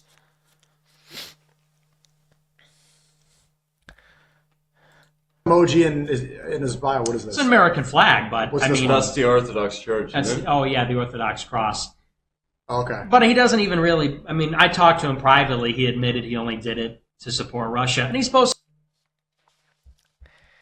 You know, I know that's a lie. If that's a lie, then Jackson was lying to him for some reason. Because me, Jackson, and Grayson on Friday had cigars. For 4 hours, we talked about religion. I was Islam. Grayson was esoteric Protestantism. And Jackson was Orthodoxy. And we were kind of debating and talking about it. It was in Atlanta. We were at like some cigar lounge. And for like 4 hours, we're talking about religion. And Jackson is straight up saying, like, yeah, like, I think Orthodoxy resonates with me the most. And he's actually explaining why it does. He's talking about all these kinds of, like, bishops, and I don't even fucking know. I don't mean to swear, my bad. But all these kinds of people whose lectures he's listening to, and, like, the churches he likes, church figures he likes. I don't even remember it. This is how much detail. So why would he be faking it if he told me all of these things, you know? And shit like this. By the way, Grayson's another white guy who's in the brown infrared. You know. What is this like? Is this like when he was kneeling for George Floyd in 2020, but with Palestine? I mean, wait, but I thought the student protesters are going to overthrow Israel and going to overthrow the. I thought, didn't you say that the protesters are going to overthrow Zog or something, which is why you responded to me? Why are you taking issue with Jackson supporting the protesters? I don't get it. Like, what is this if not just straight up jealousy? When did me and Jackson even mention this guy, you know? Need shit like that. So I wish people, but that's the problem. The only way that white guys can speak out is if they do so in a way that is kind of pandering to black victims or in a ecumenical way towards other races. I don't understand how that works. If Jackson is constantly being called a white supremacist who hates black people, which is also not, and you recognize that's not true, but how does he maintain the reputation of that in your eyes? Like, why is he slandered and smeared that? You think Jackson is really known as somebody who panders to black people? Really? Is that really his rep? Maybe for you and your circle of white nationalists, you hold him by that standard, but the rest of society doesn't. And the reason is because Jackson believes in making friends with everybody. Jackson believes in human dignity for everybody. But he's also shamelessly a white guy. He's not apologetic about who he is and what he is. You misinterpret that somehow to mean he's denying his own heritage or something. No, he's not. He always talks about how his ancestors were on the Mayflower and shit. So what are you talking about? And, you know, that's why the only kind of white revanchism you're Yo, Amila, what's up? What's up, Amila? Get is going to be from the right. You're only going to get it from like a fascist white guy. I hate to say this because I don't want to. The only white nationalism you're going to get is from the right. Damn! Here I was thinking there's going to be a left-wing white nationalism. My bad. What a profound... This is what's... By the way, this guy called me stupid, by the way. But this is what an intelligent take looks like. Like, this might hurt his reputation or whatever, but I see that in, like, John McEntee. You know John McEntee? Yeah, I'm sure he looks like Jackson Hinkle. Okay, but whatever. But this guy's like 6'3", he was a quarterback, he was in the Trump administration, Trump loves him, he does these TikToks. He's talked about Israel. I was actually a little surprised. He talked a little bit critically about Israel. To me, that is like the picture of white American. Yo, Iron Rose, what's up? Revanchism. You know, he's kind of talking about white people like a non-white person would. You know what I mean? He's like, I have this like ideal of like a white, and it's like, what? Why this subjective distance? Like, what is this? You know what I mean? Not some guy that's saying, oh, these poor brown people, oh, I'm like, you know, the cops are kneeling on the Palestinian's neck. Oh, I'm kneeling for George Floyd. Like a white, tall, good-looking Trump supporter who's criticizing Israel a little bit, says that... It sounds like some kind of fashion stylist before a runway. Like, you kind of just have this look. This kind of this look. This is really the look. What about the actual content, though? You know, is it just the look? Is that all there is? Is there's no deeper content to anything? What is this kind of... It's very foreign to me, actually. Israel got TikTok banned. Like, this is our guy. This is your guy. How old is he? I think he's got to be early 30s. Okay. He was 28 when he got in the Trump admin. Don't be careful not to endorse him too much, then he might lose some credibility. By the way, at what point does he mention me? Because he's just talking about Jackson right now. At what point does he mention me? Maybe we should just skip to that.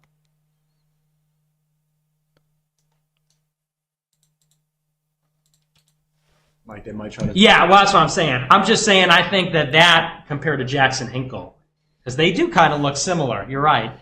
This is where we need to go in that direction. Yeah, I don't know what like this is about. Like, he's making it seem like he's like in control of who's popular or whatever. Like, okay, go have that guy go be viral. Like, what do you want from us? No. You know what? Let's stop propping up Jackson Hinkle, guys. It's like, okay. 2,499,000 followers later. It's like, really? Who gives a fuck? Rather than this other shit. Like this is a very important point I'm making. A guy like Jackson Hinkle, like I said, I think that's like a safe version of white masculinity where you're You know, I'm kind of like sick of this because you know what they sound like? They sound like post-colonial studies black lesbian women. Like, what do you mean, white masculine? What about what are you talking about? Why are you talking about it as if this is some kind of like object of thought and not actual personality. You're like, it's such a descriptive, oh, it's like this kind of masculine, it's like, that sounds like what a non-masculine person would say, to be honest, because masculinity is not an idea, it's not a thought, it's not a look. You are either masculine or you're not, based on your integrity, based on your actions, based on what you do, not what you try to look like, but what you actually are. Like, again, you're just focusing on superficial nonsense instead of the actual content that makes things what they are, you know? Before you focus on why a house looks the way it does, you should also focus on how it is the way it is. You know what I mean? This is such a strange, I don't know what this is, this kind of like cultural criticism, post-colonial black lesbian, post-colonial studies jibber jabber. Unproblematic to black and brown people. You're unproblematic to the political left. And it's straight up gives me the vibes of like a university professor like trying to break down a media phenomena in these like in terms of like this cultural criticism, like, you know, it's kind of like this unproblematic way of relating to brown and black voices while also projecting a white man. It's, you know, it's literally the discourse of the university. It's like completely descriptive with no skin in the game at all, you know? No content is at stake here. He's just kind of making it seem like it's like a zoological description of like some kind of gorilla in a fucking zoo cage. Like he's giving a taxonomical description of some kind of species from a distance. Like, are you not a man yourself? Are you not a man yourself? Why don't you die on that fucking hill? Just be a man. You don't gotta fucking talk about it like it's some kind of taxonomical description. I think fundamentally that is not real white masculinity. It's got to assert, you know, our own racial identity. White saviorism. Isn't Yeah. It? Oh yeah, it's kind of funny as well how you. It's always this stupid, this such a sheepish, weak-minded way of speaking in terms of tropes. It's like the trope of this. This is why these fucking faggots called me anti-Semitic at Emory, by the way. Because they're like, you know, you've said things about George Soros, and it repeats the kind of like the trope. And it's like, these guys and the libtard National Lawyers Guild, they're like shaking hands because they both fully see eye to eye and agree about how they understand and view the world. It's the same kind of just no skin in the game, pure looking at things aesthetically, purely in terms of tropes and nothing else. And it's such a spineless way. It's such a dishonorable and feminine way of looking at reality, actually.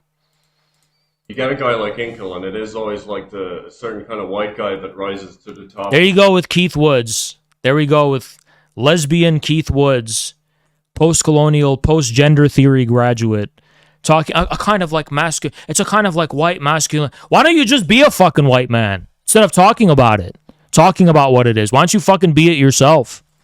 These, you know, anti-colonial or pro-Palestine movements. It's like even within that kind of meritocracy. This is such an intellectual way of describing shit, by the way. Guys, this is a true intellectual. Give it up for the true intellectual. He's doing this with his hands. He's doing this with his hands. W11, what's up? He's doing this shit with his hands like a true intellectual does. But in a long story short, he's basically saying, I don't find Jackson to be masculine because he doesn't say the N-word. And that's all he's actually saying. Like, it's just so it's such an intellectual way of just, in so many words, right? If you were a fucking man, you would just say that. You would just say, you know, I think Jackson's a pussy because he doesn't say the N-word with a hard R. All right, just say that then. Why this kind of pseudo-intellectual yip-yapping, pretending like you're fucking smart when you're clearly not? You know? Like, they want the white savior. They love, like, having the Jackson Hinkle character front and center. But yeah, it is. Wow. People in the third world really like someone who looks like a Hollywood celebrity after like 60 years of American soft power media dominance.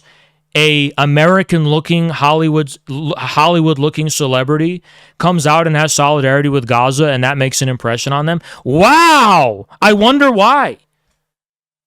I don't know.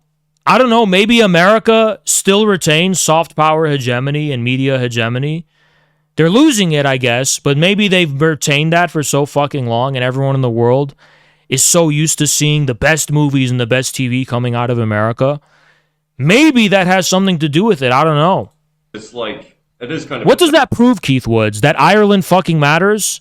Because I'm not convinced. What does what you're saying prove? That you as an Irishman command the respect of all these third world brown people? Because I'm sorry, but you're Irish, okay?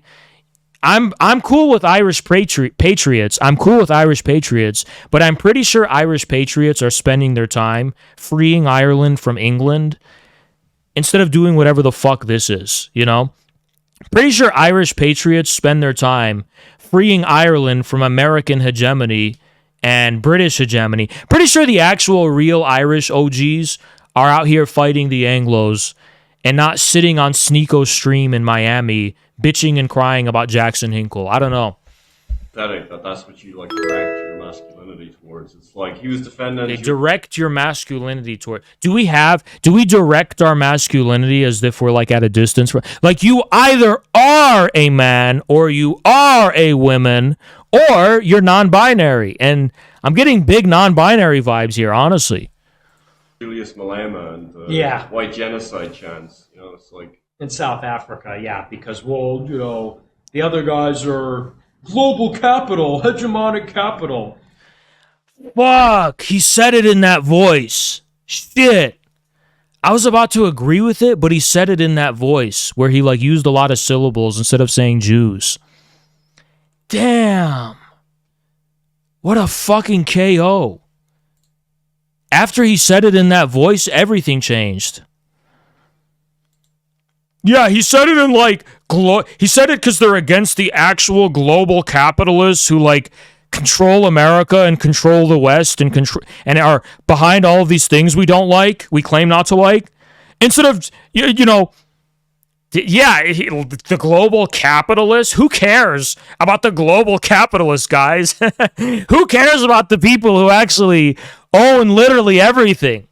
Who fucking cares about the people who control every level of policy, who control all of the means of production, all of the fucking wealth, all of the property, who own all of the fucking money supply? Who fucking cares, you know? That Jewish guy who owns a bagel store, that guy is way more important. By the way, Zionist Jews in South Africa hate Malema more than anyone. What are you talking about? Malema's rallies, people wave Hezbollah flags. So, like, you know what I mean? It's so stupid. It's like, dude, are the global capitalists the Jews or not? You know? So, yeah, it's got to come from the right wing. It's like you can play the tough guy online. Like, he does that a lot. Like, you can go on and, like, call people faggots and act tough or whatever. But it's like, if you're, like... Tell us, Keith. Tell us. What does it mean to be real? You could be the tough... What does it mean to be real, Keith? Let's go. That cooked that you're like defending people like chanting white genocide is you know, you could act tough online calling people faggots, but you know, you're also defending this based guy named Julius Malema. It's like, what are you talking about? Your eye just falls apart. You want a white guy that can't show up to a college protest. That's right. Hold on. Wait, guys. I'm pretty sure when Jackson showed up to that protest, it caused some problems, didn't it? Pretty sure it did. Did we not have problems with Emory and CARE and the NLG and some of the student activists? I don't know. You tell me. Because it seems like everyone's claiming we got kicked off campus by an angry mob of students. And now I'm hearing that actually everyone found us to be unproblematic. Two great extremes. But no, I'm going to translate this for you. He's basically saying that he wants someone who's completely edgy for its own sake and acts like a child forever and just acts edgy for its own sake. And that he takes it as a mark of authenticity that the more forbidden and the more antisocial and ostracized that you are, the more that you're actually like a bold revolutionary. So I'd like to introduce Nick Fuentes to the Anarchist Transgender Alliance for Animal Fucking and the Liberation of Pedophilia, because that group that's running around somewhere in America is his ideal of what it looks like to be a true man, a true, authentic, true white masculinity, right? Because they are literally the most antisocial, edgy people, ostracizing them from every level of society. You know, matter of fact, you know who Nick Fuentes' ideal of white masculinity is? A literal heroin addict or crackhead on the street. Those white guys who are homeless on the street, who do drugs, not only will they call you the N-word and chase you around and shit, they'll chase you around with a knife, calling you the N-word, praising Hitler, and vomiting on you on the same time. That is the true masculinity according to these two guys. They're not welcome on college campuses. They're not welcome anywhere, as a matter of fact. They're constantly getting arrested, constantly landing in jail for causing disorder and causing a ruckus. And that's really what being a true dissident is about. It's just about being as antisocial as you can be, because like society's cringe, you know? Fuck society, right? It's like so super fucking cringe. Anyway, is there anything else? Because I don't think he mentions me one time. That's it. He just said he claims that Jackson is that. Get this. He's claiming that Jackson is my follower. So the guy with 2.6 million views answers to Haas. The guy with 89,000 followers. Not even 100 yet. He claims Jackson follows me.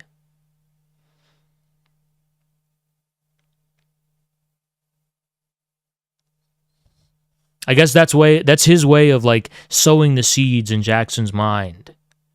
Rebel. Rebel against the brown master. Liberate the white within. It's like he's Luke Skywalker, I'm Darth Sidious, and Jackson's Darth Vader, right? I'm Darth Sidious. I'm just this dark, fucking brown hooded guy. Jackson's Anakin Skywalker. I've corrupted this white man to do my bidding. Oh my God. But you know, okay, so I control Jackson, but you know who controls Haas? Logo Daedalus. That's what he's ignoring. See, Jackson is Haas's puppet. But by that same token, Logo is Haas's puppet. You know, I consult Logo all the time for shit. I just consult him all the time for advice and shit because I trust his judgment. Because that guy's actually really smart. That's crazy. Or maybe people just kind of respect wisdom and advice from people that they trust based on their own judgment. I don't know, though. I don't know.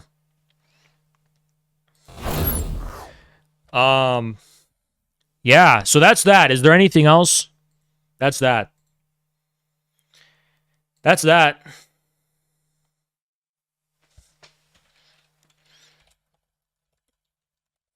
Anything else? You know, it's crazy this guy talks about me, but I'm like irrelevant. Why are you talking about me? You know? I think that means something. Anyway, this is the last thing I'm going to say on the Nick Fuentes stuff, right? And we'll end it there. Dude, you're literally like a neo-Nazi and we're communists with a capital C. We're not competing for the alt-right. We are not neo-Nazis. We're communists with a capital C. It's that simple. Like, what is the angle here? Oh, you know, the problem with Haas and Jackson is they're not like Nazi enough. It's like, yeah, because we're communists. Do you think we're like lying or something when we say that? Yo, Ed, what's going on? Do you think that we're lying when we say that we're communists and that we're Marxists and we just say this out in the open all the time, constantly, and you think we're lying about that? Or maybe you're trying to convince your audience that communists aren't like people like me and Jackson.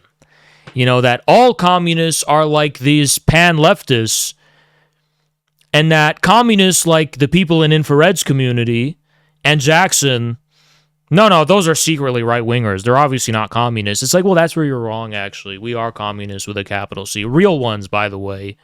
Real ones. Actual Stalinists. Not Trotskyites. Actual Stalinists.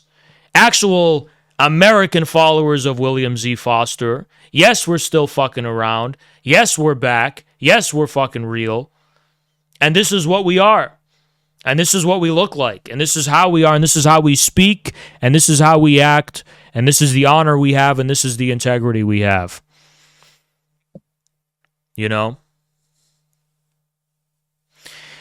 You know, I'm always fine to keep disagreements civil, but why does this guy say I'm stupid? You know, you're going to start name calling. Let's not go down that path. I don't think it's wise. I don't think it's wise.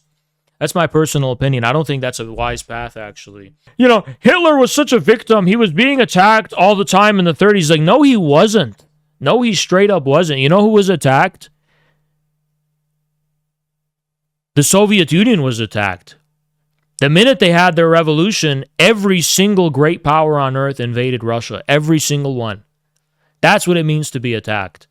Not the New York Times having a mild liberal milquetoast criticism of you. Look, I don't know what LaRouche was doing in like 1982 or whatever. I don't. I admit that. I don't. But the Schiller Institute is not CIA. The Schiller Institute is not as big as you're making it out to be. They're not really that relevant, okay? They're really not that relevant. They're just not. I'm sorry to tell you that, but they're really just not that relevant. It's literally, I don't even, it's like 100 people or something. And it's like, dude, they're not that, you're actually doing them a huge favor, to be honest, by like gassing them up that they're really not. Go fucking, you know what you should do? Whoever's obsessed with this, go like be a double agent. Join Schiller to infiltrate it, just to gather intelligence of like what they're up to. And you'll probably find that it's something that Space LaRouche was part of. If Space LaRouche can join the Schiller Institute, I'm sorry to tell you, that's not the deep state of America. I'm sorry to tell you, if Space LaRouche, and no hate to Pestomime, but we all know Pestomime's a very silly guy. If Pestomime was in the Schiller Institute, it is not part of the deep state. I'm sorry, but it's not. It's really, really not, okay? Pestomime is not part of the deep state. I just know that for a fact. It's just not true, okay? He was the only one claiming CPUSA was infiltrated by Marcuse and Angela Davis. The old-timer MLs knew this and respected him for that. I didn't know. See, I trust Chris. What's up, Chris? Thank you so much, man. And, did you check what's in the croissant? Did you check what was in the croissant before you took a bite? Ah, it's too late. Ha ha ha, I see.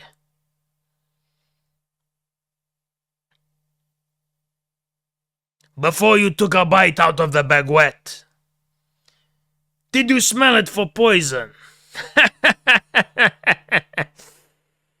I guess not. I guess not. Before you came to France, did you check who was following your aeroplane? I guess not, because that was me, bitch. Ba ba ba ba ba! I could straight up be an actor like a French mafia boss in a movie. Like, my accent's so great, isn't it? Remember that one about Family Guy where it was like, "Hi, Lois, it's Haas from Infrared." That was a fucking Community meme. And they stole it from us to make it seem like it was like an own against Marxism-Leninism. You know, not just me, but our whole ideology and shit. And it's like, you know what? It's not going to stand. Especially when it's President Sunday making that retarded shit. I think he was the one who posted it. And it's like, you know what, dude? Let's not talk about how we look. Let's just not talk about it. Because I saw Alien 4, and I'm getting big hybrid vibes. You know what I love? Why did Russia make Iskander missiles? Did they name that after the, like... What was that? Iskander missile. I want to see what the origin of that name is. Do Russians also call Alexander? No, they don't. They call it Alexander. What's the origin of the Iskander missile? Who named it? Somebody fucking explain that right now. Somebody explain to me right now why Russia named the Iskander missile. What is that named off of?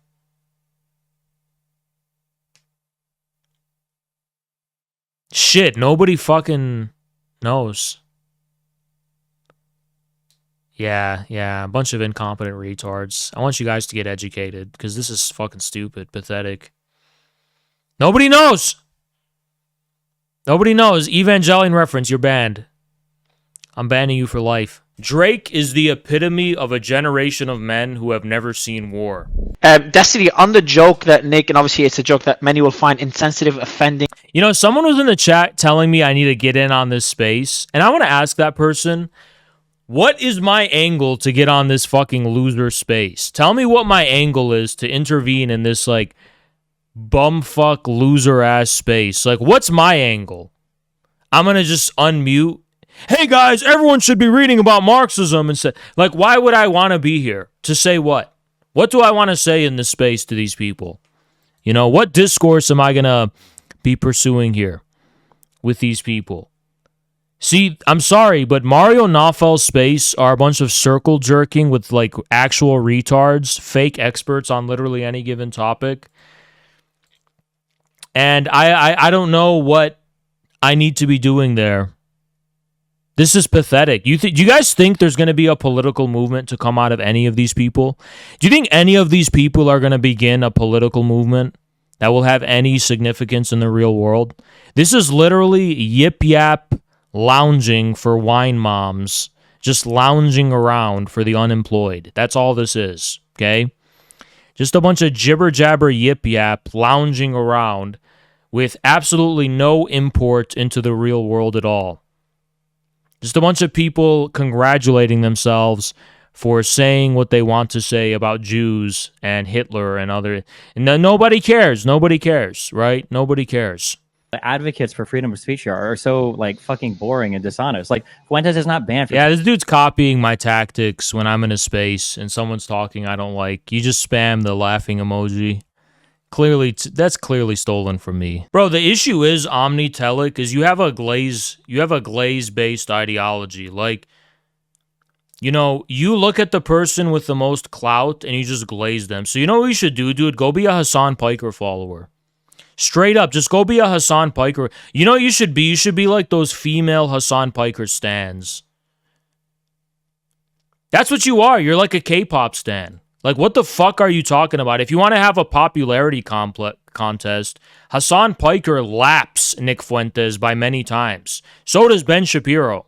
So that actually has nothing to do with whether or not you are competently challenging the regime at all, actually. No idea. Yeah, and Jackson has more clout than him, so what the fuck are you talking about? Actually a retard. You know who's a dishonorable, like, bitch? Is that Space LaRouche guy. It's so disgusting how much he glazes. Please refollow me. Like, look, all the gorillas in my chat straight up at one point had to think about infrared, had to think about it deeply. Usually they were coming from a place of Marxism. Some weren't. They actually had to think about, like, what I say and independently arrive at a conclusion of, like, you know what, I actually agree with this, right? But, like, this whole, like, right-wing ideology of just glazing the leader just because they have the most clout is crazy. That's actually crazy. That's actually insane. It's so denigrating. That is so denigrating. I could never imagine treating gorillas that way, you know?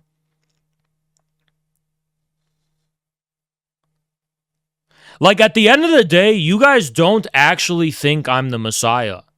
You just agree with what I say, and we have this common position we all agree with. It's like we have a common line.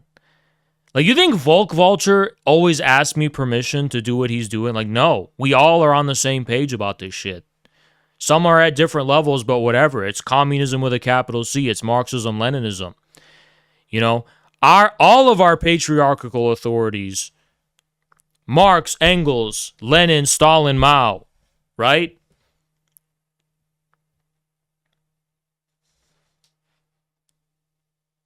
You are too stupid to understand that people might have conviction to anything real. That is why you cry about Nick preaching race realism. I don't, can you speak English? I don't even know what language you're speaking from Google Translate to think that was a coherent sentence. It has to do with how deplatformed you are, which is what you were talking about, retard. Okay? Okay, so I got deplatformed for what, you fucking idiot? I got deplatformed from Twitch and Twitter. For what? When you have to deny black people are categorically less intelligent to advance your political ideology, you don't represent anything real. You know what? Get in my VC and define intelligence for me. Go ahead and do that. I would love to see you actually talk about what intelligence is and see if you can hold your own. Let's just start with that. Please define or describe what you think intelligence is. Slump Man Wound, let's go ahead. What's up? What's up? Let's go ahead and get in my VC, and I want you to describe to me in your own words what intelligence is. Let's start there. Let's start there. Because you know why you're such a bitch? Your whole fake right-wing ideology of rebellion is based on saying that, oh, Reddit science is wrong. Oh, Pfizer is wrong. The vax is wrong. Oh, creationism is correct, whatever. But then when it comes to this gene-tard nonsense and when it comes to this extremely unrefined, retarded notion of intelligence as IQ, you somehow take that unquestioningly as self-evident and there's no room for dissent there whatsoever. You're such a faggot how much you submit to what the regime wants selectively when it comes to having an excuse to say the N-word. It's like you will mock people who are Reddit brained and just trust anything Neil deGrasse Tyson says, right? You'll mock all of that, but the minute anyone comes from your retarded notion of genes that have been disproven, you suddenly turn into a fucking Reddit liberal faggot who complains about, oh, are you kidding, dude? Are you, the scientists in the lab coats, the people with the glasses, they said otherwise. Oh my God, Neil deGrasse, Bill Nye says otherwise. That's why you guys are destined to fail. Because you're trying to be legitimate, but you'll never be legitimate. You're trying to adopt the same veneer of legitimacy that the globo homo Reddit hegemony has. And you're trying to appropriate that for yourself. You're trying to be DGG, but neo-Nazi right-wing version. You will never have that. You're trying to simultaneously pretend like you're rebelling against the status quo while trying to appropriate all of the features that render it legitimate. That's why you will always be a failure and you will be confined to failure. Because you don't actually have a refined, you don't actually have a sophisticated understanding of a consciousness that differs from the dominant one on a fundamental level. Superficially, you selectively disagree with what the Reddit globo homo hegemony wants you to think, but at the end of the day, it's selective. You still believe all the lies they say about North Korea. You believe all the lies they say about communism. You believe all the lies. Dude, even your idol, he believed in all the lies about Iran. Just 5 years ago, he was anti-Iran, and he was kind of like, basically, what did he say about the Soleimani attack? That Soleimani was Iran is an anti-American shithole, and see, that was 4 years ago, right? What a bitch. And he's not coming in VC, is he? He's not getting in VC, is he? Of course not. Of course not.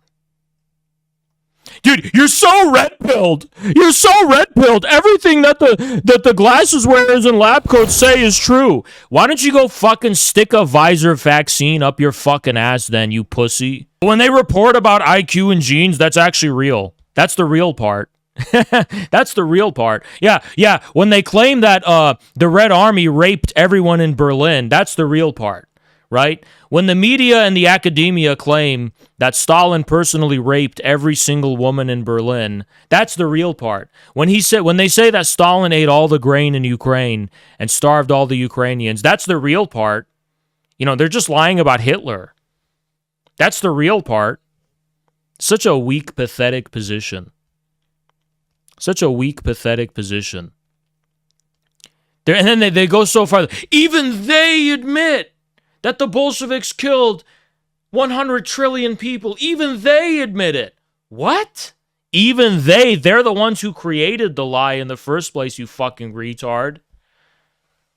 The weight of reality is so strong that the History Channel was forced to admit that Stalin killed like 500 trillion people. And it's like, well, the History Channel and the ruling class it represents, the media, whatever, they're the ones who created that fucking claim from Cold War propaganda and other such bullshit. So it's such a stupid, twisted way of thinking. Absolutely, Kim Jong-un is a million times more lied about than Hitler. When Belarusians talk about how the Nazis were burning down their villages and slaughtering and committing atrocities against them, like, that's some real shit. Like, yeah, actually, Hitler was a fucking scumbag. Straight up started all these wars, invaded the Soviet Union, attacked. They don't even try to justify the Operation Barbarossa. I'm saying IQ is a base measure for intelligence we have, but you don't know what intelligence is, so how do you know that? AF is not successful yet. The entirety of mainstream right-wing politics is assimilating to the Groyper position. The entirety of mainstream right-wing politics is carried by fucking boomers sitting on their ass watching Jordan Peterson and Ben Shapiro. There's no such thing as mainstream right-wing politics. You're talking about the GOP and the GOP establishment.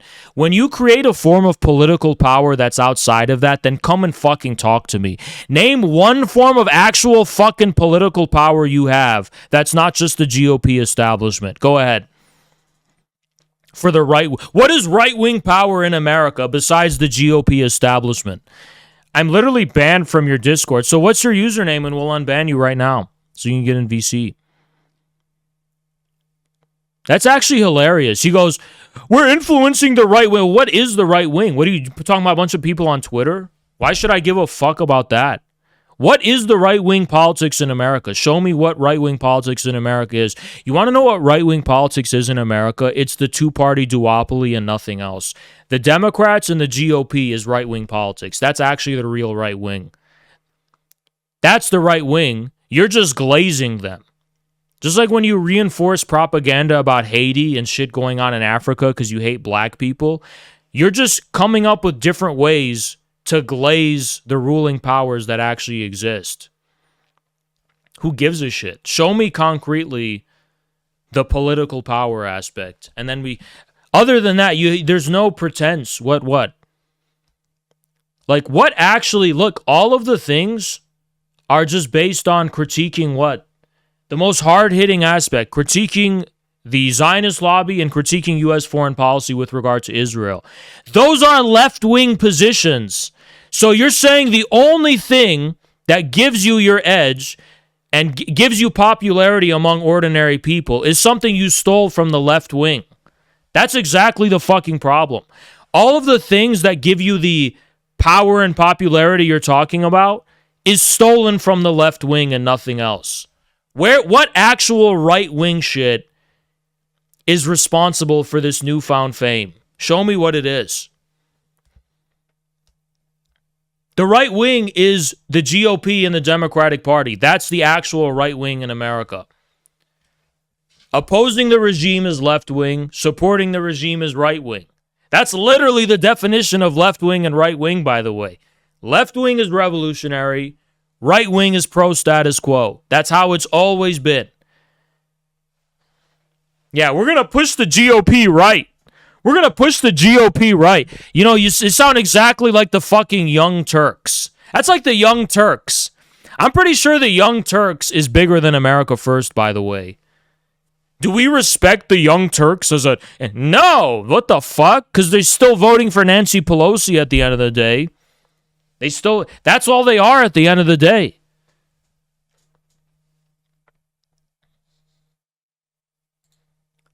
But what's this guy's username so we could get him in? What's this guy's username? It's straight up the right-wing Young Turks. Red versus blue nonsense. And it's all the same. They're all aligned on exactly the same shit.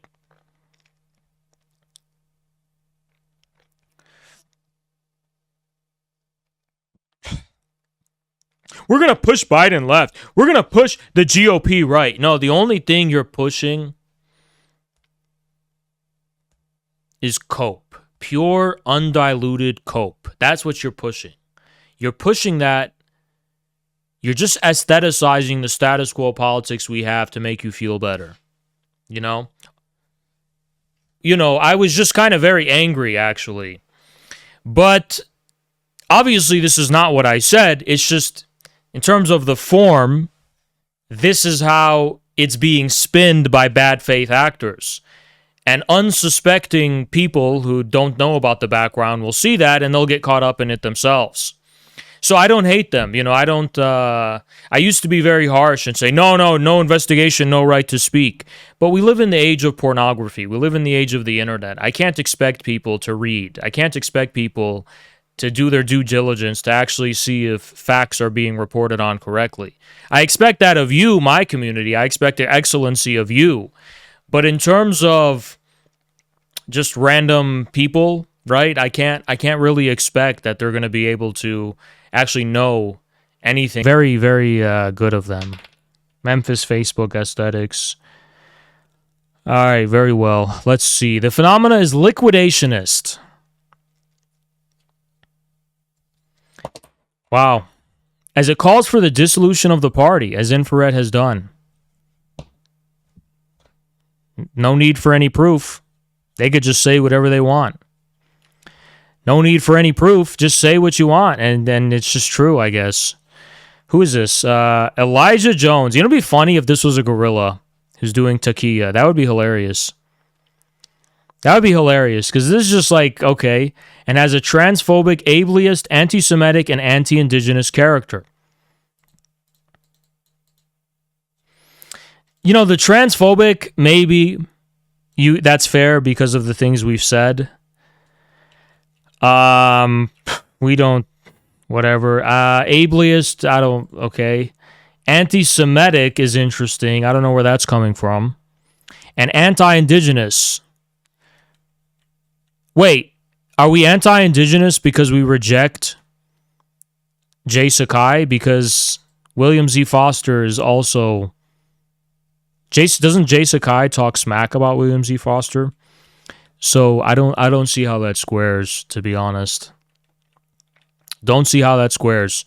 The social phenomena puts above social media influencers as its main figureheads, with many calling on the members or followers of their respective accounts to commit mass entryism in the Communist Party and other organizations. The Pat Sock movement is inspired by figures such as Lyndon LaRouche.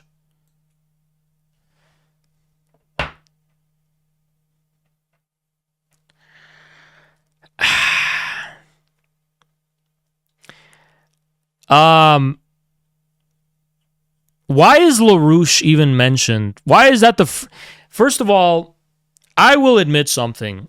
Because I was influenced by Kantbot and the parapolitics Twitter people like Kantbot, I did actually say, yeah, LaRouche, obviously, I read him and he said some interesting things. The idea that he's a figurehead, though, is ridiculous, first of all. Second of all, let me go on record saying something. There is nothing LaRouche has been correct about that Michael Hudson isn't a million times more correct about. If anything, you should call us Hudsonists. Our view about productivism, our view about these kinds of things, that's all Michael Hudson, not LaRouche. I think LaRouche's main thing for us maybe is he offered some support. His people offered support as far as critiquing the green movement and degrowth stuff, but some people like Fox Green take that into directions we don't agree with, like critiquing China's policy of ecological civilization, which we actually agree with China about. So no, he's not a figurehead.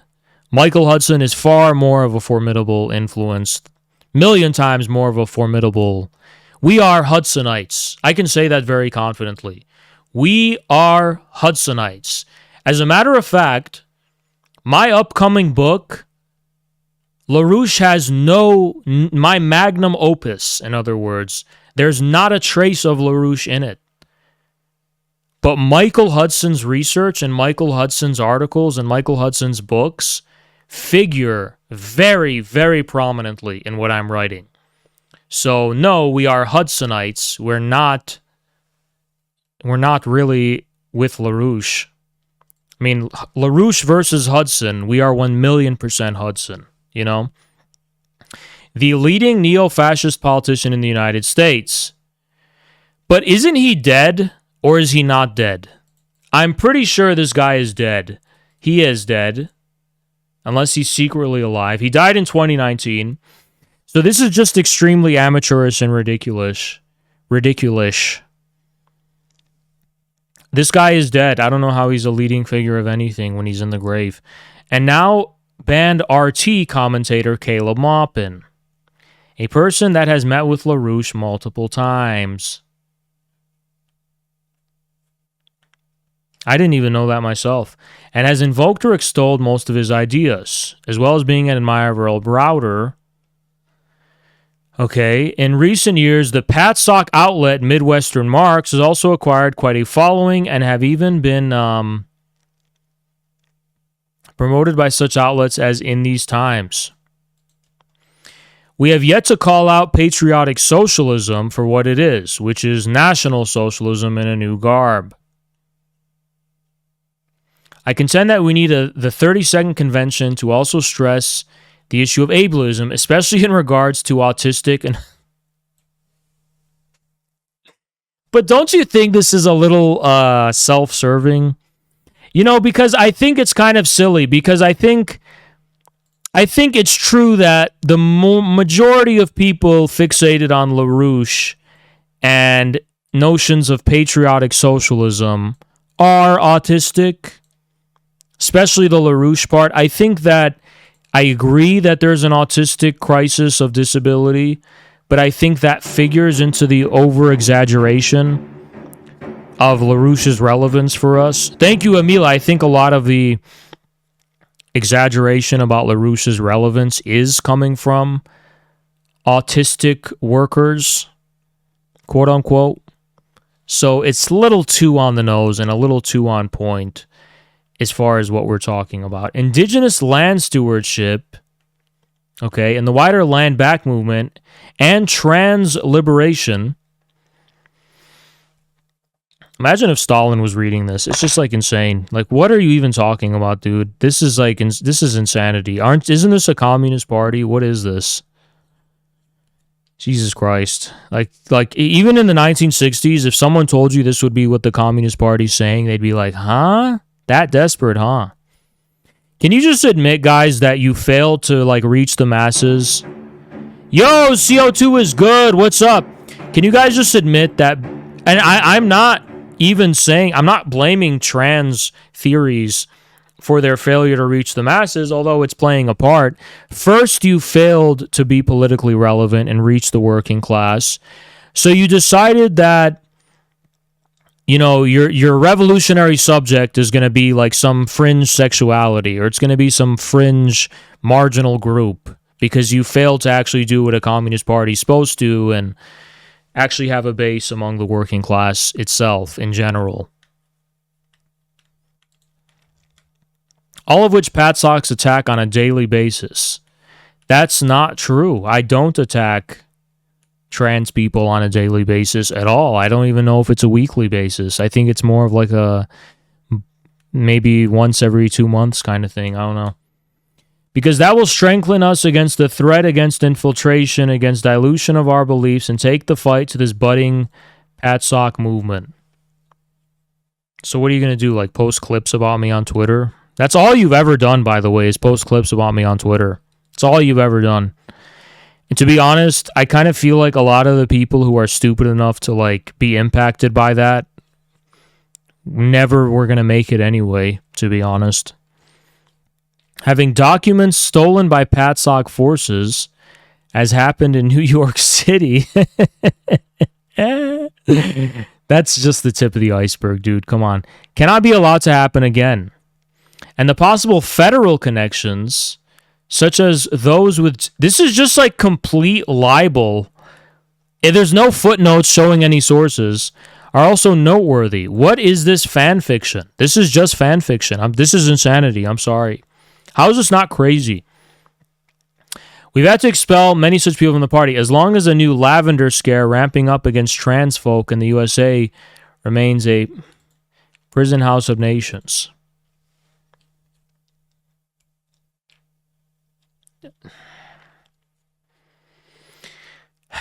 You know who I'm going to send this to? Our friends in China. I'm going to send our friends in China this article and just tell them, hey, look what we're dealing with.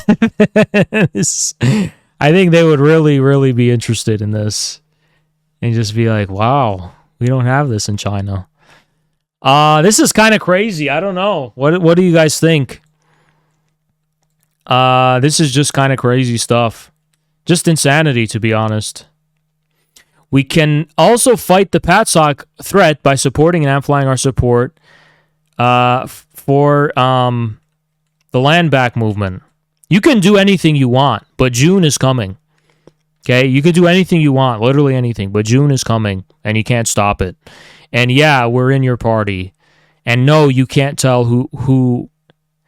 I don't know. Guys, you need to realize this. We are actually Marxist-Leninists.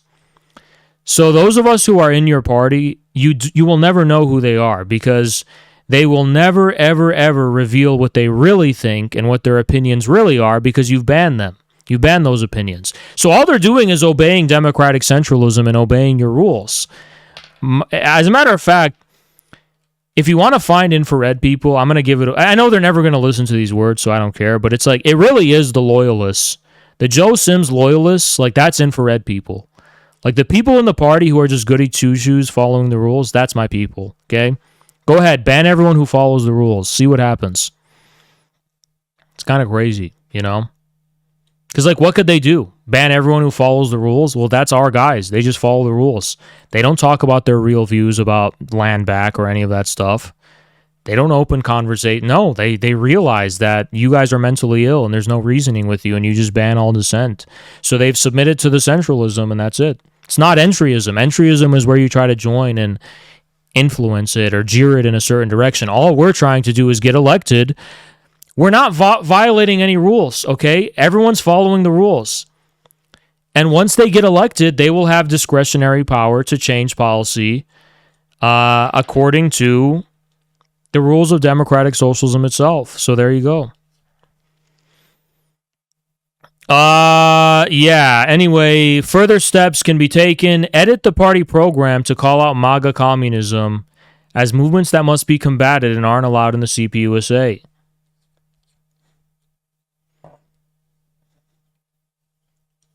Okay. Sloganeering and repeating explicit PATSOC talking points are grounds for expulsion. But then you have to ban William Z. Foster's literature from the party. For example, saying white supremacist phrases such as, we must secure the existence of our people for the future of our children. Yeah, I think that's reasonable because it's...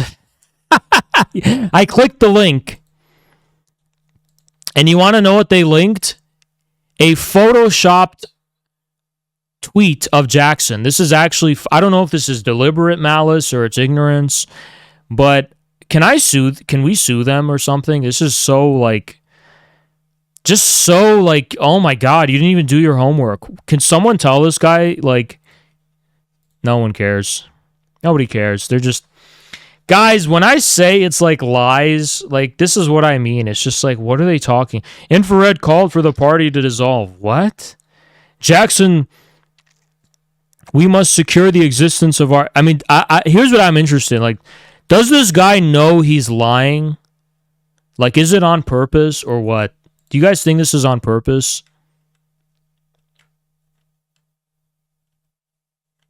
This is actually a fake tweet he never made. He never made this tweet. It's photoshopped. Does this guy know? I don't know. It's just... I've really, I pan leftists, I just see them as fascist collaborators at this point. I don't really expect any moral integrity from them, but I am very much impressed by this level of moral corruption and willingness to just lie, sharing Photoshop tweets. Certain patriotism or nationalism, such as the indigenous land back movement, are fondly looking back on proletarian movements through U.S. history, is one thing. For example, proletarian or working class patriotism, not as Americans, but as proletarians, could be emphasized.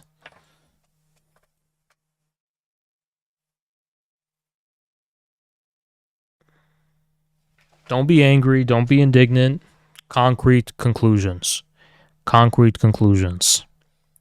The party is this way because it's led by people who are senile. They have dementia. Whoever approved this had dementia. They didn't even know what it said. It's a circus right now. That's okay. We're going to recover from it.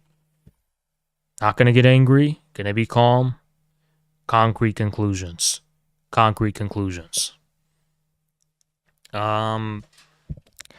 I find it, I don't know if this is part of the trans liberation, if this is like a trans only thing. I don't want to be transphobic, but I'm pretty sure proletarian patriotism is proletarian patriotism for America, if it's in America. It's not saying proletarians are a country. It's not saying the proletarian class is itself a nation. I'm not sure where that reading of the national question came from, but I'm pretty sure proletarian patriotism in America is a proletarian form of American patriotism, not being patriotic only for the proletariat itself. That's not patriotism, that's just class consciousness. There's no patria at all there because you're not specifying any land at all, or any nation or country. I don't know what the proletarian nation is, besides what Mussolini said.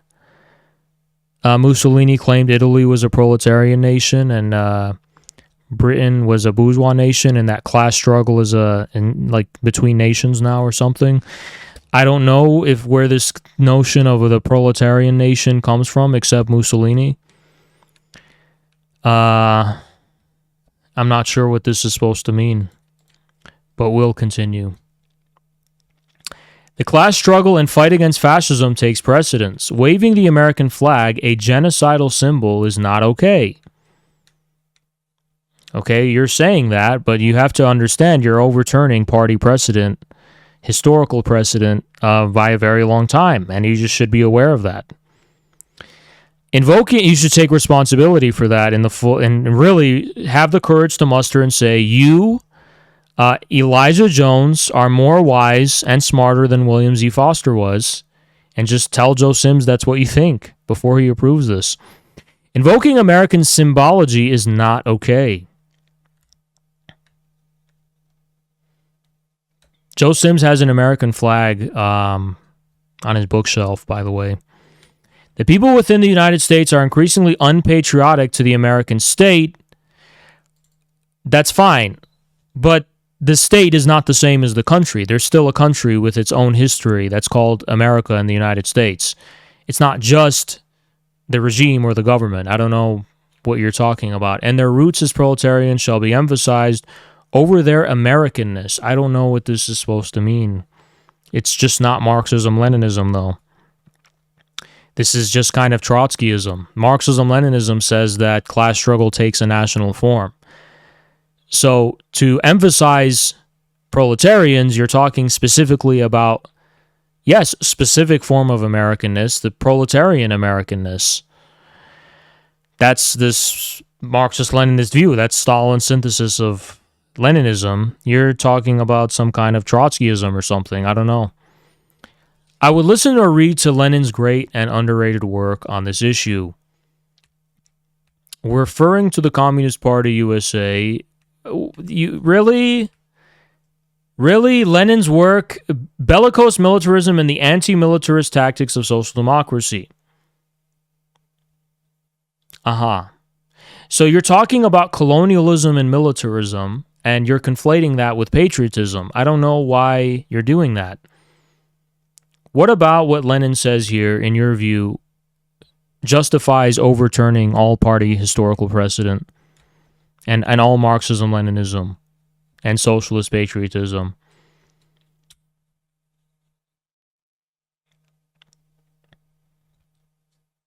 Nothing. Maybe he uses the phrase patriotic. Let's see. There we go. So he's referring to the patriotism of the French.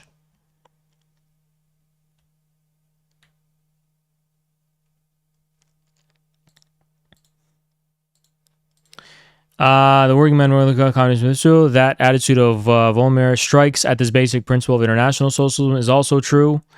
But it does not follow from this that Hervé and his followers are right in asserting that it is of no concern to the proletariat in what country it lives. The fatherland, the given political, cultural, and social environment, is the most powerful factor in the class struggle of the proletariat.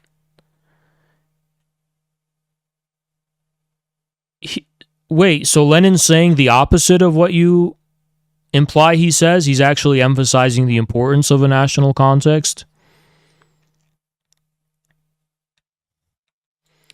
The proletariat cannot be indifferent to the political, social, and cultural conditions of its struggle.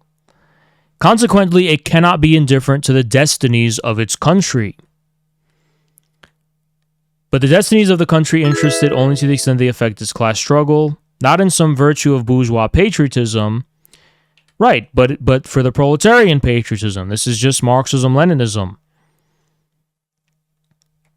So I think he's just focusing on the usage of the phrase patriotic in this article before Marxism-Leninism developed its own conceptual relationship to patriotism, which happens after the Soviet state is created, obviously.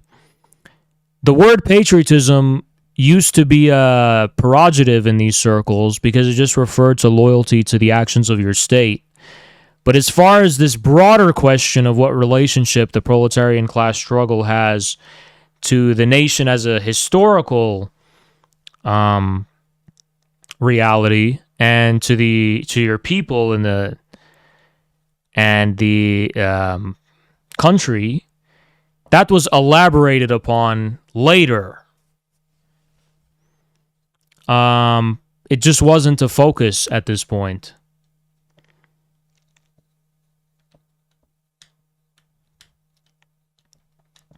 So he links an article by Lenin that completely contradicts everything he says. Lenin's negative uses of the words patriotism in no way refer to waving the flag of your country or, having a sense of pride in your homeland or your country and its people. Rather, he was talking about a specific political position in relation to war and the militaristic policy of the state. So there you go. I would listen, okay, well, Lenin contradicts you directly. Referring to the Communist Party USA, in the geographical sense of the term, as is the case with other communist parties, that's not true, because you could also say it's Turtle Island and it would still be the same geography. So why do you still say USA? Is one thing. Talking of American citizens is one thing as well. But ultimately, we must try to abolish the bourgeois American state that oppresses us. That's fine. You can abolish the state all you want, but there will still be a nation called America. There will still be an American people. There will still be a country called America, and it will still have the history that it has. So this is just he's trying to basically trick Joe Sims. We're ultimately not American patriots. At best, we are working class patriots. Again, I think he's confusing country for class. It's kind of ridiculous. This is just a Mussolini nonsense statement. We must also have our own official education program. Warn others of the dangers of fascism. MAGA. So we're now a primary contradiction for party leadership, or at least factions within the party, by the way. And right chauvinism as well as right deviation. We need to craft an education program that's anti-PATSOC and stresses the history of the CPUSA post-1956. Why not pre? Why not during the reign of William Z. Foster in the 30s? Tony is a loose... You mean after they denounce Stalin and go with Khrushchev? Is that what you're talking about? We need to continue to show this. We cannot have the PATSOCs controlling the narrative about the CPUSA and reducing everything about it to what Earl Browder... wow. What the hell? Who's talking about Earl Browder? You know what I think they're talking about? I think they're talking about Earl Browder's loyalty to FDR and the kind of patriotic rhetoric that came with that. As if that has something to do with us, which it doesn't.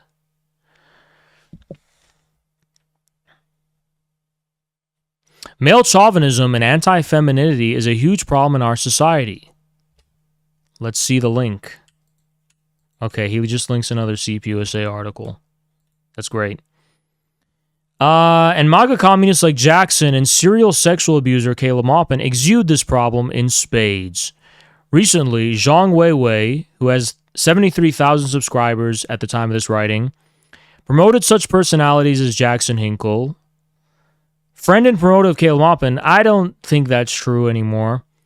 And uncritically promoted American communism as well as referred to the specter of illegal immigrants coming to America.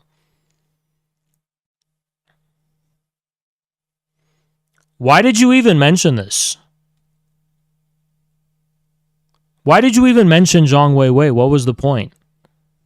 You didn't even explain to anyone who he was, besides the fact that he had 73,000 subscribers. What was the point of mentioning him? What relevance does he have to you? We're sending this to our Chinese friends, by the way. We're definitely sending this to them. Because I don't even know, this is so, ridiculous. This is just so silly. I'm embarrassed for this party. This is embarrassing for them. I suggest you take a look at Dom Shannon's work here, elucidating on the culture war and the crisis of culture we're living through. Many influencers are too tied to internet algorithms created by platforms and companies. TikTok may be banned. A friend of mine was doxxed by a social media influencer, and this is ultimately dedicated to him. Why are you acting like your friend died and he was killed? This is in dedication to my friend who was doxxed. R.I.P. fallen soldier. You can no longer be an anonymous troll. I don't understand this. Why are you acting like he died and this is like a memorial? What do you mean? We gotta love the CPUSA content. It's always comedy. It's always comedy. What is this? A friend of mine was doxxed, and this is dedicated to him. Did your friend die? Is he dead? What happened to your friend? Pouring out for the homie who got doxxed. Pour one out for the homie who just got doxxed. Smoking on that dox pack, I guess. Yeah, Volk Vulture. Young adult fiction. What is this? No, dude, stop using that fucking word. Oh my god. I'm gonna have to ban some people. You guys are such fucking idiots. Are you guys retarded? You guys retarded? Nobody talk about doxing at all. Fucking delete all that shit. Jesus Christ, fucking people are retarded. The Soviet Union did not win any favors through its anti-fascism. It's not like it was treated any better. It wasn't scoring any brownie points. It wasn't being considered. You know, if Twitter existed, let's put it this way: if Twitter existed in the 1930s, Stalin would have been considered the same as Hitler. As a matter of fact, Twitter would probably be pro-Hitler, actually. They would try to spin him as somehow progressive, and Stalin, they would compare Stalin to Putin. He's problematic. He's a tyrant. He's an authoritarian monster. Soviet society is regressive and it's restrictive, and so on and so on. But don't for a second be allies with people waving the flag of Tibetan, Uyghur, Taiwan separatism, waving the flag of Ukraine, waving the flag of regime change and color revolutions. You should not be friends with those people. They aren't your allies. And in a revolutionary situation in this country, they're going to be in a ditch, depending on who gets the upper hand. I'm not going to say who, but just understand that. Just understand that those who wave the flags of the global hegemony, hypothetically, if there was an American Civil War, and one side of that war is trying to overthrow occupation by the global hegemony, the defenders of the hegemony will be like Nazi black shirts, and the forces of anti-fascism will dispense with them, much like the Yugoslav partisans disposed of them. Which means creating a nice subterrestrial water slide that just goes into a pit. And it's such a fun water slide that there's like thousands of bodies in this pit, you know? That's because it's like all the rave. There's just so many people hanging out in the pit. Woo! It's so fun. I mean, they're not really animate, but silently they're enjoying it, of course. Within the context of slavery and other things in the beginning, where to be a citizen you had to be a white man, a white man of good moral reputation. Oh my God, Jackson and Nick Fuentes are fighting in the comments. Oh God, this comment chain goes on really long. All right, we're gonna cover it. Aeon, I'm gonna give you 15 seconds. 15. 14, 13, 12, 11, 10, 9, 8, 7, 6, 5, 4, 3, 2, 1. All right. Jesus Christ. Anyway, so Nick Fuentes made a tweet. The only difference between Likud and Hamas is that Likud has nuclear weapons. I think this is going to be really funny. Because I have some things to say about this so-called strategy. If you're you're raised in a household, and like your older brother gives you McDonald's, that's not honor. Your brother is not defending the honor of the family by giving you McDonald's. That's expected of him. You have to give me fucking McDonald's, motherfucker. Like, what do you think this is, right? Communism is all individual freedom removed. You want to know what? That would be your paradise. You don't want individual freedom. If you wanted individual freedom, you would be a communist. You would be a dedicated communist. Because that is the most free thing you can do. That is the one option you have. That is the one thing you can do without being a shill and without being controlled by some established power. Individual freedom to do what? To do what? Tell me to do what? To do drugs? To play video games? To pick your ass? To masturbate to cartoons? Freedom to do what? For what? Freedom to do what? For what existence exactly? Ask yourself that question. What is this freedom you cherish and prize so much? What is the arbitrary freedom to pick your ass and pick your nose? What is the freedom of that compared to the freedom to realize a possibility that will not be realized unless you stand up to the task? A historical freedom.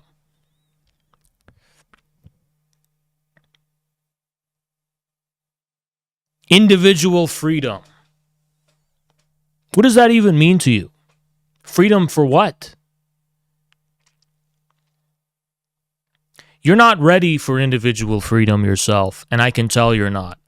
Because the only time in which you're going to be ready for individual freedom is when you recognize that part of yourself as an individual that is simply fundamentally oblique to any collective institution, to any other person, that is only yours. The choice that is only yours and no one else's. Once you're ready to make that choice, I'll be ready to call you my comrade. Thank you so much, Crass. People tend to not be educated, and yeah, people tend to be fucking stupid. People are voting for their own butt fuck. Diaspora. What do you think of woman life, freedom, and the MEK?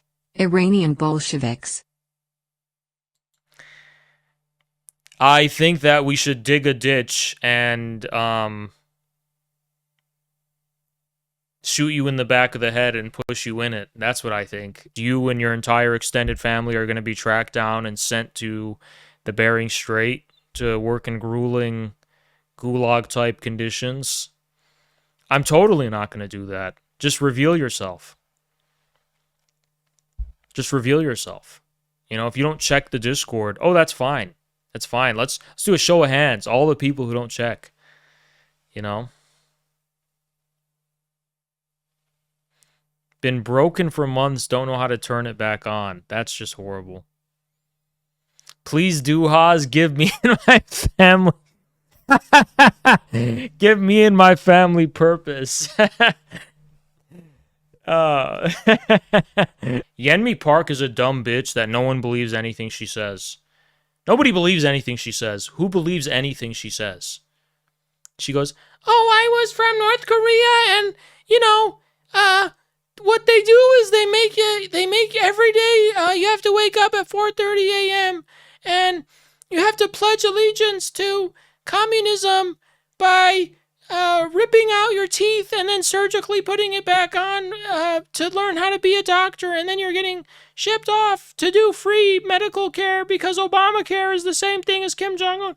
Like, I don't know. Yenmi Park, nobody believes anything she says. If they do, they deserve to go to jail. How about we just make the planes like 2 times bigger? And be like, whoa, wouldn't that cost more fuel? And it's like, yeah, but there's unlimited oil, so that's not even an issue. Just fucking dig more oil out. Problem solved. I was not particularly impressed by the hit pieces. It seemed like they launched a nuclear attack, and I don't know. Maybe I'm not paying enough attention, but I just kind of don't care, you know? I don't care. It's like, it's kind of a dud. It's kind of a dud. It's kind of a bomb that they detonated and it just farted. That's what it really feels like. I don't know how to respond because everything I've read is just people sharing their opinions, and their uninformed opinions, their substanceless opinions. What can I say? Okay, you're an idiot. How is that my fault that you're a fucking moron? You call me a pseudo-intellectual. How can I respond to that? If you find nothing of value in anything I have to say, why are you commenting on it? Because you're perplexed that there's plenty of people who disagree with you? Well, maybe you should account for that. Maybe you should do some self-criticism and ask yourself the question, maybe this isn't just something bizarre and surreal. Maybe there is a reason why so many people seem to be invested in this and take it seriously. It's kind of just this British woman going, I can't believe it! It's just so unbelievable! I don't understand any of it! And I just don't know what to tell you. It's just ridiculous! It makes no sense! Makes no sense. Maybe it's because you don't have sense. Ever thought of that? Maybe it's because you just don't have sense. Maybe you don't have the sense. Maybe you don't have the sense because you're a Philistine. Good character, principled, honorable, even though it's apparently unmeasurable. Can you believe that? Can you believe someone would claim that?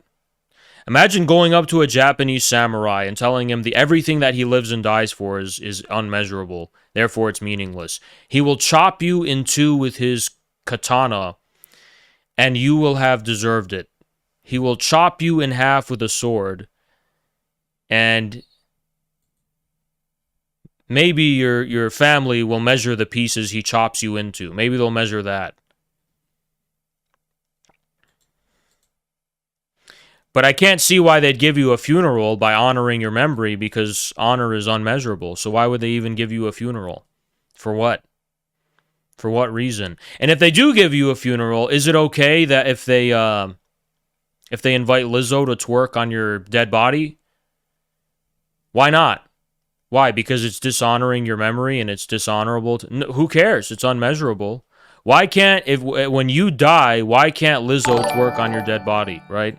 Yeah, people need to appreciate that communism is its own unique phenomena, and trying to reduce it to either liberalism, which is what the far right does, or trying to reduce it to fascism, which is what liberals do, is just going to be to your detriment. Hitler vastly underestimated Stalin and the Soviet Union.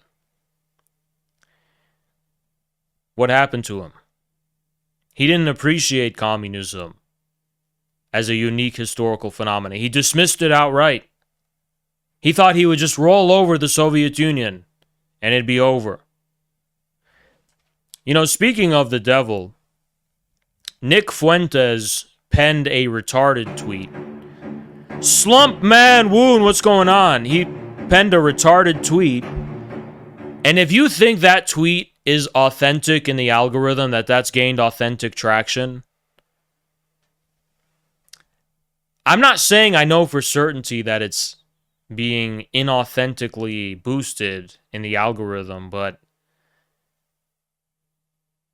I'm really suspicious that many people, that there's that much hype around that. You know, I'm really skeptical and suspicious of that.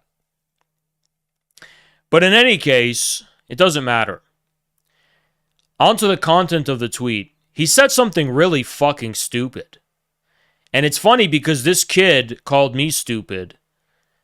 And he's such a fucking illiterate moron who doesn't know anything about history that he would write a tweet like that. He said Hitler was trying to save Europe from famine and destruction.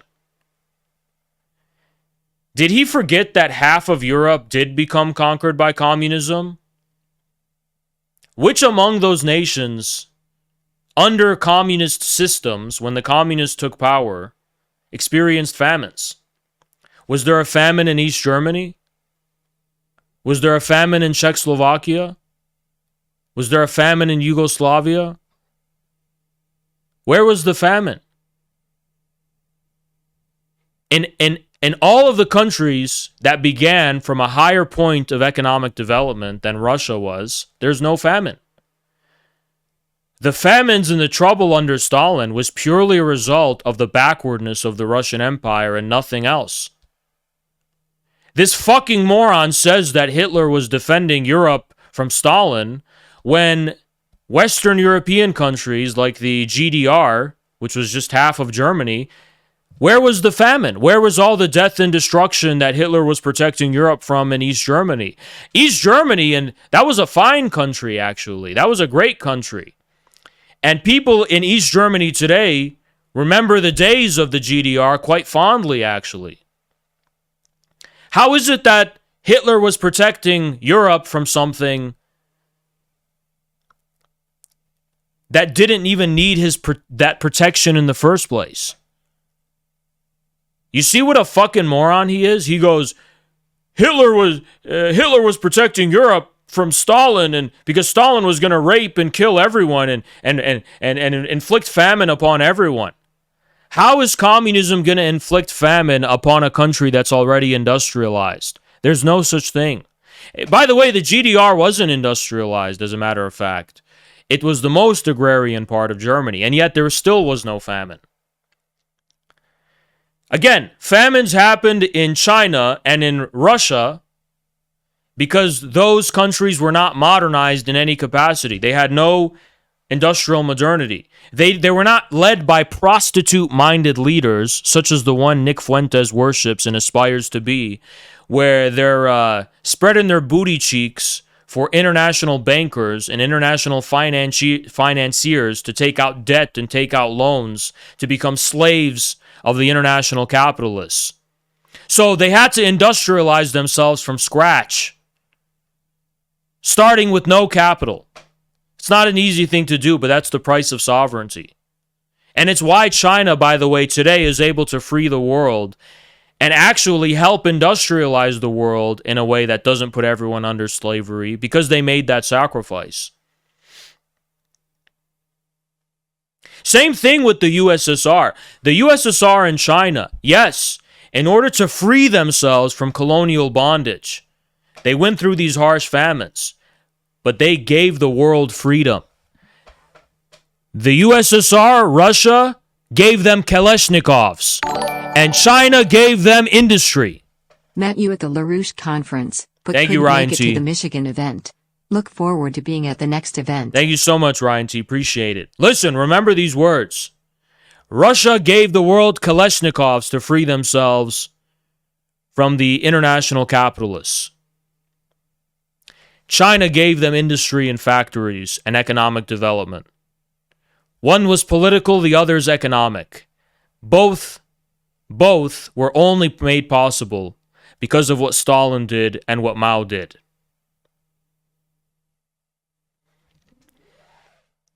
The very thing they used to smear, to try and dirty up the name of communism, which was the famine in 33, and the Great Leap Forward, happened to happen in the very countries which, on the basis of the boldness, the bravery, the courage of developing themselves from scratch, regardless of the harshness and brutality of what needed to be done to do that. Those two countries are who liberated the entire world, who are liberating, as we speak, planet Earth from the parasite class, the parasite capitalist class, the IMF, the World Bank, the Unipol. Make no mistake, the kid is a Zionist. He's a Zionist. He's not against the global system that enables the Zionist entity. He's not against the Zionist entity either. He's also against the forces of resistance against the Zionist entity, who are, by the way, using Kalashnikovs off of models that trace their origin to Stalin to free themselves from the Zionists. He doesn't like those guys. He says, we fought the wrong people in World War II. We fought the wrong people in World War II. What an edgy fucking thing to say. What a fucking edgy thing to say. But you're too much of a pussy to support Hamas, you bitch. Excuse my fucking French. Excuse my fucking French.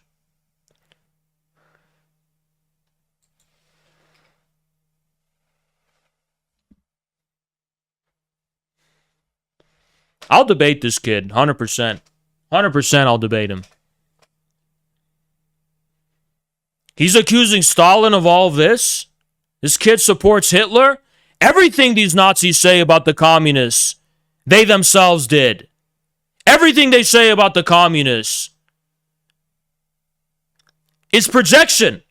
It was the Nazis that rampaged through Eastern Europe, raping and looting and fucking forcing famines on people. These Nazi sons of bitches, whose Jackson's grandpa fought them, by the way, they literally had a plan to starve all of the Ukraine so cynically. Just kill them all. That was their plan. Unbelievable. Unbelievable. And they claim this about Stalin. They claim this about Stalin.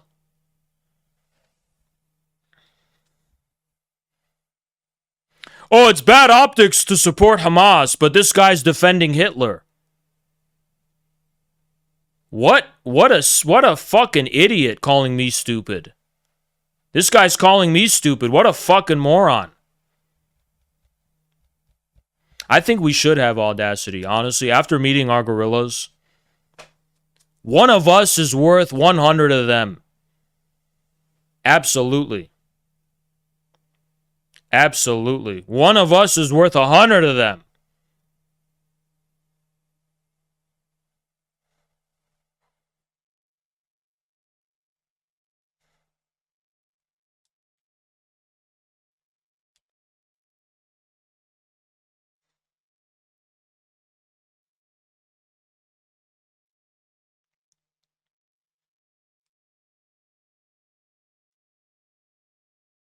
$1,000 to 1, easily.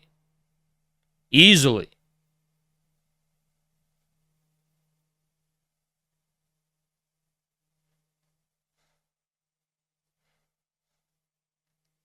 Their entire shtick is you're Jewish, you're brown. You know the funny thing? The funny thing is, I don't even know if I should say this, but our event had more white people than an America First rally. Because he's not America First, he's white first. That means he's going to put, if you're a Jew and your family's been here for 100 years, according to Nick Fuentes, Keith Woods is more American than you are. He wants to bring Keith Woods, he wants to bring Europeans and say they're more American than people who have ancestors that fought and died for this country. But anyway, I did talk to CNN myself, and I hope they include some of the parts, because the CNN thing, they're like, so tell me, like, where has communism worked? And I said, everywhere. I had a straight face. I said, everywhere. And the guy thought I was joking. Couldn't even believe it. He's like, are you serious? He's like, how did it work? And I was like, well, you know, they industrialized countries from scratch without having to be dependent on any kind of financial loans, whatever. And they did it in a sovereign way. He didn't have a response. He was like, all right, we got to end the interview, because I had such good responses. But then he's like, and before he's like, so do you support Kim Jong-un? And I said, yes. I'm just laughing because he was so baffled by it. And my responses, I guess, was kind of funny. But I was serious. I was like, yeah. He's like, Putin, Xi Jinping. I said, yes. He said, you talk about how America's occupied, but these people don't seem like they're going to be elected out anytime soon. And I said, well, popular sovereignty doesn't only take the form of elections. There's other kinds of ways state authorities can establish a working relationship with the people and be responsive to them. And he asked me about that kind of stuff. He said, so what is MAGA communism? And I just kind of explained it. They're always interested in the MAGA commie. See, the media is like 3 years late, 2 years late. Right, I just kind of want to tell people to read the fucking Substack. It's kind of exhausting. What is MAGA communism? It's like, well, I have a Substack on it, so you should read that. You know who I appreciate is the Russians. Every time the Russians would interview me, they did all their research and they read the Substack, so all of their interview questions were actually good questions that I had not addressed yet. When it comes to the EFF and their social views, Liam Neeson, wow. You brown bastard. You red brown bastard. Well, Liam Neeson, thank you for the 5, but those are pretty hurtful words, I'm not going to lie. Mendel was the biggest disaster of Catholicism, worse than the Inquisition, which probably wasn't even that bad, let's be honest. Much worse than anything in the history of Catholicism. Mendel was the worst. The only thing that would ever make me anti-Catholic is Mendel, having been a Catholic monk, okay? We need a pope to basically totally denounce Mendel and excommunicate him, and we can go and destroy his grave. That's what we need, okay? They killed your people in Spain. Yeah, but it's war. War is war. I mean, I think I'm going to bitch about that. That's war. We took it, and then we lost it. Fair game. Imagine CNN watching this stream. It's literally a bunch of jokes. Holy shit. Wait, did I talk about killing people? That was a joke. If I talked about that. Yo, for Robbie, what's up? Thanks for the 5. The guy who came up with the Big Bang. That's, yeah. You see, what's up with... All right. I'm not against Catholic priests. We just need to ban them from science. That's all. The Big Bang, another fake nonsense gibber idea, was created by a Catholic. Ban Catholics from science. They keep just giving us nonsense. The CPUSA has banned deodorant from the convention. I heard about that. I don't know how to respond to it, except when we come to power, we're gonna... Alright, new rule. All gorillas doing taquilla have to stay the fuck away from me at future events, because apparently you can't wear deodorant. So I can't be around you. No, I saw that. What was the reason they gave? Is it because, like, autistic people are sensitive to it? Why exactly is deodorant banned? Because I'm sensitive to people who smell like shit. Is that ableism if they're violating that preference? Can you explain why they banned deodorant? I don't know why they did it, though. Can you explain why? I heard about that, but why? Allergies? You know what? Go to a fucking doctor. If you're allergic to deodorant, you're allergic to life itself. If you're allergic to deodorant, stay home and go on Zoom. That's like saying I'm allergic to other people. You know what? That pisses me the fuck off. There's literally probably one fucking guy in the CPUSA. One guy who's allergic to it. So everybody, no, that guy needs to sacrifice. Just like Stalin said, where's your Bolshevik manhood?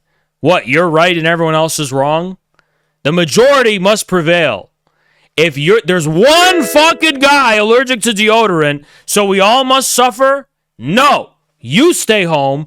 You're the black sheep. You're the odd one out. The majority will not bow to the minority. That's Menshevism, and it's also smelly.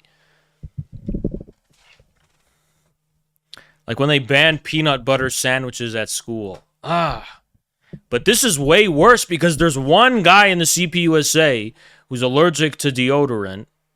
So no one can use it? No, you stay home. You stay home. And you do it through Zoom, you inconsiderate asshole. We all have to smell bad and sacrifice for you? Where's the logic in that? The majority must prevail, not the minority.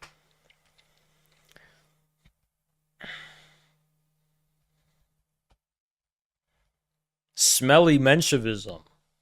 Some stanky Menshevism is here. Some stanky Menshevism. I am allergic to peanuts, and they put me at the nut-free table, which was also the handicap table. That's what you deserve. You deserve that, you fucking weirdo. Why are you allergic to peanuts? Yo, Thoughts Liam. on One Piece?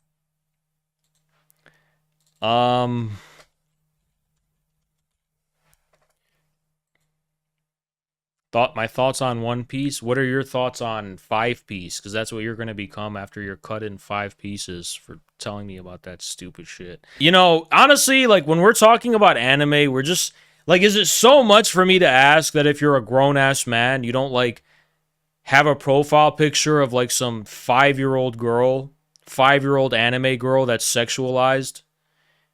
We had to overcorrect because of how degenerate anime fans are.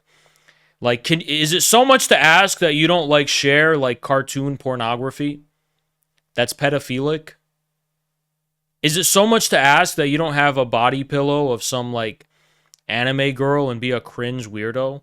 Damn, is it so much to ask to just be fucking normal? Yeah, it is so much to ask. So we have to be so extreme on this issue because of like how who is that guy that literally wanted to write a thread exposing Jackson for being CIA who agreed with Jackson about everything on Russia and all this stuff, but like totally lost their mind because Jackson made a tweet saying animes for pedos. Polaroids. I remember that. He was like, can we take a picture with this camera? And I was like, yeah. And this looks so cool. It looks like, you know what this looks like? It looks like we're drug traffickers in 1993 in South America. And we're both like, that's what it looks like. It looks like we're both like in the cartel in 1993. Super cool. This actually, we look like we're literally part of the PLO when they were hijacking planes. That's what we look like. We actually look like terrorists from 1987. You know, remember when terrorists were based like in the 70s and 80s? When it wasn't about religious fundamentalism, but it was just like cool guys with sunglasses who just like hijacked airplanes and robbed banks and stuff, and they were communists, and that's what we look like here. We look like that. Watch CNN be like, Hans Aldine endorses terrorism. First should be my profile pic. I don't look that good in this, dude. Come on. I don't look that good in this. I like these a lot. This makes me look like I'm like a time traveler. This makes me look like I've been around for a long time. Because I have, actually. You know what? You know what I think? India should nationalize its own social media. Just because we speak English doesn't mean we need to be on the same platforms. We really don't. A lot of cultural misunderstandings. Yeah. India should have its own great firewall of China. and then we should bring, you know what we should do? I'm just kidding. How about this? America, Russia, and China have one social media. No one else is allowed in. Unless you become a communist state, then you're allowed in. We need to build this is the end goal. The end goal is a international communist state exclusive internet. When you don't have to be communist, you just have to be like BRICS aligned. You have to be multipolar. And if you're like some libtard bitch country like Latvia, you're nuked. You're not even banned. You're not just going to be banned from being on our internet. We're going to send a nuke. Multiple nukes. Not just one, multiple. That's a joke, CNN. Sorry. Is it a joke though? Like, I'm kind of fucking sick of these people. Like, I'm not gonna lie. I'm sick of seeing them. I'm from Latvia. Nobody gives a shit. I'm from Estonia.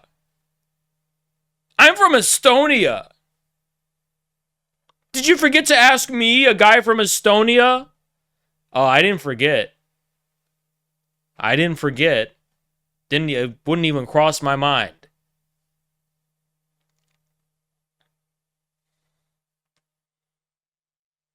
If the Baltics don't get their shit together, I'm straight up all for nuking them. Like, I mean that. You better get your shit together. Like, my patience is up to here. Really getting sick of these people. I definitely think it's a good start to ban them from the internet and do a total blackout, EMP, but probably won't be enough. I could still be on Twitch if I said in-game. No, I mean in real life about the Baltics, nuking them. Because it's not our job to be at the avant-garde of the conservative political pundits expressing outrage over Trump's indictment. It's not our job. They're already doing that. We'll never beat them at that job because they have a lot of money behind them. They have a lot of backing behind them. We'll never replace that. We'll never be able to compete with that. We should appreciate the significance of this indictment. Undoubtedly, we should appreciate the significance of it. And by this time, I'm sure you're mature enough to know how to talk to people about things like this. Of course, it's rigged. The judiciary was totally rigged against him. That's obvious to anyone. You have to be an idiot to think that Trump was found guilty on fair charges. But you know what we're not going to do? You want to know what we're not going to do? Let me show you exactly what we're not going to do. Oh boy, I might have to find this. Where is it? Let me show you precisely what we are not going to do in response. It's super cringe. I have to show it to you. Yeah, here it is. Oh, God. It's kind of just disgusting looking at it. I am so cringed out. I don't, want to offend anyone. I don't want to offend any groups, but this is just giving me clear vibes, clear red flags. This is not what we're gonna do. What the fuck is this gay nonsense? Alright? I'm sorry, what else do I call it? Could you imagine his rage right now for what they did to his father? He saw it. He saw it all. I pray the world can handle his wrath. I hope this is a joke. I feel like it's not a joke, and the guy who typed this is like in a psychotic episode, perversely enjoying, like, yeah, no, it's really a movie this time. The movie's gonna be,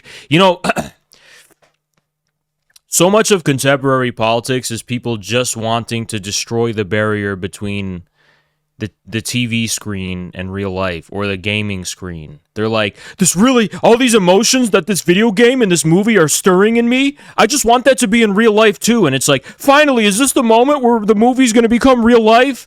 And it's so fucking cringe, alright? This is really, this level of glazing is fucking crazy. First of all, it's just, yeah. Just want to point this out as like the exact thing that we should not. This is so cringe. I don't even know where to begin. Do I have to describe why this is really fucking cringe and disgusting? He saw what? He saw what? Why? This is nothing new, all right?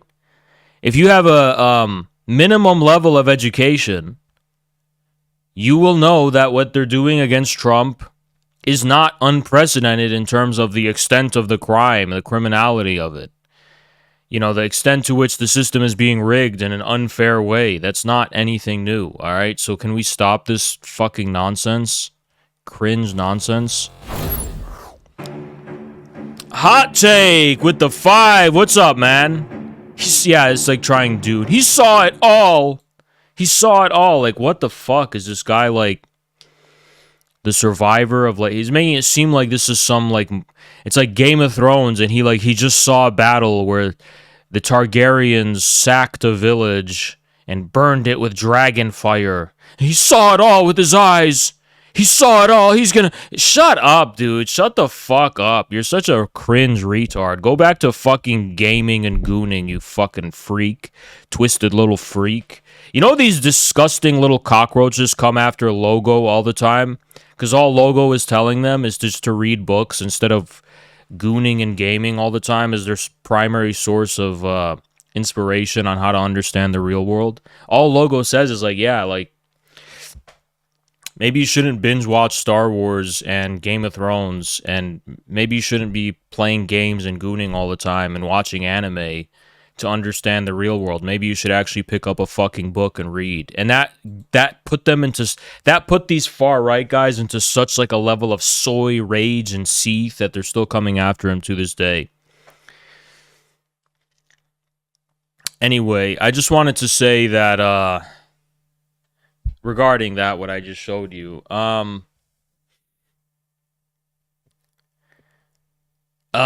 we are not followers of Trump. So we can observe and see very clearly what this indictment is. The whole country can see it for what it is. But our message should be a unique message. Our message isn't just to follow whatever Ben Shapiro is saying. This is a world of mafia bosses and I'm a mafia boss, but he's also a mafia boss, and if he gets whacked, I'm like, well, welcome to the jungle. This is the Wild West. We're all gonna get whacked out here soon enough. I don't want to be sentimental about it, is all. I refuse to be sentimental about it.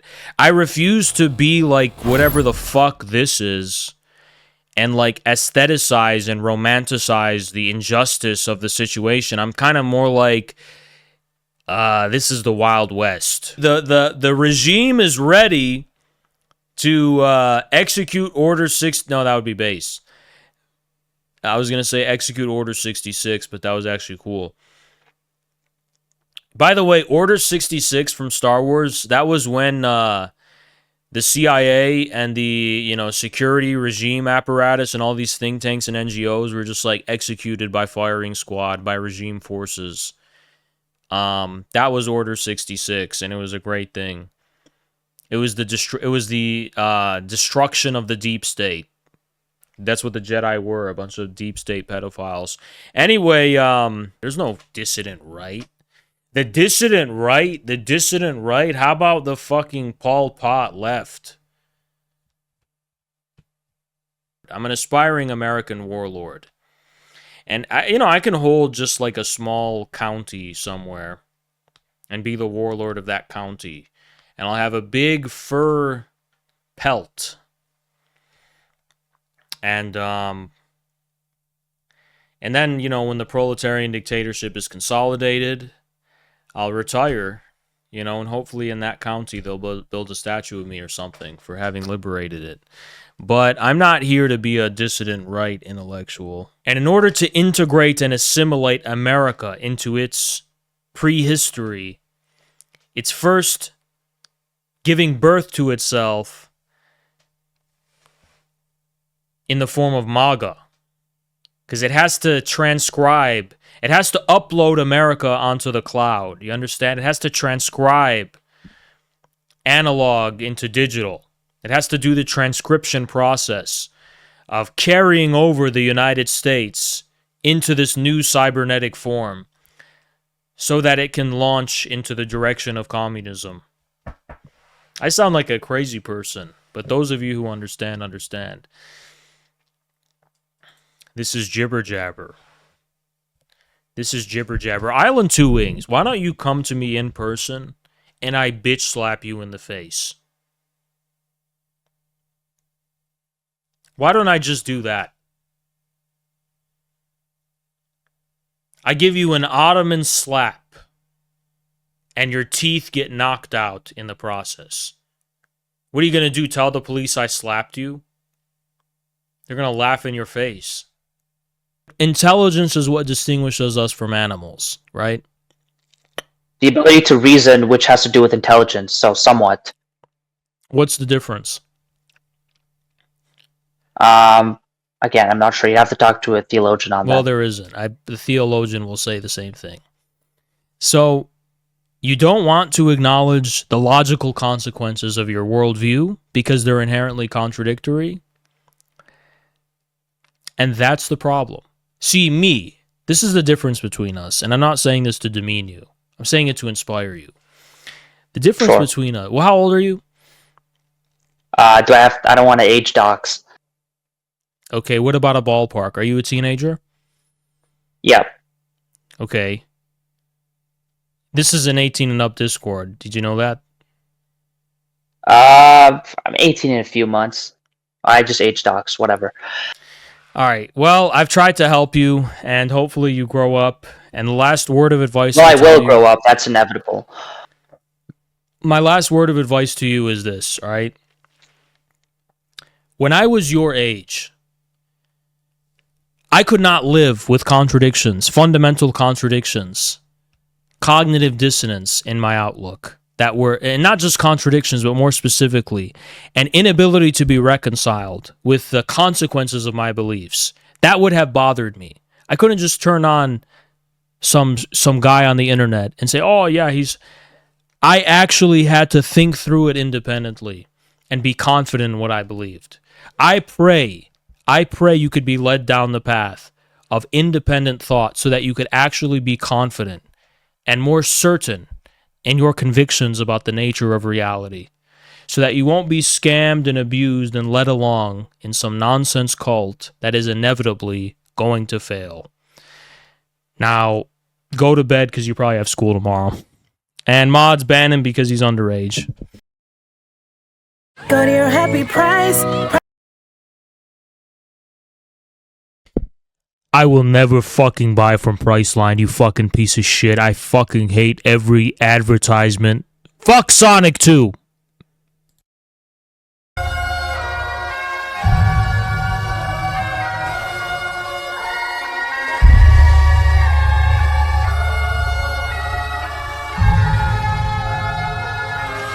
All these other political people on the internet are not communists is because they are lazy, retarded.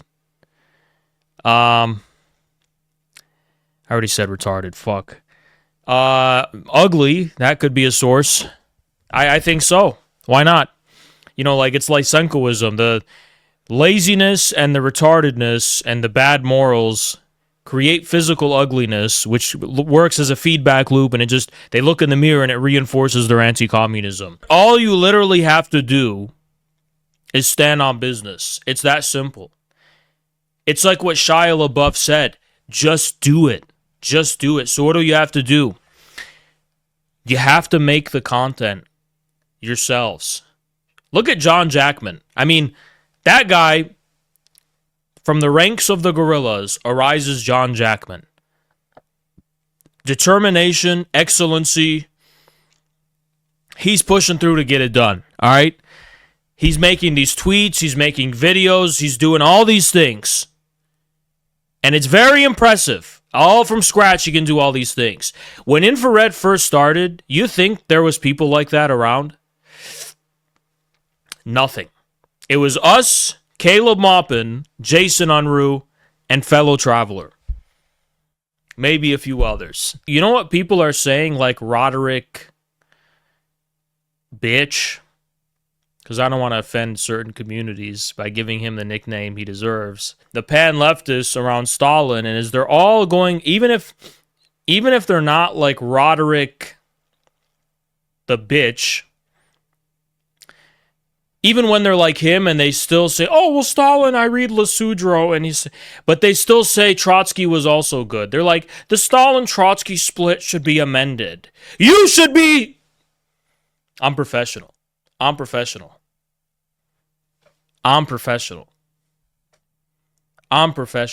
See, I was about to say something that would have gotten me in big trouble. But I didn't say it because I have that much self-control. I have that much self-control, okay? If you believe that Trotsky should be exonerated,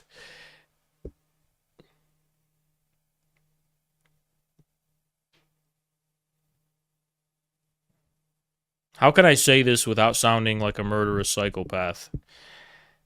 Let's think about this. You should be Jason Unruh. Nobody knows what that means, but it sounds really bad. So that's it. Nobody knows I don't even know what that would mean. But it just sounds terrifying. It just sounds terrifying. With him and his barbed wire baseball bat. Anyway, Darg, that's not what I meant. That is not what I meant. That is way too far. That is way too far. Not at all what I meant. Nothing to do with Fallout. Don't mean it in that sense. Why do they think he's a badass or something? I don't get it. Because he yelled in the microphone and then lost the war. But in any case, such is the predicament situation that we're in. Yeah, the History Channel is literally... I'm going to go ahead and say this. A lot of people are blaming Elon Musk for the rehabilitation of Hitler on social media.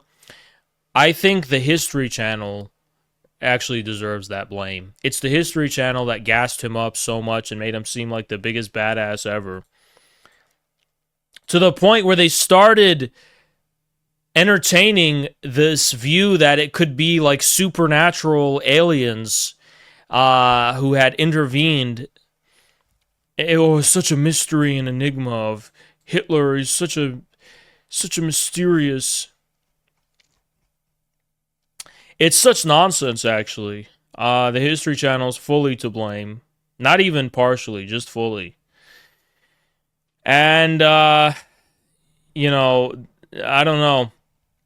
A lot of people really just find it intuitively convincing and persuasive, you know? You know what I fucking hate? People with these stupid-ass profile pictures with the sunglasses and the bend.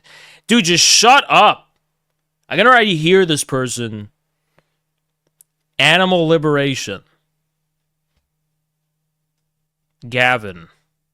This is what... See, we've come a long way from this to John Jackman. We've come a long way. We've come a long way. Because this was the only thing in town before infrared. Now there's a whole new generation. We've come a long way, guys. To fill these gaps, they use string theory, which is just nonsense. And you know what? I'm going to go ahead and say something. I don't need to be a scientist to know this. String theory is wrong because it's ugly and stupid.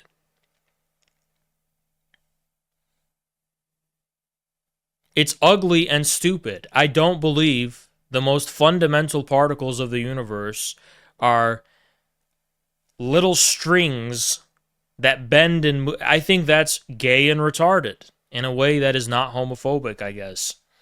I just think that's fucking stupid. And that's all I need to know to reject it. I don't believe that stupid little stringy things are the fundamental, fundamental forms of matter in the universe. If that's true, I will kill myself tomorrow.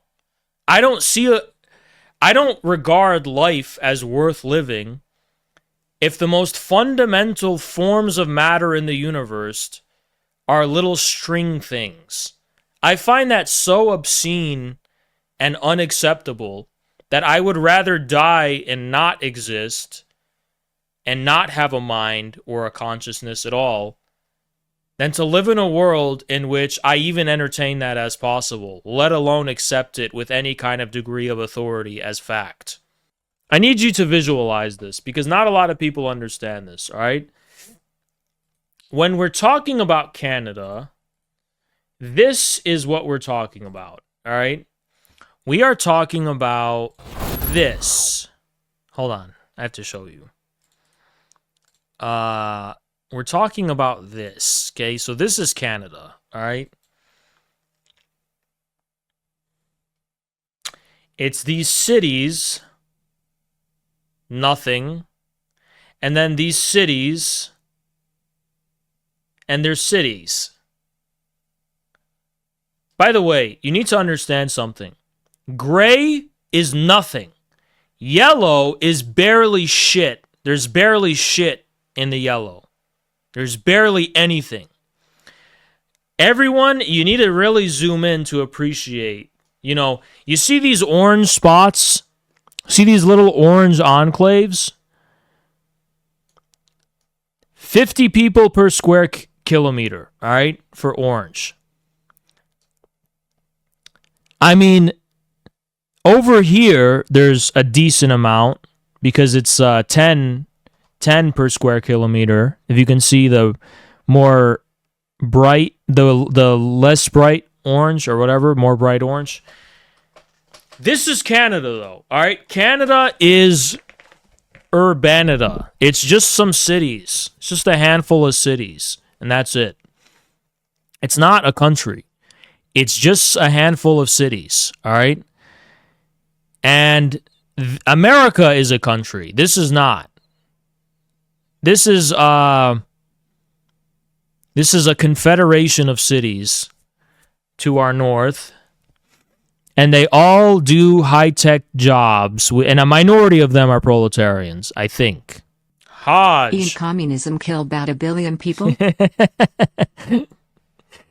Oh, thank you, Hodge Twins. I know you guys are a beacon of intellectual radiance. but I'd have to say it's a little bit less than that. The fact is that the vast majority of constitutional scholars supported Roe when it was decided. Supported Roe. And that's this idea that they're all against it is just ridiculous. He's about to And die. this is the guy who says the state should be able to have it. We're in a state where in 6 weeks, you don't even know whether you're pregnant or not, but you cannot. Your circumstances are when you need help. The idea that states are able to do this is a little like saying we're going to turn civil rights back to the states. Let each state have a different rule. Look, there's so many young women who have been, including a young woman who just was murdered, and he went to the funeral. The idea that she was murdered by an immigrant coming in. They talk about that, but here's the deal: there's a lot of young women are being raped by their in-laws, by their spouses, brothers and sisters. What's he talking about? It's just ridiculous, and they can do nothing about it. And they try to arrest them when they cross state lines. Thank you. Huh? There have been many young women murdered by the same people he allows to come across our border. We have a border that's the most dangerous place anywhere in the world. Considered the most dangerous place anywhere in the world. And he opened it up, and these killers are coming into our country, and they are raping and killing women. And it's a terrible thing. As far as the abortion is concerned, it is now back with the states. The states are voting. In many cases, it's frankly a very liberal decision. In many cases, it's the opposite. But they're voting, and it's bringing it back to the vote of the people, which is what everybody wanted, including the founders, if they knew about this issue, which, frankly, they didn't. The total initiative relative to what we're going to do with more Border Patrol and more asylum officers. President Trump? I really don't know what he said at the end of that sentence. I don't think he knows what he said either. Honestly, me neither. We had the safest border in the history of our country. The border, all he had to do was leave it. All he had to do was leave it. He decided to open up our border, open up our country to people that are from prisons, people that are from mental institutions, insane asylum, terrorists. We have the largest number of terrorists coming into our country right now, all terrorists, all over the world, not just in South. The only terrorist who's done anything crossing the border is one who came along and killed under his administration, killed an Al-Qaeda person come in his administration, killed 3 American soldiers. That's the only terrorist that's there. I'm not saying that no terrorist ever got through, but the idea they're emptying their prisons, we're welcoming these people, that's simply not true. There's no data to support what he said. Once again, he's exaggerating, he's lying. My son spent a year in Iraq, living next to one of those burn pits, came back with stage 4 glioblastoma. I was recently in France for D-Day, and I spoke all about those heroes that died. I went to the World War I cemetery he refused to go to. He was standing with his 4-star general, and he told me, he said, I don't want to go in there because they're a bunch of losers and suckers. My son was not a loser, was not a sucker. You're the sucker. You're the loser. President Trump? First of all, that was a made-up quote, suckers and losers. They made it up. It was in a third-rate magazine that's failing, like many of these magazines. He made that up. He put it in commercials. We've notified him. We had 19 people that said I didn't say it. And think of this. Who would say I'm at a cemetery or I'm talking about our veterans? Because nobody's taken better care. I'm so glad this came up. I would, in front of generals and others, say suckers and losers. We have 19 people that said it was never said by me.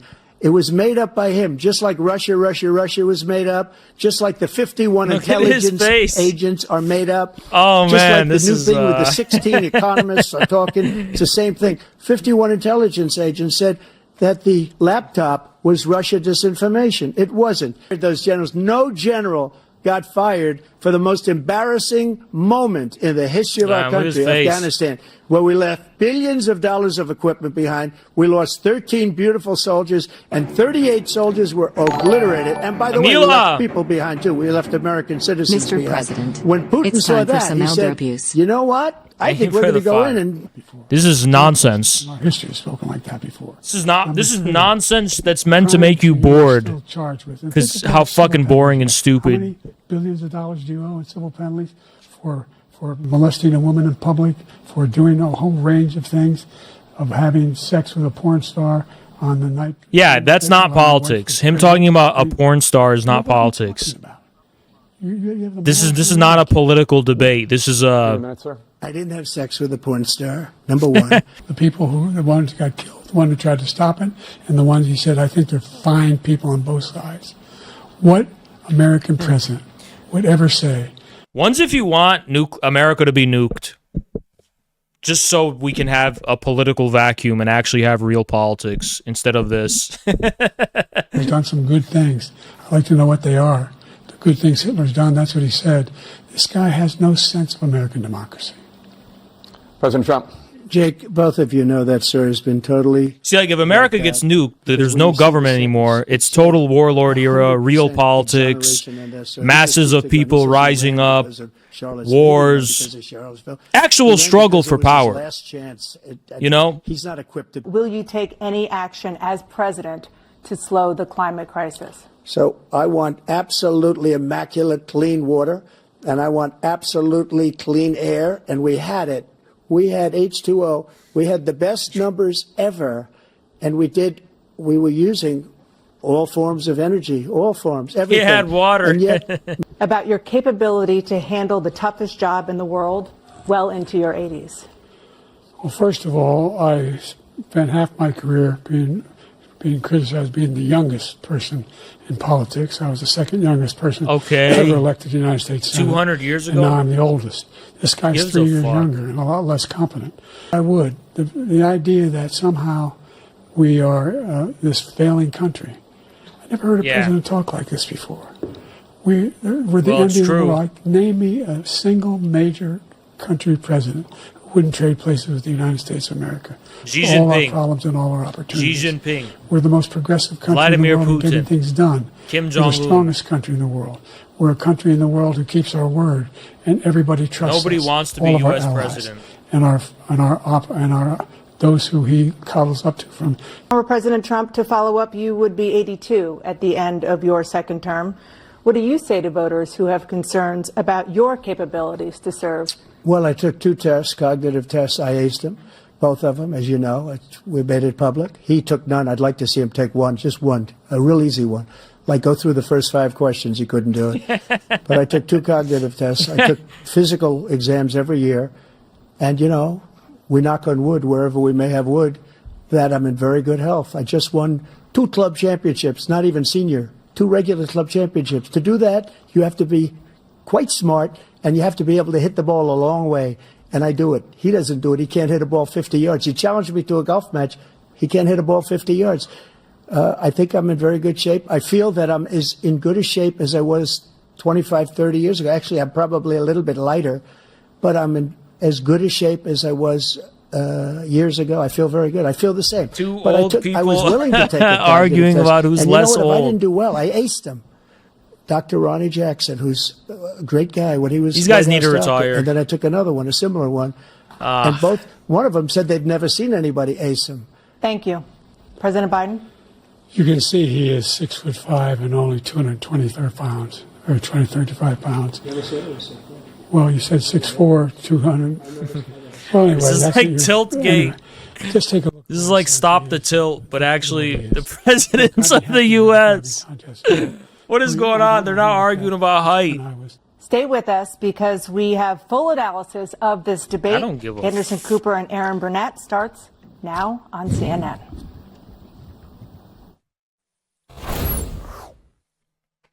I think I'd rather literally kill myself than watch Anderson Cooper analyze what just happened there. Let's look at what the conservative dipshit grifter retards are doing. Now moving toward a Shapiro-Whitmer ticket. But again, Kamala Harris is not, she's been planning her whole life to become president. She's not going to all of a sudden allow herself to be leapfrogged at all. That's the thing. The idea of them just casually replacing these, this is a war. Everyone wants to be president. Yes, and this Game of Thrones is on. The Red Wedding was tonight. Total feeding frenzy, total wipeout. Oh The my idea that they'll gosh. just consensus agree on someone.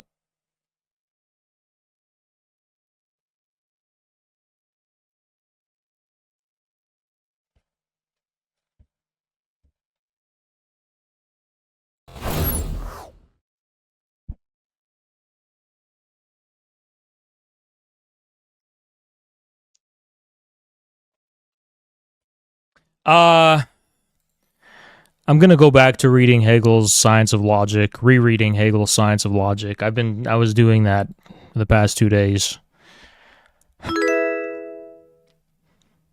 I have to go back to reading The Doctrine of Being. I genuinely don't get it. And it's starting to piss me off a little bit. It's starting to piss me off a little bit when I see the type of things that people consume about politics. And it's a language I don't understand. It's a language I don't speak. And it's a type of content I fundamentally do not give a fuck about.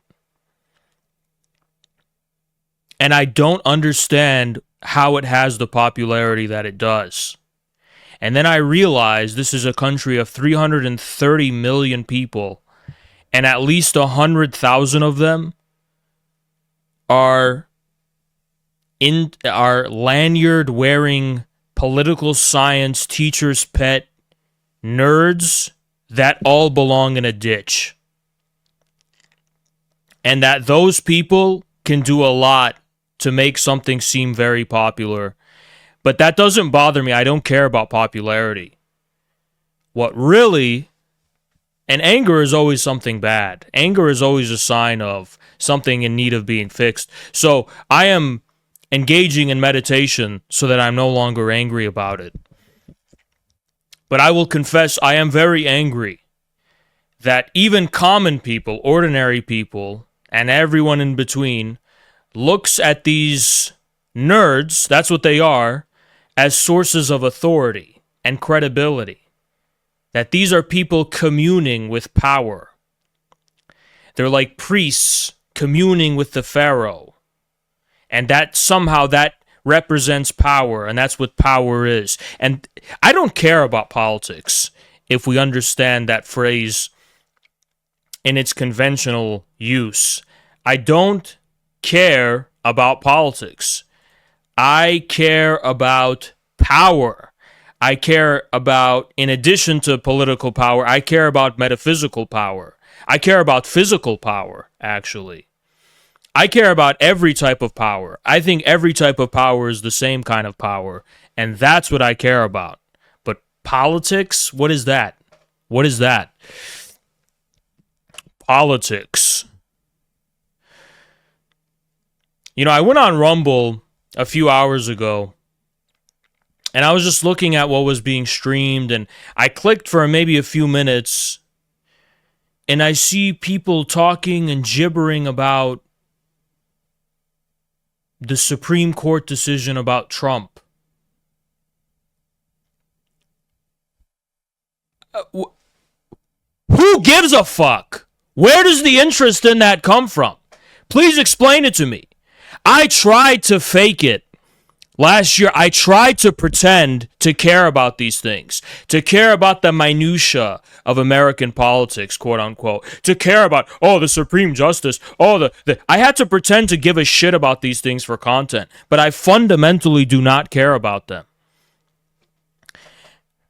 I don't care. It's meaning, there's all these names I don't give a fucking shit about.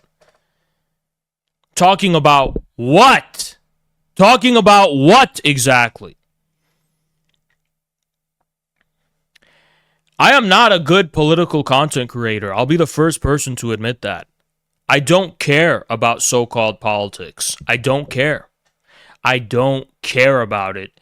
And I can't help but shake off the feeling that everyone who cares about it or is good at caring about it and presenting it is a pussy, is a weak, feeble, limp-wristed pussy who's speaking the language of deference to power. These people are eunuchs. They have no balls of their own. They have no power of authority or their own. So they just commentate and channel the authority of others that have it. But I reject that. I don't regard their power as legitimate. I don't want to communicate or commune with their power. Newswatcher. You're too extreme. Just give your opinion on abortion. Exactly. Newswatcher. I never liked team sports as a very young child in elementary school. I never liked it because I always thought to myself, why should I run around and kick some ball? I didn't choose the rules for this game. I only liked war. I only liked LARPing and fighting. That's what I liked because there are no rules. You understand? And I say, wow, it's such a huge sensation all over X, supposedly. And then I tune it in and it's gibber nonsense about, well, Trump's Supreme Court. How do you even give a shit about that? How does someone even pretend to give a shit about that? I can't even pretend to care. I can't even pretend to care about these topics. But this is what you have to sound like and talk like to be taken seriously. This, what is it? Simulacra or simulacrum. Simulacrum, you know. I don't know, suck my dick if I'm saying it wrong. The lazy gorillas, don't worry about it, all right? We have a list. You will be going to the... See, when the time comes, oh, Haas, what happened? I'm going to the Bering Strait. I don't know what happened. I don't know. Yeah, too late. Should have clicked 2 buttons. For real, you guys, you know, I'm not going to compromise. I'm a dictator. I don't negotiate with the people, all right? 200, even if it takes 3 hours, I will not compromise or move an inch. That's my political strong-arming. And I cannot be overthrown. Understand that. I cannot be overthrown. I am the dictator. And then here you have the CPUSA, which is like... I'm going to make them have glasses. Sorry if that's offensive or whatever.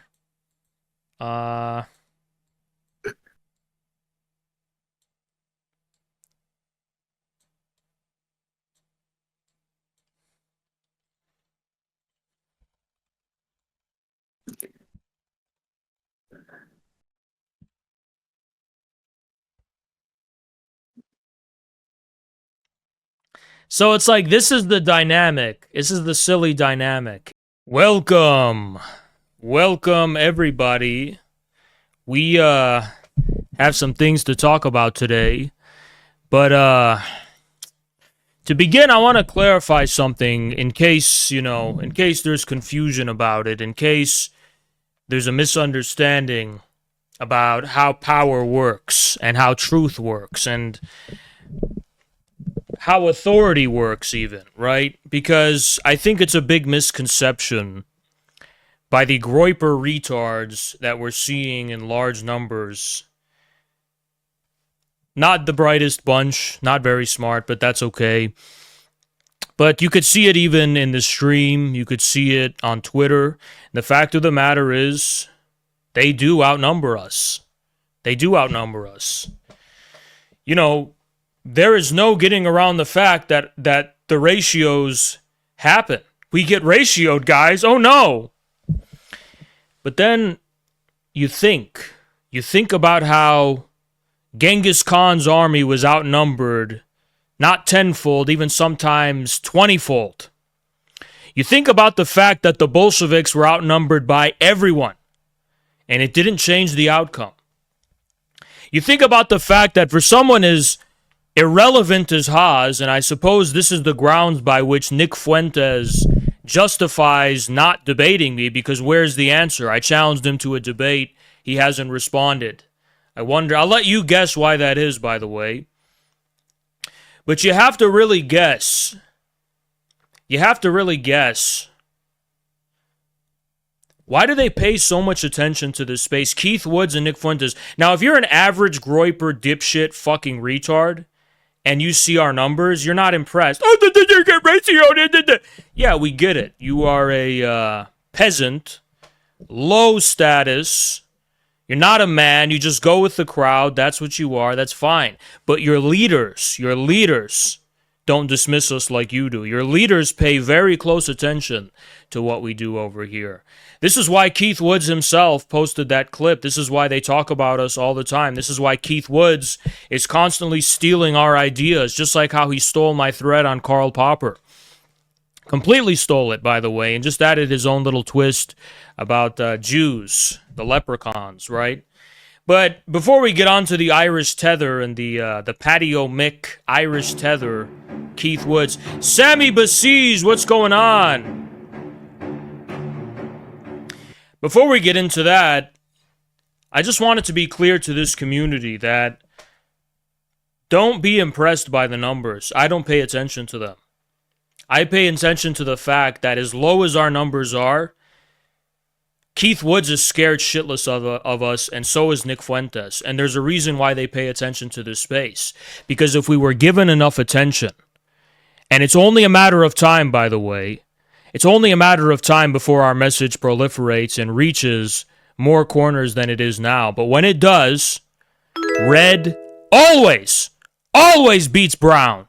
And that is how it has always been in history, and that is how it is as a fact of what is communism and what is fascism in the far right. It's a matter of the fact of what those things refer to and what they are, that it is inevitable that red crushes brown. And that's why they watch this space. It means nothing. It means nothing. And there's many things I want to say. There's many things I want to mention. By the way, Nick Fuentes gets mogged numbers-wise by Jackson. So why are we even talking about viewer numbers? Why does that matter? What kind of pussy, what kind of feminine, effeminate, bitch-made man, what? Talks about numbers. Even when I reached my peak, I was responding to people with 0 followers. Why? Because it's the truth that matters. It's the integrity of your message that matters. We don't come from the same tradition as these flamboyant far-right fruit bowls. We just don't come from their same tradition. In our tradition, when Stalin was responding to the anarchists, what did he say? He said, it's not the popularity of their outlook that matters. It's the integrity of defending it's about defending the integrity of the Marxist outlook. That's why we must respond to the anarchists. We stand on business and they don't. They scatter to the wind. One of us is worth 1,000 of them. And their numbers aren't impressive. Why? Because their numbers, as soon as their little bubble pops, they're going to scatter to the fucking wind. What we have is something solid. What we have is something that's going to last, going to endure. And it doesn't take a great deal of thought to understand why that is. Think through to the conclusion of the Nick Fuentes, Keith Woods ideology. What is the content? What is the conclusion of their message? If not bitching and crying and moaning and whining about why they're not allowed to say certain things while having no comprehension whatsoever of the actual cause and reason for the things that they complain about is. They have no relationship to the cause. They just complain about the symptoms. They complain about symptoms and they have no regard for the disease. That's why they will be obsolete. That's why despite their superficial and transient nebulous popularity, it's ultimately not going to last into anything substantive. And mark my fucking words, because I will take a bullet for what I stand on, and I will be here if so long as my heart is breathing, so long as my heart is beating, and so long as I am breathing, I will be here for a very long time, and I'm not going anywhere. All of these followers, all of these sycophants don't even know what they're talking about. They'll scatter like mice. They scatter like mice when one gorilla deals with them. I'd see one of our guys, one gorilla, fuck up 30 of them. They scatter like roaches. They scatter like mice. They're insects. They're nothing. You think we're intimidated by numbers?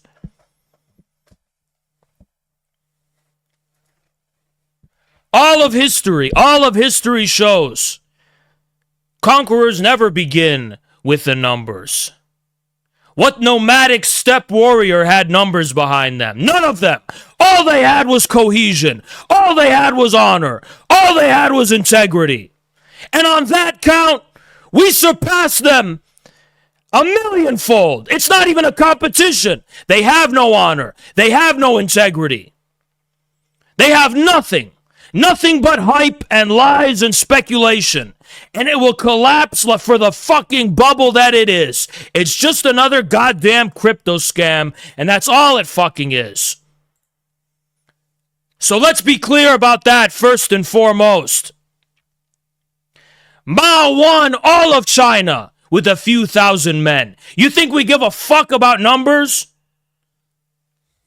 Who remembers the glory days when I had but under 100 followers, under 100 solid followers following me into battle, and in one fucking weekend, I destroyed Xanderhal, Vosh, Destiny, all of them in one fucking night? You think numbers matters? No. It's always been about the integrity of the message. It's always been about the honor. It's always been about the solidity, about the coherence, about the truth of what we're fighting for. Give me three decent, honest, honorable communists, and I'll fucking take on dozens of them. Not dozens, hundreds.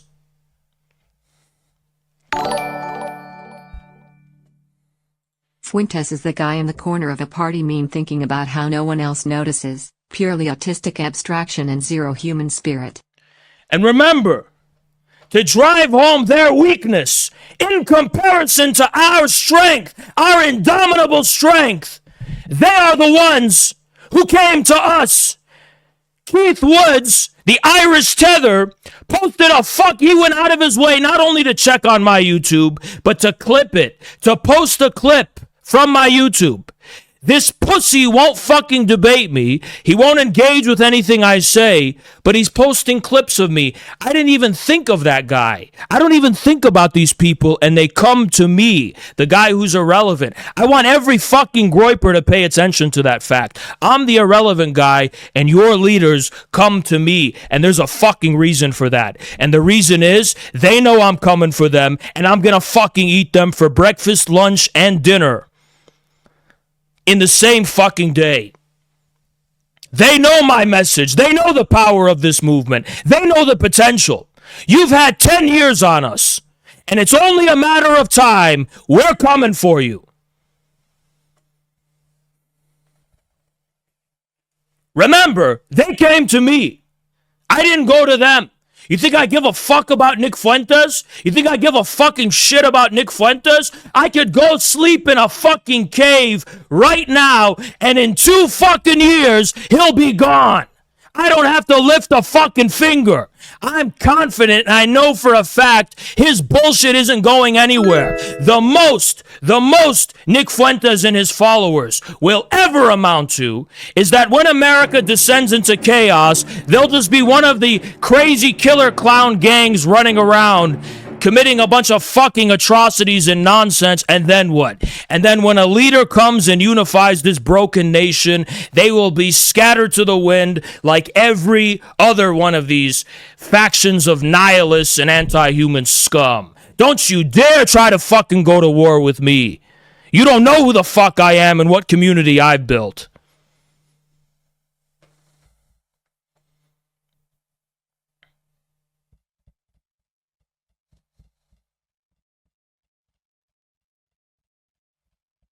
He's in for a big surprise. He thinks like we're one of these Republicans or one of these TPUSA guys and conservatives. The guerrillas know. The guerrillas know what this is. They came to me. They came before me. Think about that. They came to me. I'm irrelevant. They came to me. They fear me. Paper win. Outside. What's going on, man?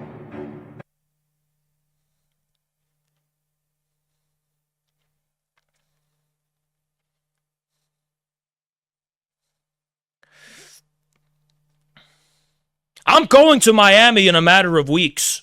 I am going to Miami in a matter of weeks. Isn't that where he lives? So we will have the debate then. And trust me, he's not going to be able to worm out of it. I'm going to make sure it happens. I will be in Miami within 2 weeks.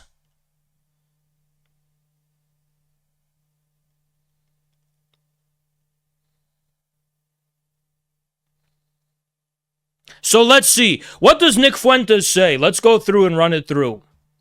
And I want to just demonstrate to everyone very calmly the bankruptcy, the idiocy of this ideology. First of all, let's get to the problem. Amila with the 5, because I want to... Amila, what's going on? I want to really hammer home what all this controversy is about. Controversy, yes, if you could believe it. These porn-addled, retard, mentally fucking stumped. They're literally the retards in high school, by the way. When you're in lunch in high school and you got those retards sitting around, that's who these fucking people are, by the way. This is what they grew up to be. The actual retards. Anyway, this is how they're like, you know what they are? They're like LGBT Zoomers. Because you know what they do? They say, you're transphobic. You're transphobic. You're homophobic. Instead, they say, you support reparations and deny Jewish population. Of course I support reparations, bitch. Fucking sue me, you pussy. Why don't you engage with the argument, you fucking bitch? This gay fucking right-wing cancel culture? What the fuck is that? Right-wing cancel culture. Nick Fuentes, that's what he's brought to the table. Right-wing cancel culture. Like, instead of engaging with the actual fucking substance, enough said, enough said, enough said, you're transphobic, enough said, you support reparations, enough said, you support reparations. The fuck? Where's the substance? Where's the actual addressing the content of my position? You're slapping a fucking label on my position, and then what? Enough said. That exactly speaks to the bankruptcy and total lack and absence of honor that defines your bankrupt ideology and worldview. Nick Fuentes. The bell tolls for thee, son. The real holy men are coming. He goes, enough said. He's trying to list all of these sins that I've committed. All of these sins that I've committed pertaining to my position, so I should be canceled. The fuck is this bitch shit? I support reparations. Yes, I fucking support reparations. So what? So what?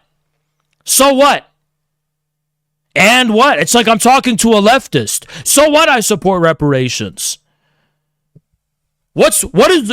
Fundamentally, what is wrong with that, by the way?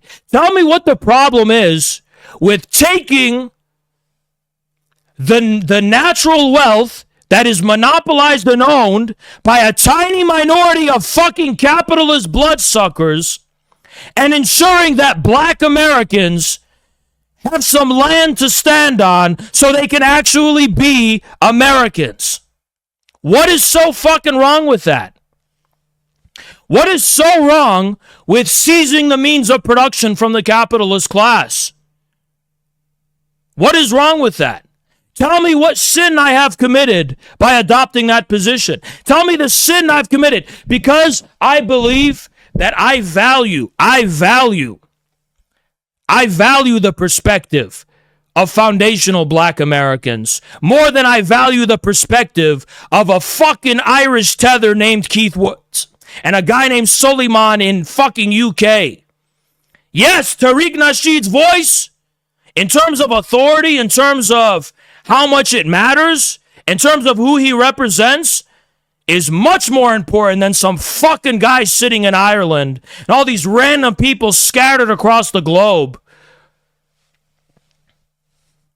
Think about this. Americans who have been here for hundreds of years, a great bulk of that, they were literally slaves who have never, unlike any other group in this country, been given a slice of the pie, a bare minimum to stand on, so they don't have to be a permanent underclass. That's a sin that I think they deserve a piece of the American pie? That I'm a fucking committing some kind of sin? Fuck you, you bitch! You fucking pander to Keith Woods, some fucking foreigner, and I believe foundational Americans should have a piece of this country? Fuck you! And I'm committing a sin.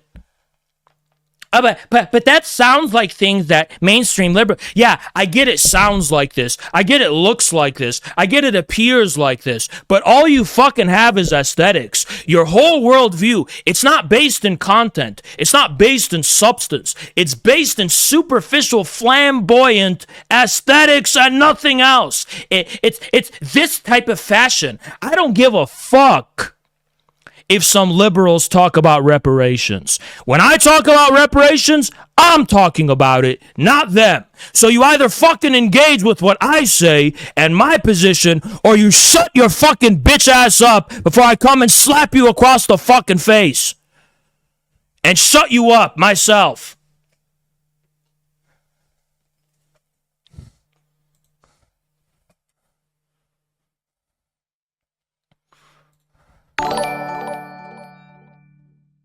What's up, geopolitics? This Irish Keith Woods. Reparations. So what? So what? So what? So what? You're gonna cancel me now? These people critique wokeness and liberalism and all this shit, but they have reproduced sociologically the same patterns of thoughtless mental retardation that you find in any group of libtard, zoomer, LGBT woketards. It's the same fucking thing, but it's right-wing coded. It's the same shit. It's literally the same thing. Can anyone make an argument about what's wrong with reparations? Anyone want to make an argument about what's wrong with reparations? Make the fucking argument, you little bitch. Don't just sit here. Where's all these groypers? Where are they? Come in my VC and explain what's wrong with reparations.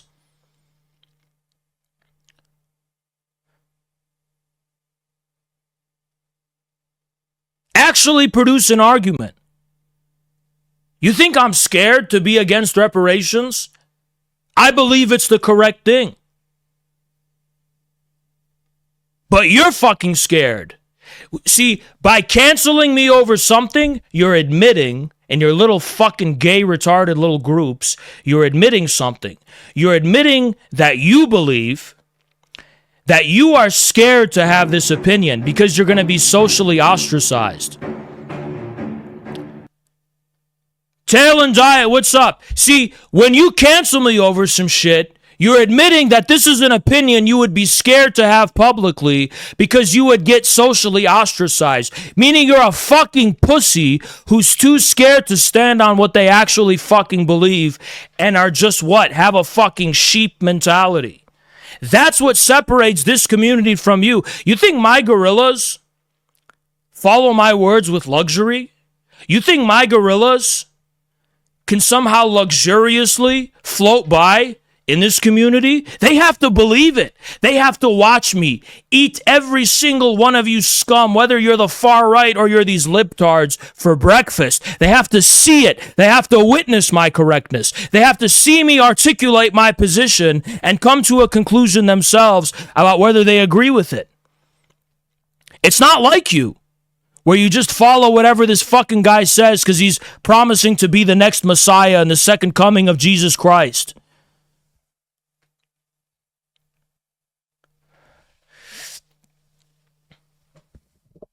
An Irish tether should have no say about the business of Americans. Stay in fucking Ireland and deal with your own problems in Ireland, first of all.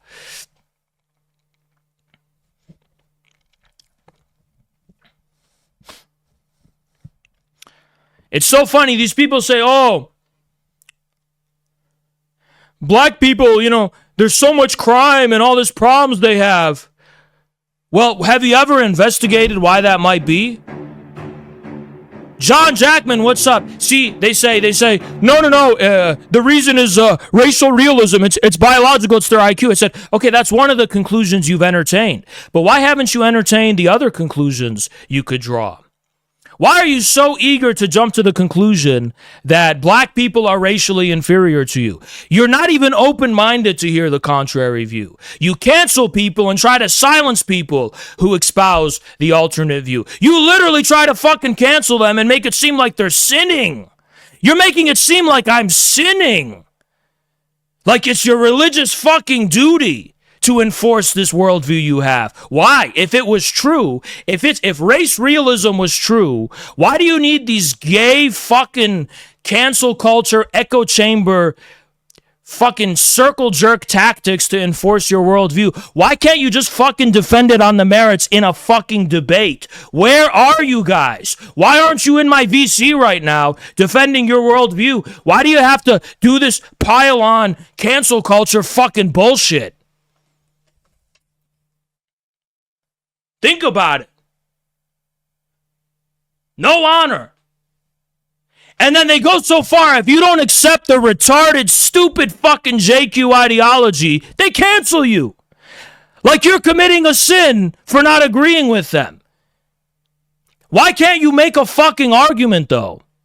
You know, they call me stupid as if I'm supposed to believe that it's self-evident that Jews control everything. You know what that proves? It proves you have a mental illness. You have a pathological disposition which makes you believe Jews control everything in a way that has nothing to do with an inquiry into the actual facts of the matter or any kind of reasoned, independent way of arriving at that conclusion yourself. Pathologically, psychologically, there's something in you that is compelling you to believe that is literally beyond the use of the intellect. And you fucking retards have the audacity to say that I'm fucking stupid when you can't even justify your fucking worldview, you stupid bitch.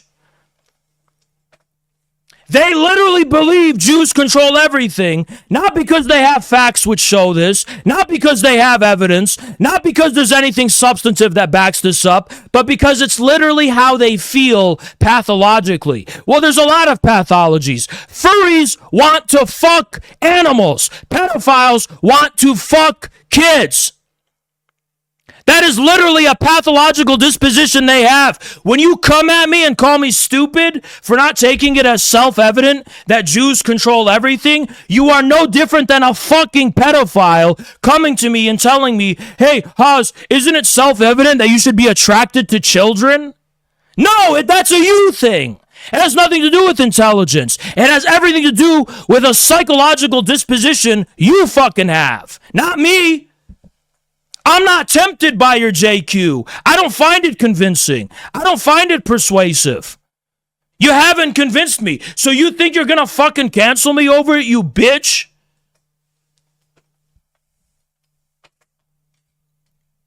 Think about it. It's a pathological mental illness these people have. They're trying to make it seem like it's about it. Haz, you're just not smart enough. No, I understand your pathology. Like, I get it. I understand that it's something that exists. And I understand it. You see, I understand how you could be so fucking retarded to think that way. But you don't realize that it's wrong. You don't understand that it's just fucking wrong. You don't understand that you're just a fucking idiot. That it has nothing to do with an actual understanding of how the world works. It has nothing to do with an actual conclusion arrived at by the device of reason. Forget about empirical evidence, just the device of reason, like thinking it through a little bit about why the world is the way it is. It's a fucking retarded perspective that doesn't take into account. Just let's concede to them there, because in psychoanalysis, ask any psychologist too, forget psychoanalysis. When you're dealing with a delusional retard, you have to concede their fantasy to them because they're not going to let it go. It's like a pit bull but that would be really flattering to call them pit bulls. It's like a fucking chihuahua that's bit on something. They just can't fucking let go of it, right? So they bit on this Jew shit. They just fucking can't let go of it, right? There's just something so fucking persuasive about it to them, right? So let's concede these fucking rabid rabies foaming out of their mouth fucking retards, their little JQ for the purposes of argumentation. Even if that was true, how has it gotten to the point, systemically, about the nature of how society is run and the relations of the ownership of wealth, the nature of society and humanity, that has become the outcome?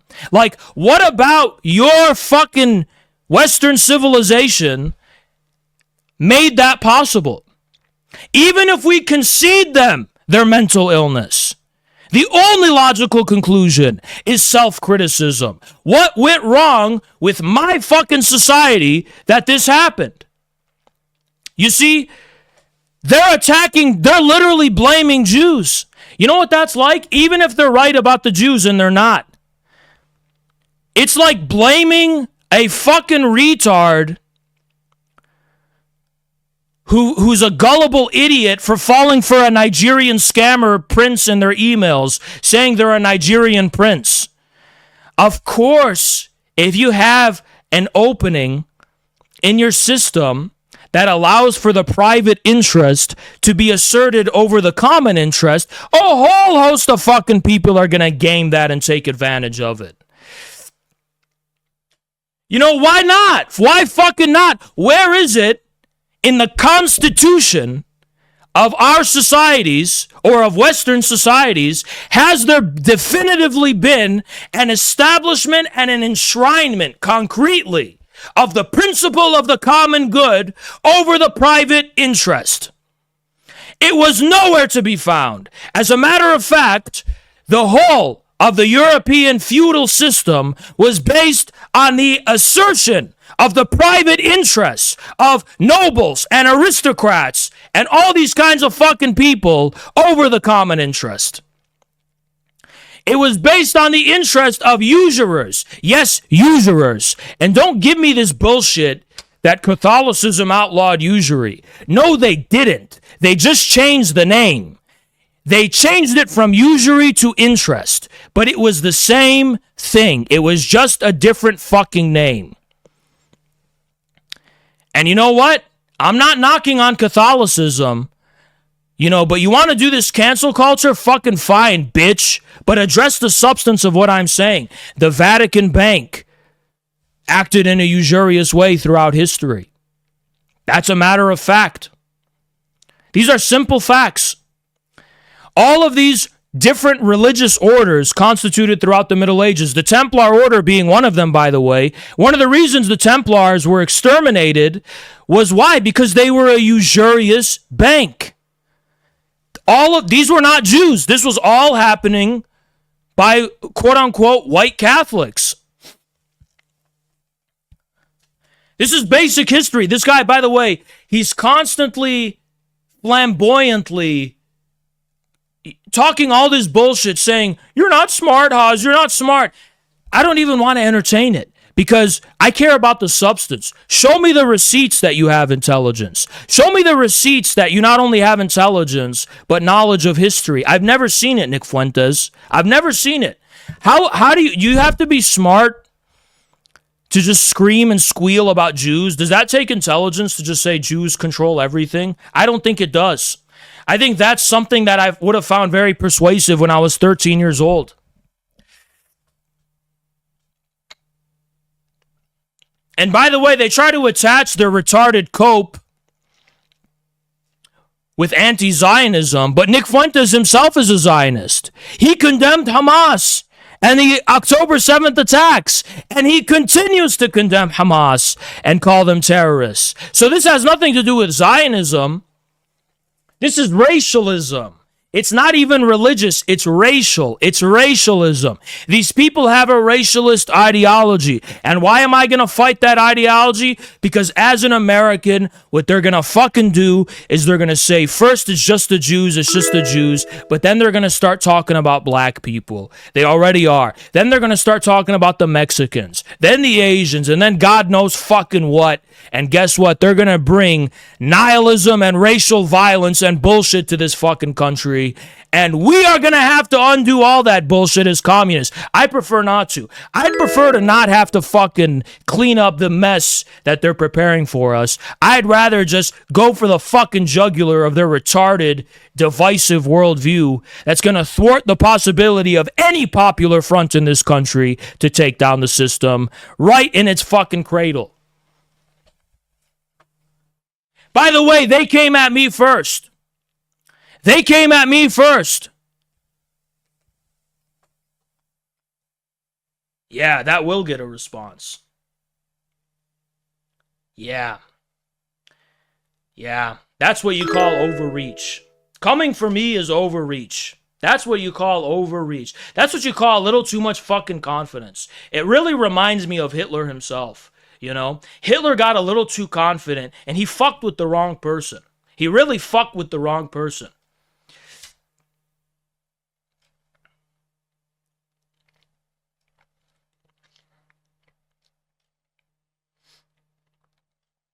Where are they?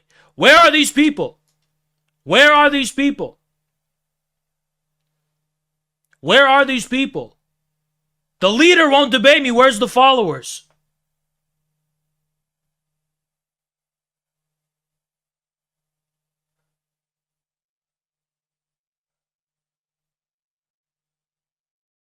You guys witness with your own eyes how they fucking flee from us like mice? How fucking scared they are of us? Because red destroys brown. As a matter of fact, the only fucking reason communists have been so weak in the face of these people, communists, is because those communists weren't even communists. They were just liberals. Here are the real communists who are back, and look at the fucking outcome. They don't even stand a chance. Absolutely terrified. You support reparations. Yes. Yes, I do. Yes, I fucking do. And I'm tired of pretending that I don't, even though I never pretended I didn't. But it's like, yes, I do. As a matter of fact, I do fucking support that. I do support reparations for foundational black Americans. Why the fuck wouldn't I? Because I'm going to explain something to you. You know, there's two types of people, right, that I'm going to name. Now, one type of person is an edgy little child. It's an edgy little child. And their whole worldview is formed around what's permissible to say according to the standards of the liberal open society and what's prohibited. And the logical conclusion of it is, you guys ever see those groypers that are named like Child Rapist 1488? That's the logical conclusion of that childish worldview according to which being based just means contradicting everything the establishment says for its own sake. Well, you know what? If I turn on cable TV, they're going to condemn pedophilia. Does that mean you should support pedophilia? You know what I mean? It's like if the mainstream is saying we want what's best for Americans, should you say you want what's worst for Americans? You're a child. You're a fucking child. All of this is just discourse to you. It's not discourse to me. You want to know who reminded you it wasn't just discourse? That bouncer at that club, that fucking Superman decked one of you guys, punched you in the fucking face. That's who remind you it's not just discourse. This isn't just an aesthetics discourse kind of thing. It's about fucking respect. They're not politically correct in Russia. They're not politically correct in China. They're not politically fucking correct in Iran. But they still make sure that all of the racial groups in those countries have respect. They don't believe in racism because it fractures the integrity and unity of the nation. Because it leads to people fucking killing each other and beating each other and rioting because the honor and dignity of their ancestry and their forefathers is being insulted. There has never been a leader or conqueror in history who did not make sure that every single tribe that he was uniting together under one nation and one umbrella was not respected. You don't make a unified nation by stepping on the toes of all these different racial groups and insulting them and disrespecting them and attacking their dignity. That is not how you unify a nation. Genghis Khan gave recognition and respect to different fucking religions and races. Genghis Khan, the guy who would level entire fucking cities to the ground. Nick Fuentes wants to call him a fucking liberal. No, racism comes from liberalism. Before liberalism, there was no racism. Every major fucking empire in history was a coalition of tribes and a coalition of races. Every great fucking empire, that's all that made it an empire. Otherwise, it would have just been a fucking primitive tribe somewhere. What do you fucking think an empire is? You think that's liberal? No, racism comes after liberalism.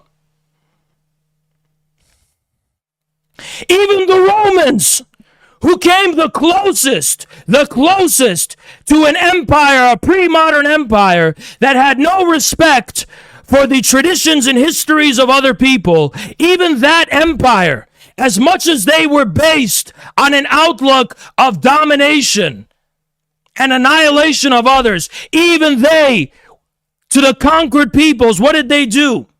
They assimilated their idols into their pantheon. They opened the door for anyone, regardless of their lineage, to become a Roman citizen. Even Rome, the closest thing. As a matter of fact, this is the best fucking part. Liberal Enlightenment historians, I believe Edward Gibbon made this argument, that they thought the reason the Roman Empire collapsed was because it was too racial. They said it was racially diluted, and that is why it collapsed. And that came from liberalism. You are the fucking liberal. You're the liberal, not me. You think Tamerlane was a fucking liberal, you bitch? You think Tamerlane was sitting here and gibbering about race?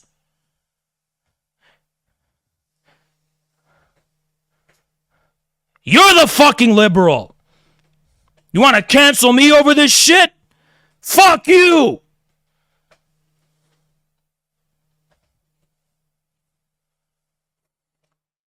This guy calls himself a fucking Catholic. What the hell? The Spanish Empire was a multiracial, multi-ethnic empire. You think they fucking believed in white ethno-nationalism?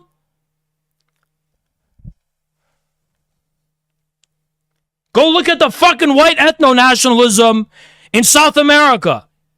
You fucking moron. And Mexico. He calls me the liberal. His whole fucking worldview is based on liberalism. Yes, those in power preach anti-racism. They preach anti-racism while stoking the flame of racial tension and racial division at the same time, while giving so much attention and emphasis on the white nationalists like Nick Fuentes at Unite the Right in Charlottesville and Richard Spencer, putting their fucking cameras on them. Why do they do that? Why do they put their fucking cameras on these white nationalists? Because they're trying to stoke the flame of racial division, and that's always been what they've tried to fucking do. And all of their superficial claims of believing in anti-racism and rejecting racism are hollow and insincere and lack genuineness and sincerity.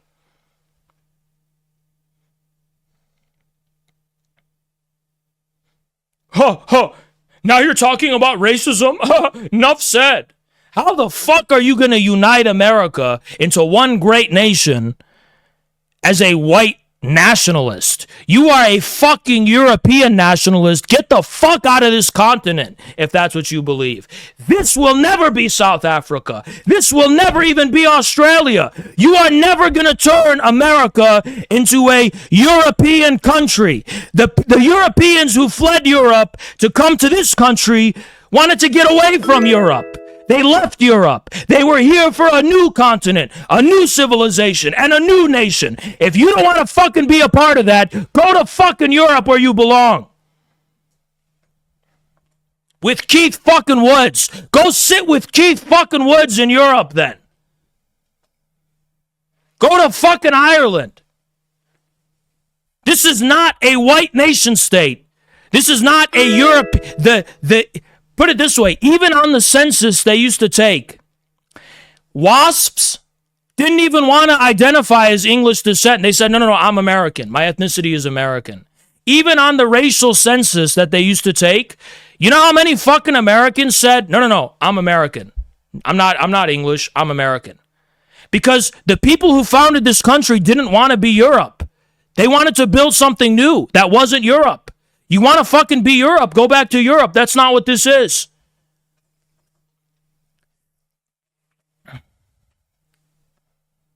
He goes, I'm America first. No, you're Europe first. You're not even Europe first. You're a nebulous European white identity first. That's what you fucking are. You're nothing more than that. You have nothing to do with America. I don't fucking care that you brought Suleiman and all these other people to your stupid fucking America First event. Nobody gives a shit. Doesn't change the fact that you're a European nationalist, not an American patriot.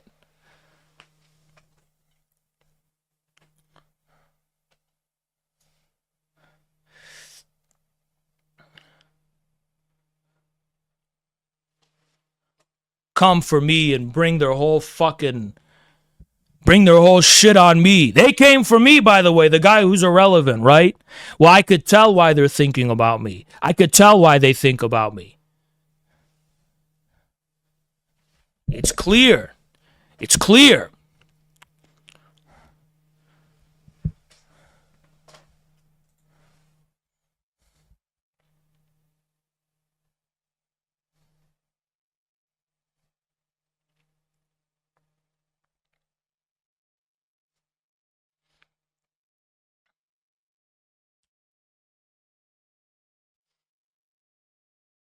Look at this fucking shit. Look at this flamboyant ideology that lacks substance. And it's just based on what? Being a fucking gossip girl? What the fuck is this? What are those I don't even know what they're called. Those gossip fashion websites that just talk about, oh, she wore that dress. She wore that dress. Look at this. You support reparations. You're not religious. Where's the arguments? He's just throwing labels on me like he's calling me transphobic. What's the difference between this and a leftist just calling me transphobic and this phobic and that phobic? Like, what's the difference? Where's your actual fucking argument, you pussy? You trying to cancel me over some shit? How fucking gay is that? You're just canceling me over. You think the West is controlled by capitalist crypto Nazis. No, I think the West is controlled by actual fucking capitalist Nazis. Not crypto Nazis, actual fucking Nazis. Rather than Jewish people. You're right, I think the Jewish ruling class is a tiny minority. Even if it's not a tiny minority, it's a minority of the ruling class. That's what I think. I think they're a minority faction of the ruling class. That is the genuine and sincere belief I hold. Care to challenge it? Care to argue about it? Care to debate about it? Care to bring receipts and statistics and naming names? Because I'll fucking take you to town any fucking day on the matter. But no, instead he just states this, gets 2.3 thousand likes by these coping groypers in their Telegram. Why? Why does he get all these likes? Because he is signaling that Haas is canceled. Haas is canceled. He's signaling. It's virtue signaling and then it's vice signaling. He's vice signaling. That's all based means to these people, by the way. Vice signaling. You know, oh, Ted Bundy was based. Yeah, Ted Bundy was based because everyone thinks he's a bad guy.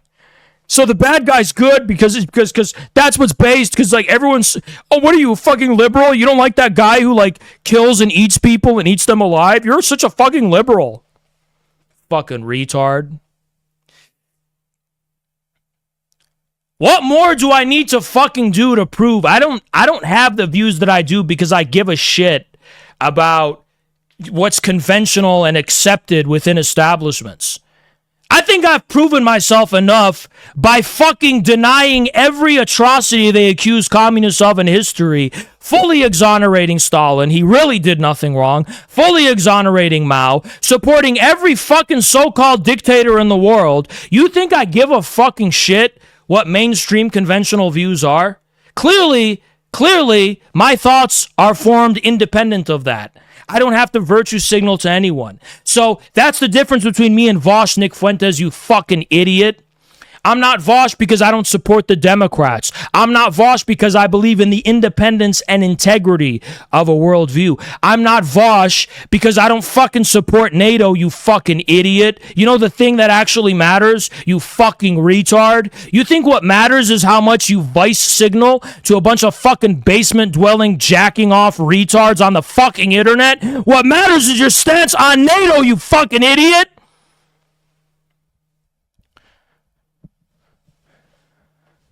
They don't care about anything but that, by the way.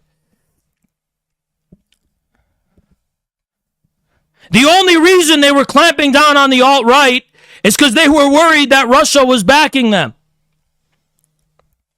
They said as much. All they care about is defending the imperial hegemony. The actual concrete fucking system, you retard. Here's the system. Why can't I just fucking reduce that to some bones and flesh incarnated in a fucking visceral ethnic group? Therefore, it's not concrete enough. Because for them, the concrete is the flesh and bone of some fucking individual down to their fucking microscopic DNA strands, and it's just so tangible and fleshy, and you know, you're a fucking pervert is what you are. You're not a fucking Catholic. You're an Anglo-metaphysician who conflates your fucking twisted Angloid, racialistic, Cowper fucking skull measuring, salivating at the fucking tongue, at the fucking warm, fleshy meat. That's what you consider substance, you vulgar bitch? Where's the fucking spirituality in your worldview? Where's the soul? You know, you're the one who claims to not be a materialist.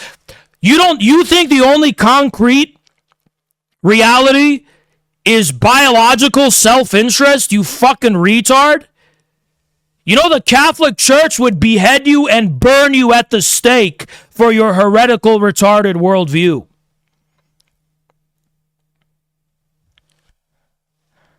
Who is the concrete ruling class? It's literally superficial. The fucking people who own your land and own your factories and your wealth and your oil and your energy and your fucking banks. Most of them aren't Jews. It doesn't matter what ethnicity they are. It's like this guy walks into a fucking room and their wife is getting fucked by some man, and the first thing he wants to know is what religion and what ethnicity that man is. He's fucking your wife. Is that not bad enough?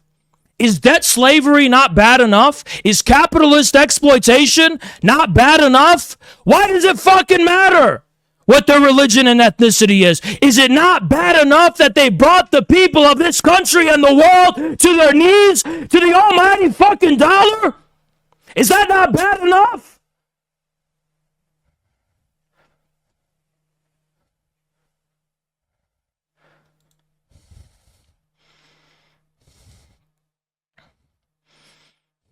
Is it not bad enough that they've stripped the people of their dignity? Stripped them of their homes, their livelihood, put them in fucking debt, giving them nothing, no hope, crushed their spirit, crushed their morale? Is that not bad enough? Telling them they need to reduce their populations and they're breeding too much? And they're killing the planet because there's too many of them? Is it not bad enough? Is the inhumanity and Satanism of capitalism itself not bad enough? Why does it matter if some of them are Jews? I don't care if the devil's a Jew or a Catholic. If he engages in devilish business, he's a fucking devil.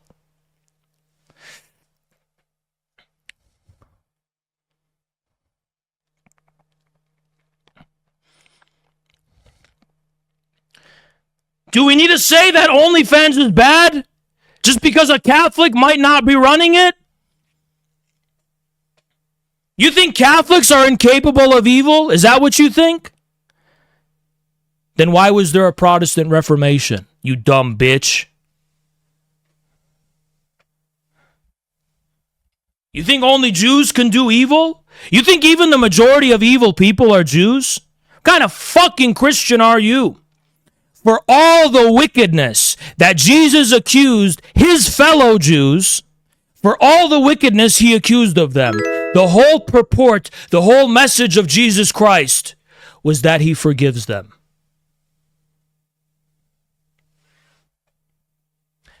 Because they know not what they do. You glossed over that part, though, didn't you? You glossed over the part where evil doesn't come from lineage. Jesus canceled the fucking debts of lineage. He canceled the debts of the past. He canceled the debts of people's lineage, of the burden of the past. That's what he freed the people from, and that is why he forgave the wickedness of the people around him. Precisely because his message was the opposite of yours. Retard and VC. How can you defend the retardation of your leader? Go. Hey, can you hear me? Yeah. Yo, Haz. What's up, bro? How's it going, man? Fuck you. What's this beef? What's this beef you got with Nick, man? What's going on? Why are you check on your the timeline, fucking bro? gay little Telegram groups to find out. Hey, but here's my question, Haz. How many people died in the Holocaust? What's the number? What do you think? Is it 6 million? I better not say 6 million, or they're gonna cancel me. I'm not voice signaling well enough. Curious. Is that what you fucking think I'm is just gonna happen curious. here, What is bitch? your opinion? What is your opinion? Stop dodging the question. What is your opinion? My opinion is that you're a bitch and your leader's a fucking coward, But you and you personally are a man. bitch. You want to debate? You can't even answer a single question. You pussy. Okay, Come on, bro. I think the number Answer was it. 5.99999 million. Wow, so sarcasm. So you're gonna dodge it. You're a coward. No, I'm directly answering. You're a coward. 5.9999. No, it wasn't that. So it was sarcastic, it was six. little petty gay It was remark. You're not gonna answer. 6.01 million. Guys, why is it illegal to question this event in so many different countries in Europe? Why? I have no reason to deny. Answer the question, dude. I'll tell you. Why is it illegal? Do you agree that it should be illegal, or should people be allowed to question it without going to jail? What's your opinion? I'm an American. I don't believe in restricting that in America. And if I lived in Europe, I probably wouldn't believe it. So you think in Europe it should be legal to question I'm not a the fucking official European, narrative? you fucking cosmopolitan retarded bitch. No, but based on the principle, your principle is that it should be legal to question it, correct? I don't fucking believe in censoring people. Principle? Are you principled? Do you care about free speech, open debate, open discussion? Do you care about it or not? How did I violate Nick Fuentes' little bitch free speech? How did I violate his free speech? So we agree that you're not going to answer the question. You're going to dodge it. You're a coward. All right, so that's on the record. Listen. I believe it was 6 million. And if you want to deny that, take it up with Mar, who will fucking wipe the floor with you or any of your friends. Okay, but here's my issue, Haz. Okay, I trust Mar more than you. That's why. Let's do another one. Let's do another one out there. Who did 9/11? Was it Muslims? It was the fucking CIA, you retard. It was the CIA. So Larry Silverstein, did he work for the CIA? The CIA did 9/11. Next question. You don't want to touch that. You don't want to touch Larry Silverstein, do you? You know who that is? See, I gotta mute this guy for 1 second. Yeah, shut the fuck up, you bitch. To be fucking clear, because this guy keeps interrupting me at every fucking turn, every time I try to say something, you little fucking pussy. Don't worry, I'll unmute you. All you're doing here, you're not making arguments. You're not articulating an argument. You're throwing out names. You're throwing out talking points and vice signaling talking points and trying to get me on something so you could share with your gay little fucking group. Why don't you articulate a fucking point? Do I believe that Jews were exclusively responsible for 9/11? No. Could some Jews through the Mossad have been involved? Absolutely. The Mossad, in collusion with the CIA and the MI6 and the Western-led intelligence networks and deep states of the world, fucking coordinated that. I say the CIA because that's the main fucking umbrella. But the U.S. deep state, in collusion with the British and the Israelis, definitely were responsible. That's my fucking view. Now, exactly what do you find to be a problem with that worldview? Because you can name some guy named Larry Silverstein, and we can look up all these different kinds of fucking names of people who were connected, and they're definitely not all Jewish. So go ahead.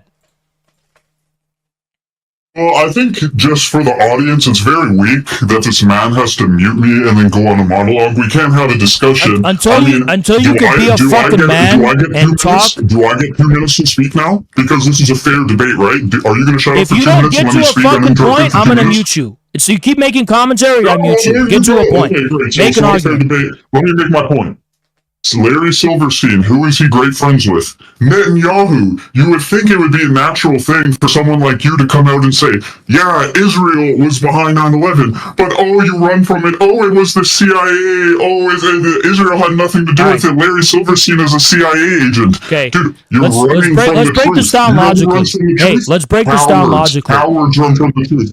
Hey, faggot, shut your fucking mouth. If you were with me in person right now, I'd slap the shit out of you for how you're fucking talking. You can hide behind your gay little fucking voice changer all you want, but you're in my fucking VC right now. If you don't know how to talk and let me get my fucking word in, I'm going to mute you like the rabid, rabies at the mouth, phobing little bitch animal chihuahua that you fucking are. So shut your little bitch faggot ass mouth up. So first of all, what makes you think I'm scared to say if I believe that it was solely the case that only Israel did 9/11? Do I think Israel was involved? Absolutely. But at this point, when I'm already considered an anti-Semite and a neo-Nazi by all these fucking ADL, all these Zionist groups, what do I have to lose by refusing to believe the retarded idea that Israel exclusively was responsible for 9/11 when I have so much other reason to believe that vested interests in the oil industry and in the military industrial complex, who are not primarily owned by Jews, by the way, had so much to gain from 9/11 and the U.S. involvement in the Middle East to control the monopoly on the international oil market? Why wouldn't I fucking believe that they also had a reason to be involved? Why should I only believe that Israel was involved? Because clearly I don't fucking care about being canceled for saying that. So you're gonna fucking come here and say I'm too scared to say that it was just Israel. You sound like a fucking retard. Because what am I fucking scared of, you stupid bitch? Go ahead. What am I fucking scared of? Bro, you're trying this tough guy act. It doesn't work. Faggot, shut your mouth. You want to see a tough guy? If I saw you in person, I'd slap the fucking shit out of you and you'd shut your mouth. You wouldn't talk this way in person, so don't talk this way in my fucking VC. Get to a fucking point and respond to me. Why am I scared of exclusively saying it's Israel? And what is wrong with what I just said? That other people were also involved. Why is that wrong? Because you're vice signaling and you're saying, oh, how's it not saying the base thing that'll get you canceled? But so there's no room for me to disagree with it without you fucking retards claiming that I lack integrity and I'm too scared? You know how fucking stupid and porn-addled you fucking sound? You know what lack of intellect you're betraying and evincing right now? You can't even fucking think shit through. It's either virtue signaling or vice signaling for you. That's it. Your little fucking crypto bubble's gonna crash, no wonder. It's not even fucking thought out. Go ahead. Man, I just can't believe that you keep muting me, man. You're talking all this shit. All right. You're either going to respond with the point or I'm going to continue to humiliate you and mute you. I'm going to unmute you. You need to immediately get to whatever point you want to get to. All this meta commentary on your bitch-made status, your lack of integrity and honor within this debate is immaterial to me. I'm going to unmute you right now, and I'm going to give you a fucking opportunity to get a fucking point in. Go ahead. Literally just said, why should I say it's only Israel when already people are calling me a neo-Nazi and I have the ADL after me? What did you just admit? You don't want the smoke with the Jewish lobby, bro. You're fucking afraid of it. You're running from the truth. You know who runs from the truth? A coward. A man with no virtue. A man with no integrity. You're running from the truth. You're making up all these explanations. You'll do anything to not admit the thing that's staring you in the face. Who said I'm scared? Who said I'm scared? I exposed you with two questions. I'm going to let you respond to this because you didn't respond to it. Why would I be afraid? Go ahead. Why would I be afraid to arrive at that conclusion that only Israel did it? You literally just said you already have the ADL breathing down your neck, calling you... No, I don't have them breathing down my neck, you fucking inbred retard. It doesn't make a difference to them what my position on this is, because they come to the same conclusion either way. The only fucking reason I am not as canceled as your dear fucking leader, who, by the way, went unabated for years with no cancellation, is because I'm not prominent enough yet. You fucking moron. But go ahead. Explain to me why I would be scared when it makes no difference. Okay, well, I'll just tell you this. Do you see this immigration? Like, do you see how all these countries are being transformed through mass immigration? Like, do you witness that? What's your opinion on it? What do you mean, what is my opinion on it? What's your opinion on it? What is your opinion? No, what's your opinion on it? I think it's terrible. I think it's a crime against humanity. What are you going to do about it? What are you going to do about it? So what are you going to do about it? Do you think it's a good thing or a negative thing? Do you think it's a positive thing for the world or a negative thing for the world? Do you want Europe to exist? Do you want the West to exist? It's not my responsibility for Europe to exist. You fucking pussy. This guy's father never beat him when he was a child. You could tell. You could tell by the tone of their voice. He had one of those fucking, what do they call those parents that just let their kids do whatever the fuck they want? He's got that retarded porn brain mentality where he asks a yes or no question and I have to respond to him on in terms. Fuck you! Who the fuck are you to come into my shit and demand of me I address your fucking question exactly on your terms, yes or no? Now, you ask me what I think of immigration. Whether I think it's positive or I think it's negative. I think you're a fucking retarded, brainless bitch if that is the extent of your thought on the matter, positive or negative. It's a fact. It's happening. It doesn't matter if you think it's good. It doesn't matter if you think it's bad. What are you going to fucking do about it? How does your understanding of the world have enough integrity and enough coherence to put you into a position in which you could meaningfully challenge that phenomena and ameliorate its bad effects? That is what you can't answer, because it would require you to be articulate. It would have to take you out of this groiper, retard, soup-brained, vice-signaling nonsense and actually fucking think about it. You don't challenge capitalism. You don't actually challenge the sources of mass migration. Your fucking leader himself admitted that he has no problem with European imperialism and NATO and all that shit. He just has a problem with some Jews in some high places, and that's it. You have no fucking problem with the dynamics of capitalism where they have to import mass migrant slave underclass labor to destroy the organized power of labor in the country. You have no problem with any of those things. So why should I give a fuck for you to come here and whine to me about mass migration when you have done nothing, not only done nothing to address the cause of the phenomena, but even to meaningfully articulate its sources? You haven't even meaningfully articulated the cause of mass migration to me. Why should I give a fuck to respond to you and your vice signaling echo chamber on this matter? Who the fuck are you? Who the fuck are you? That's my question. I'm a random groiper, and I showed up, and I fucking cooked your ass, and I exposed... All right, one's in the chat. if I stole the manhood of this little bitch and he's a eunuch for the rest of his life? Go ahead. Because it's a popularity contest in your brain. Look at my fucking chat. Look at my fucking chat. It's a popularity contest for you, right? For your lot. Look at my chat. This is what the world thinks of you. This is what history thinks of you. This is what... I won't go that far. Let's not be blasphemous. I'll leave that to him in the hereafter to judge you. But look at this chat. Everyone thinks you got fucking wrecked. So before you declare victory, let's return to the substance. Because I'm giving you an opportunity to articulate what mass migration is and what's the cause of mass migration. Can you answer that? I just think it's funny, man, because you called me in here for a debate. What is the cause? A debate is not a Q&A where you ask me yes or no questions. Who the fuck are you? You fucking cockroach? You think you're a fucking cop and you're interrogating me for your fucking groiper friends? Who the fuck are you, huh? I will fucking curb stomp your little bitch ass. Who the fuck are you coming here to me? Trying to fucking interview me like you're a fucking police detective and you have me in a fucking holding cell. Who the fuck are you? You want to fucking debate me? Debate me. I'm not going to fucking answer your little stupid questions, you little bitch.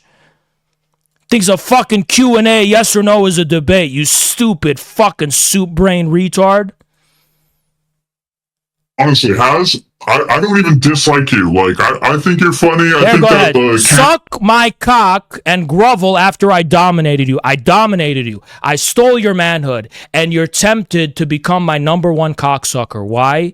Because it's in your nature. Because the reason you follow Nick Fuentes is because he is at the top of a hierarchy that bullies the underlings into submission, and they're all just bullying each other to keep everyone in line, and that's it. I just completely insulted you to your core, and now you sympathize with me because you only respond to the language of force and dominance. That is how bitch made you are. You came in here with absolutely no fucking respect, only until I fucking cooked you on a stove and turned you into burnt meat did you fucking sit here and start groveling at my feet and talking about how much you like me. You are such a bitch. You've disgraced your own community. How dishonorable. Dude, if we're gonna have a debate, you gotta let me talk, man, because you don't even let me finish the point. I've given you multiple opportunities to talk on the substance. Now, once again, you asked me about mass immigration. I think the cause of mass immigration is capitalism. And if you don't meaningfully articulate an anti-Atlanticist, anti-hegemony, and anti-capitalistic outlook, you have no fucking right to grandstand about issues like mass immigration. That's my view. Okay, you're funny, but you can't debate for shit. I'm fucking wrecking you. You're running. I'm asking you a question. Who are you to ask me a question? Are you a police interrogator? Who are you to ask me a question? That's not a debate. Debate something. What do you want to debate? I'm literally getting your opinion for where you're coming from with your politics and your position. I'm gauging how you view the world. That's part of a debate, you fucking reach. So you don't know enough about me to debate me. Is that what you're saying? You don't know enough about me to debate me. Because that's what it sounds like. You don't know enough about my actual worldview to actually debate me. Keith Woods knows where I stand on this. So does Nick Fuentes. That's why they respond to me and reply to me, because they're so fucking scared of how powerful my worldview is. But what about you?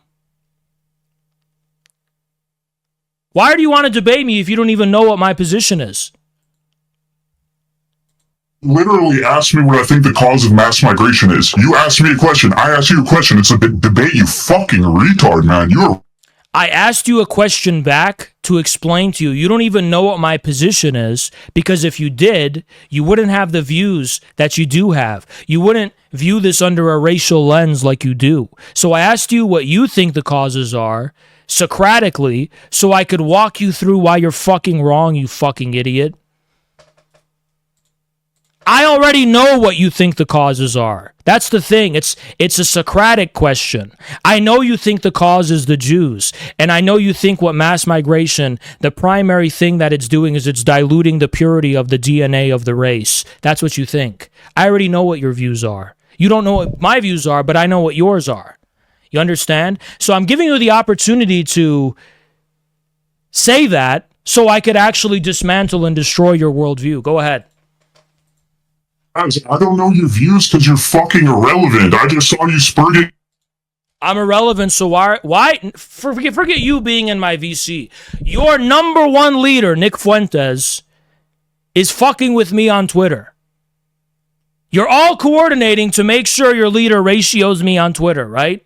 Why, if I'm irrelevant? Why is Keith Woods posting clips of me if I'm irrelevant? If I'm irrelevant, why have your leaders come before me? Unprovoked.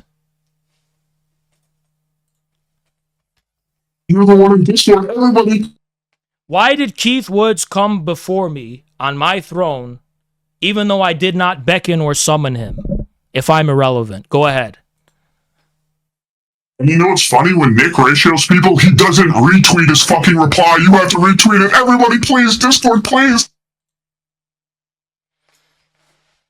Do I need to show you the receipts on stream of how you guys all fucking have your little gay juice nonsense you do in your telegrams? Because let's not fucking go there.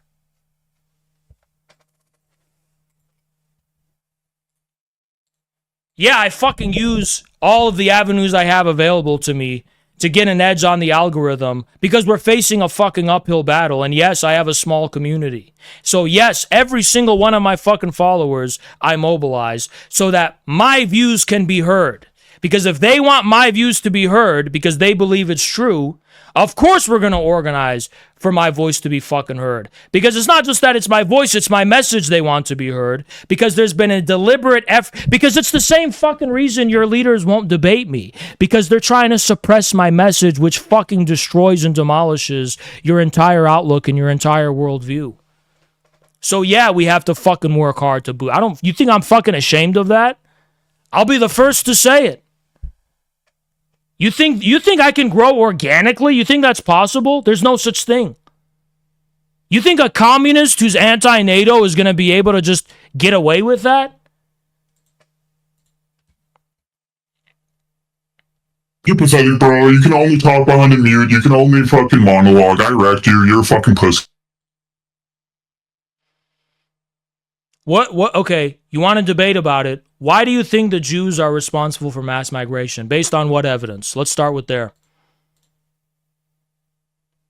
Are you going to let me talk or are you going to mute me? Because you're acting like a... I'm going to unmute you and you're going to directly respond to me or you're going to get muted again. Unmuted. How much time do I get to speak? You're muted again. Once again, I'm going to unmute you. You're going to directly respond or you're being muted. Go ahead. I can't make a point if you mute me. You're such a pussy. You're such a pussy. You are so scared to debate.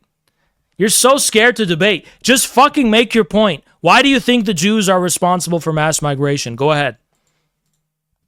How am I scared to debate? You're the one hiding behind a mute every 5 seconds, you fucking... And you're hiding behind a fucking voice changer. Did you forget that?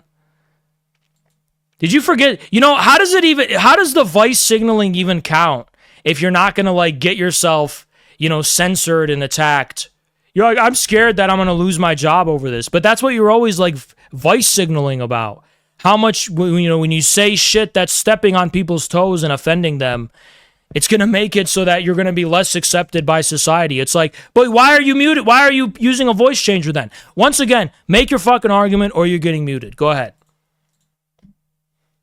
I'm not a public figure. I work professionally. So make your fucking argument or you're getting muted. Go ahead. There you go. I just answered your question. Make your argument about why you think the Jews are behind mass migration. Go ahead. I think the Jews are behind mass migration because you're a fucking pussy and you can't let me talk for 10 seconds about muting me. So there you have it. That's the extent of his argument. That's the extent of his argument. There you go. I mean, what else is there to talk about? What else is there to talk about? There you go. So you're saying the reason why you think the Jews are behind mass migration is because I'm muting you. Well, before tonight, I wasn't muting you. So is your view that Jews have not been behind mass migration until tonight? Go ahead, answer that. Look, even your own chat is saying to kick me because I'm fucking ripping your asshole up. Look at that! Look at that very specific fantasy he just had. Look at that. That's pretty crazy. Where did that come from? Where did that come from? So admit it. You have no arguments. We can't even debate. You know if this is a real debate where we eat? Yeah, he's a pussy who has no arguments. Let's bring up Sam24. Go ahead.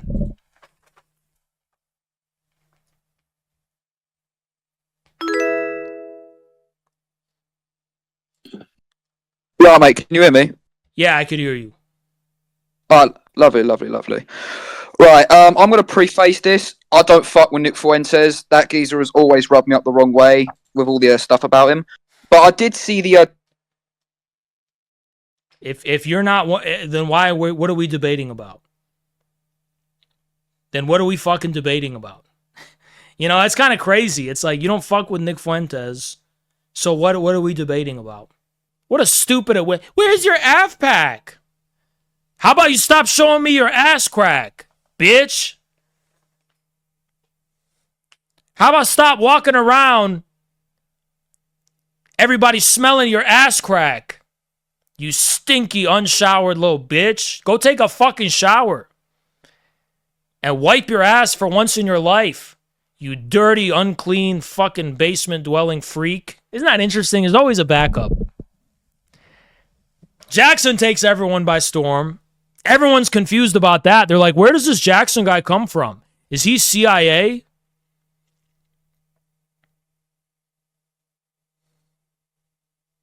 No, he's GIA. Gorillas Incorporated in America, bitch. You know, they're like, is this guy, he came out of nowhere. He didn't come from nowhere. He didn't come from nowhere.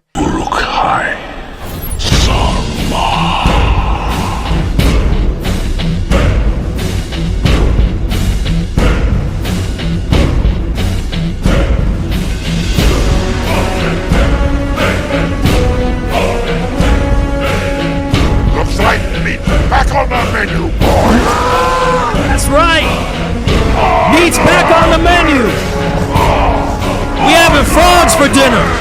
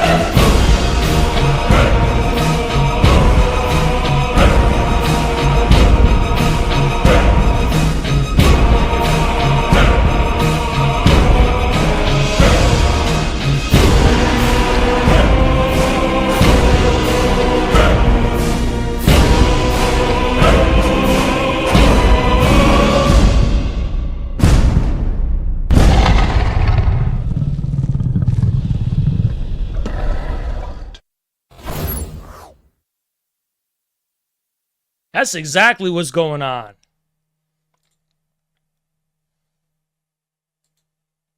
That's exactly what's going on. That's exactly what we have going on.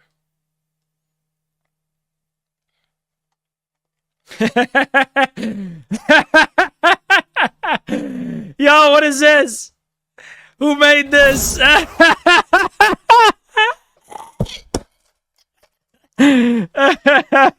Oh man, we don't want to to start this. We don't want to start this. We don't want to do this. Oh, no. We don't want to do this.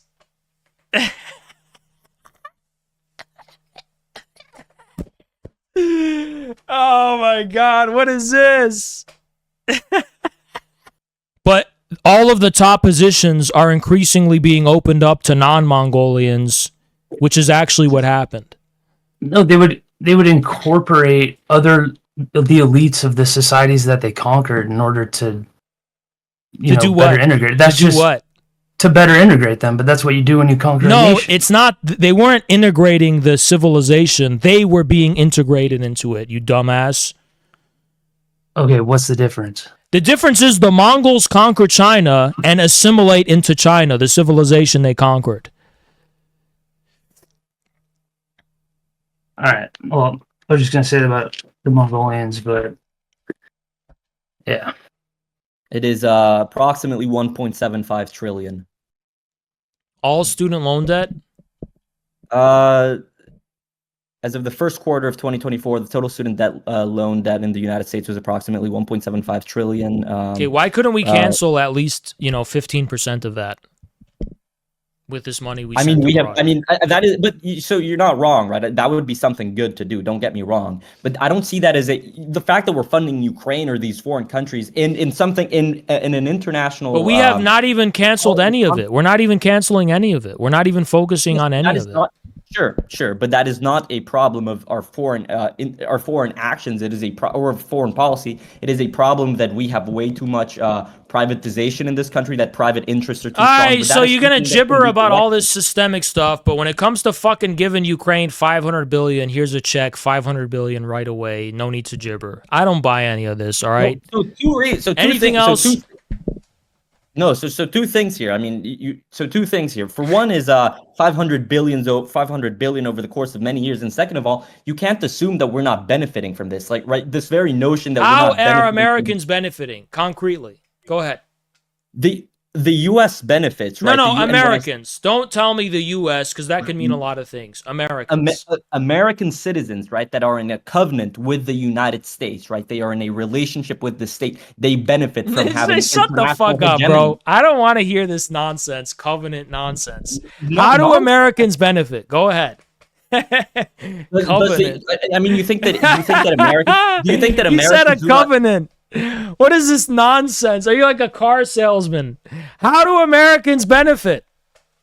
I literally am telling you. So Americans benefit, right? Because Americans benefit from their country having power over others, right? That is How do we international- benefit from sending money to Ukraine? Go ahead.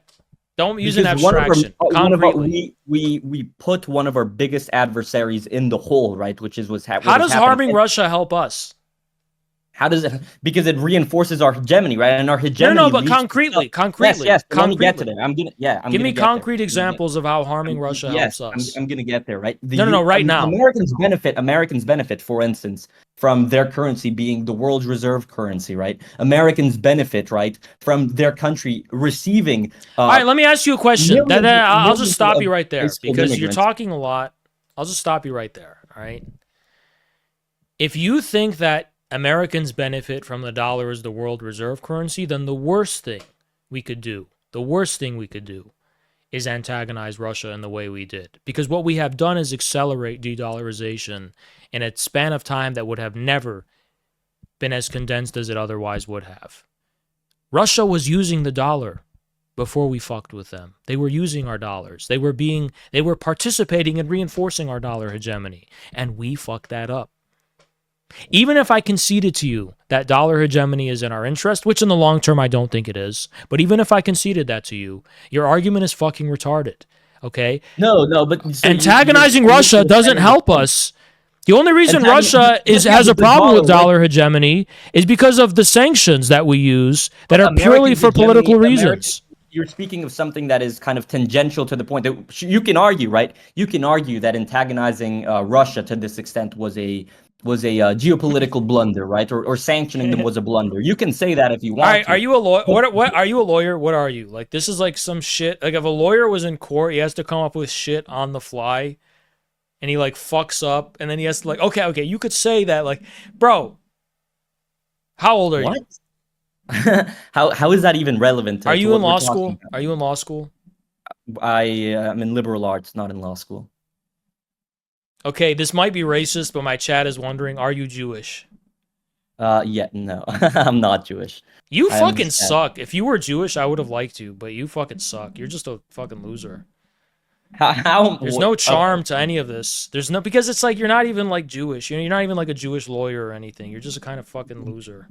So true, so true. No. But jokes aside here. So are you a Nick Fuentes fan? No. I'm not a conservative, much less a reactionary. Wow. So you're actually one of those like Reddit r/neoliberal people. I wouldn't exactly call myself a neoliberal. I mean, there are instances, if we're speaking of like Latin American, I mean, I guess neoliberal economics. I mean, I wouldn't really characterize myself under that umbrella. But in any case, I mean, your whole ideology is just like zero drip, zero aura condensed. It's it is just actually like quite totally. the opposite. Why do you even wake up in the morning if this is what you believe? Like, I'd literally rather. I mean, it's actually quite the opposite. I just think I have a much more realistic worldview, right? Like, I could understand why somebody has such a bankrupt soul that they just become a BAP guy who like believes in like, you know, like cannibalism basically, because at least that's exciting. But like, what do you believe in? Nothing. Of course, I believe in you just stuff. Wake I up. mean, You just wake up. I believe just because I'm not like batshit insane, right? Just because I don't want like some workers' revolution. You just wake up every day. You turn on CNN and you stretch. And you're like, just the other day doing the same shit, the same thing. It's like, bro, what? Do you know how like normal people operate, or is that just like that's like how normal people are? Yeah, you know there's normal, and then there's Patrick Bateman who's sitting here like unironically like an NPC, like a bot. Are you like the Patrick Bateman, like revolutionary LARPer or some shit? Like, no, you're the Patrick Bateman. You're the extent to which you are like have drank the Kool-Aid of the blue pill or whatever is extremely uncanny. I just completely disagree. I mean, I'm just I Is this Russia Defender? Are you Russia Defender? A Russia Defender? I am not a Russia Defender. No, is this him, guys? I don't know what you're talking about, but in any case, I mean, I just fundamentally disagree with your point that, in fact, I consider it kind of usurpation, right? I think that you're kind of I guess not doing this willingly, rather consciously, but the ideology that you promote, right, is an ideology that seeks to undermine the very interests of the people that you're advocating for, right? Why? Like, you are. Imagine you are so you're an American, right? But you want to lose in like all of these conflicts, right? You're an American, right? But you want their government to come crumbling down, right? We have to support these institutions, right? We have to support our country, right? That is what we must do, right? We have to but win, I'm right? operating under the We're all premise. about winning, are we not? Well, no, I'm operating under the premise we're under an occupation government and we have no popular sovereignty. So theoretically, if my goal is to remove the occupation, I want the occupation government to lose. I mean, yeah, I'm well aware that's your belief. I think that's just fundamentally wrong, though, and kind of cucked. Well, I think we've lost popular sovereignty. I just don't think that's the case. I mean, just because our current administration isn't ideal doesn't mean that there is. All right, is our government in debt to the private sector? Yes. Is it in debt to private banks? Yeah, and are those banks accountable to we the people? No. So who controls our government? No. What's that? So who gets to control like government policy and leverage everything the government does, because the government has to pay back these debts? Yeah, but so you're assuming under this assumption, right, that even elections are like a fraud, right? That like, they are. Every election in the U.S. is a fraud. Well, obviously they are not, right? They are. They're all fake. They're all fake and rigged. Every single one. Obviously not, right? But obviously they are. They clearly are. They're all fake. No, I mean, you're just such you're far too They're all radical, right? fake. You have to ground in real. If I ran for election, I wouldn't stand a chance because I don't have any of these banks. Yes, supporting me. yeah, you wouldn't stand a chance. I agree, right? People don't want to go. But if against their own randomly country. one of these bankers woke up and scratched their ass in such a way that inspired them to support me, I would be president. I mean, no, you would still not be president, right? If one of the banksters decided to wake up on the wrong side of the bed and give me a check of 500 million, I could easily like be a really serious contestant in the election. I mean, wealth is very important. Don't get me wrong. No, it's like the only thing that matters, basically. I would not say it's the only thing that Yeah, matters. I mean, the only even Donald Trump had to like rely on like all this money he had because he's like a rich guy. Like at the end of the day, if you don't have money, you don't have a fucking chance. It's just how it works.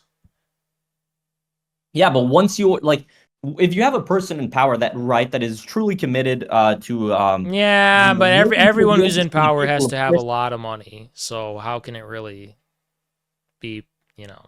How can it really be a popular sovereignty? It's kind of fucking stupid when you think about it. I mean, even if I were to give you this, right? Even if I were to like, give it's you not just a lot of money. Like, it's so much money. It's so much money that it's like it's a way to filter out whether you're part of like this unaccountable shadowy status quo or not. Like, it's not just like you have to have $20 million. It's like, no, you have to have like billions and like hundreds of millions of dollars to even have a chance. It's like, sorry, that's just like bullshit. That's not popular sovereignty. It's kind of nonsense. I mean, even by those standards, right? Like, even if I were to grant you all of this, right? Then what country is actually democratic? Like, none, right? What country is democratic? Russia and China. Oh, so true, right? The country where like the same guy's been in power for like 14 years, right? Totally democratic, right? Like, yeah, power in those countries is based on how much you work for the people. That's it. Yeah, but even if the people, I'm not saying like all the Russians hate Putin, right? Because obviously, like there are tons of millions of Russians that love and like Vladimir Putin, of course. But even if they didn't, right? Like who he controls the weapons, right? Who political power comes out of the barrel of a gun, right? Like he is. Yeah. Still so if people don't like him, they could just overthrow him and have a new guy. Yeah, I just don't think that's a very realistic thing, right? Like. I think it is because in those countries there's no illusions. We don't here we have illusions. We have the illusion that we could just vote our way into having a voice. And in Russia nobody thinks that. Nobody thinks that we could just nobody thinks that like, oh yeah, I'm just going to like fucking democratically elect a different guy. It's more like, look, if he's not showing results, people are going to start getting discontented, and it's going to be felt. That's why Putin is very. How about these Western European countries? I mean, how can you even argue that there's not democracy here? It's very clear that when people are discontent, right, they're going to go out to vote, right, and they're going to change. Look at just what happened in France, right? They're going to change the policies, right? What changed in France? I mean, even with the whole, not just specifically the last 2 days, nothing but just, changed. Literally nothing changed. But no, but obviously it has. I mean, when people get upset, they're going to go to the polls, right? And there's going to be material change. There's going to be material. Nothing changed. Don't get me wrong. Politics takes time. Nothing changed. Nothing changed. I don't know. I just think that is not just a pessimistic view, but just not a very realistic. Nothing view. changed. Nothing changed. So nothing ever happens, yeah? Not under liberal democracies. I don't think that's true. I mean, I think that we have a very extensive canon of U.S. history that tells us that things have happened, right? Things have changed for the better and for the worse, right? Not through elections. Of course, through elections, right? Like, do you think that, or you really want to believe that, like, if FDR hadn't been elected, right, we would have managed to get out of the Great Depression in the same way, or like, obviously these changes are important, right? Like, yeah, but that was before, the country got hijacked totally and completely. When did the country get hijacked? When Truman became president. So true. It's literally true. Literally directly after FDR, the country started becoming occupied. What if you talk about like social policies? I mean, you don't think like social stuff has some major implications, right? Like even in when we gave minorities the right to vote, right? Isn't that a substantial change in the nation? Superficially, I mean, like I guess. Yeah, how do you mean superficially? I mean, we're talking about second class. It was a moral victory. Uplifted, right? That seems like a pretty big difference. I mean, it was a moral victory, but tangibly, it didn't really change much. I just think you're blinded by your worldview, right? Like this is something that's very, very easy to see, right? I mean, obviously, millions of people were elevated to better conditions, right? I'm not saying that it's perfect, right? But they were, right? I mean, and now they're dying of fentanyl and suicide because they're watching fucking TikToks. Because we're funding Ukraine, right? Yeah. This is what he. This is a Twitter fucking meme for the mentally retarded. You have to do better than that with me, dude. I actually care about truth. You just can't fabricate an image. I'm not a fucking retard. I'm not fabricating it. It gives a citation. This is some schizo-babble nonsense. What is this? It gives a citation, though. It gives a citation. Where's the link to... Where's the primary source it's citing? It's below. You're looking at the black screen one, right? I'm not looking at your screen. See, this is a fucking JPEG with a citation to make it look legit, but then if I probably look this up, there's nothing. I mean, it's there for you to look it up. You're asking for why isn't this ever compiled in like a fucking like article where I can click the link? It's always like actually a JPEG. compiled. No, it's funny because it's compiled in a book, The History of Central Banking. Show me the primary source that justifies the pro. It's fucking linking the learned elders of the Protocol of Zion. Oh my god. But the other links around it also corroborate, like the What are you talking about? The link, dude, it does. Elders of Zion. No, like the other links I gave as well, like with them also funding the New Model Army with Cromwell and stuff. You're saying the Jews funded Cromwell now? Yeah, they also funded him in killing. He actually re-admonished the Jews back into England. Sephardic Jews in the early years of the Bank of England. Let's check it out. In the chapter on the proprietors and this is a bit paywalled, by the way. The late Sir John Clement called attention to the high percentage of Spanish and Portuguese names of Jews of the Sephardim, which appeared in the list of the proprietors in the bank's early years. He noted that in 1701, those names constituted a full ninth of the group of 107 proprietors. A whole ninth. Yeah, and also there were like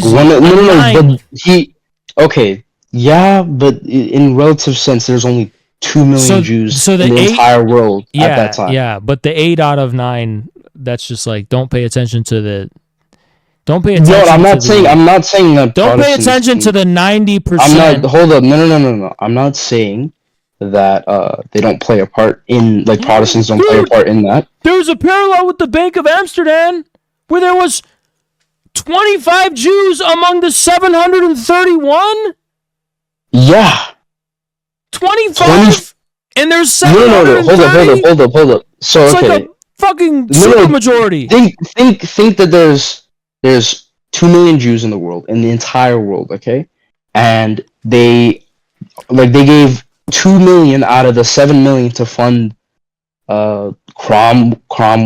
There's 2 million Jews in the world, and they all funded Cromwell? At that time. Not all of them. No, just the Moranos, which were crypto Jews, like literal crypto Jews. So this isn't about Jewish control anymore. It's about the disproportionate representation of Jews relative to the population size. I'm saying the disproportionate amount of them in the government or whatever banks or whatever. This is crazy intelligence.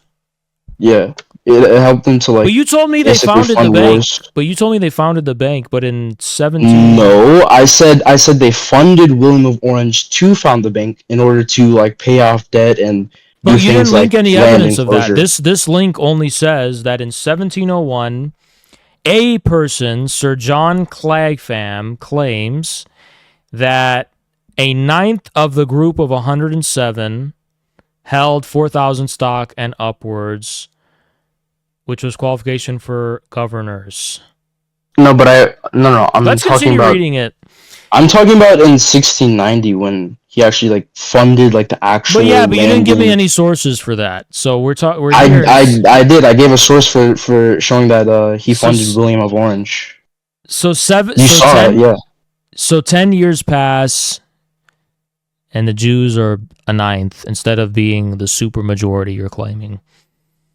No, but they still like funded and were a part of like the disproportionately, and they did influence it as well. Like the VOC was still very important until like after what's it called, the Spanish Succession War, and then the major naval power after that coincidentally was England, which. What are what are you talking about? You're saying it's a coincidence that England became... No, I'm not saying it's a coincidence. I'm saying You're saying the Jews manufactured the rise of England. Partially, yeah, pretty much. So the white man is not, in fact, great. It's just the Jews. Otherwise, the English not entirely. Otherwise, the English. I'm saying the no. You can't walk it back okay. now. You said the Jews. I'm talking about the banking system. No. You said the Jews. You said the Jews. Which one is it? Did the white man create the modern world, or the Jews did? All right, I'll explain the nuance to it. Okay, so because you're saying they funded They funded the various wars, which led to the rise of England and whatnot, but it was their expertise and their manpower that actually, led the wars. They just like funded it and so without in return got benefit. So without the Jews, the white man's world, white man would still be Shrek living in the swamp. Not really. They'd still be doing something. It's just no. The reason they gave them, the money was to get readmission back into England, to get more property, to get land enclosure in the 1750s, which pushed everyone into the cities, which led to the rise of the Anglo and Jewish industrial class and a lot of stuff like that. But the Jews are within less than 100 years, the population went from 60% living on like rural manors and whatnot, communal lands and whatnot, to being forced entirely into the urban cities and like denigrating poverty. Yeah, but how are the Jews responsible for that? Okay, so do you know what the enclosure acts were, right? You're saying the Jews were behind the enclosures now? This is crazy. No, not entirely, but they did play a part. No, the British landed aristocracy did that. The landed. No, I'm aware, but it was passed through Congress, not Congress, Parliament. The House of Lords. Yeah, and it was finalized primarily. And it was something the English ruling class wanted to do. No, but in the 15s, the English 15s kings before the English Civil War. Yeah, it matters because the before English that, Civil War. What are you talking about? Let me. We're talking about enclosure, right? This enclosure started around the 13s and gradually continued onwards and rapidly happened in the 17s, correct? The enclosure movement really takes off after the Civil War. Yeah, I'm sure. Yeah, exactly. But before the Civil War, the kings supported various different anti-enclosure acts. They limited certain powers and whatnot. Like, for example, in 1609, after like the Ketz Rebellion, which was the rebellion. I know. Okay, listen. Yeah. The Jews were not responsible for the English Civil War. No, I'm not saying. I'm saying they funded it and they used it to get readmission back into England. They didn't cause the Civil War itself, but they used it for their own benefit. You're saying there were no Jews in England before the Civil War? They got expulsed. Yeah, they got expulsed in, I believe, 1299. They were let back. I'm not 100% on that. They were let back after the Civil War under Cromwell. You can search up the readmission charter. They were expelled in 1290. Yeah. Yeah, you're right. It was Cromwell. Just wanted to. Yeah, confirm. and by the way, it was the reason he, you know. Wait, but that was hold on. That was okay. That was informally. No, because there was a They charter were starting for it. to come back before then, I think. No, well, yeah. The thing is, you know what Muranos are, right? From Portugal and Spain. Yeah, they moved to like Amsterdam and like various different areas, and they adopted a sham form of Christianity, crypto Judaism, like literal crypto Judaism, correct? So they formalized it by the charter by a guy named Ben Messina Israel, or I don't know how to pronounce it. All right. We And he was also- need to get to the point here. So you're saying the English Civil War happened to bring because Jews because they wanted to come back. I'm saying they used the turmoil in England to lobby Cromwell and give him funding to get to fund his army and essentially like get back into the land of England. Yeah. But where's the evidence for that? I just mentioned the charter by Israel Ben Messina. I don't know how to pronounce. Where's the evidence that Cromwell's army was primarily funded by Jews? Oh, okay. I'll give you evidence. Search up. Do you know Antonio Fernando Carvalhage? Bro, just link it to me. I'm literally on stream. Just link it so we can all look through it. Dude, it's not, for some reason, it's not like letting me outside of the. Mar, get in here. I don't want to fuck it. I'll give it to you. I mean, like, you're kind of running here. I'll give it to you, like, after you can show stream all that. I'm not like, I'll give all you literally have 1 minute, dude. Dude, it doesn't allow me to, like, leave the sidebar on the Discord thing. Like, I can't click anything else. It's not, like, I don't know what you want me to do. Like, I can give it to you after the debate. I'm not claiming anything. I can give it to you after the debate. All right, listen. And I can tell you, like, the names to search up as well. It's just very clear. Did usury exist before in England? And was usury a huge thing in England before the Jews came back? Like, after they got expelled in the 1290s? Yeah, when the guy who he left the Catholic Church because of his wife. He wanted to. Yeah, I'm not saying that there's no instances of usury. No, like, wasn't it really widespread? I don't know. Was it? Yes. You told me? Yes, it was. Sammy Okay. Besiege, what's up? Hold up, though. It was widespread, but, like, let's say it was widespread. There was no basis for a central bank yet. The Central Bank of England didn't, like, exist at that time. Like, if you look, like, most of the lands were owned by, But the it wasn't enclosed yet. major banking institutions that are wedded to centralized political power. I mean, that goes all the way back to the early Catholic Church, the Roman Church, and then through the Crusades, you have the Templars and a bunch of others, and it's very common even in the Middle Ages. So what are you talking about? Okay, I'm not saying that banking never existed in the Middle Ages. I'm saying that the basis for modern-day central banking is based off the Bank of Amsterdam, the Bank of England, which were created both by... Well, I don't know if the Bank of Amsterdam was created by William of Orange, but the Bank of England was created by William of Orange, and the Dutch as well. And when the Jews got expelled from Portugal and Spain, the regions that they went to were the Netherlands and elsewhere. But Jews didn't create the central banks.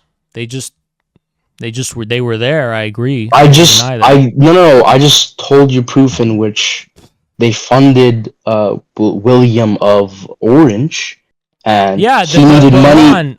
He needed money to pay off his various debt from the war. Where did the Jews get the money to? Where did that Jew who funded William of Orange get the money to do that? Because he was the largest. You gave me evidence. You gave me, this is fucking crazy. You gave me evidence that for one expedition, 2 out of the 7 million he raised came from one Jewish guy, and that's according to the Jewish Currents website you gave me. Whatever, but you haven't shown me these other expeditions. Not even one. Okay. And then you need to explain to me something. You need to explain to me where they got all the capital from to do that. Okay, I'll explain to you where they got to the capital from that. Like many Jews were large shareholders in the VOC because they were very like mercantile and whatnot. They got recently expulsed from Portugal, which was a naval power at that time before Spain entered a personal union with that. The VOC. Yeah, it was like one of the richest companies in the 1890s. The 1890s? Not bro. My bad. I mean 1690s. Okay, in Portugal? What are you talking No, about? dude. I'm saying that in the 15s, the Moranos, the Portuguese Can you tell me and what Spanish. the VOC is? I don't even know what the fuck that is. I'm gonna be honest. What is It's that? you don't know what it is? No. Come on. It's the It's the Dutch East India Company. Well, so why don't you just say that? That's the proper way to call it. Like right. I think you know what the VOC is. I think you're just. I know what the okay. Listen, I know what the Dutch India Company is, but the Dutch and the Portuguese. My history might be rusty. I don't think they were allies, were they? No. So but how were they? no. How were the Jews from Portugal? I mean, your link told me. I'll explain. In the Amsterdam Central Bank, it's only 25 out of the 731 of the that are Jews, much less than the Bank of England. So, like, where did this capital come from? Can I explain? Okay, so I'm not saying that Portugal and the Netherlands were allies. I'm not saying that. I'm saying that the Jews that lived in Portugal, which was at the time a naval power, they were very proactive in merchantry for like various different reasons.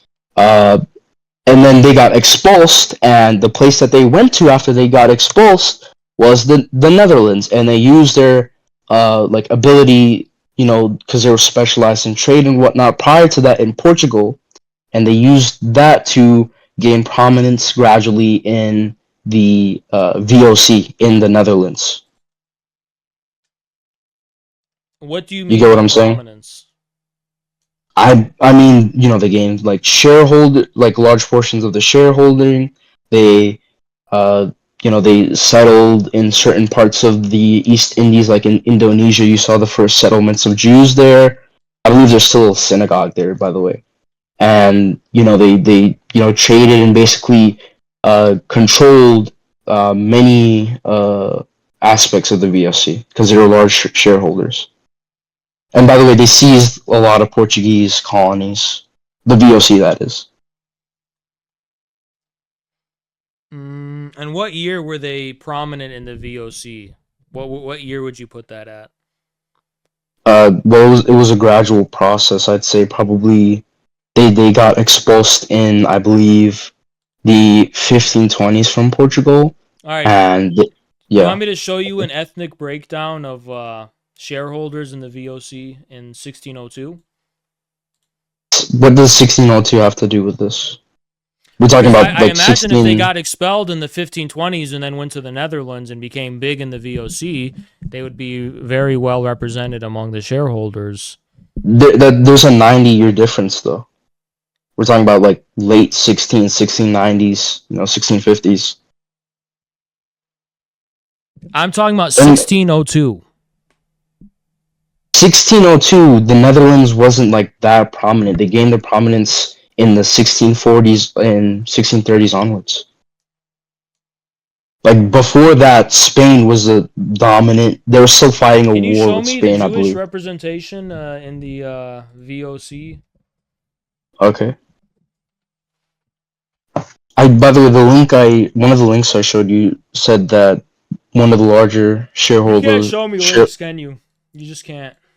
I posted like multiple links and like pictures as well from those links. You got in this VC, you haven't posted a single new link.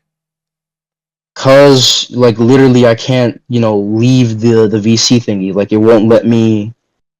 I think you know this, but I'll pull it up.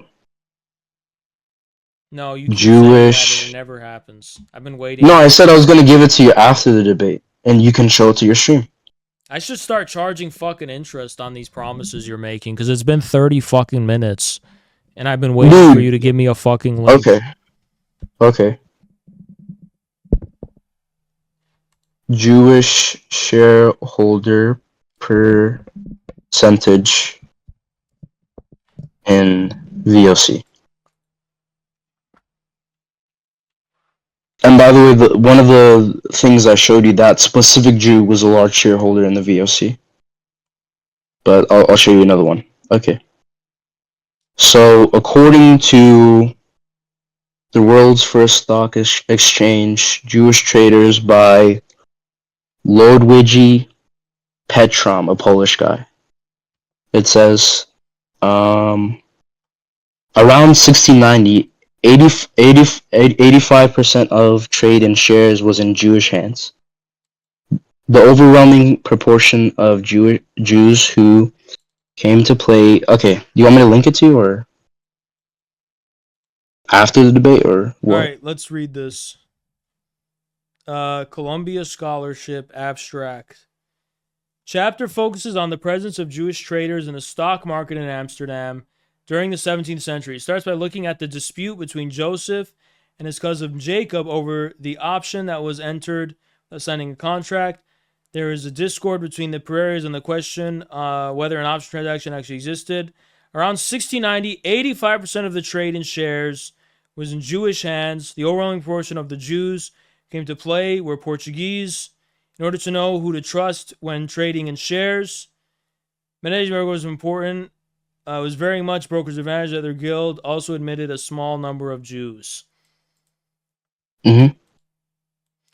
I need more context for this. I mean, the paragraph says... I gave you context about the Portuguese Jews I need migrating. to read more about where this is coming from, because this is a pretty crazy claim. 85% of trade in shares was in Jewish hands in 1690. That's interesting. It's not, though. It kind of corroborates what I said. Well, it's And only... also...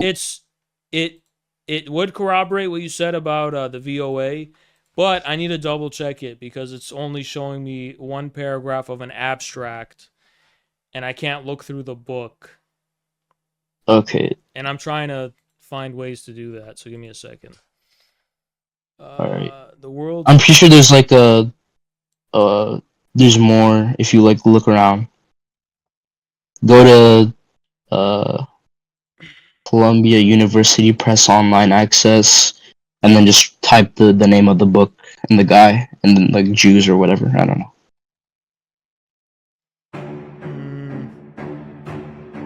Yo, an artist, what's up? By the way, the Pereira guys, I'm pretty sure those names sound familiar. I'm pretty sure I looked into these guys before.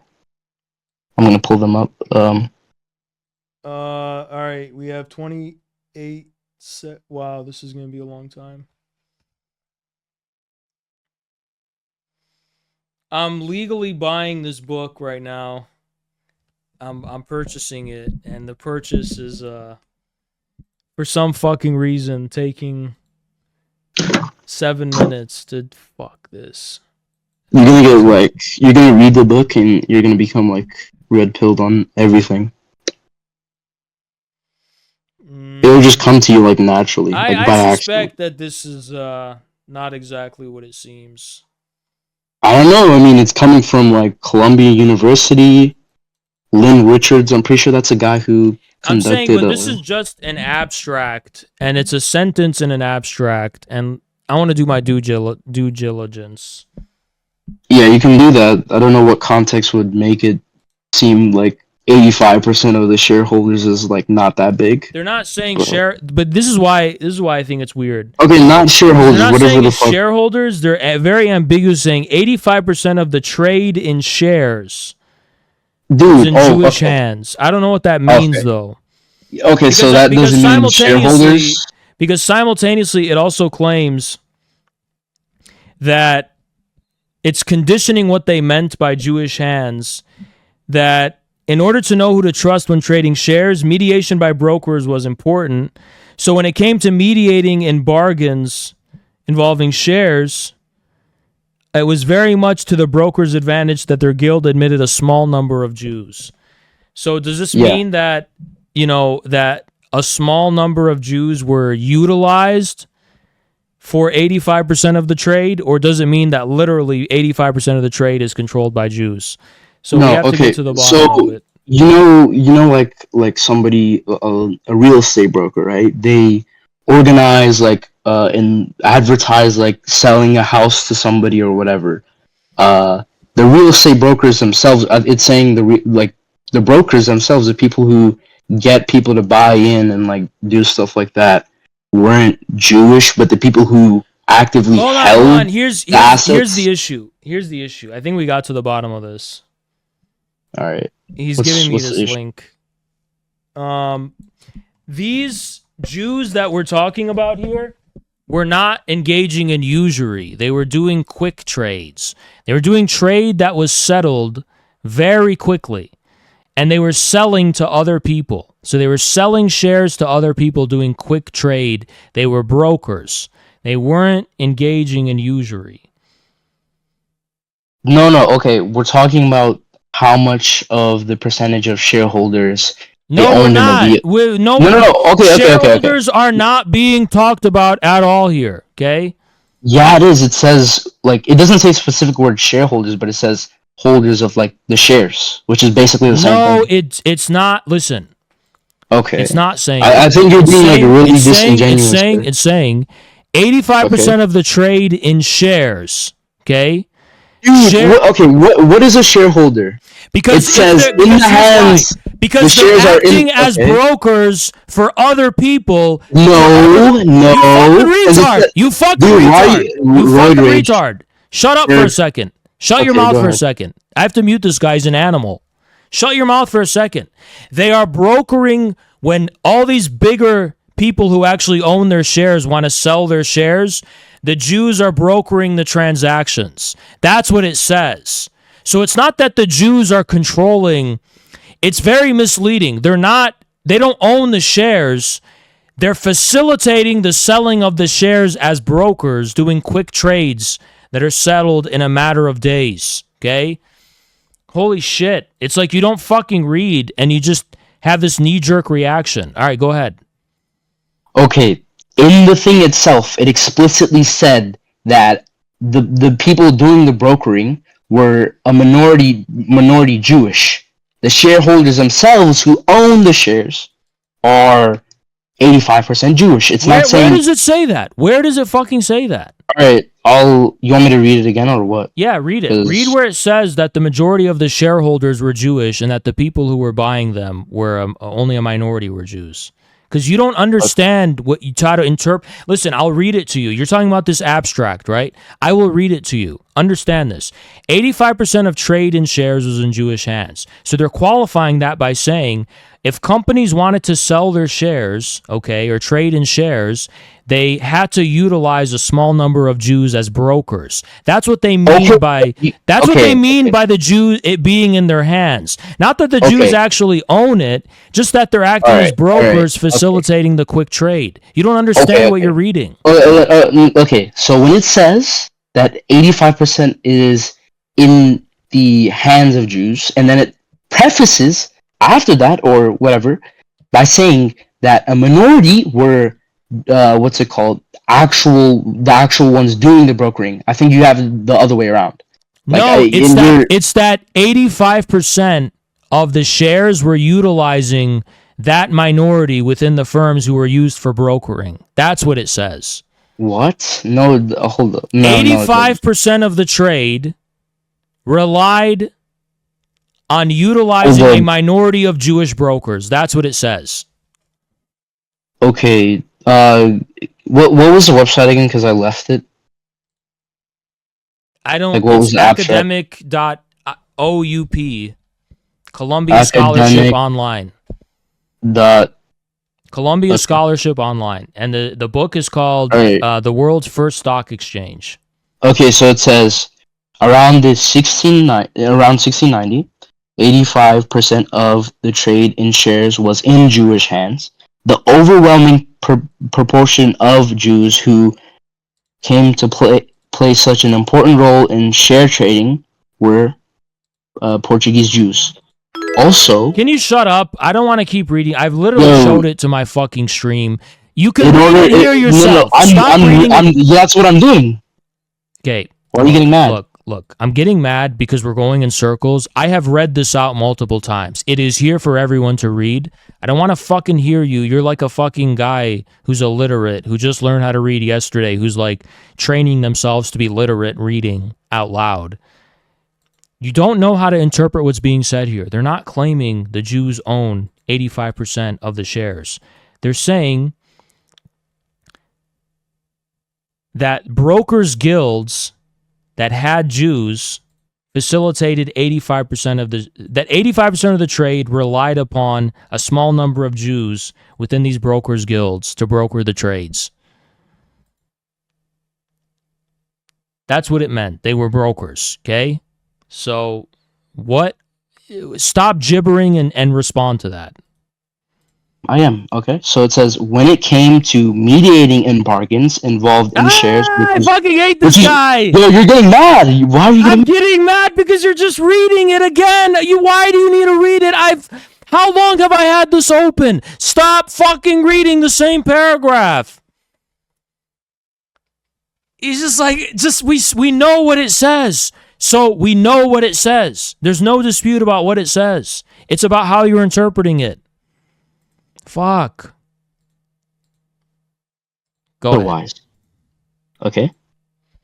It says when it came to mediating in bargains. We're done. I'm getting rid of this fucking guy. I can't fucking do this all night. It's 3 a.m. This guy's like treating this abstract paragraph as the Bible. And he doesn't even know what it fucking means, okay? A lot of gibber and yip-yap is going on. Just a lot of gibber. I'm seeing it across the board. I'm seeing the Nick Fuentes people. I'm seeing all of them bitch and whine and complain. Just a lot of gibber, yip-yap. And I don't understand where it's coming from. I don't understand what you guys were expecting. Did you think that Trump, after he got hundreds of millions of dollars from Miriam Adelson? I'm so sick of this stupid thing we have to do where we pretend like he's just not already bought and paid for, which he was. But you know what the worst part of it? The worst part of it is it's by no means the worst guy he could have chosen anyway, so who gives a shit? It's not that I support Trump to begin with. It's not like I tell you to vote for him. We're not voting for him either way. But like, what? Why is everyone like acting like this is the most disappointing thing ever? I don't get it. It's like what did you think Jason Unruh was going to be VP? What were you expecting? It's like this false dichotomy. The far right versus liberalism. Where's the left? Where's the actual left wing? The illiberal left wing, which is what left wing is. You know, people think liberal is left wing. No, it's not. Robespierre wasn't even really a liberal. I wouldn't say so. The liberals were horrified about the French Revolution. You know, the way the peasants started taking the land, it didn't sit right with them. Liberals, you know, those were kind of the people who wanted a parliamentary monarchy. Liberals, it's not a matter of like, you know, they're center left and then left wing is farther to the left than liberals. Liberalism has always been right wing. Liberalism is regarded as right wing in Europe. It's right wing. It's not left wing. Left wing is something different. Okay? Left wing is something different. It's a revolutionary tradition. The left wing is a revolutionary tradition. You know how they say you need to decolonize your mind, you need to be woke? Well, we need to have our own red woke. We need to have a red version of that, where you need to wake up and we need to actually do a brainwashing. Wash your brain of all this retardation that has you associating left wing with a blue-haired college liberal retard rather than a guerrilla partisan fighting in the mountains, you know, in some undisclosed location, you know, in the world.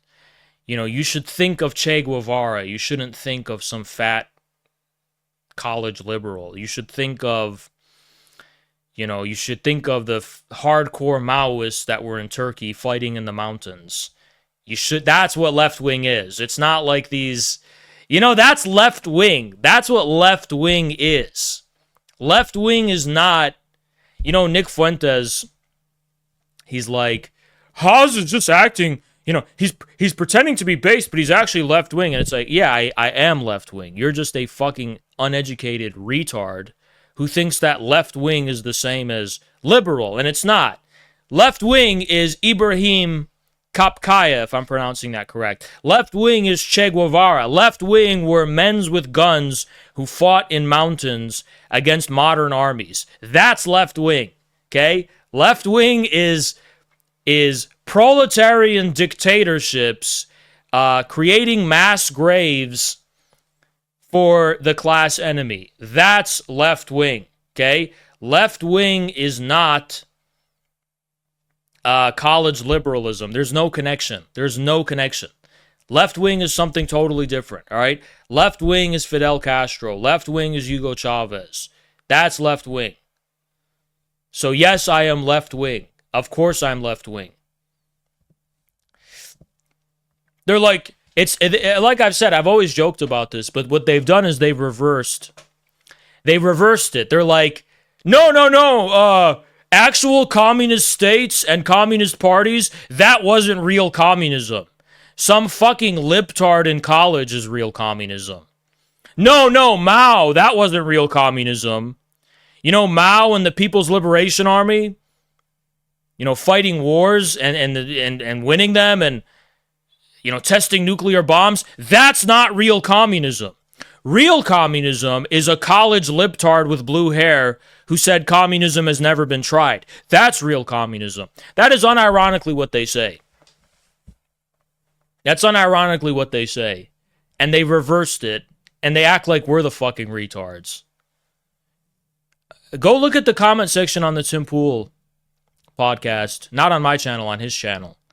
And people are saying this. They're like, this guy, I bet this guy thinks real communism has never been tried. It's like, because I was saying, you know, like, oh yeah, these libtards are not real communists. They're like, huh, so real communism has never been tried, right? And I'm like, oh wait, I'm an idiot for saying that Mao's China was communism and not a fucking idiot on a college campus in America? Yeah, no, you're so right. Yeah, America's Antifa, as they call themselves falsely. They're not anti-fascists. They are Profa. Let's start calling them Profa. Profa is, they say that's real communism, but not the Soviet Union. All right, so we've just reversed it now. Profa. Just, yeah, like Bofa. Profa. Because you know what? I'm going to go on record and say some shit. Real Antifa has never been tried in America. We are the real Antifa. They are Profa. We are the real Antifa. We're actual anti-fascists. We're just like, you know, the East German anti-fascists. We're, you know, they fucked it up. You know the cape, you know the Antifa flag? Let me show you. My culture is not a costume. Let me show you some shit. You know the symbol of Antifa? You want to know these fucking snake piece of shit pan leftist scumbags, what they fucking did to erase our history? Curse you, you fucking bitch! Let me show you what they fucking did to our history. My culture is not a costume. You know this famous symbol of Antifa? Let me show you what they did. It's so disgusting and twisted.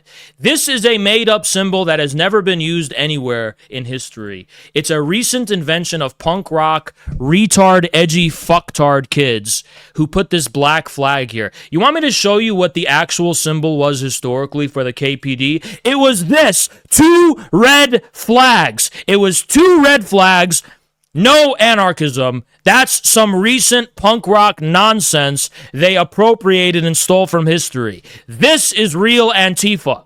This is real anti-fascism. This is some shit some degenerate pig pulled out of their fucking ass going to punk rock concerts. This has nothing in common with this. Okay? They are night and day. This is real Antifa, and we're reclaiming it. We are the real Antifa. We are the real Antifa. Let me explain to you what real Antifa does. Real Antifa is pro-free speech. You want to know how I know this? The KPD wanted to debate Nazis at every opportunity. They actually made agreements with the Nazis where they would send their guy to Nazi party rallies, and the Nazis could send their guy in order to have debates. So real Antifa fights fascism with debate. Real Antifa doesn't believe in cancel culture. Real Antifa is effectively anti-fascist, not virtue signaling they're anti-fascist. They are effective anti-fascism. And yeah, when push comes to shove, when fascist thugs start roaming the streets, causing violence, attacking people and shit, attacking communists, Antifa then throws down. Antifa has always been, historically, self-defensive. Real Antifa practiced self-defense. They didn't go to a speaker at a college rally and beat him up just because they disagreed with his ideas.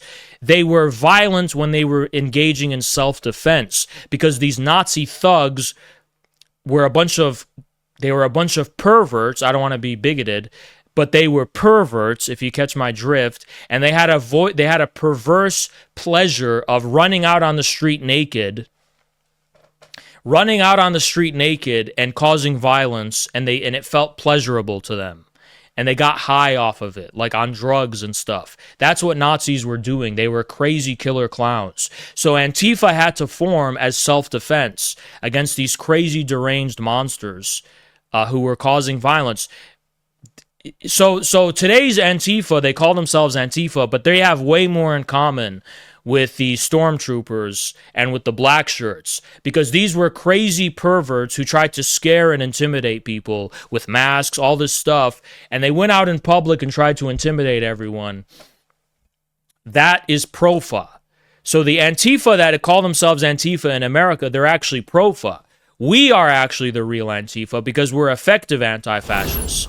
This is our flag, the real anti-fascist flag from history. That's the one we believe in, not the fucking ugly retarded one that has an anarchist banner. Because anarchists,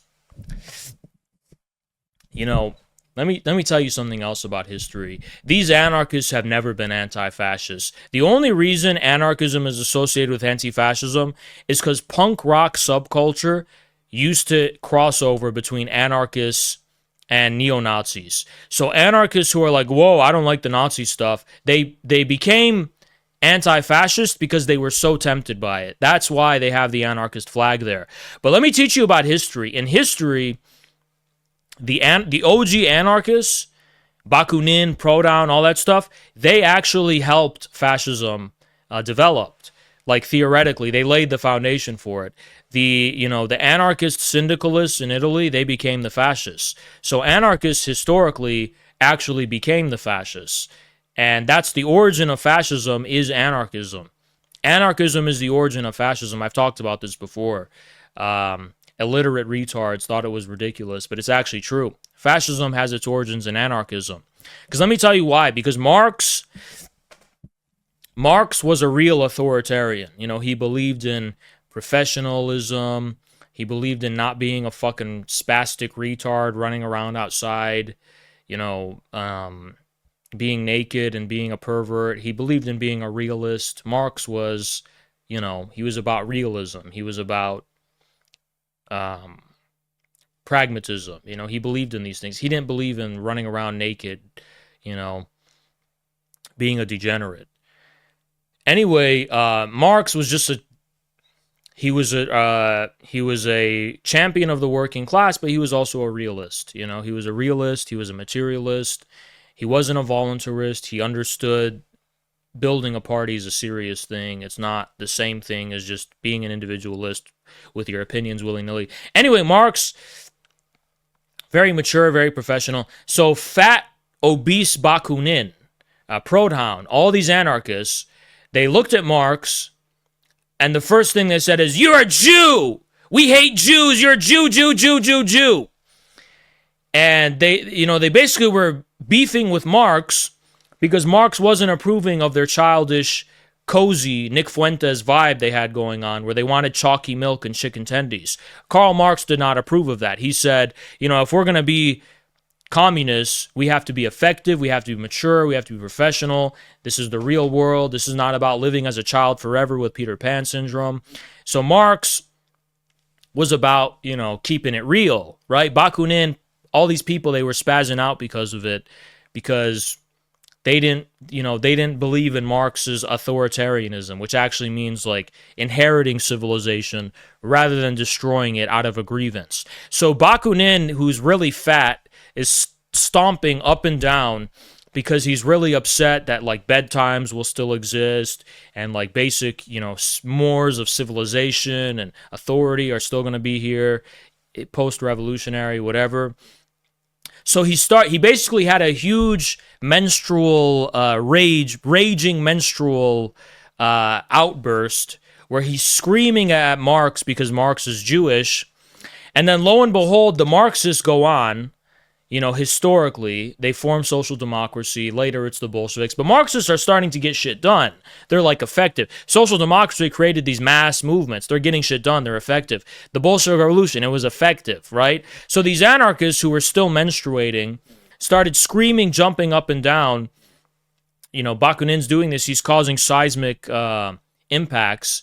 And they start making it about Jews. They're like, the Jews are preventing me from having chalky milk and chicken tendies. So that's the origin of the anti-Jew shit. It was actually like a childish, infantile man-child screaming like the quartering about not having the Star Wars they want or something.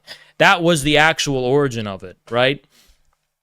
Anyway, so the first thing they did is they look at the Social Democrats, a lot of Jews, too many Jews, Karl Kautsky, Bernstein, Rosa Luxemburg. So they started saying, the Social Democrats, they're all Jews. It's all Jewish. So they started becoming these ultra-leftist anarchists where they're like, no, we're the real working class who runs around naked outside and doesn't believe in organization or authority or anything like that. And those are all the Jews who are trying to sell us out.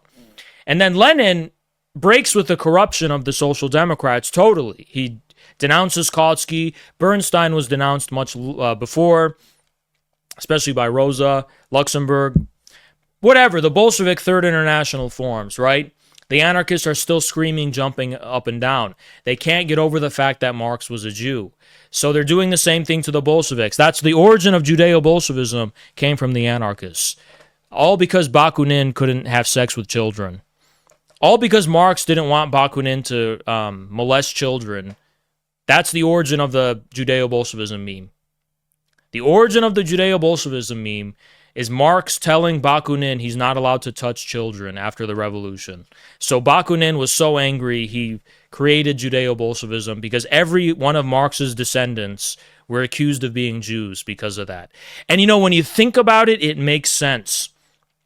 Because these crazy neo-Nazis on the internet, they're all anime profile pictures. They want chalky milk and chicken tendies. Their usernames are Hitler, Rape, Groiper, 1488. They're just these crazy anarchists, and that's how anarchists actually were historically. And why do they hate the Jews? Because they think the Jews are preventing them from having their Asian anime waifu. That's actually the origin.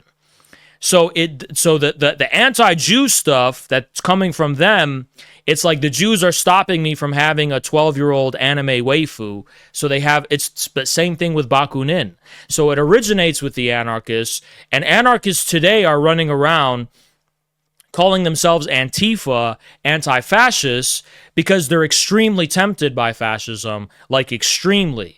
And it causes a lot of cognitive dissonance and rage in them to the point where they can't even debate these far-right retards because they themselves are so tempted by it and they're on the verge of becoming that way themselves. So that's actually the historical origin of it and actually is the reason for it. It all starts with Marx telling Bakunin he needs to stay away from children. That seals the deal. 100 years later, we get Nick Fuentes. There you go. Okay. We get Keith Woods, and we get, all these people. What are the other ones? Bronze Age pervert, we get him. We get all these people just because of that. Just because of that. All because Marx told Bakunin he can't go near children. And that's where National Socialism comes from. The National Socialists, they didn't like how if you wanted to be a member of the Communist Party, the KPD, you got to keep it in your pants. You can't, be a sexual degenerate running around naked outside. You got to have discipline. You got to follow orders. You got to follow the rules. You have to put the collective will before the individual will. You can't just do whatever the fuck you want. You got to be on code.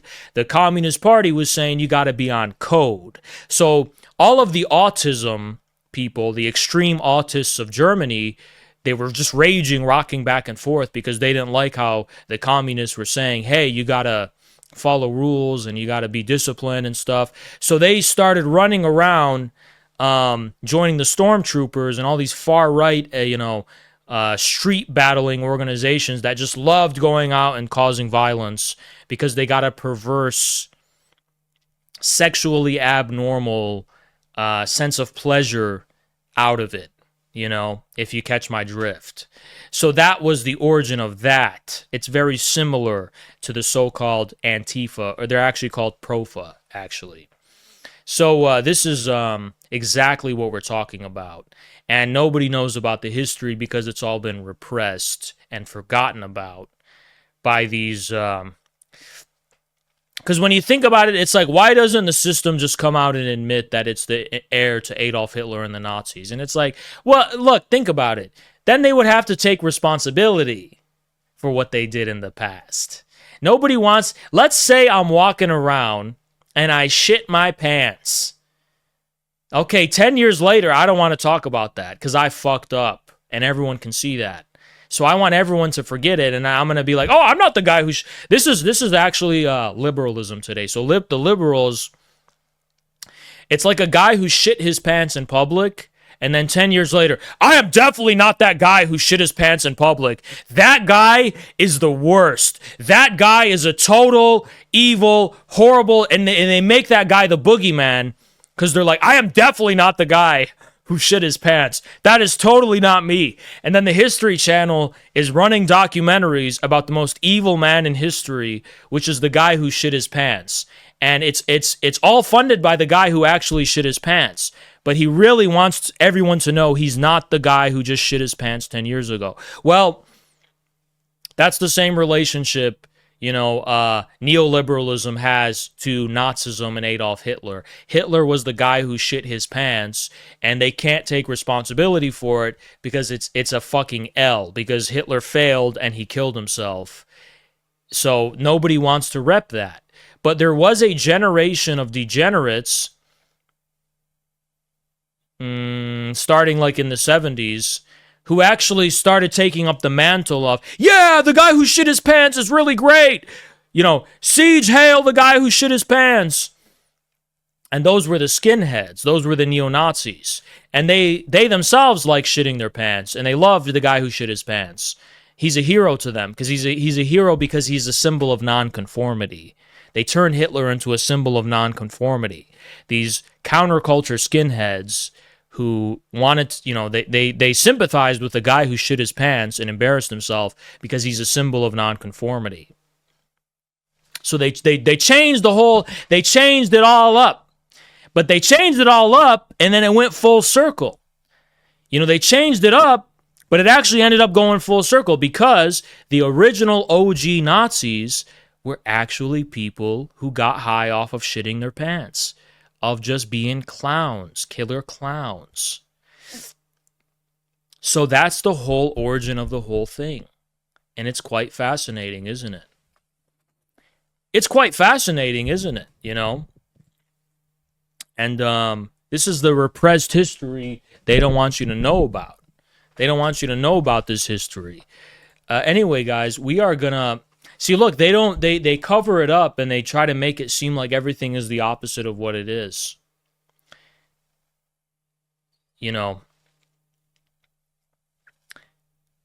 and they try to make it seem like shitting your pants is based just because it invokes disgust by the whole world and by society. But it's just shitting your pants. That's all it is. It's just proving that you lack maturity and self-control. You made a mistake. You're not supposed to do that in public. Definitely not supposed to do it in your pants. You should just admit that and learn from your mistake. But what did they do instead? What I just described. So later, that's why the socialists that came later, they learned from that. They're like, we have to be socialists. We can't trust these capitalists because they turn on us. Because, you know, that's who turned on Robespierre. At first, Robespierre was just going after the corrupt and the feudal landlords and shit, right? But he wasn't looking at those capitalists. He started realizing how corrupt they were, and the more and more he pushed and exposed their corruption, they started conspiring and they cut his head off. So later, the socialists realized you have to target the property question. These capitalists, they're not the same thing as the aristocrats. They're the bourgeois, they're the merchants, but they are just as much class enemies. That's why we need working class movements. You know, exactly. It's not enough to be personally incorruptible. You have to have an understanding of the root causes of corruption, which he did not, right? And that's why what happened to him. You guys want to know some crazy shit? My commentary about the debate was uploaded to Chinese social media, and it got over 200,000 views. Billy, over 200,000 views. And a lot of the comments were critical of me. Guess why? Because I was too critical of Trump. The comments were criticizing me for being too anti-Trump. I shit not. I shit you not. They like Trump more than the actual MAGA communist cause. I still stand on what I say, but it's like I was getting flack from Chinese netizens for criticizing Trump. It's fucking crazy. I will never support him, no matter what, because of Soleimani. Because he still brags about it to this day too. It's Soleimani. I will never be a Trump supporter because of Soleimani. And I will go to my grave having that position. He committed a fucking crime. I don't care about political correctness. I don't care about any of the things leftists care about. I don't care about J6. That was a hilarious thing, you know. No problem with J6. I have no problem with Trump's, you know, controversial whatever stuff domestically, but killing Soleimani, I will never forgive that. You know, it's a different thing, and there's a parochial reason for that as well. You know, it's not just principled. It's also, honestly, there is like a thing where it's like Soleimani was a hero of my people. He was a hero of my people. You know, you got to understand something. I'm not a sectarian. But there is a thing where it's like, you know, the Shia in Lebanon, they were like treated like dirt. Nobody recognized them. They had no credibility, you know. They were like totally just like total garbage in the modern era. And it's like Soleimani, in part, represented this revolution and this awakening where suddenly they're thrown onto the world stage. And he's associated with that. And it's like I try not to think parochially and ethno-narcissism. I don't like any of that. But it's like, I can really see the reason I can't support Trump ever is really because it's like, I have that perspective. So I know what he did was really that fucking bad. It's not because I'm taking it personally. It's more like I know that perspective. I cannot fucking support Trump after that. It's unforgivable, you know? just unforgivable. Like, Soleimani was considered a hero, and can't support him. It's not that it changes my sober analysis objectively. It's just more like, I personally, on my honor, can never support Trump.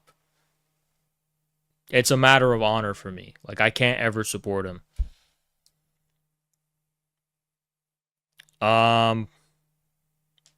Maybe if he apologized and repented, I could forgive him. But he's not gonna do that, you know. Would you ever have a conversation with him? No. Isn't that fucked up of me? I would tell Jackson to do it. I would have no issue with Jackson doing it. I personally, on my honor, could not do it. That's how fucking, like, deep it is. You may think I'm bullshitting, but I'm literally not. If I was handed the opportunity to talk to Trump, I'd say no, have Jackson do it. I'm not going to fucking talk to him. Because I literally couldn't. I literally couldn't on my honor. And then I'll leave you with the pieces to pick up the pieces of, like, why is corporate America backing the Democrats, and meanwhile the Teamsters are being received warmly by Trump? And how your cognitive dissonance can deal with that. Already we have Black Red Guard posting Jay Sakai as his way of coping with this. Good luck. Really, good luck with that. Good luck with that. I wish you good luck. It's your cognitive dissonance. There's a political realignment going on. You know, the Gen Z boss in a mini is literally associated with the bosses now. Okay, corporate America is woke, liberal, and pro-Democrat, by and large. So you can be Gen Z boss in a mini and go break picket lines and hire scabs, and that's what those type of people are doing. And meanwhile, there's a total cultural flipping of the script that seems like it's going on. And I will leave you to deal with that, and I will just not care about it because I already know about it. There you go.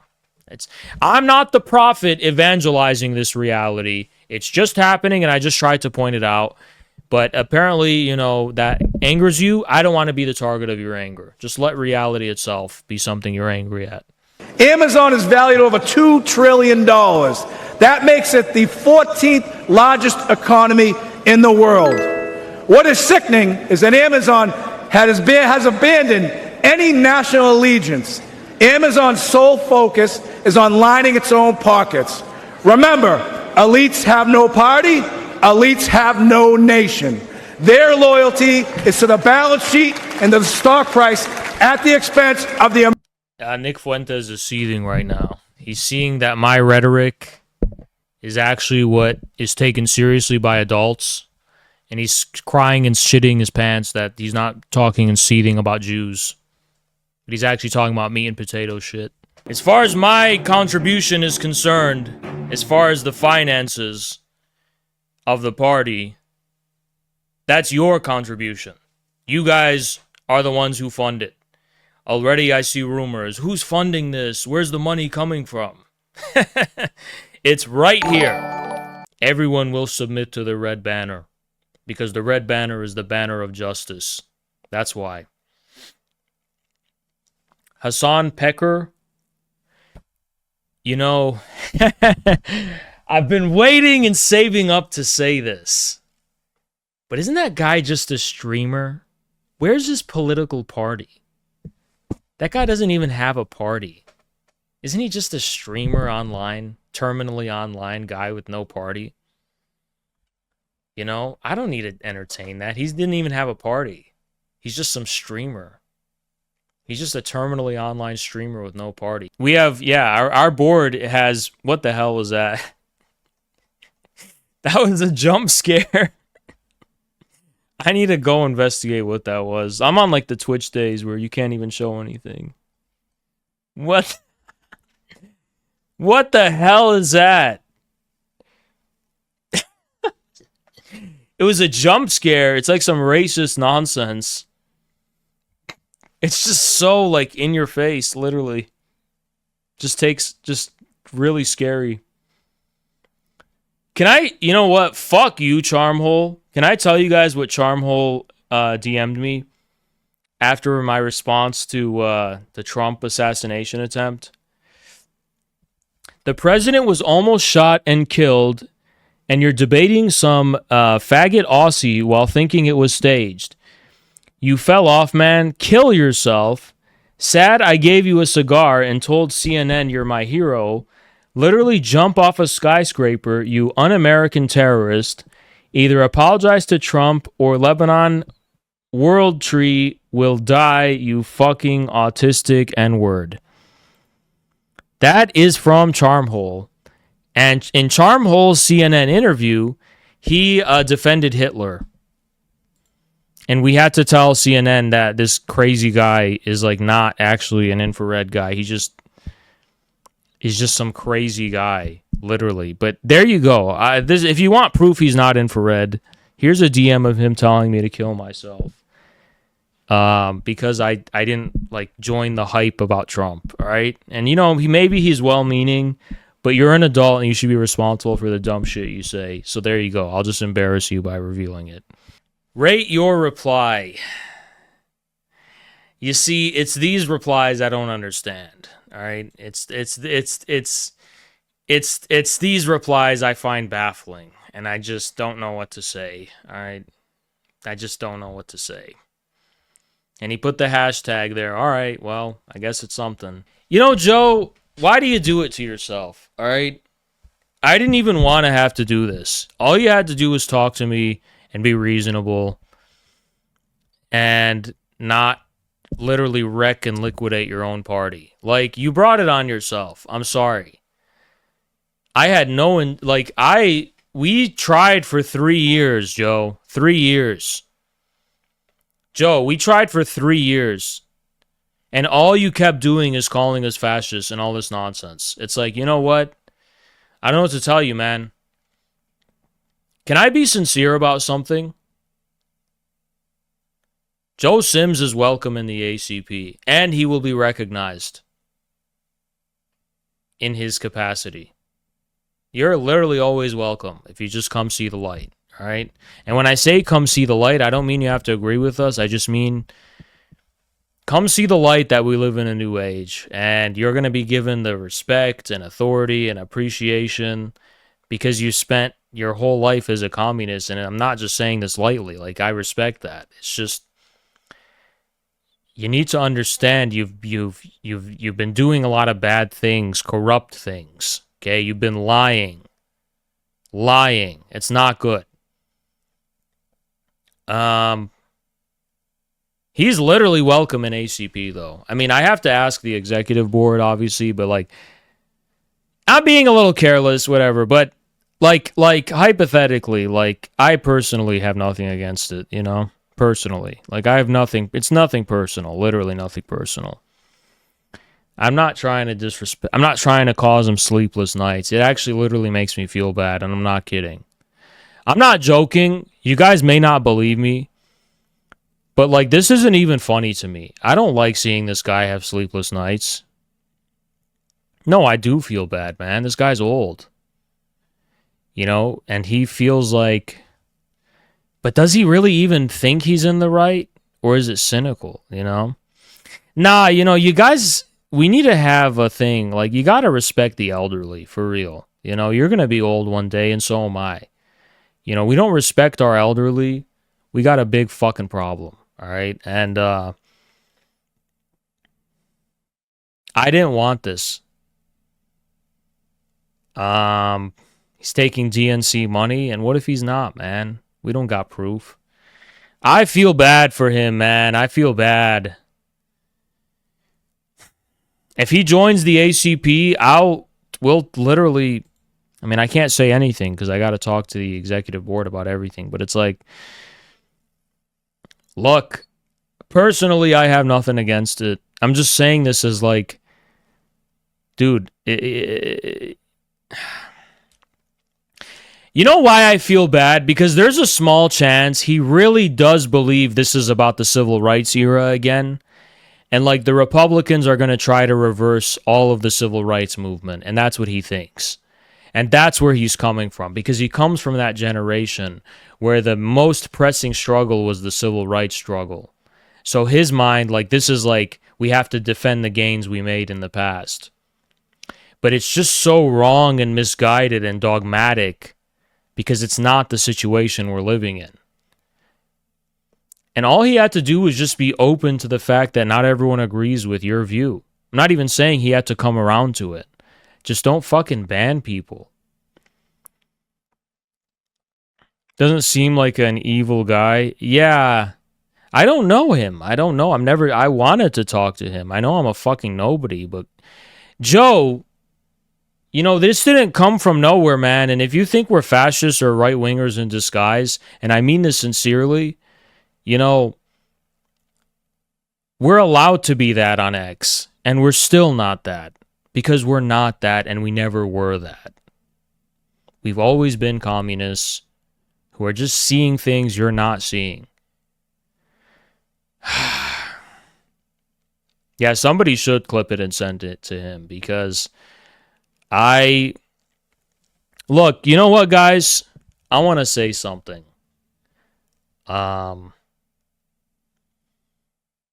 I want to say something as a chairman. Well, not really. I mean, well, I don't know. I don't know. I'm tired and confused right now. In my personal view, you know, when we were doing the 2036 initiative, we made fun of Joe Sims a lot. Because we respected his authority. Okay? All of the memes we made about him were predicated on the fact when all was said and done, we did respect his authority. And now, we do not share the party with him. So, I want everyone to respect the dignity of this man. And I don't want anyone to denigrate him. And I don't want anyone to dishonor him. He's fought a long struggle all his life. And he deserves a minimum of decency and respect from us. And we disagree with him very vehemently. And we will defend the honor of our party as the CPUSA, quote-unquote, leadership continues to come after us. But I want you to conduct yourselves honorably, and I don't want you to denigrate. This is a real human being, an elderly human being, okay? And he deserves a minimum of respect, and he deserves his dignity to be respected. And he's been around a lot longer than us. And, you know, I only wish he would have united his wisdom and experience with where we're coming from. And that's always what I wanted. Okay? But that can't happen anymore. So, you know, I don't want you guys to pile on Joe Sims anymore. He's not our Oedipal patriarch that we have to overthrow, okay? He's just a guy who's trying to live out his life, I guess, in the way he sees fit. But I want to make myself clear for infrared, for our community, you know?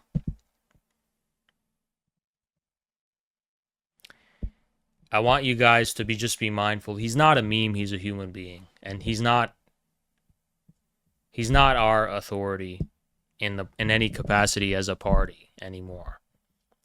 So basically kind of lay off of him, you know?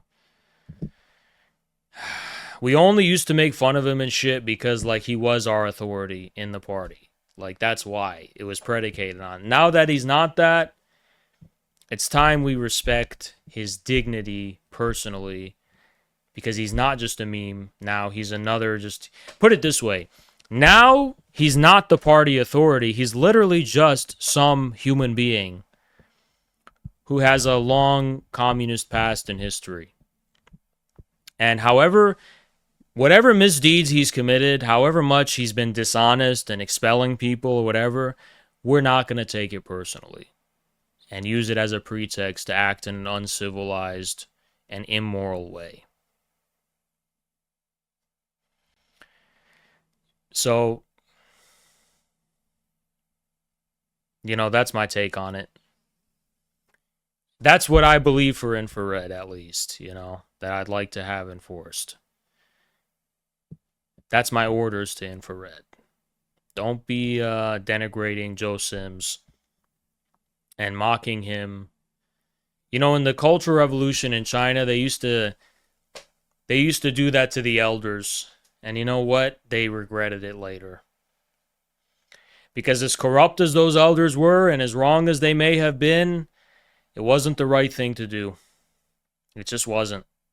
It's more powerful if you believe in your own view and you have your conviction and your belief, and an elder is corrupt and he doesn't.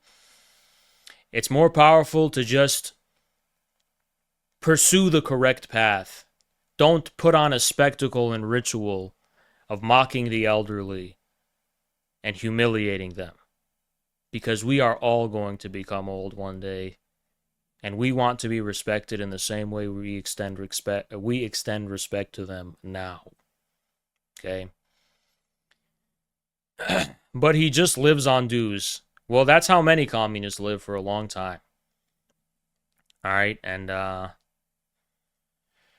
you know, yeah, best case scenario, you're right, Volk. You're literally right. But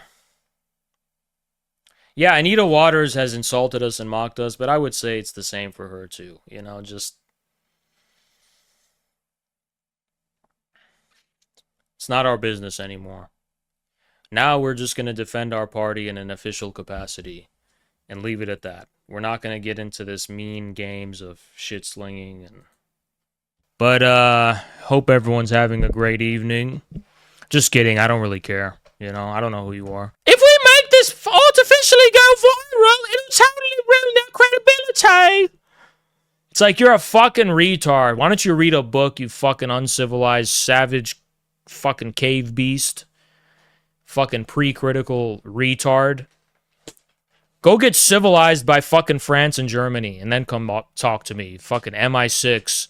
MI6, they're so smart, but they still haven't wrapped their heads around Kant. Kant? I can't. I can't read Kant. Everything is just what it appears as on the surface. Everything is just what I sense it as. Immediately. I can't the Kant. Workers' Party of Britain is probably gonna sail a ship over here, kidnap me, and I don't know, keel haul me or some shit. Hang me on the noose. I am Israeli and I like hummus. It's like, alright, you're kind of being extra, alright? The LARP has gone too far. Just talk like a fucking normal person. Your fake language isn't like authentic enough to have an accent. I feel like all Israelis fake Israeli accents, and they all just speak like perfect English or German or some shit, or Polish, but they just like pretend that they have an Israeli accent, but it's actually not. It's just like Family Guy. Like, yeah, when no one's around, oh, I am from Israel. We like hummus, and Hamas is attacking us, and I am Israeli. And then no one's around. It's like, oh god, that shit's exhausting. Anyway, back to my child murdering. Cameras are off. Back to my civilian bombing. Yeah, it's code switching. Yeah.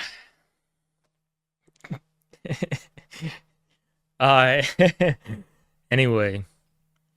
Code switching. Yeah, Benjamin Netanyahu is literally just some random guy from Philadelphia. They're just, the LARP's gotta end. LARP has gotta end.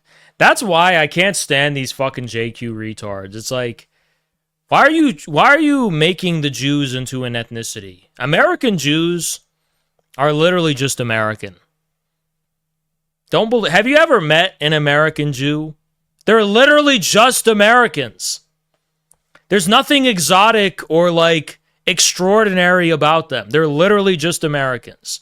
It's just as retarded to IQ Italian question. Imagine if you just started targeting people of Italian descent. How fucking stupid and retarded would that be? That's the same thing as anti-Semitism in the U.S. It's like this Ellis Island generation of Jews. They came here fully just part of America. They're just literally just Americans. You just meet one and they're literally, it's just like Aiden Ross. And they're like making them so exotic and they're just doing work for Zionism. It's what Zionists wanted. That's what the Birthright Tour does. The Birthright Tour takes some guy, I don't know, like walking around in New Jersey or some shit. Hey, I'm walking here! And they take that guy and bring him to Palestine. And they're like, they're doing this crazy, ooh, na na na na na, you are an ancient exotic thing. Oh. It's like a big fucking show they put up. And it's like just some nonsense. And then here you have Nick Fuentes doing the same shit. The Jews! The Jews are everywhere. Yeah, it's like, and then, you know, here's reality where the Jews are just random fucking people in America like Italians. They're literally the same shit. You know? They're just mystifying people who are just not really fundamentally different from anyone else in America. And I mean fundamentally different. I'm not saying they don't have a unique religion or even culture or whatever or history. I'm not denigrating that. I'm just saying, like, it's being mystified in a retarded way. It's being mystified. Okay, there's no reason to mystify any of it. You also don't need to pretend like we're on the cusp of a communist-led revolution, because we're not. And we have a lot of work to do as far as working closely with the masses to actually redefine, in their eyes, what communism means, which can only be done through practice, through deed and not just word, right? So we definitely will have our own presentation, our own aesthetics, which will be unapologetically communist. But the goal is not to overwhelm people. The goal is not to intimidate people. The goal is not to frighten people or be shocking to people. The goal is to be realistic about where we are right now in this country and have a reasonable and realistic appraisal as communists of what our relationship to that is. And there is a very real reason why we are reconstituting the CPUSA. Because what I just told you right now is exactly what the elders of the CPUSA, almost ad verbatim, will tell young and enthusiastic rank and file. And like the idea that they're going to inflame Democrats about the lack of democracy and the selection of Kamala Harris is so funny. It's they don't care. No one gives a fuck. Kamala about Harris has Charlie C. What is her name? XCX. And Megan and Nick Fuentes. And you know, Nick Fuentes is always trying to keep his pulse on like the Zoomer culture, because God help that guy when he turns 35, though, honestly. I don't know how he's going to keep any of this going. I think that, I'm pretty on. I know the type, but I would assume that his life will change very much when his mother dies. Then he can be, God forbid, whoever he wants to be. I don't even want to go down that path. That's saying, like it's a particular type of like Catholic psychosis.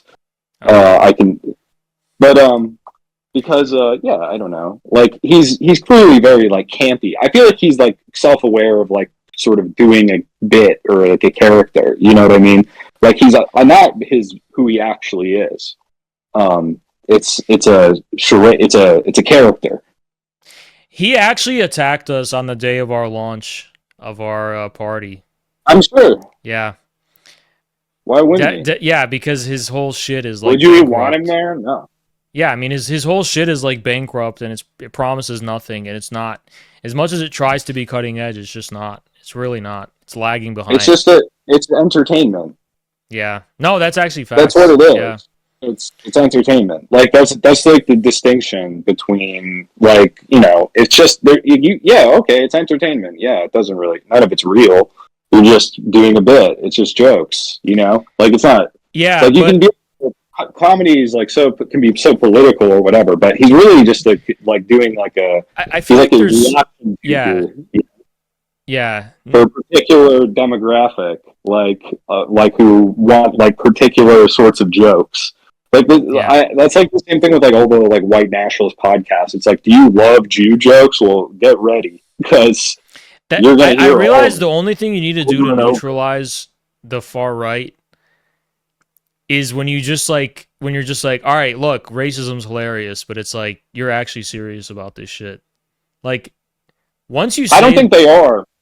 No, I know, but when you actually corner them and you're like, you seriously like actually hate black people, and then watch them waffle to like seriously make arguments about like why like racism is good, but they're not even doing a bit, they're like serious. They look retarded in front of everyone. But what did he say? He said something, I'm sick of this new internationalist trend of Muslims and communists who are getting involved, showing solidarity with other dictatorships, something like that. And then he goes, I'm 100% America. MAGA communism, whatever he's saying. So to respond to that, he's 100% America with a 99% Irish, South African Boer, pan-European and Catholic integralist margin of error. This guy is not 100% American. I mean, his biggest ally is Keith Woods, who's Irish. Dialectics are taken for granted by everyone at an institutional level. The fact that there are novel developments in reality, which there was no way to make sense of before, but which now require a new way of giving expression, that doesn't cause turmoil in society. That doesn't overthrow the state. That doesn't cause conflicts. That doesn't lead to a kind of Joker-esque, everything is a joke, meme, ironic. No, I mean, it's just superfluous. They understand that because their very ontology, their very way of making sense of reality is from the outset already dialectical. It's already accounting for the fact that contradictions are real, right? And it's not something that threatens the integrity of civilization itself to them. So memes in China are not funny because there's no need for them to be funny, because they're just what reality is. This more direct way of making sense of new developments within reality, and then the party finally officiating it with slogans and new kinds of thought, Xi Jinping thought, and so on and so on. New synthesis. Marxism, I'll go so far and say something that in some context should get me shot, but as long as I clarify what I mean. Marxism-Leninism is not a philosophy, okay? It's not a concept. It's actually much closer to meme than it is to philosophy. Marxism-Leninism is a direct expression of real political authority and real changes in reality. Like, socialism in one country is not a concept. It was a fact of the circumstances of the Soviet Union at the time. And all Stalin was doing is naming it. It was a meme, if you will. It was a meme that wasn't funny and wasn't ironic, but it was just this more direct and immediate expression of information that comes directly from the source of the unconscious order of signifiers as they were ordered in the circumstances of the Soviet Union at the time. So in communist states, like, memes are not jokes. They're not funny. They're like literally just the default of reality. What the hell is wrong with Costco? They're like, yeah, we're just going to make this chicken bake probably the best sounding thing on the menu, but there needs to be bacon in it. There needs to be fucking, like, pork in it. And it's called a fucking chicken, excuse my French, it's called a chicken bake. It's not called a pig bake, okay? It's not called a hog bake. J-Sco, what's going on? It's not called a swine bake. It's called a chicken bake. They want to call it a chicken swine bake. Be my guest. I genuinely don't believe there is any rational kernel to fascism. And a lot of people think I'm being so uncharitable when I say that. I literally see fascism as the reign of killer clown degenerates, and there is no rational kernel to it at all. There is nothing redeemable about it at all. There is nothing that could be salvaged from that. And people point to all these other things that are not even themselves inherently fascist. And for some reason, give fascism all the credit for them. For example, they want to talk about, D'Annunzio, who I'm not even a fan of to begin with. But even that, the whole Republic of Fiume or whatever, like that wasn't yet fascism. So if you find something interesting about that, there's no reason to give Mussolini credit for it. And then people like to talk about the German conservative revolution, which produced a lot of interesting thinkers like Carl Schmitt and Junger and whatever. But why are you giving the Nazis credit for that? Those thinkers, at best, sold out to Nazism. But you can't reduce that to Nazism. You can't... For example, someone wrote a blog. They're like, the Nazi philosopher Heidegger. And it's like, that's super misleading. Heidegger's thinking was never officiated by the Nazi Party. Okay, giving the Nazi Party credit for Heidegger's thinking is giving the Nazi Party way too much credit. Okay, so I don't see what the Nazis could take credit for that there's a rational kernel within. That's the problem. They were literally the epitome of degeneracy and evil and madness, and I mean that. It's like, I don't know how other people can't see that the same way that I can. I don't even think leftists see it the same way that I can. There was really something fucking demonic and like the epitome of fucking evil degeneracy that's in fascism. There's a reason the communists at the time called it barbarism, okay? Because like it straight up was a total circus, madness, killer clown type of thing.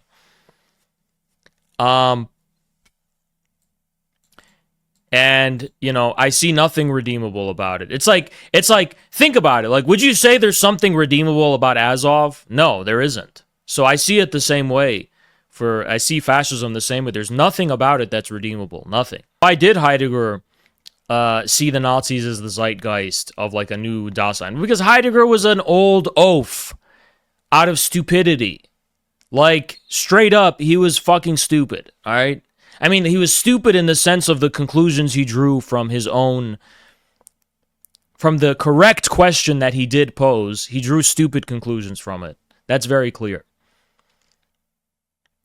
But, you know, the idea that Heidegger created some Nazi ideology that was officiated by the party, no, he didn't. You think fucking Hitler read Heidegger, you fucking moron? You think the actual Nazi party, like... You think they were, like, reading Heidegger and, like, canonizing? No, they weren't, okay? Red, what's up?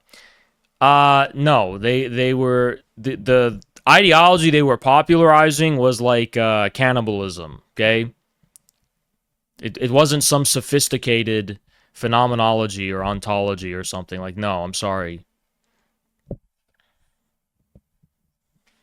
Yeah, Nazism was tempting for retards. I totally agree. Like, imagine, Hitler gives a speech. We are going to make Germany great and prosperous and happy.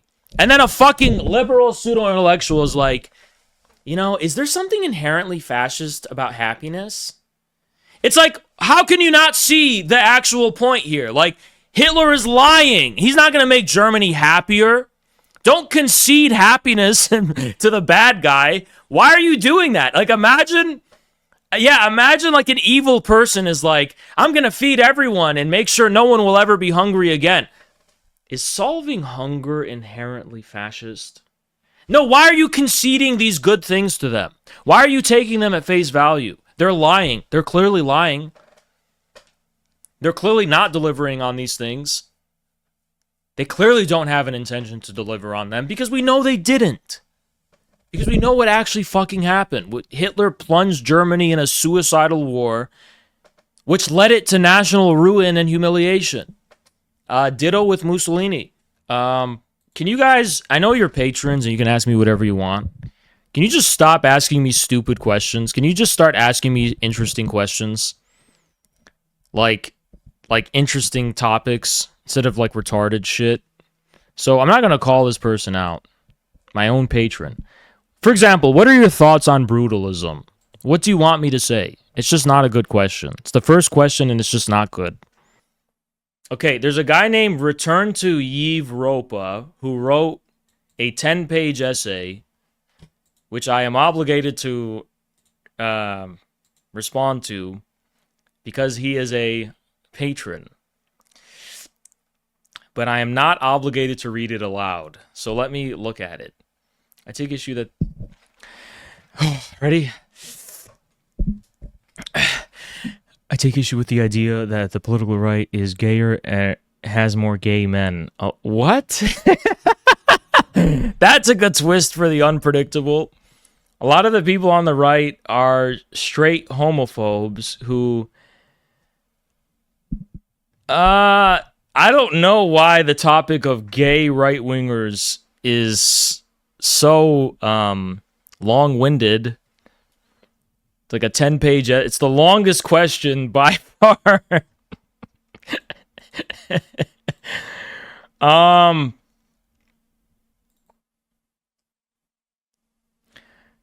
Yeah, I think this is a topic that it's better left for me to not theorize. Although, I think I probably could theorize. Yo, Big Patreon supporter. June. I have become skeptical of concrete. When you look closely at it, you can see microorganisms in the cracks. It might be due to radio wave manipulation. What is the ACP position? Thank you, resident schizophrenic. I appreciate the money. In Marx's time, to speak of objective use values was ridiculous, right? It was meaningless. This was a time of the full reign of exchange value. Everything was subordinated to exchange value. But ironically enough, precisely because everything was subordinated to exchange value, there was no consumerism. Now, stay with me here. Stay with me here. We tend to associate all of the excesses of capitalism and all the reign of the dollar and the reign of money with mindless consumerism. But consumerism is actually proof of the triumph of socialism, not capitalism. And I can explain to you why. Because in 19th century classical capitalism, use value was fully subordinated to exchange value. And because of that, rather than things being produced to meet primarily desire as a clear and obvious factor of production, an explicit factor of production, it was just this monstrous mechanical kind of like expansion of material wealth to fulfill the basic subsistence of society. Desire did not have an explicit role economically in shaping that. Because everything was subordinated under exchange value in a way that was totally indifferent to the use values, everything was being produced just to kind of acquire capital and acquire surplus, which ironically led to a society that was this kind of monstrous, mechanical, purely indifferent to our desires and even our greed, right? So that was a society, that's why it was so clear what the proletariat was back then, right? But consumerism is the opposite, right? With consumerism, when desire becomes a factor of production, what does this prove? It proves that exchange value by itself is not the supreme. Not everything is subordinated under exchange value alone, at least, right? How people's subjective desires and wants become a fundamental factor of production. They're let's call them their socialized use values, such that there can be a craze for Coca-Cola and McDonald's and all these other kinds of things. Not necessarily it's like Coca-Cola and McDonald's were not necessary things to realize, and light industry as a whole, because FDR and the New Deal, he was backed by the light industry capitalists, and he was fighting the financial and industrial merged. Those monopolies is the ones he was fighting on behalf of the kind of up and coming light industry capitalists. But the light industries, as much as they're profitable, you cannot say that this is a society purely motivated by profit anymore. It's a society that's also motivated by satiating desires, satiating unique demands which themselves are not purely defined by the goal of acquiring exchange value. A great guy to read about where Marx got his ideas about value and about the relationship between desire and need is Nicholas Barbon. Work is called A Discourse of Trade 1690. Thank you so much, Chris. I appreciate you so much. Let me put it this way, right? What were the things that capitalism produced in the 19th century? They were things that just produced more capitalism. They were things that people needed in order to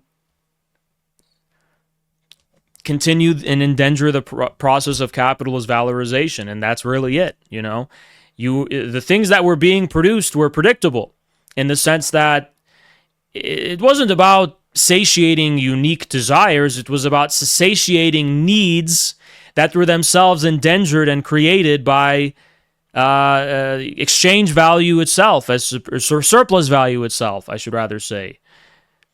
Right? Like, for example, let's just use like a dumb example. Like the pollution created by the factory in the neighborhood is creating like pollution and some shit everywhere. I don't know.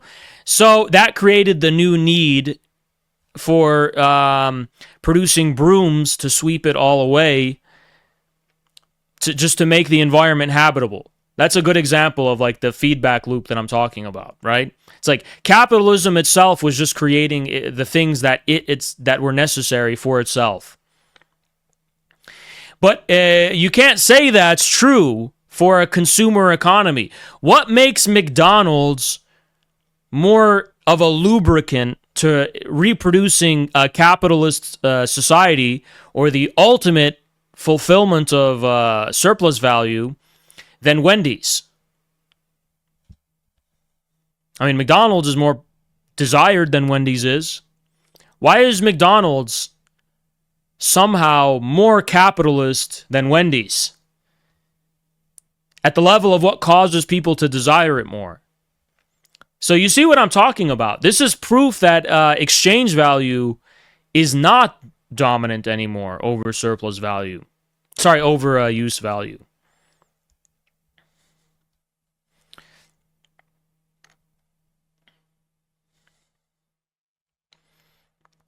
Yeah, of course, the workday. That's so important as well. So, these are the things that are necessary to understand today. Anyway, guys, I'll see you tomorrow. We're gonna be streaming tomorrow as well. But yeah, I'm gonna collapse out of exhaustion. Could this be extended to digital and intangible use value? You know what's crazy? Because the attention economy started bothering me as a Marxist. because I'm actually a real Marxist and I want Marxism to be correct.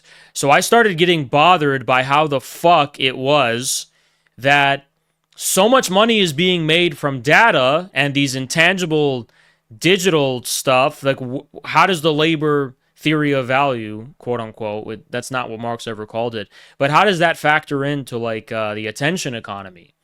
Like, how the fuck is Mr. Beast making more money? Oh, from advertising. It's like, okay, but it's like the data is becoming more valuable than the fucking product, you know? The product itself. Like, we are the product, right? So I saw this crazy guy, Atlas, what's up? There was this crazy guy who wrote an article about it. It was like an academic thing. And I admire him for his insanity. But you know what he said? He said that the labor of our eyes, reading and looking at the screen, was somehow the source of the value. And I shit you not, I saw someone say that, who was like a serious Marxist academic. And he said the labor of our eyes is what the labor of the energy expended for our eyes to see. And I was like, yeah, we got to rethink a lot of things. We got to rethink a lot of things because this is fucking crazy.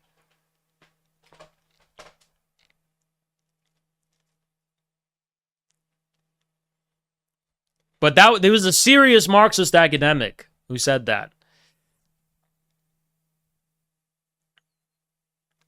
Like when an ad pops up and we're looking at that, the labor of our like eyes is creating the value, the surplus value.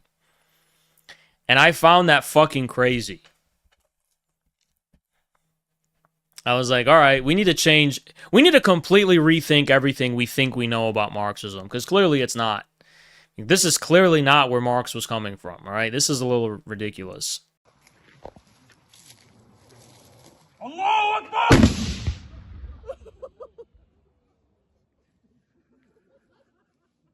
That's the finger. Look at me, look at me. I want to tell you guys why I went to Russia. I told you I was going. I didn't tell you I was going to Donbass for obvious security reasons. And the security reasons and risks are just the fact that, you know, if I was killed, probably wouldn't be good for this whole movement going on. Between streaming. Yo, Americana with the 25. Holy fuck. Thank you guys. I really appreciate it. Thank you guys so much. It really means a lot. Yo, Paul Pot, what's up? Which is, you know, the theory of the partisan comes from Schmidt, which I draw from partially, and then I critique Schmidt to a great extent. But more or less, the partisan subjectivity has a great deal of importance as far as my outlook is concerned, more generally. And the opportunity to go to Donetsk, for me, I saw it as an opportunity to basically engage with that subjectivity and really get an idea of what happened there in 2014 and obviously the special military operation more recently.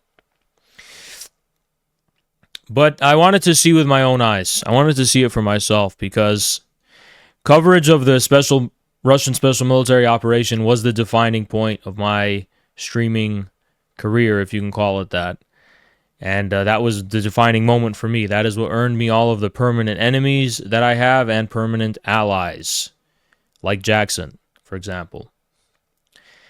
And I had been reporting and covering on it for such a long period of time. It was such an important point in infrared. I felt like I had to go. Guys, I know I have to be like human and stuff and like pretend I care about all these things, but when you shoot an RPG multiple times, it's really hard to give a shit about this like dumb internet stuff. I'm not gonna lie. Like, I know what I was made for. I was not put on Earth to sit in front of a fucking camera and talk about, you know, this nonsense. I was made to be thrown into battle. I know that for a fact. There's something about when I was meeting those battalions, something in me really just wanted to stay. I felt a calling. It felt so right for me to be there, shooting, explosives, guns. The loudness did not bother me at all. I loved it. I wanted to be thrown into it. Blow me up! Let me take 1,000,000 fucking bullets in the battlefield. Throw me into the mines. As long as I take down the fucking enemy with me. I love it. I love the explosions. I love the fucking loudness. Holy shit, it was therapy. Sorry, I'm a psychopath. Very therapeutic, though. Very therapeutic. And I even feel like it made me a happier person. If you notice the pictures of me, like I'm smiling more. I'm such a psychopath. It's actually so scary because like I've always had a chip on my shoulder, and now that I can be exposed to loud explosions, something about that awakens a happiness in me that was very dormant for a long time. So, yeah. No, I know war is ugly, all right? It's ugly for you guys that have to deal with the consequences. I get to blow up. I get to blow up, and then you guys have to deal with the horrors and the aftermath and the trauma and all that. Well, I think there's a saying by Robert E. Lee where he basically said, it's a good thing that war is so terrible, or else we would enjoy it too much. Well, it's not necessarily that I like war. I just like explosions, all right? So crucify me on that cross. Crucify me on that cross. It's not necessarily war. It's just explosions. It's not that I was like, killing people. I'm not just bluffing when I say that, because to be frank, I had a strong feeling I was going to die over there. And it was just an intuition. And yet I went anyway. And I really, really felt like I was going to die. Before I even got in the bus, I was like, intuitively, this is going to be the end. But I was like, it's my fate. I'll accept fate. And I didn't fear the fate. And I wasn't afraid of it. But I was a little bit stressed about how the fuck, Jackson and everyone else is going to publish my book if I died. It's like, I was thinking about, like, if I died, what would happen? It'd be hard to publish the book. But anyway, I didn't die. I also thought I could die when I shot the RPG because I saw so much videos of RPGs. Let me tell you guys a funny story. So, I actually don't know if I could tell you this story. Fuck. I don't think I can tell you the story, actually. Can I? Well, if I don't know, I shouldn't. Anyway, let me just put it this way. I could tell you it this way. So first of all, I've seen a lot of footage of people firing RPGs and like it malfunctioning and then their head blows off. So this RPG was a special RPG. Let me just say that. It was a special RPG. So they were like, the American. Here, you're going to fire the special one. And I was like, I don't like the sound of that, though. I don't like the sound of it. I trust Russian quality RPGs, okay? But, other RPG quality, I don't really trust, Anyway,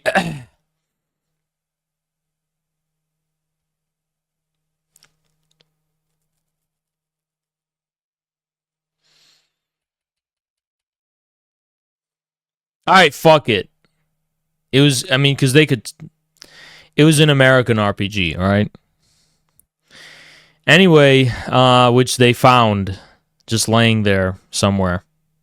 They just found it, all right? They just found it somewhere. Like, they definitely didn't capture it. It was just, yeah, it fell off a truck. As far as I know, you know, I had no knowledge that they captured it at all, right? Anyway, that was what made me very certain it would blow up. I was like, Americans, we don't know how to make them like Russians do. So that's why I yelled, actually. I was like, Allahu Akbar, because that's what I needed to have the courage to fire it, because I thought maybe this will be the end and I blow up and die. But there's something about that that's just extremely exhilarating.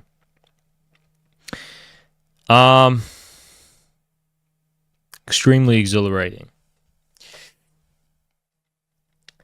And, oh yeah, when I came back... So, here's what I did. I decided to upload the footage of me firing the RPG as soon as I could. And you might ask, don't you think that would give you problems if you came back to the US? Well, probably. I really was certain it would, actually.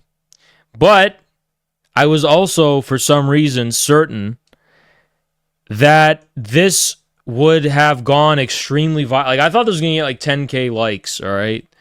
I thought everyone was going to lose their minds. I thought this was going to be like the most viral thing ever. But it wasn't. It really wasn't. People really didn't give a shit. I don't know what this is referring to. Every time I spoke in the direction of this Bouncy Ben, obviously, I did look him in the eye.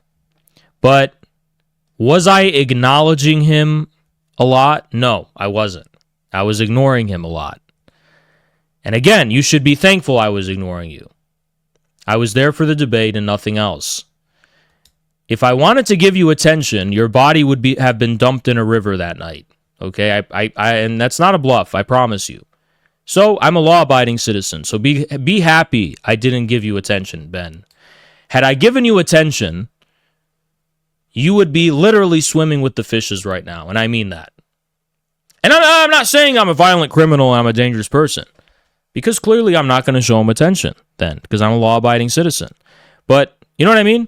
It's like saying, oh, why didn't Haas knock me out and, curb stomp me and shit? It's like, oh, because I'm a sane, non-violent, law-abiding citizen. That's why. So why are you complaining? Why are you complaining that we didn't pick you up, throw you into a van, and dump you in a river? Why are you complaining? Why are you complaining that you left that building unscathed, with no damages and no problems and nothing? Why are you complaining about that? You should be happy. You should be happy. We're very peaceful. There are some enemies where if you talk shit and you avow yourself as an enemy of me and my community, there's going to be two options. One option is... The other option is that I'm just going to ignore you. And if I'm in the same room with you, I'm going to ignore you. I'm not going to acknowledge your presence. Because if I acknowledge your presence, we're back to one. I remember this footage I saw on YouTube of like a Nazbol rally or whatever. Not a rally, a protest, where they were like, Stalin, Beria, Gulag. And not gonna lie, when I was at that debate and I was like 100% Stalinist, 100% Maoist, Stalin good, Stalin yes, Mao yes, dictatorship yes. And like everybody exploded in applause and like, woo, yeah. And I was like, everyone was so hyped about it. I was like, maybe that's why they call us that. That was so fun, though. That was so fun. The neutrals must have been super confused and baffled by it. But it felt... But it was so... They were like, oh, I thought these were leftists. What's going on?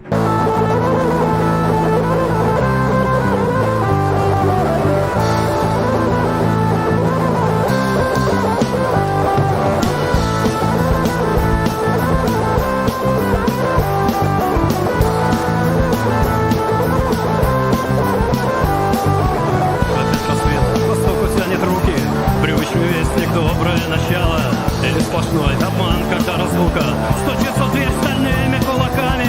Остался след удара по лицу. Звучит аккорд, взволнованный строго. Уже до крика раненая грудь. Окрепшим голосом провозгласит свое. Снова пролетарий поднимает кулак. Сталин, Берия, ГУЛАГ!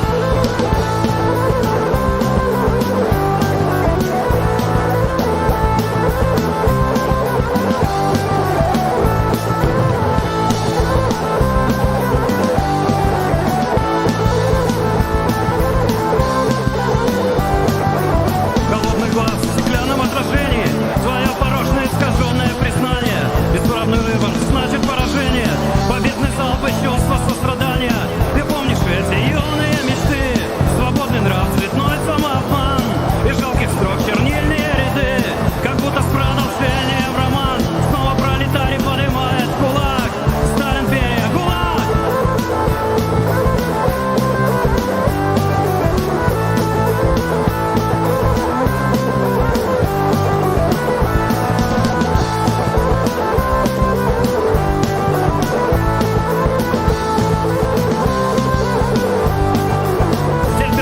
Обещано найти истоки неоправданных надежд. Пронумерован каждый новый лист. Да только прошлое за час не перечесть. Небрежный почерк, странная судьба. Живительный глоток воспоминаний. Но как бы не хотел вернуть себя, на меню шаг, секунде расстояние. Но снова пролетарий поднимает кулак. Сталин, Берия, ГУЛАГ!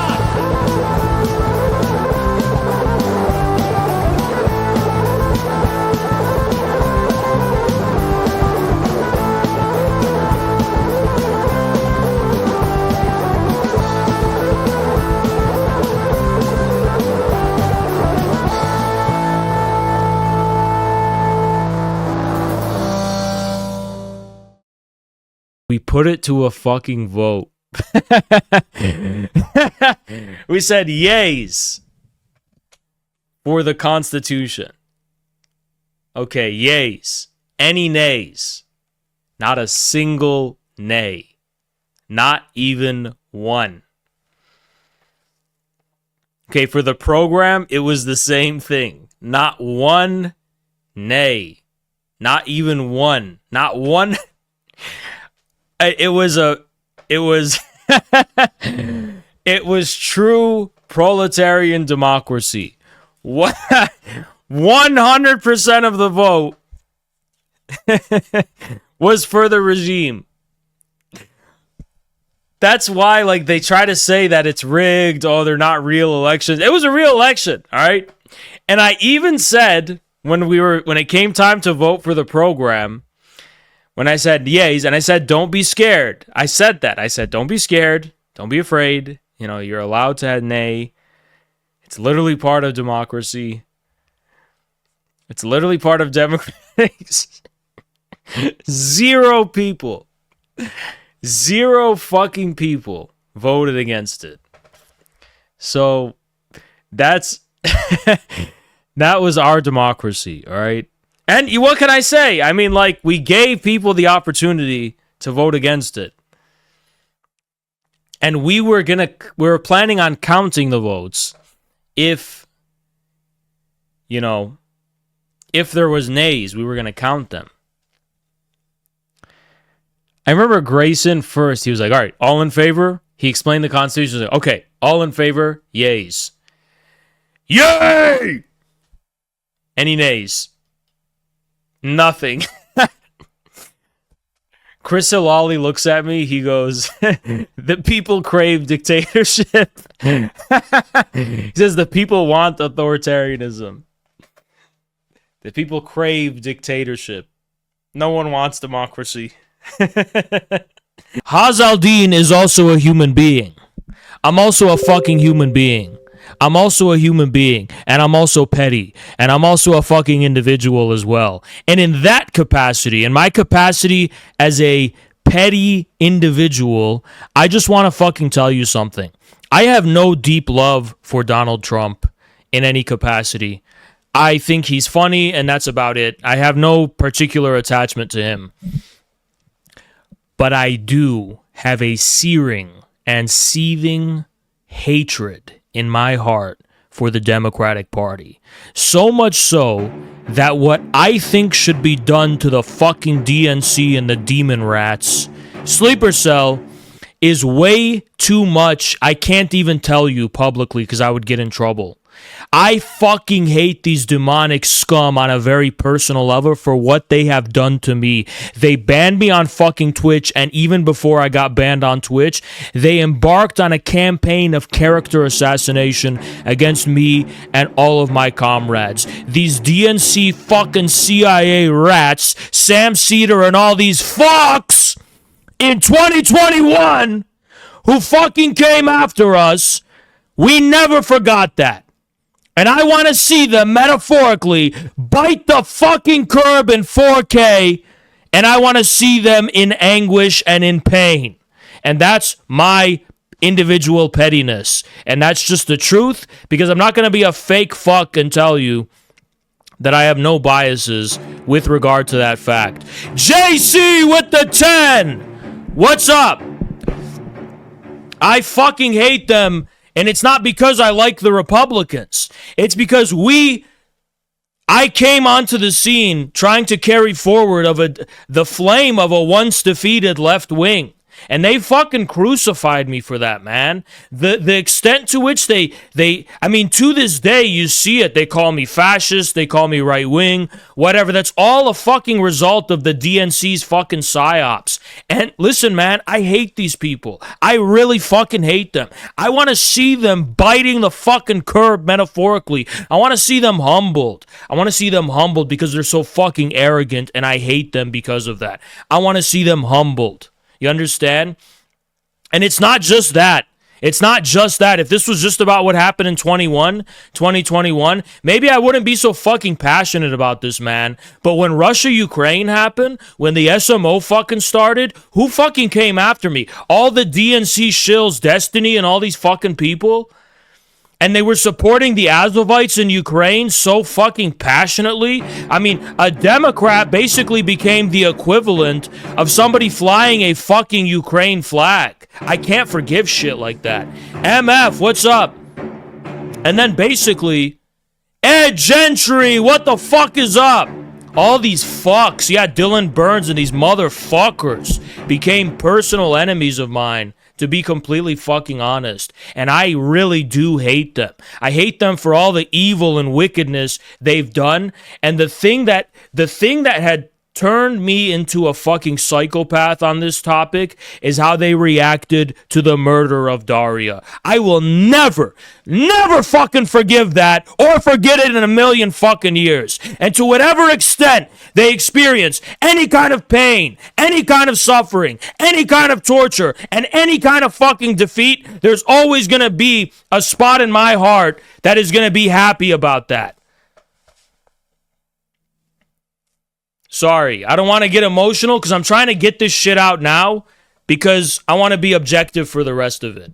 No, we don't want to vote for anyone. We're not voting for Trump. We're not voting for the fucking Democrats. We're not voting for any of them. Re-Stalinization, what's up? Corvid, what's up? But these people, look, the Republicans are fucking openly evil. I understand that. They are evil. Let's not beat around the bush. Republicans are fucking evil. And nobody here is denying that. But it's almost like Democrats anoint and dignify their evil with the pretense of moral superiority, which in some limited sense makes them so much fucking worse, makes them so much more twisted, makes them so much more evil.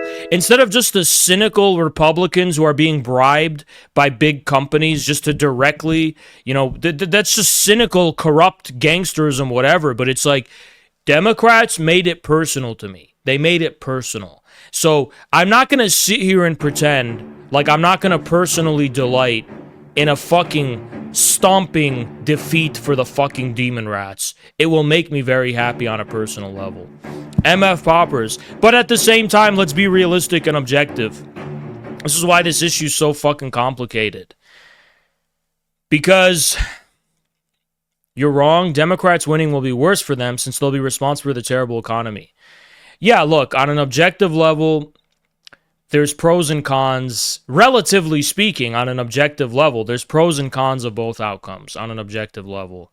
The demon rats, if they win, we're probably going to have a lot of instability, which is good for communists, let's be honest. We're not going to provoke it ourselves, but yes, of course, we stand to gain from that. There's more of a likelihood of a revolutionary sentiment, I think.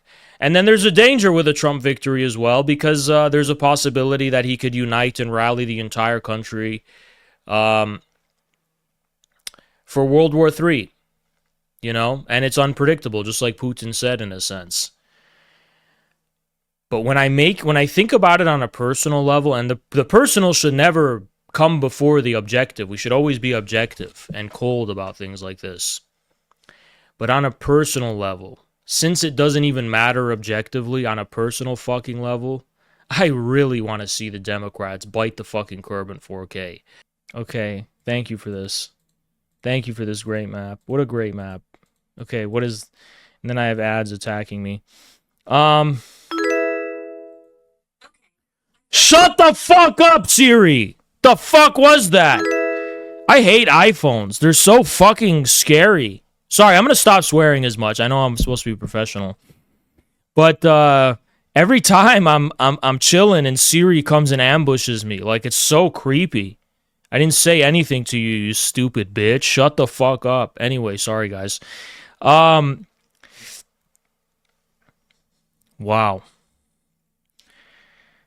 All right. Okay, so Florida was already called. So this is about likelihood. And these are toss-ups. Okay. All right, this is very interesting. So we have our eye on Georgia, North Carolina, Pennsylvania, Michigan, Wisconsin, Nevada. Huh. All right. All right. So this map is very presumptuous, making many assumptions, it seems. But, it's okay, I guess. It doesn't... See, I can do it anyway, then! What happened? If I could just fucking do anything, then nothing matters. This is all meaningless. It's all a game. I can make... Oh, let's just live in a fucking circus now. ES, what's going on? Now... Hold on. I'm gonna decide the election. Alright. What does gray mean? Oh, there's no third parties. Alright, let's just say everyone has to be No, this is the truth. There we go. Now it's getting interesting. Infrastotle, what's up? See, now it's gonna get interesting. I am engaging in white genocide right now. We're gonna have bronze-skinned American people mixed, and the white race is falling as we speak. This is my political campaign. The white genocide is happening on this map. All right, this is the truth, though. This is what the MAGA communists. They're all brown. All the brown MAGA communists. Well, MAGA communism is winning, I guess, because this is what's happening.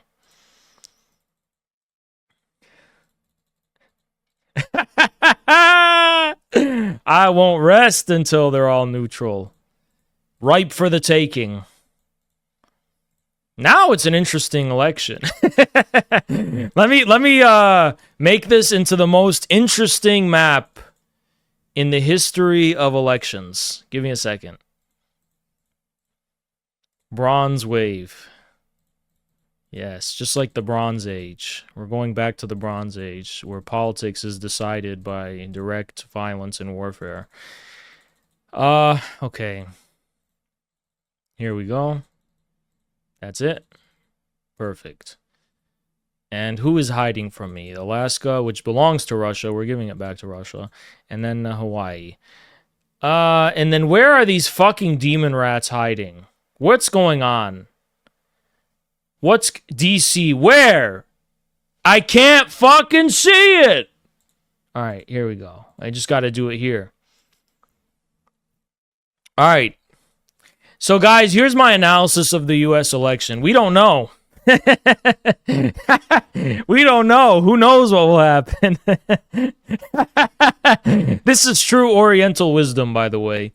All these fucking pollsters like Nate Silver, they think they know shit. Shut the fuck up. You don't know anything. Only God. Allah knows. That's our polling. On my stream, I don't lie to you and tell you I know things I don't. Allah knows. All right? Only Allah knows. So, this is the Oriental wisdom. We don't know who will win. So, guys, we don't know who will win. That's the truth. We don't know. We lack the knowledge of who will win. And that's our situation right now. It could go any way. I mean, like, who knows? Only Allah knows. That's what this sand color represents. The victory of Islam. Georgia, there's still a pretty strong, although Kamala's closing it a little bit. Sorry about that vulgarity. Arthur falls for it hook, line, and sinker and makes all these other assumptions about how, oh, yes, she's really in love with the real me and so on and so on. So I thought that was an incredibly... I thought just that kind of exploring that tension, I thought it was pretty smart, you know? I thought it was pretty profound. Because really the tragedy of 99% of relationships, I think, is this kind of dialectic of misrecognition, where two people have fantasies about each other, which are really about their own subjectivity, and at no point evolve into any kind of respect or recognition or appreciation for the existence of the other itself, right? It's just kind of using others as a moment within the development of your own subjectivity. There's some fat fuck in the CIA who's fucking with me, and I know he's fat, and he sounds like that. He's got a fucking wisp. I know he's got a lisp. I know he's a fat fuck, and he's a Democrat, and he's in the CIA, and he fucks with me. It's one fucking guy I know who he is in my head. And an astral projection when I'm fucking dreaming, I've seen this fucking guy. He's my arch nemesis. I can't even say shit, so I'll get in real trouble. And he's fucking British, too. He's got a lisp. He's British. He's a fat fuck in the CIA who fucks with me. That's my glowy handler that deals with fucking with me and sabotaging my streams. Is some you fuck. Anyway, guys, sorry. I'm a chairman of the party. I can't do this shit. Sorry, Carlos. Anyway. Oh no, a blue thing. Oh no. It's like garlic to a vampire. I hate the color blue, by the way. You guys know I hate the color blue, right? Straight outstanding. Actually, I don't hate it. I hate when it has political significance. I think blue is a sacred and very beautiful color, but it should have no place in politics. When blue is used to represent anything political, okay, there's exceptions. Shut up. I'm talking about 95% of the time. It's a stand-in for pedophilia. Remember I told you that. NATO... Democrats, in Europe, the right wing, the conservatives, their color is blue. Bunch of aristocrats that fuck children in their castles. And there's many other cases, all right? Israel, the Zionist entity. So, it's kind of justified to hate this color blue. Oh, no. Oh, thank God. Thank God. Whoever fucking said we're buffering, fuck you. Throw yourself in a fucking garbage can. I'm not in the fucking mood for this. Literally toss yourself in a dumpster. Just fucking do it. Just open the lid and just dump yourself in. The blue-collar person in the family is going red, and that person is very persuasive because they're actually, because they are respected because they're authoritative because they actually know how to do real shit, you know? It's also the key demographic in the United States that actually kind of vacillates back and forth between blue and red, and that's yeah, they're the only group that's not like completely encapsulated within the Democrats or the Republicans. The blue-collar working class is the only political subject in the USA. There's no other political subject because they're the only ones who are the center, the demographic center. All these people in cities have families, okay? Oh, my parents are PMC, they're doctors. Yeah, okay, fine, but the more, even you go to Thanksgiving and you're a family of doctors and you have one uncle who's a blue-collar guy, that blue-collar guy is the one cracking all of the politically incorrect jokes, and everyone is tense around him because he represents authenticity and realness. And that guy is actually extremely persuasive and convincing because of that fact, because he represents the real. Does this make sense, Kyle? Oh, 100%. Yeah, I mean, this is it's the only. I mean, it just proves Marxism that the proletarian class is the actual, the people who actually work and transform nature and know how to do that at the most proximate level. Those are the people who actually have authority sociologically and demographically in our society. Right, and that's the only reason that Joe Biden got in was because there was a idea that he was going to deliver for blue collar workers, and he did nothing but shit on them in his entire administration, and that's why there's a complete re-political alignment back to Trump. The union. Sorry, go ahead. No, go ahead. Oh, I was just gonna say, yeah, the union. What I was hearing from a lot of union people, and you would know better than me, but they felt like Biden would owe them something if they helped them get elected, and he just sold them out. Shit for them. Mm-hmm. Well, he did worse. I mean, he fucked them over. Correct. I mean, it was the amount of blue collar union money that went into backing the different super PACs to get Biden elected for the express purpose of the CARE Act and for supposedly a pro labor president. I mean, it's a huge part of the war chest of the organized unions in this country at a time which was where it's most pivotal because they're coming out of the fortress unionism period and into a more aggressive stance with mass organization sort of drives trying to actually unionize new shops and stuff like that. And they're just entering into this period, so they put all their political chips into a Biden presidency. Actual money-wise, political capital, things like that, and they completely got fucked. I mean, Biden didn't give a shit after he was in office, and it doesn't make sense for the unions to endorse Biden under this. The only thing that was getting the kind of union administration, the bureaucrats, to kind of whip the rank and file in line to supposedly vote for Kamala, which I think failed, was this, Project 2025 bullshit that nobody believes is real. The union rank and files say that that's a fucking joke. I'll tell you the sociological nonsense of Kamala's support. It's literally based in a kind of anthropology of sexual division of labor, of emotions. So this is the anthropology of the red versus blue split with respect to abortion and stuff. It's kind of like a lot of women, young, they call them educated women, but they're really uneducated with respect to real experience in life. And they kind of hear, oh, Trump, like they don't think of it in terms of the meticulous details of like how Kamala will actually protect abortion rights, because there is no ability for her to do that, right? She can't sign an executive order. If they wanted to do that, they could have done it under Biden. They're not going to do that. So there's nothing Kamala can do to actually affect it. But they get into these discursive loops of like, well, I should have the right. I should have. And then someone else argues saying no. And they're like, okay, I'm going to die on this hill of Kamala. And it's like, it's just such gibber nonsense. It has nothing to do with actual policy itself. It's more like the anthropology, and the Democrats know this very well. They're kind of they try to capture this kind of female psychology, tapping into their resentment, against their parents and against their fathers and the men in their life, and have Kamala Harris be like a symbol of like them of recognizing that resentment, right? So it was extremely pathological thing that had nothing to do with reality.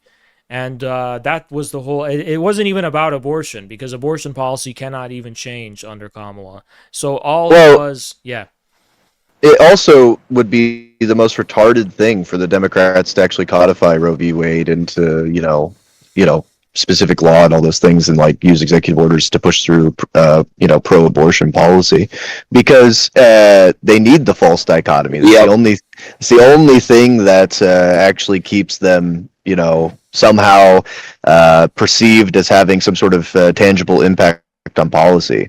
Is there a possibility of a Trump crackdown on communism explicitly? No, we shouldn't even entertain that. It's just nonsense. Right? What is he gonna do? He's gonna crack down on Ilyenkov? It's fucking stupid. I mean, why am I saying this? Forget about our political backgrounds. Forget about like our party for a second. That's really fucked up to say, but like, look. All right, I'll mute. Can you imagine? just imagine this. Picture a fat Democrat with a lisp who has glasses, has a ladle on, and is in a back room rigging the election. Does that awaken any kind of rage inside of you? Because it does to me. It sounds like the anti-ACP debate. Doesn't Twitter that Spaces. make you really angry? Doesn't thinking about that make you really angry? Because it makes me really fucking angry. Like, really angry. The American spirit's destroyed, if that's what it is. What is that? Lanyard, not ladle. Lanyard. I meant a lanyard. Yeah, lanyard. Wearing a fucking lanyard with glasses, sitting in fucking... No, they have the ladle in the back. They're We're cooking gonna up the decide Kamala who victory. wins. We're gonna decide who wins. We decide. No, it's for your own good. Democrats know best. It's for your own good. Democrats, no, we're not going to let you do this. Democrats know best. It's for your own good. We're rigging the election. Straight up.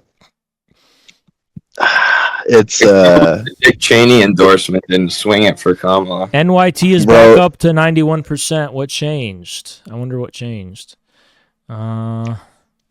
Please, Michigan. Please. Please, Michigan. The fuck is going on in Georgia? Georgia, hurry. There's some fat people. I'm being very, what is it called? Obese phobic? Fat phobic.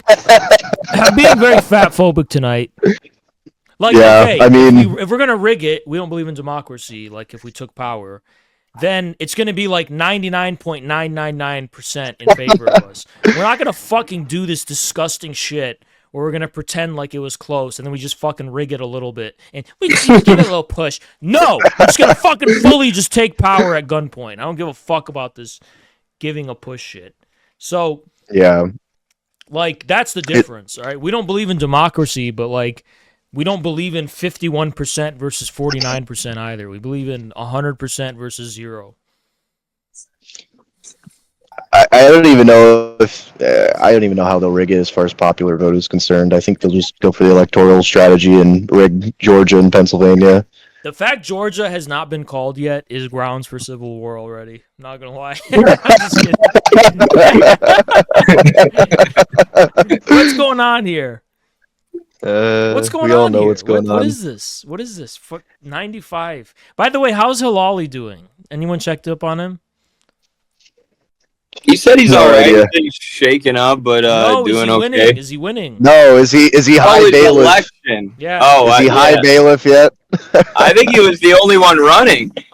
I don't think was, he had much competition. Yeah, Halali won. 100%. We don't do this stupid shit in elections where it's like there's a chance we lose. It's 100% or 0%. Bro, it's so funny to me that he's going to be high bailiff. That's the thing he's running for, is high bailiff. That's like the craziest shit. ACP takeover. ACP high bailiff, Christopher Halali. Yeah. We won tonight. Doesn't matter. It doesn't matter if Trump or Kamala. It doesn't matter if Trump or Kamala wins. The High Bailiff. We won. High Bailiff, bitch. We're taking all you away. High Bailiff.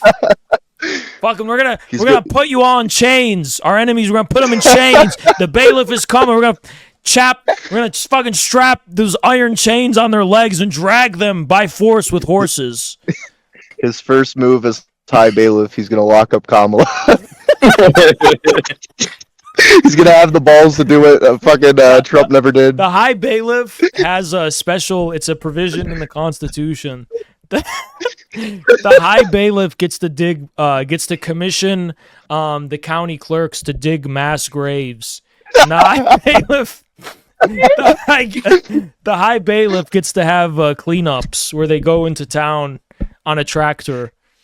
Or Sounds like on he's a horse. It has to be a horse. And there's musket firing squads. That's how the ACP is gonna create more jobs than the Democrats. Year one. We're creating so many jobs. The High Bailiff is... See, nobody knows this. The High Bailiff is way more important than any of this. Okay? Chris, High Bailiff... First of all, guys, what is High Bailiff? What does that even mean? I don't fucking know. No idea. It's the greatest part. I don't think anybody knows. He's gonna find some obscure fucking Is it loophole official? law. Has it been announced yet that he's High Bailiff? No, it probably won't be till tomorrow or something. All right, well, look, ACP has won tonight. We won High Bailiff. 100% victory. Who gives a shit about fucking president? Doesn't mean shit. High Bailiff gets to torture people. We get to have dungeons. we get fucking dungeons, all right? The High Bailiff drags you away, puts you in dungeons, and you get tortured. So, we're gonna... It's in Vermont too. Bernie Sanders is gonna fucking freak out. The High Bailiff is gonna be sending out questionnaires by mail, just like mail-in ballots. It's gonna be by mail questionnaires, and and sorry, look, I know Midwestern Marks, I know you guys are not gonna like this. The questionnaire is, did Saylock do any wrong? Yes or no? No. You're gonna tick one box. If you say no and send that in, the High Bailiff comes to your house and drags you away. And he's going door to door, and that's his job. That's his whole job.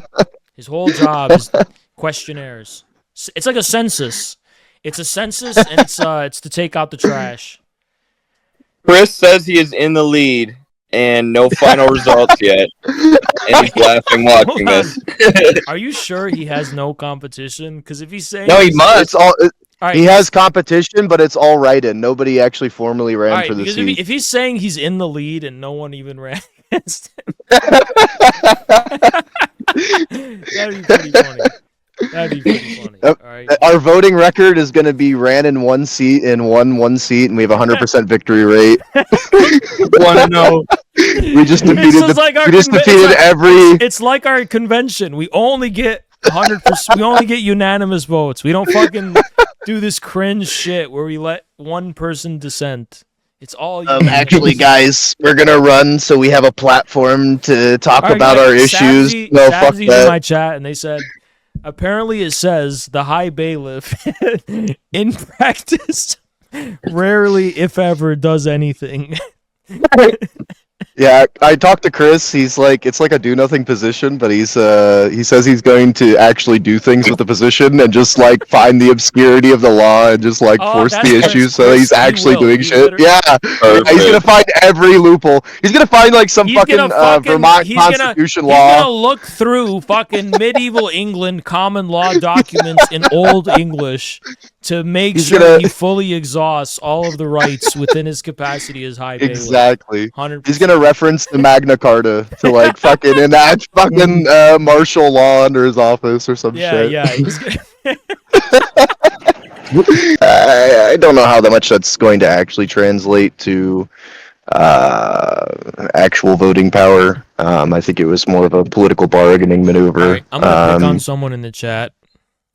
I'll take a dick, but he's going, MAGA communism is needed to wake up the rural MAGA base. Bro, it's a little too late for that. Well, what's taking him so long? It's giving me anxiety. Oh, I think it was a week that they took to count Georgia. Nevada needs to fucking kill itself. If it was a person. Fuck you, Nevada. Fucking piece of shit. I fucking hate my dude. I can't believe he's saying that fucking wives of Republicans are like scared and like telling canvassers they're gonna secretly vote. You fucking bitch! Fuck this fucking fat fuck! I saw him on my fucking feed like fucking 3 days ago. He convinced me. I was like, this guy's gonna be so serious and arrogant. He's gonna be fucking. He's gonna be wrong. Fuck you! Quit the internet.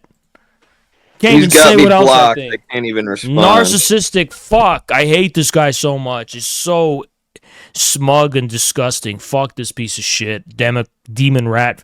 He's definitely bribed by the DNC and on their payroll. 100%. Oh yeah. Oh, 100%. Oh yeah. He made a hard shift a few years ago in that direction. He sucks. He's like a big COVID guy, like a big mask pusher, vaccine. Eight hours ago, this is what he said. Pennsylvania early voting data does not show Donald Trump doing well there. Actually, the contrary. It shows Donald Trump is in deep, deep trouble. The problem is that people have been posting that the Republican, let's go win ourselves an election. So how am I feeling about the election tonight? Very confident. Anxiety, you guys are concerned at all. Things aren't turning out the way that we expected them to early on in the night. Oh my god. This essentially is a repeat of 2020 where women are pissed and Donald Trump is... This is the women expert. See, he's a master of pussy. He fucking knows how the women... He's tapped into the menstrual cycles and the lunar cycles, and he's totally a fucking expert. And he's totally... Trust him. He knows how the women are feeling. Trust him. He knows. Because he is a pussy. Because he's a pussy himself. Exactly. There you go.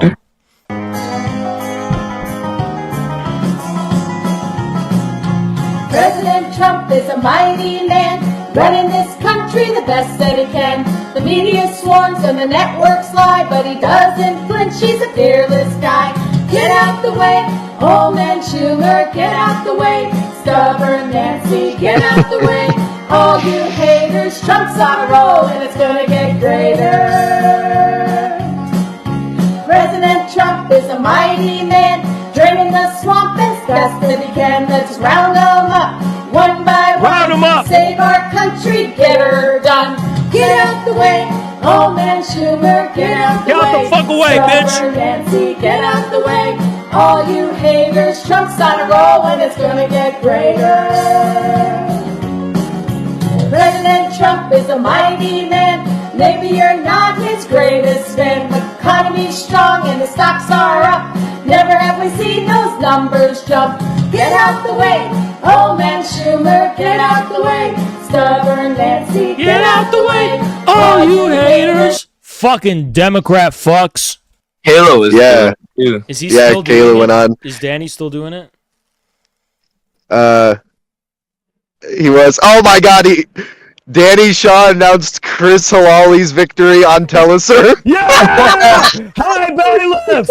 Let's fucking go! Oh my god. The high bailiff has won! Bro, I'm sending you the clip right now. Victory for the high bailiff!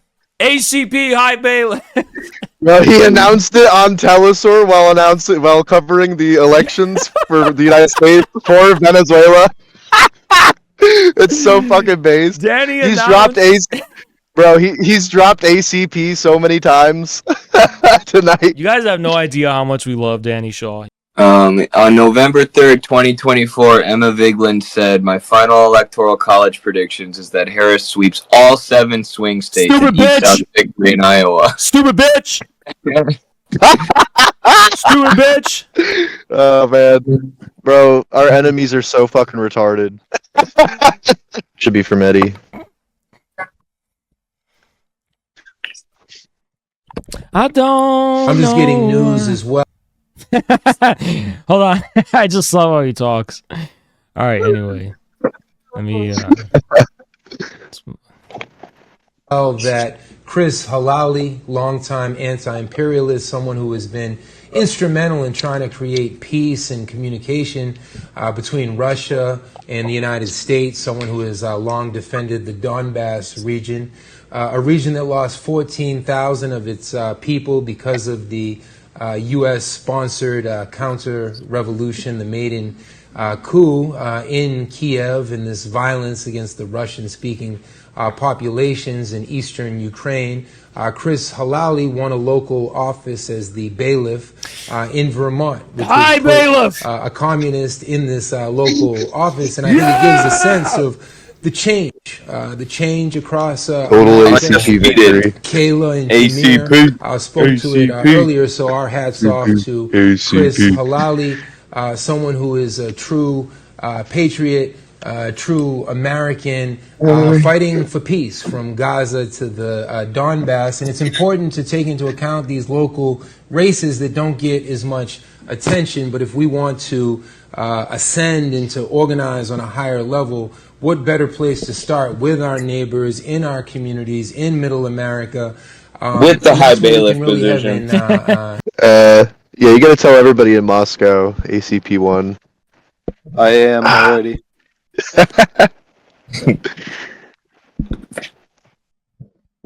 Next time you're talking to Lavrov, you just gotta like slip it in somehow. That's a horrible. First of all, that could have been phrased a lot better. All right.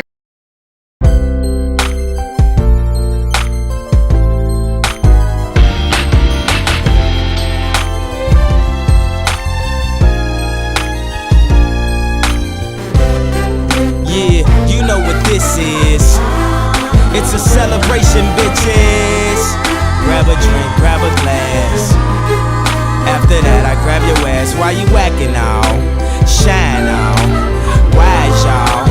Lying for? I never did this before. Stop that. What you want, some Patron? I got that. I mean, I promise y'all. You fine and all. And your girlfriend, she kinda raw. But she not like you.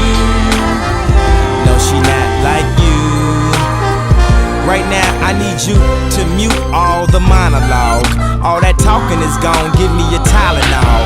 You put a nigga to sleep, I'm tired of y'all. Right now, the Louis Vuitton dine is signing off. But I just thought you should know, we hit the liquor store, got some Chris and some more, and we about to let it flow.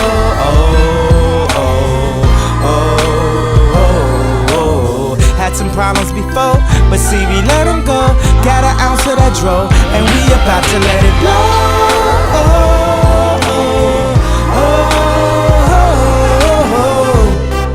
Yeah, you know what this is. It's a celebration, bitches. Grab a drink, grab a glass. After that, I grab your ass. See, you know my style. I'm very well, and I vowed that my child will be well endowed, like his daddy. And tell him that your mama had a fatty. He looked up at me, said, "Daddy, that's the reason why you had me." Yep, we was practicing till one day your ass bust through the packaging. You know what though? You my favorite accident. So go ahead, pop some Cristal for my newborn child, cause now, yeah, know what this is. It's a celebration, bitches. Grab a drink, grab a glass. After that, I grab your ass, but I just thought you should know. We hit the liquor store, got some Chris and some more, and we about to let it flow.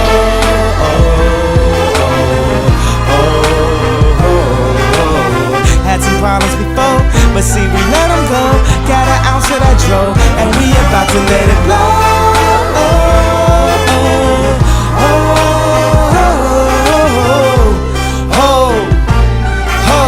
Looking for some